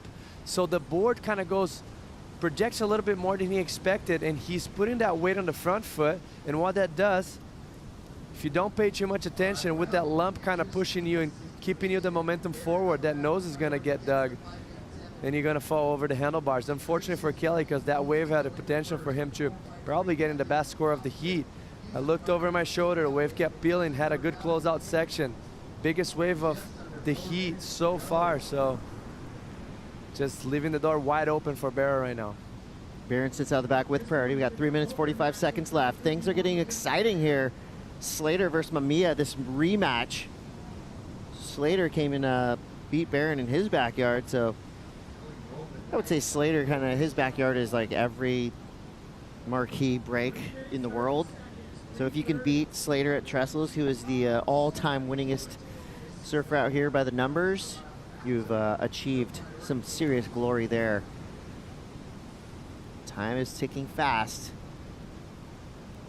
And I mean, the 4s aren't coming easy in this heat. I mean, these waves are pretty unpredictable. So we'll see with this paddle. Kind of bumpy, but he gets up. Mamiya now. Good opening whip. Layback snap. Those things are looking good so far. Okay, I feel like already he's sitting on a 4.53. But now he keeps adding on to the pressure, adding to his score line. Hoping for a good solid finish here. Blast the tail out. Uh-oh. Legs are tired. Still out the back. Well, he nailed the coffin. Job was done. Obviously, best wave of the heat, the cleanest wave, had a bit of more curve. Something on happened the here. face. Something happened. I mean, Oh, this is is there we got something going on? 2:24 to go. He's grabbing his the knee. Oh, this is not good. Of course, we don't make any guesses when it comes to things like this, but it looked like midway through this wave, he was already reaching down to touch his knee. Yeah, that was weird. This is beautiful surfing. Like, I'm baffled at where it happened, really, because that was some damage done for Baron Mamiya. Very on rail, and right here, that's when it feels like he starts to slow himself down, and you can see, like, he touches his knees, like you mentioned, halfway through the wave, and then you can tell that he really lets the pressure go off the foot on that last turn. But good surfing for him. I like the pace. I like the power. Gonna see the body torque on the top, bringing that board all the way back around, which sets him up perfectly to get steep on the pocket on the second turn. Ooh, I mean, if you're looking straight at his knees through all these turns, there's a lot of movement. I mean, it's really hard to tell exactly what happened. I wonder if it was a different wave, because it doesn't seem like this is the type of wave that you get hurt on, you know? Like, obviously it can happen anytime, but there was no wobbles or whatsoever, like nothing that it felt like he popped. So he did turn the heat. We're just down to a minute left. Slater needs a 6.47. We got some worry and concern. We'll definitely be following this story as Baron Mamiya makes his way in across the rocks. It's an unfortunate finish for Baron Mamiya. We're just going to hope for the best here and see what happens next. With 40 seconds left. There it is. There's that little magical water push.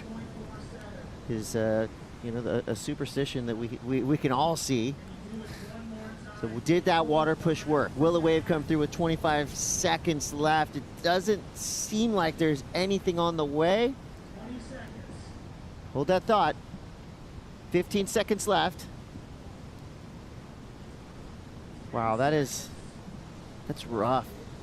And that is not how you want a heat to end. You want to see surfing go all the way down to the wire. So a really strange end to that heat. Baron Mamiya does get the edge, but it may have come at a cost.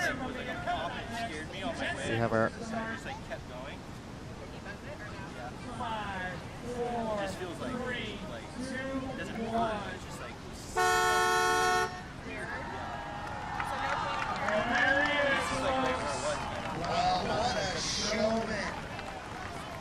All right, we're going to take a quick break. We'll keep you updated on to all the things that have just transpired here at the Lexus Trestles Pro. Stay tuned. We'll be right back.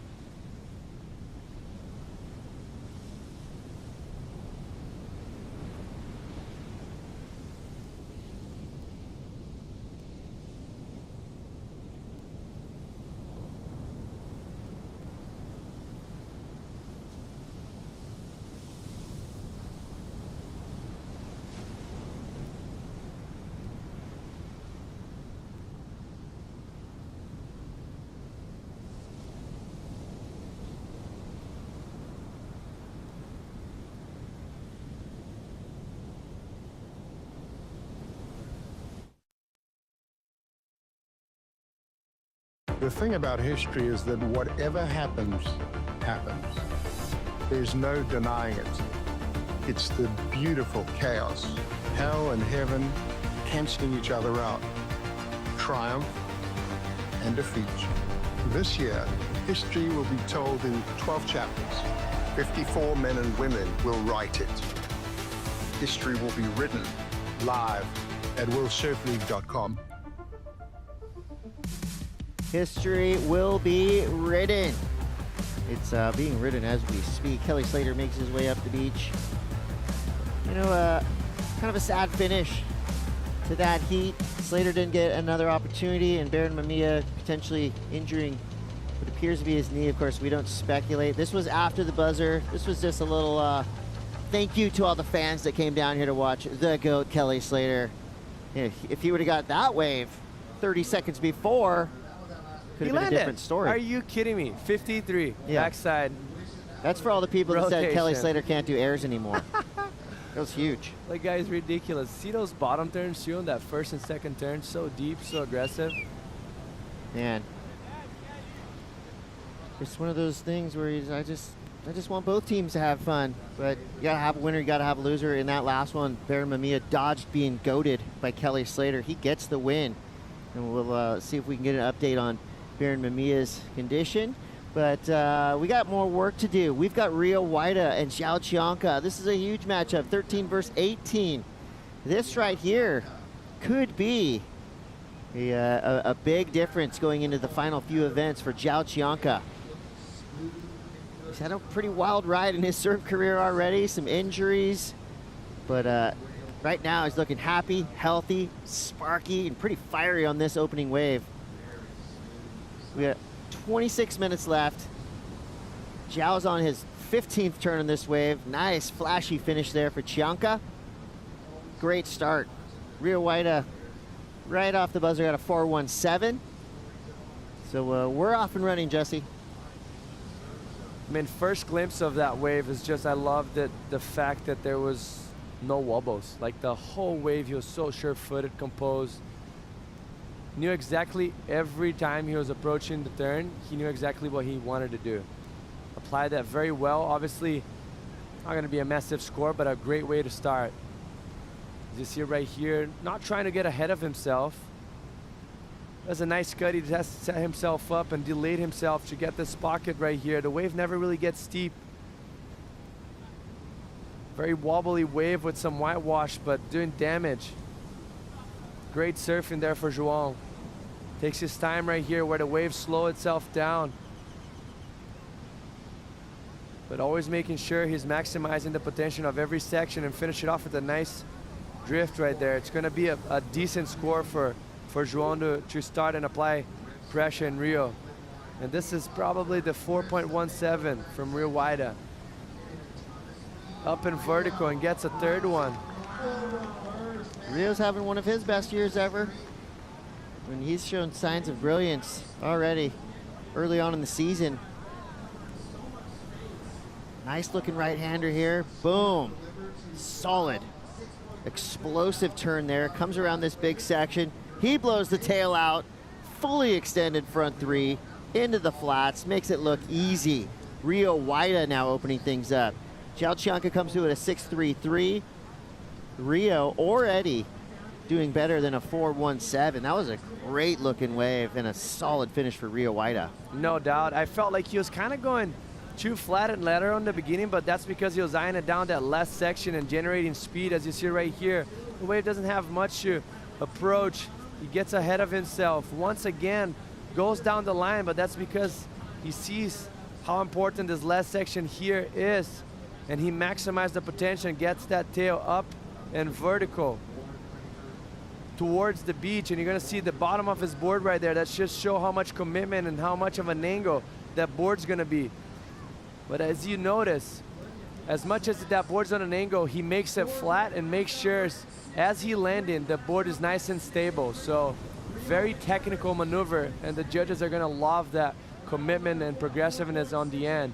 Super technical, progressive, lots of speed, and well beautiful. rewarded. Well rewarded. 6.83. When you do an air like that and you're actually your head is underneath your tail, it's just so much harder because that's going to make your landing more awkward.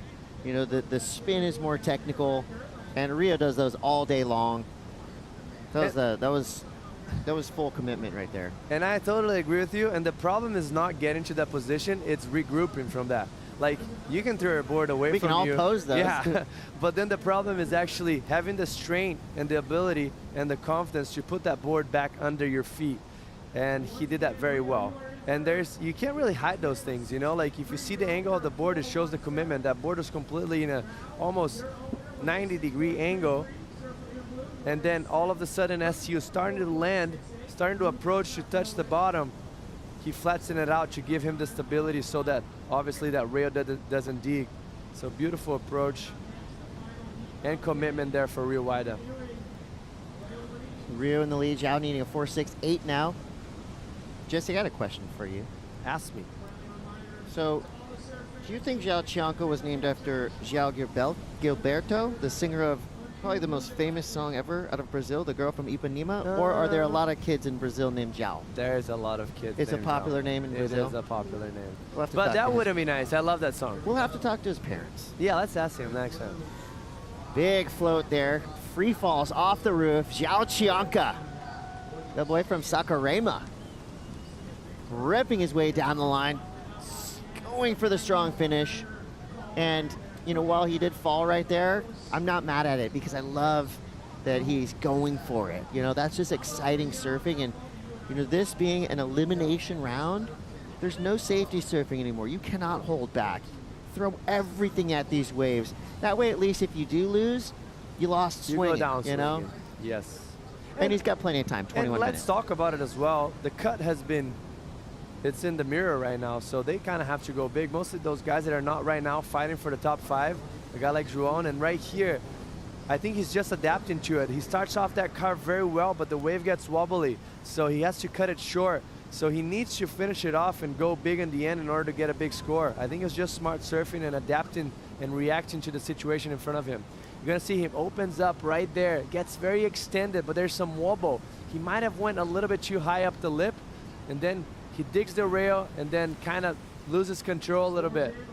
And then this one cleans it up, but the wave is not as critical already. Eyeing it down, that closeout section, that it's not the steepest, but he goes for it. But I like the speed, I like the power, I like how aggressive he is, and he's getting rewarded. It's just a matter of putting a wave together that gives him the opportunity, and he's gonna get a big score. Yeah, you're right. 5.5, so full credit all the way to the very end. And obviously it doesn't matter, but had he made that flashy kind of finisher, you'd probably be looking at a 7.5, you know, maybe an 8 if it was something real special at the end.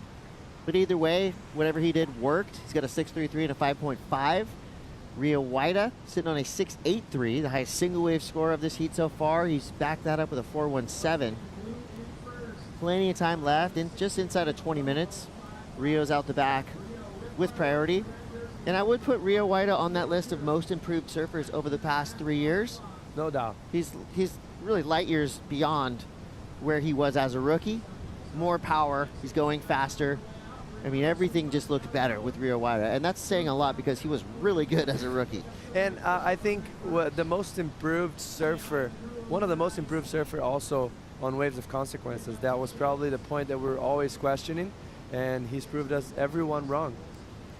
Well, with 19 minutes to go, looks like we've got a break in the action in the lineup, so let's talk to the world's greatest surfer ever. Kelly Slater's on the glass with Rosie Hodge. Yeah, that and the most successful surfer out here at Lower Trestles. Kelly, always an absolute pleasure to see you competing. How was your experience down here at Lowe's, and how great is it to see all the fans on the beach? Oh, the fans have been great. Gosh, this is going to sound super strange, but I honestly didn't even want to surf the contest.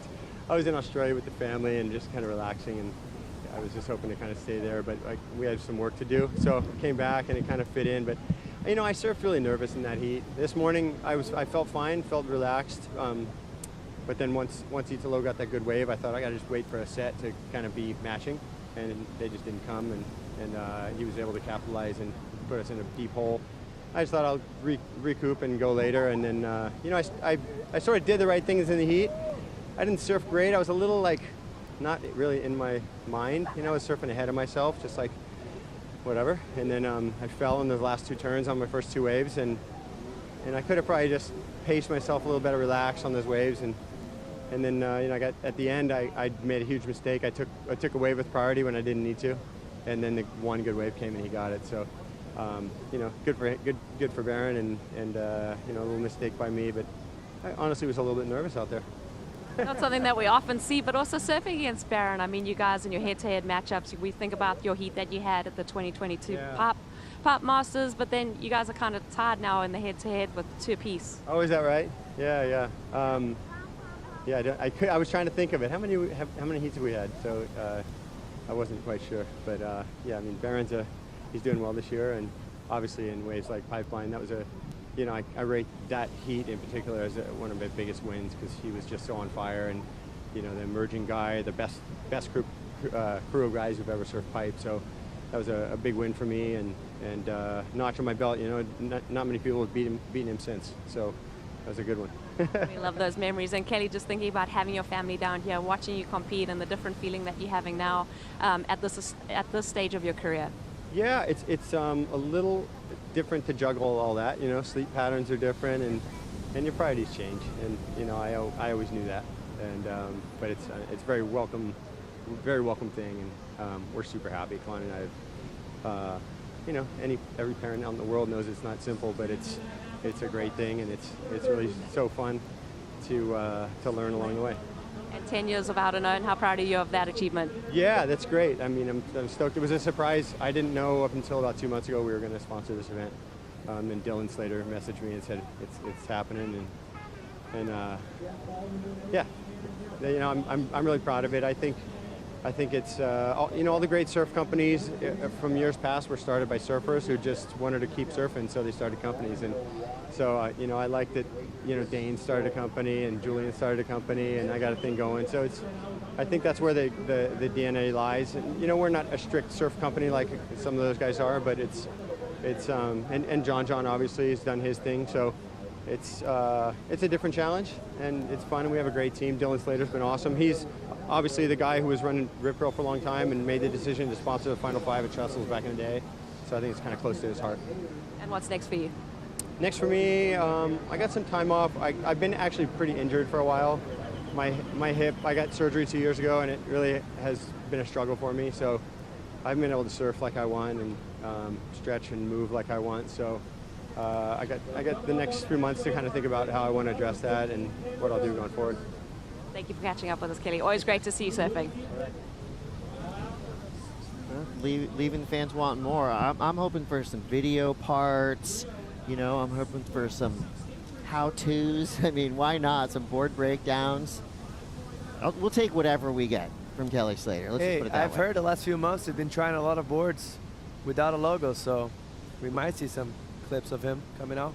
Well, you know what I like is that the boards he rides are those kind of like shorter, wider boards are more forgiving for average surfers.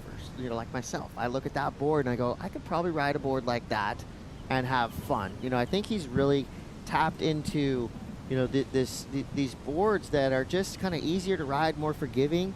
You know, I've tried to ride similar boards that I used to ride in like the early 2000s, late 90s. You know, real potato chip, you know, boards. Knifey, like stretched out. And it makes it really hard. You know, I go in the board rack and I look at, you know, guys like Barron's boards. You know, real high performance, chipped out, just the ultimate short boards for elite pros. And I go, I can't relate, but I can relate to that board that Slater rides. And I've seen the boards you were riding in Indo too, right? Shorter boards, a little wider, just a little bit more forgiving and easier to ride. I think you mentioned the perfect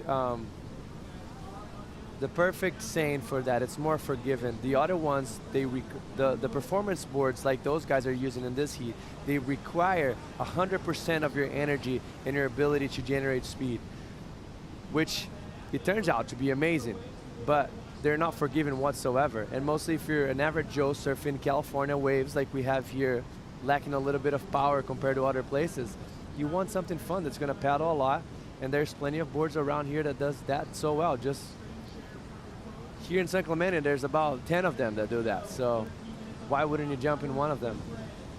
Yeah, I'm glad Kelly's doing the R&D for the rest of us. You know, obviously we're probably not going to be surfing like Kelly Slater, but, you know, he's probably the most knowledgeable person on earth when it comes to the subtleties of what make a board work or not. So 12:47 back to the lineup. Looks like a set pulsing through here. Zhao Qianca is in position, but he had second priority, so Rio Waida takes this one off him. Vertical snap to start, way out in the open face. Nice roundhouse cutback.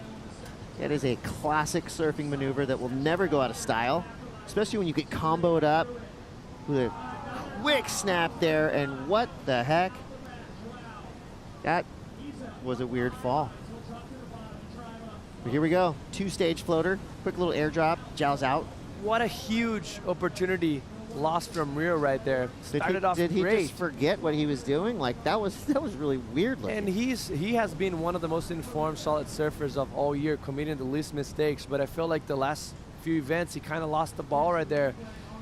Maybe getting in his head a little bit too much with the opportunity in front of being on the top 5. I don't know what it is. Reynolds obviously having a close look right now and not happy, because that might have been the best wave I've seen in the last 2 or 3 hours of the event. Like, as far as quality of the wave.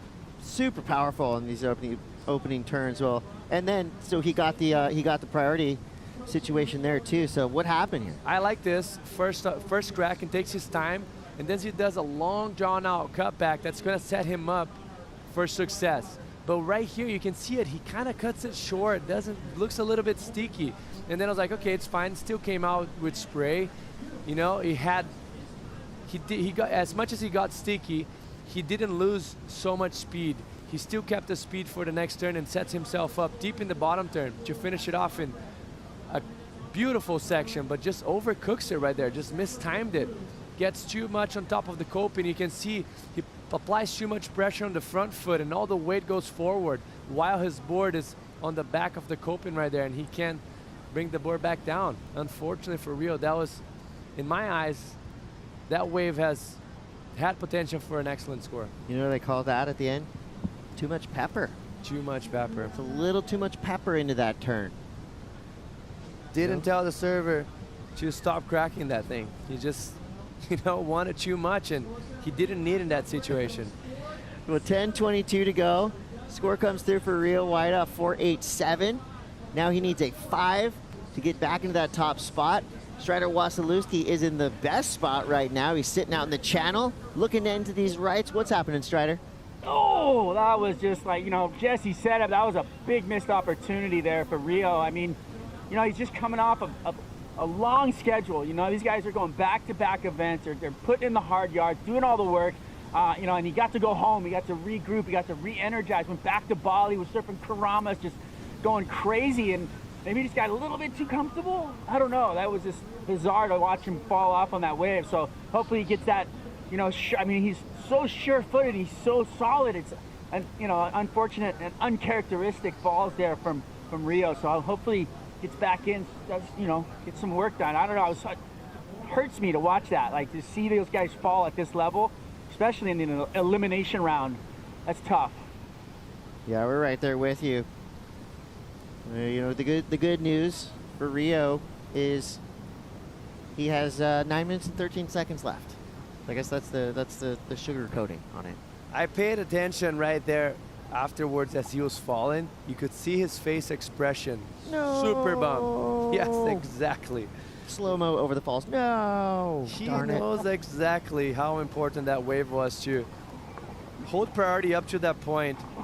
Apply the priority on the best wave of the heat and probably the best wave we've seen in the last hour or so, and just letting that one go and giving the opportunity now for Juwon to maximize his lead.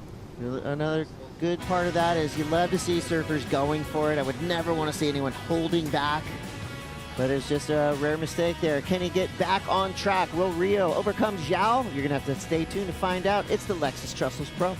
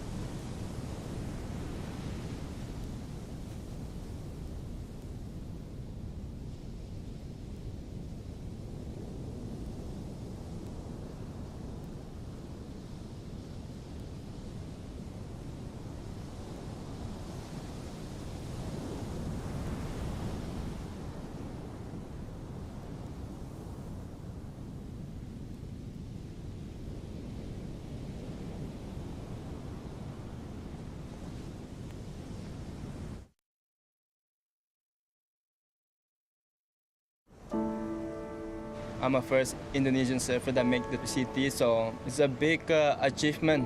And for me and also for Indonesian surfers, I didn't really know about professional surfing when I was a little grown, but I just want to surf, to be honest, until 9 years old or something. At the same time, everyone was going crazy about Kelly Slater. You know, oh, it's my guy, it's Kelly. But I was like, who is Kelly Slater? I don't know this guy.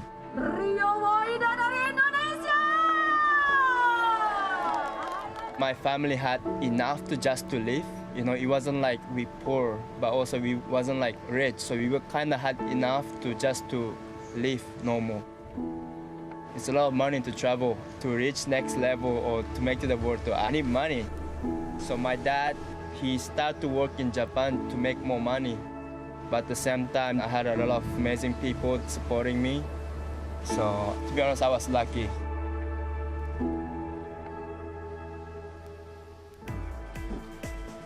You gotta love Rio Waida. What a story, what a surfer, what an all-around awesome human being. He's in the water right now with Zhao Qianca. They have 5 minutes, 40 seconds left.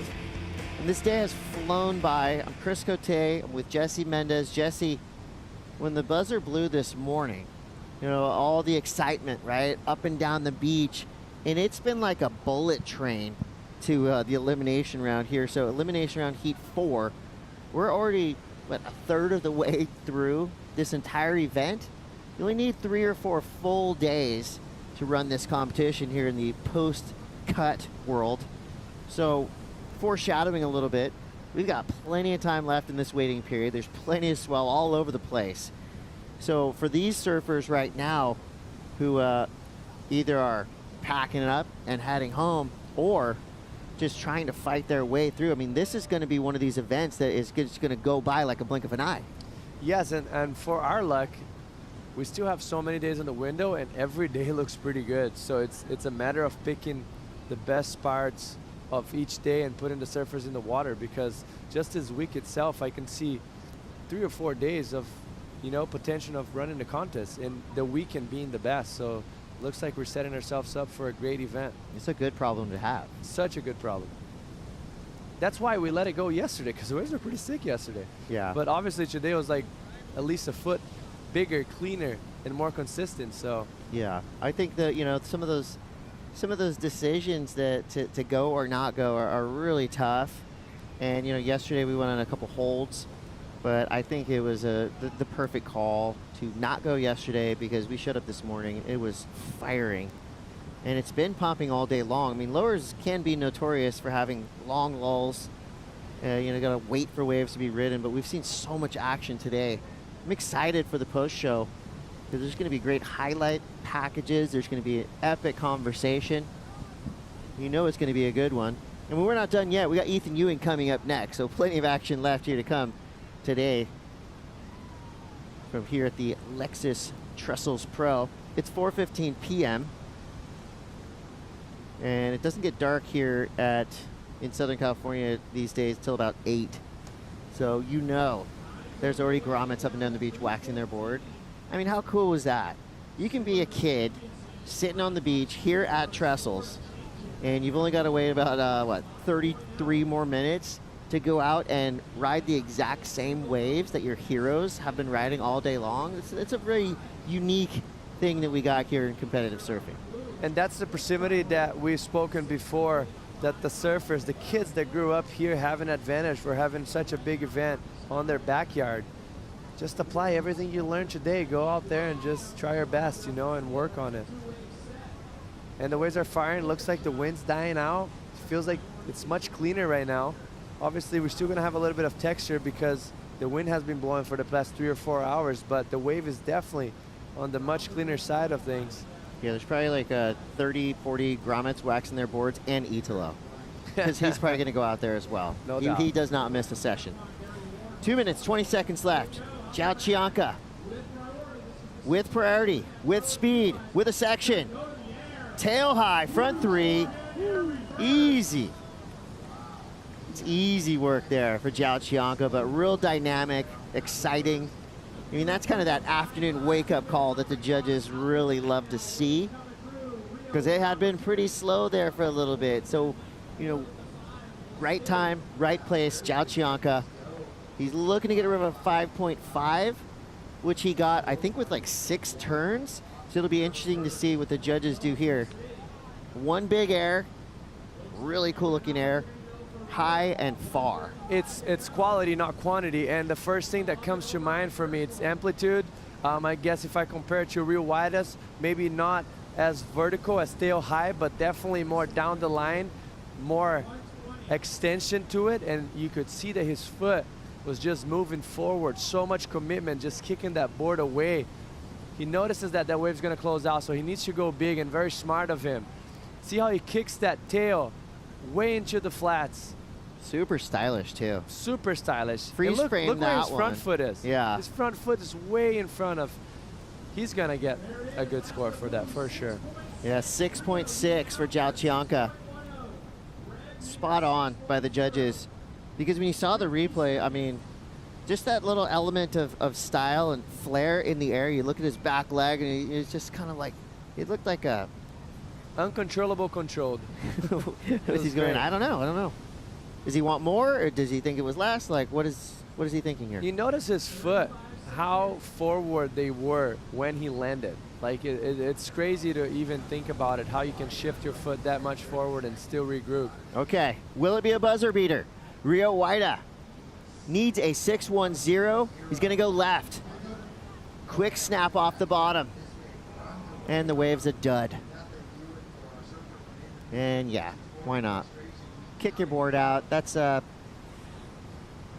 bummer of a finish for Rio Waida, but a great heat served. He did post a 6.83, backed it up with a 4.87, but it was the big air by Zhao Qianca at the end, the 6.6 that gets him through. So we lose one of the world's favorite surfers in Rio Waida, but Zhao Qianca moving through. Any heat you get through in this elimination round has got to feel good, because this round is hectic. But we will be back with more. This is the Lexus Trestles Pro. Ethan Ewing, Alejo Muniz. Stay tuned.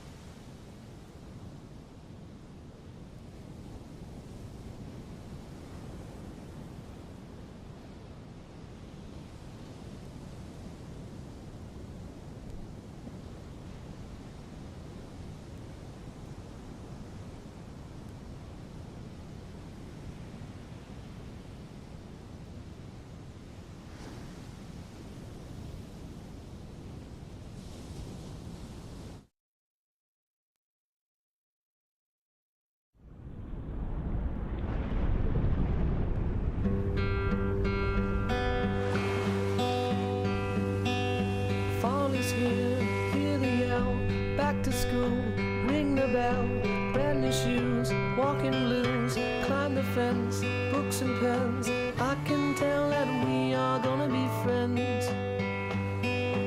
I can tell that we are gonna be friends. Walk with me, Susie Lee, through the park and by the tree. We will rest upon the ground and look at all the bugs we found. I can tell that we are gonna be friends. I can tell that we are gonna be friends. I can tell that we are gonna be friends.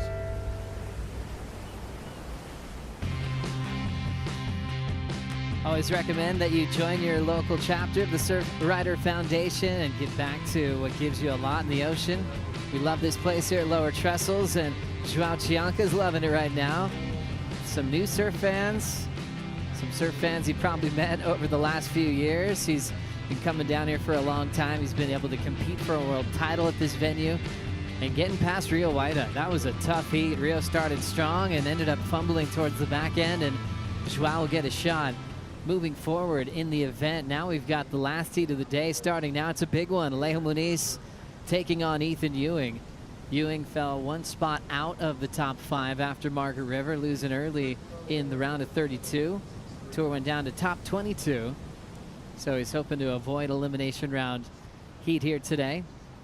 Alejo Muniz, though, he's on fire, really pumped up to kick things off during the break. This is how it got started. Alejo getting position on the peak.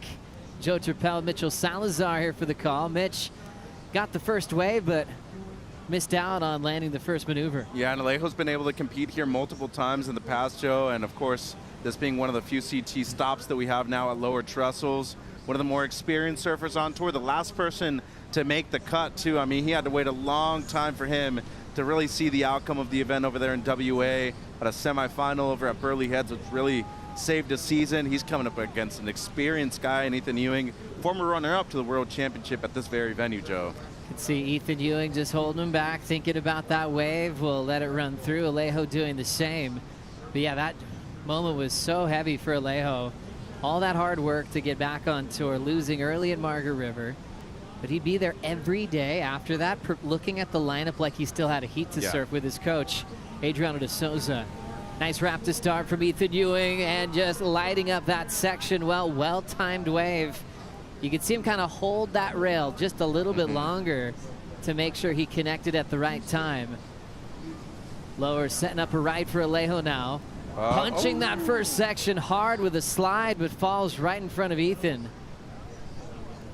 So a tough fall there on a great-looking wave from the Brazilian vet. Yeah, and to me, this is a key event for Ethan, considering that we're going to Rio where he made the final already. He's won at Jeffreys Bay, and Tahiti being a wildcard event for him, this is really where you want to get things going, maybe move up into the top 5, get your first win of the season so far, Joe. And for Muniz, picture-perfect moment to be able to take out one of the top seeds, move up into the rankings, and maybe make a push for the top 10 towards the back end of the season.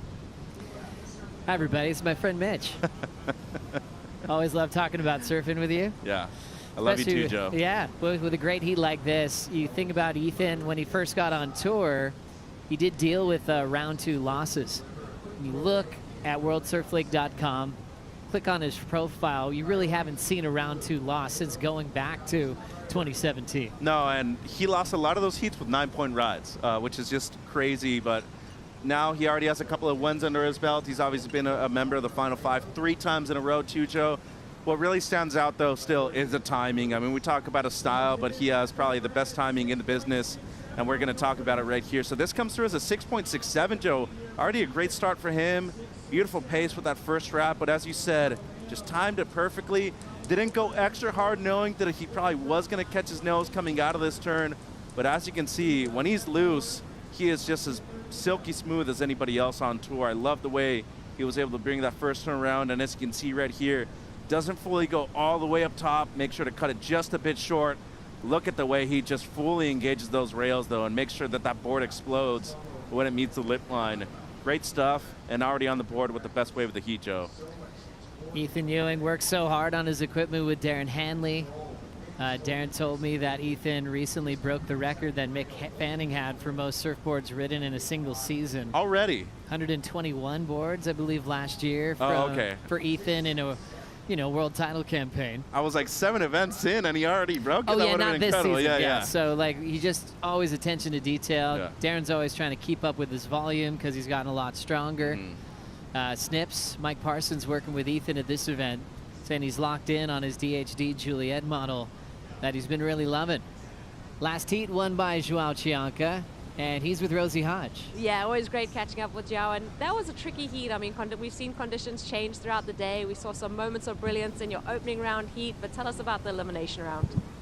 Yeah, sketchy one against Rio, yeah, top seeds. and he had the jump on that heat because he started off like pretty well with the 6.83. So I knew he was a 0.5 ahead of me. So like if he dropped any other score, I would be in a pretty big trouble. So I mean, I was really just focusing on my game plan and on priority and sit on him, because I knew waves were slow, and I mean got that air on the last minute, which was like on so much pressure, but felt good. And you athletes haven't had a moment to kind of slow down. You've been on the road so much this season. I mean, how are you finding this year in particular? Yeah, a lot of time on the road. I wish I was home. I wish I had some time to go home after Marks. Such a big roller coaster coming from the cut pressure and making it. So yeah, on those moments we really want to see family and friends, and we really want to be resting at home. But no, I had to come here, which is great, because I'm super fortunate and happy to be around this place and around this venue, which is like super important. And yeah, it feels good to be back in Lowers on a jersey and at this event. We have so many heats ahead of us, so yeah, it's pretty delicate and hard not being at home and not having the time to go after so many events. But definitely I know home is coming, so I'm happy. That'll be the next event. Well, Joao, I'm sure your family can't wait to see you. They're incredibly proud of you. Thank you for your time. Picanha right around the corner. Oh, I'm ready. For Joao Chianca, you can't wait to go home. You eat your favorite foods, see your family, go to your home break. Joao's really lucky that his home break is on tour. Not everybody has that. So it is a quick, rapid-fire season as far as the breaks in between events. It's really no break at all. You've just got to be moving to the next event. So if you're dealing with injuries, if you need surfboards, it's pretty intense. You really got to lean on a solid support crew. Don't be afraid to ask for help. I mean, you talked about being my friend earlier. There's times where I call you all of a sudden, I'm like, Joe, I need help with this. Could you lend me a hand? But no, it's true. I mean, it's a long season, but then you have a lot of downtime in the off season too, as we see Ewing right here. This is going to be his backup at the moment, Joe. A 5-point ride, and not bad on the backhand. I mean, for how grindy it's been out there for a few heats now, I think activity is definitely something that I'm looking at as a positive. And Muniz right here on the forehand, he just obliterated this wave, Joe. Really like the attack from the first 3 maneuvers. Slides the fins right there in the pocket once again. That one much better.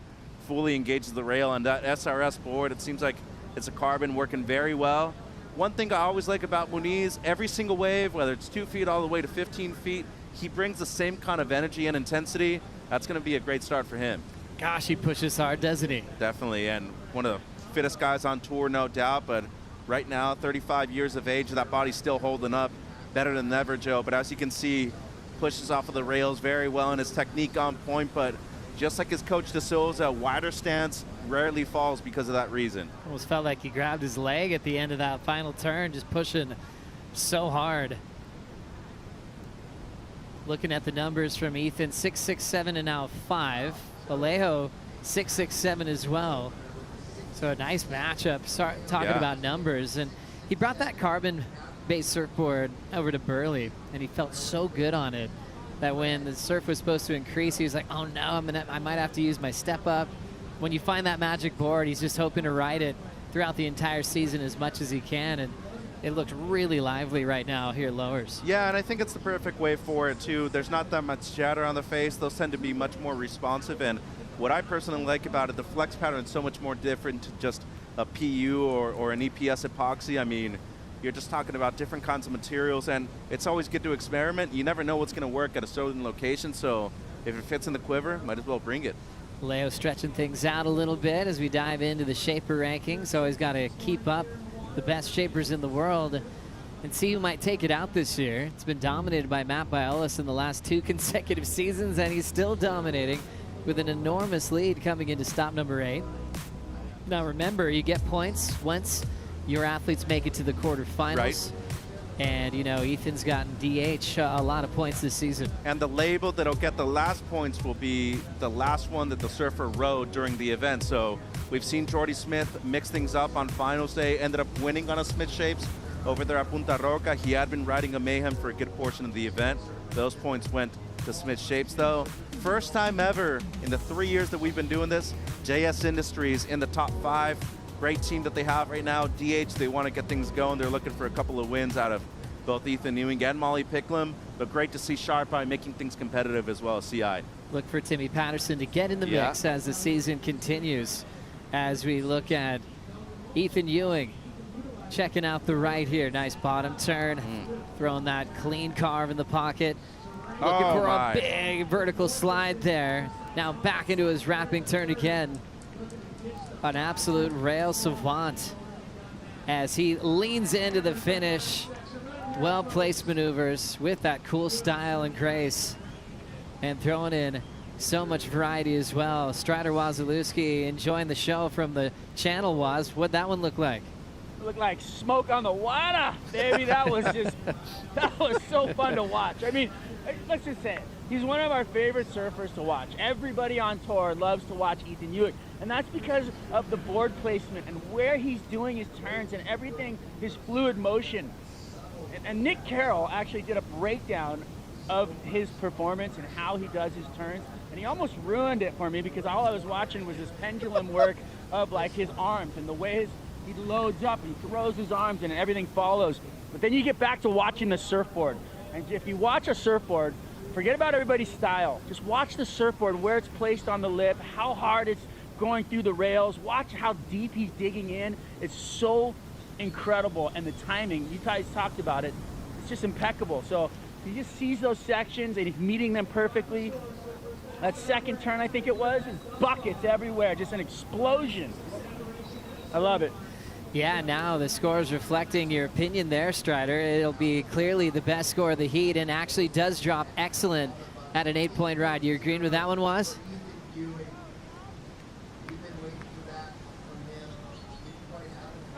Woo! Good times, good, but really fun to watch, and just, you know, you get sleepy out here towards the end where it's almost the day's ending out, where, you know, we've been here all day, and then you see stuff like that, and you're just like, bang, I'm ready to go for a surf. So thank you, Ethan. Yeah, what about condition updates, Strider? How you feeling with sets? We've had a couple of sleepy heats with even 3 waves ridden. This one's feeling a little bit better. Well, you know what? I think we're just, you know, the wind kind of backed off. There's still just plenty of nice face time out here, and you know, the lefts are looking good. The rights on this inside corner right here, Rosie's Peak, looks great. So, you know, it's a great time to come down and get your session on, because just stay out of my way. That's all I got to say. There's probably already a pack of groms ready to paddle out. Get Strider away. Thanks, Waz. We're watching a replay here. Ethan Ewing putting together an 8-point ride once again. That second turn was just nasty, Joe. I mean, we talk about being in the pocket the entire time, excellent stuff, and you know, want to clean things up a little bit towards the tail end, but still, you can't deny that this is one of the very best waves we've seen all day long. But the combo at the beginning, first turn's great.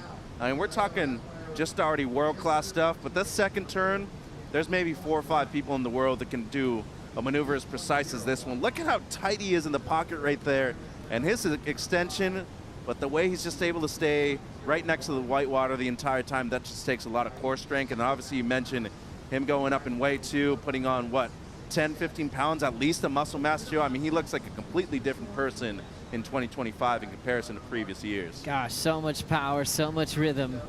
Ethan Ewing, number 6 in the world, hasn't had a win this season, didn't have a win last year. He's got 2 CT wins, and that makes sense. If you could pick events that you thought he'd win, he's got them. J-Bay. Bells Beach. We've already passed Bells, but he put together some of the best maneuvers we've seen out there in Bell's history this year to that 5th place finish.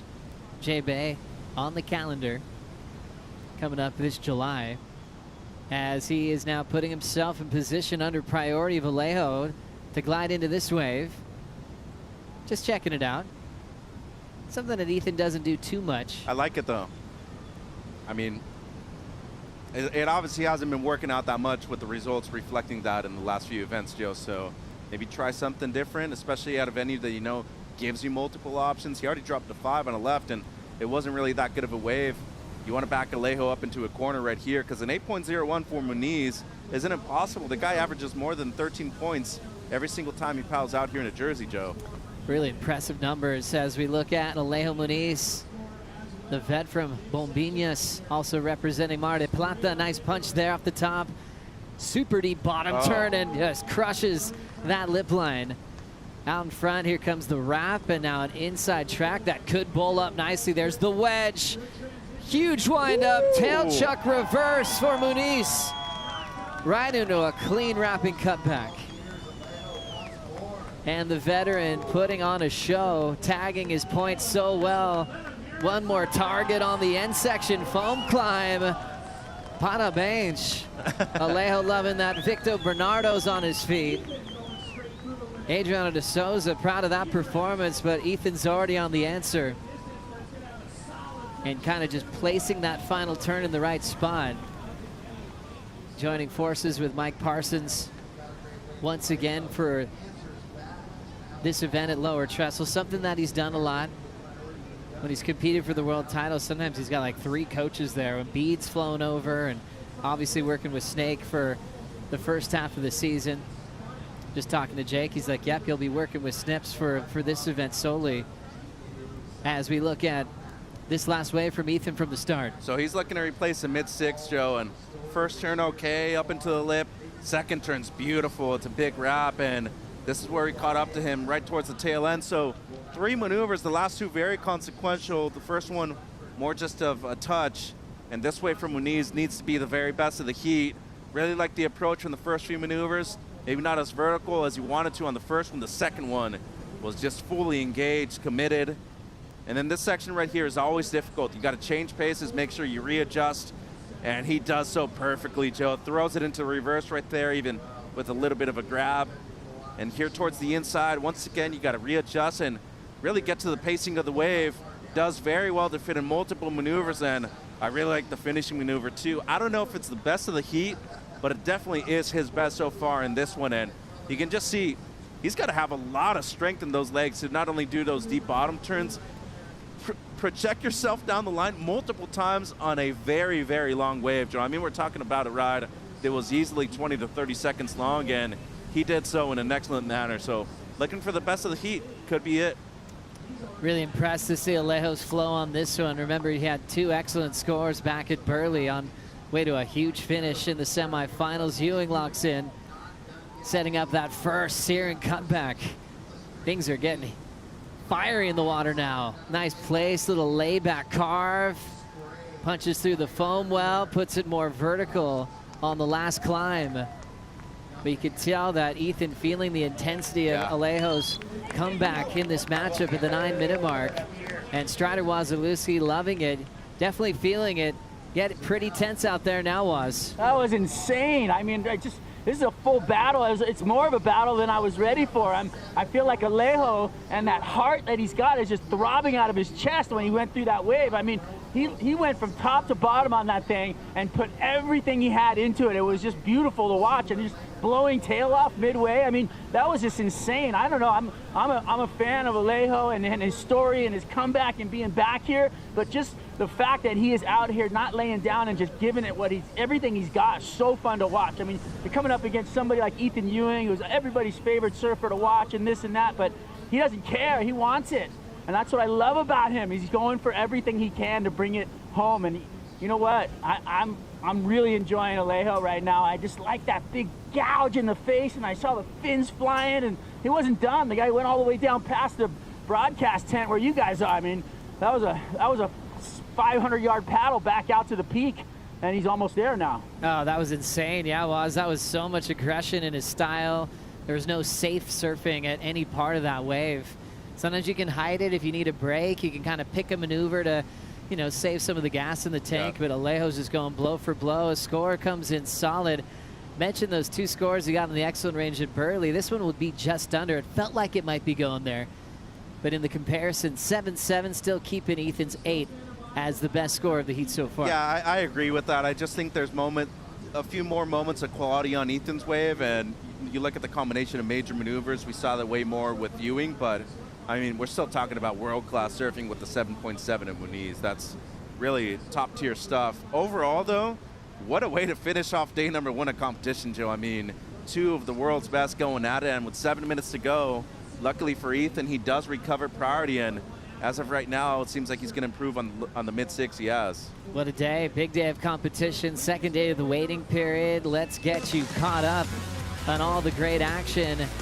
Kicking things off in the men's opening round, we have a lot of standouts and a lot of big names, especially on the top end of the rankings. World number 1, Jordy Smith, had a buzzer beater to move on to the round of 16. Yeah, he's competing like world number 1, making the right decisions, making sure that he's not only surfing in a safe manner, but very intelligently, and of course, getting the claim right there on the beach. Stoked proof. And then so much action and fire, like you expect from Italo, who's finished runner-up of the world on this venue, and now just punting. That's a signature move, isn't it, Mitch? Yeah, just incredible stuff. Acrobatic as always, and it seemed like he did it very easily, Joe. Fun to see Griff just loose and radical. He's had the pressure of the world title on him at this event last couple of years. You can tell he's just really relaxed in this type of format. First time he's ever competed as a regular CT season event, and you know, for him to be able to do it at home in front of everybody and kind of silence the doubters probably feels even better, Joe. He was able to send Ethan into the elimination round. Then how about world number 1, Gabby Bryant? First 2 waves, got it done. 817, 7-point ride. Feels good to be number 1 in the world, Joe, and you know, everything's just cooperating and working in her favor. As soon as the horn sounded in that heat, was able to get the wave for the 817 and route to a big win. The biggest turns on tour are being laid down by Gabrielle O'Brien.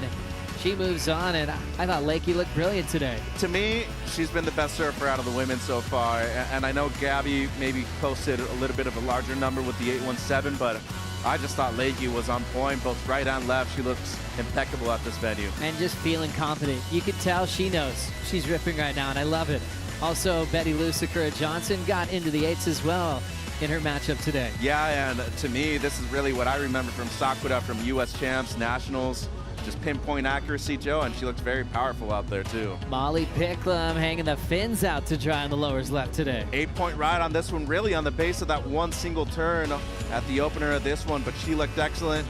Really looking forward to seeing her in the rest of the event, too. Yeah, looking for her first win this season. Looking very comfortable here at Lower Trestles today. Then we got into the men's elimination round, an emotional one here with Baron and Kelly. They've had a lot of history, and it was a maxed out crowd watching this one. Yeah, and it was just nice to see Kelly be able to surf in this heat in comparison to his opening round heat. Just seemed like he was waiting for certain waves. Here he let loose, had a couple of great ones. Did have a fall on one of his openers, though. I think if he cleans that up towards the tail end, he's probably getting a better score, but props to Baron. I mean, he's top 5 in the world for a reason, and, you know, hopefully he's okay and he compete the way he wants to in the rest of the event. That's the big news there. As Baron came in, he did mention that he injured his knee. We'll provide an update when we have it on the status of his knee, but feeling it right there. He said he felt something off on a very important ride. That did give him the score to beat Kelly. But now we'll see what happens to the status of world number 5, and we're all hoping that he's going to be okay to compete for the rest of this one. Kelly did just a beautiful interview with Rosie Hodge. Seriously. So many wonderful things about lowers, about Outerknown, about his career, about Baron. And we'll be hanging out with Kelly throughout this waiting period. And that finds us down to 3:25 on the clock. Now with Ethan Ewing holding priority in the lead, Alejo still needs a 7.24. Fishes around, looks at that one. Good pressure, though, trying to bait Ethan into anything. And 3 minutes to go right here, Joe. Remember, Alejo, a couple of waves under priority over there at Burley, 7.24. I mean, it's obviously a big number, but it's not an impossible task, and this looks like a good-looking wave. Alejo Muniz already has the speed. He has a section and ends up just throwing it away. Is there a need to go that big that early on a wave that maybe has a canvas down the line, too? There's the support crew for Alejo. Miguel Pupo discussing things with Adriano de Souza. De Souza, a world champ back in 2015. Knows what it's like to be in the final at Lower Trestles and most venues around the world. I talked to Adriano briefly before this heat. He just told me Alejo's feeling really good, just really confident, really ready to compete.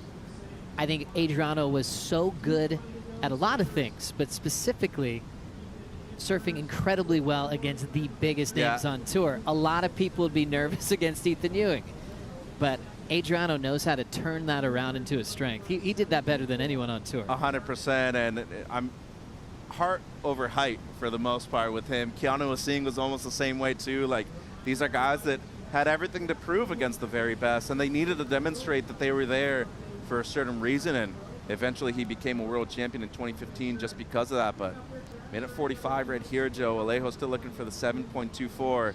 Remember, he's great on the backhand too, and I wouldn't be surprised we see a couple of waves. Probably got to try to split the peak with Ethan if you can. A U.S. Open champ, Alejo Muniz, knows how to win in California. Both of these guys, Ethan Ewing a finalist back in 2016 too. Just to show the importance of that event. Minute 25 on the clock. Looking forward to the 8:05 post show. Yeah, what a day, Joe. Coming up next, day. that's right. That'll be hosted by Kaipo Guerrero. We're going to get Connor Coffin in the mix as well. And Rosie Hodge to talk about all the action today, and look forward to the big heats we'll probably see first thing in the morning. Swell's looking great for a start tomorrow, probably around 8 o'clock. When's our heat? Gosh, I can't wait. How badly do you want to surf, especially when you watch lowers all day? Yeah, I know. I'm just ready to go left. Those insiders, I already saw them. Like Disneyland out there. It truly is. Ethan trying to avoid a round 2 loss, something that he hasn't experienced in years. Oh! Alejo lets that one go. Ethan watching him with priority in the lead. We'll see if Alejo can break away at any point. Ethan's so close to him now. I know, and I think he was probably thinking that Ethan was going to block him on that first one, but now you have no other option but to go on this. Ethan will take this wave with priority. Let's see if he can turn it into a score. Tracking with that wrapping cut back. Beautiful snap to slide. Nice snap there off the lip line as well. And he'll just go through the paces on this inside section. Not a whole lot of wall to work with. Now looking more interested. Punches out the fins in reverse.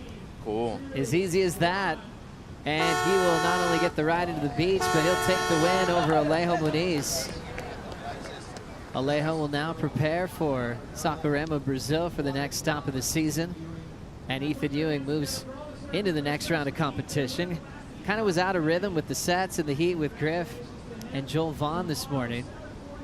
And then found his magic in this one, wave number 3, an 8-point ride. Yeah, and backed it up with nearly a 7, Joe. He looks excellent. And of course, we're talking about somebody who's looking for his first victory of the season and looking to get back into the Final 5 conversation too. That's exactly right. Ethan falling down to number 6 in the world. We'll see where he can go in this one. Alejo is down to 22, making the last spot of the cut. So he'll be staying in that seed moving forward into Brazil, but he's got a lot of time to pick up that pace closer to the top 10 with a few more events remaining in the regular season. Coming up next, it will be the 8:05 post show to break down all the great action of the first day of competition of Lexus Trestles Pro, presented by Outerknown. We'll see you then.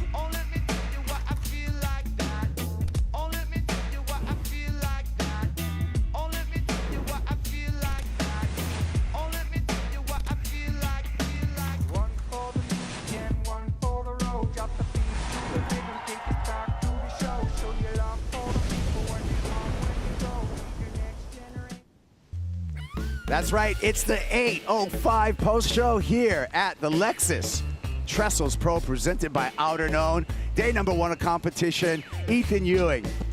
He's on his way to the round of 16. Had to survive the elimination round, however, for Double E, but he's clear sailing into the round of 16 as we wrap up the day here on the set at Lower Trestles. And we got a special guest for you. Welcome, Connor Coffin, Thanks, along with Kaiba. the fabulous Rosie Hodge. And I'm going to start with you, Ro. We had a wonderful day. I mean, I think the waves exceeded expectations. We had some upsets. We had some hard heats. We had some excellent scores. It was a full range of emotions for me today. Oh, it was a lucky packet. Well, I mean, you're just talking about the swell that we were greeted with this morning. I mean, such pristine conditions at lowers. It was highly high-performance waves throughout the day. There were some tough patches here and there, but I think the competitors really rose to the occasion. We saw, you know, both rounds of opening rounds and a couple of elimination heats go down, so a full day of action. What was your favorite moment, Connor? There was a lot of good moments. Give me a few of them. We'll go through a few of them. Oh, shoot. I think that last heat, I mean, I love the way Ethan surfed, so that was fun to see. Griffin blew up earlier. Kanoa surfed well. It was fun to see Kelly ride a few waves. And then the women's, Katie surfed really well. And then Betty, though, taking that heat out was sick. Yeah, that was sick. She was ripping. You know what was cool to me? See the Big Brew do really well out there. We're talking about number 1 on the leaderboard, Jordy Smith in the opening round. There's George. He's saying, where's my yellow jersey? He's coming up against a local in the way of Crosby Colapinto, seen here, as well as Dimitri Poulos, our wild card into this event. Rosie, what do you thought about this heat? It was insane. I mean, Crosby actually got the highest wave of the heat, the 6.67 on that opening ride, and Jordy had to fight back, and cool to see Jordy open up on his backhand and get a couple scores. Yeah. He says Connor, actually, he needed a 6.32 to turn this heat at the end. He got a 6.33. Oh my gosh. This way right here, yeah, I was driving down, sitting in LA traffic, trying to be a safe driver and pay attention at the same time to the heat. So I kind of missed this way, but Jordy's been on fire and just amazing to see him. 18 years on tour, number 1 in the world here at Trestles, where he's won, I think, 2 times? Yeah. Double winner here. And actually, correction, he needed a 5.32. I gave him an extra point. And he got a 5.33. But regardless, exciting moment for the happy-go-lucky leader veteran in the way of Jordy Smith straight into the round of 16. Yeah, it was rad. That was Dimitri's first heat on the CT. So pretty cool as a wild card here in California. It's good to see someone from the 805 holding it down. Yeah, the 805. The 805 Surf Club, by the way. You want to check that out anywhere you get your podcast. I just gave you a plug right in the middle of the 805 post show. Yeah, we just dropped one with Keith Malloy today, actually. So check that out where you get podcasts. Anywhere, YouTube, WSL. Yeah. Pretty fun. Uncle Keith, he's the man. So tune in. Yeah. All right, well, check this out. Everybody came to the beach, and I was anticipating this heat because anytime the GOAT comes to an event, the crowds turn out. I'm talking about Kelly Slater coming up against Baron Mamiya Rosie. So fun to see. I mean, anytime that Kelly hits the water, the crowd on the beach is so engaged in what's happening. It almost triples. There's just everyone's down here, a fan of Kelly Slater. Cool to see him go up against Baron Mamiya because they've had such great battles in the past. Kelly actually mentioned in his post-heat interview that his 2022 heat against Baron Mamiya was a really meaningful one for him and really set him on that path to win that Pipe Masters. Yeah, Baron, Connor, had to turn to the lefts to find some scores. Yeah, I mean, Kelly had him kind of back against the wall there at the beginning of the heat, staying busy and surfing well, and then Baron got that left and sort of turned the momentum, but he held it down till the end right there until he got this wave, and he just missed the wave before it, which actually worked out because this one was really clean and let him land a couple nice rail turns. It was probably the cleanest, smoothest wave of the heat. So yeah. This was a 6.1 to turn the heat, Rosie. Yeah, just, I mean, Baron's looking so sharp. We saw him win an event this season, and then also, I mean, we've been talking about it, and we're going to have to catch up with him about the injury to his knee, but I'm really hoping that he can just pull himself right and see himself in the round of 16 competing. Yeah, that's right. We will fill you in on more on Baron Mamiya and the extent of that injury. When we get that information, we'll pass that information along to you. We can pass this information on. Baron's in the round of 16 with a defeat over Kelly Slater. Did he hurt his wave on that? Hurt his knee on that wave? Yeah, those last two turns on that closing wave. So again, we're going to update you when we find out more information, and we're wishing the best to Baron Mamiya. We also are really happy to see some great rail surfing that's going to be coming our way in the round of 16. The final winner of the day, Ethan Ewing. Let's hear from Ethan. He's with Mitchell Salazar. Hey, guys, so sorry, we were just chatting off air right here. Ethan, congratulations. What a fantastic way to finish off the day. The hill pushed you right there towards the tail end, but you had the highest wave of the heat. But activity seemed like the name of the game in that one. How'd you feel out there in the 30 minutes that you had? For sure, yeah. Alejo's like really like a veteran and knows the game and super good surfer. So I knew it was going to be a tough heat, and this morning was kind of rough. I didn't get as many opportunities as I liked, so I was kind of bummed on that. But yeah, I just wanted to just ride waves and yeah, do my thing. And doing this instead of the finals here at this venue, like how cool is it just to free up and know it's a regular season event right here at Lowers? Yeah, it's really cool. Like the last few years I've loved coming here, but it's just it's a different feel now, like mid-season coming here. Yeah, I love this wave, and everyone's been treating me really good. So yeah, just love being here and looking for a big result. So let's get it going. Yeah, first one of the year was obviously, could have come here, but looking at the rest of the calendar, Brazil made the final there, you won at J-Bay, and Tahiti's kind of the wild card. Just expectations heading into Fiji and potentially your first world championship? Of course, yeah, it's always a goal. I got some good people around me, and yeah, just excited just to surf good waves and yeah, just keep working hard. Thanks, my brother. Mexican food tonight on me. Let's do it. Thanks, mate. Kaipo? All right, yeah, Ethan Ewing. Connor, your thoughts on Ethan surfing here at Lower Trestles? Ethan's surfing everywhere is some of my favorite to watch, I think, on the whole tour. Just how smooth he is, how powerful and polished, and I think he definitely has, if not the best rail game on tour right now. So yeah, I'm a big fan. Love to watch him everywhere. Yeah, I think you're a fan, but also a practitioner, because you had some of the best rail game also out here at Lower Trestles. So you're actually complimenting someone that is in your same kind of genre, I would have to say, as a surfer. Oh, thanks, Kaipo. Yeah, I mean, that's the surfing that I love. So I guess obviously I gravitate towards that, but Ethan's definitely taking it to a whole nother level these days, and just so fun to watch. And yeah, that he had with Felipe, was it this last finals out here? It was just, yeah, I was glued to the couch on that one. Yeah, yeah. Rosie, with Ethan Ewing, we're talking about someone who's outside of that. It has to do some work right now to get to that final five. This is going to be a pivotal event for Double E. Oh, definitely, and we have seen that like narrative kind of shake up. I mean, Felipe is not in the final five just yet. Baron Mamiya, he's filling in some spots there. So, Ethan's got room to move now and make a charge for that final five, because he was so consistent at the start of the season, kind of dropped down in that Aussie treble. So I'd like to see him, make a little bit of a comeback. Yeah, I love that. I love that. Well, we're switching gears right now again, because we're talking about the women, and there was an impressive heat. It was a stacked heat. I'm talking about opening round, heat number 3. Katie Simmers, the defending champ, local girl Sawyer Lindblad, and Sakura Johnson. Look at this stacked heat, Ro. Every single heat is insane at the moment. I mean, these women are just turning it on. I love seeing Betty Lou Sakura Johnson just after that win on the Gold Coast, just back herself up here at Lowers. She's obviously had really great results at the amateur level, but good to see Championship Tour caliber surfing at this event. Looking good on those Mayhems, Connor. Yeah, she looks great. I mean, she's been surfing well all year, and it just had a hard time, I guess, getting the results early on, but it clicked there early for her, and looks like she's carrying the momentum right into Lowers. And local girl here, I mean, she surfs amazing. Matt makes great boards for Lowers, obviously. Makes great boards, period, but everyone always on Lowers just looks like they have that edge on their equipment out here. So it was actually a stacked field. So the final 3 heats of the opening round for the women, 6 Mayhem riders in those final 3 heats. Here's how the numbers shook out. It's going to be Sakura straight to the quarterfinals, Rosie. Yeah, insane numbers right there. And to beat, probably the favorites, Simmers, obviously the reigning world champ, Sawyer Lindblad, local out here, like you mentioned, Connor. So really big kind of feather in the hat of Betty Lou Sakura Johnson. Yeah, looking forward to that. And I'm looking forward to what the future brings. And what the future brings for us, we always have to call up our friends over at Surfline for their forecast. They were spot on for today. Let's see what they have brewing down south, Connor. Look at those purple blobs moving down there. Oh, is that real time? Yeah, and here's no a way. filling in swell. Yeah, I think there's a pretty pumping south swell coming this weekend. I know that just from paying attention to what we have up our way, though, it's going to be a bit windy and some wind swell, which we'll be crossing up with that down here, which isn't ideal for lowers, but at least we're going to have a solid south swell running. Yeah, there you go for the 4 days, Ro.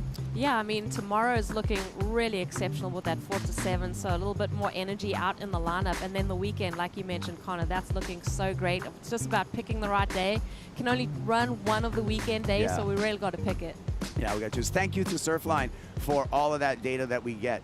Another 805 rider and someone that has been really impressive surviving the cut, gaining momentum. I'm talking about Lakey Peterson. And Lakey has a tour take, and let's hear what Lakey has to say about lower trestles. What's up, guys? It's Lakey Peterson, and this is my tour take on the Trestles Pro. The prestige of lower trestles and kind of just the history of the wave is obviously that it's one of the best waves in California, and it's known for sort of its just high performance skate park like vibe.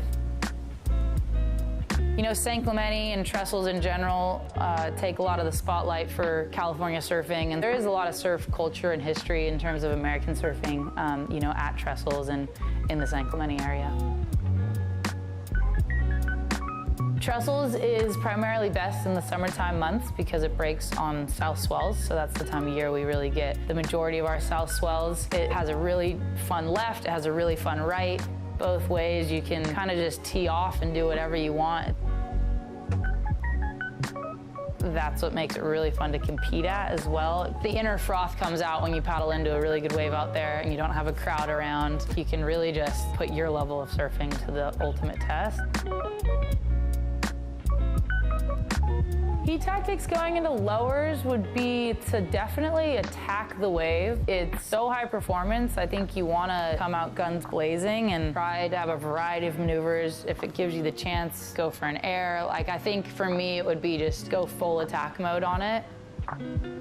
Trestles is one of those waves similar to Bells. It can be very slow, so really understanding the day and how many waves are breaking in a heat and how to get yourself on that one good wave if that is the case. Late at lowers, I'll just be here at my house. Probably not do a whole lot. I probably would go for a surf down there anyways, make a coffee in my coffee machine. I'd watch some TV and make a good meal in my home. It's gonna be fun. It's obviously in California, which for me is awesome. I can have friends and family come down from Santa Barbara and watch and just feel like, you know, I'm at home a little bit. So I'm really looking forward to it.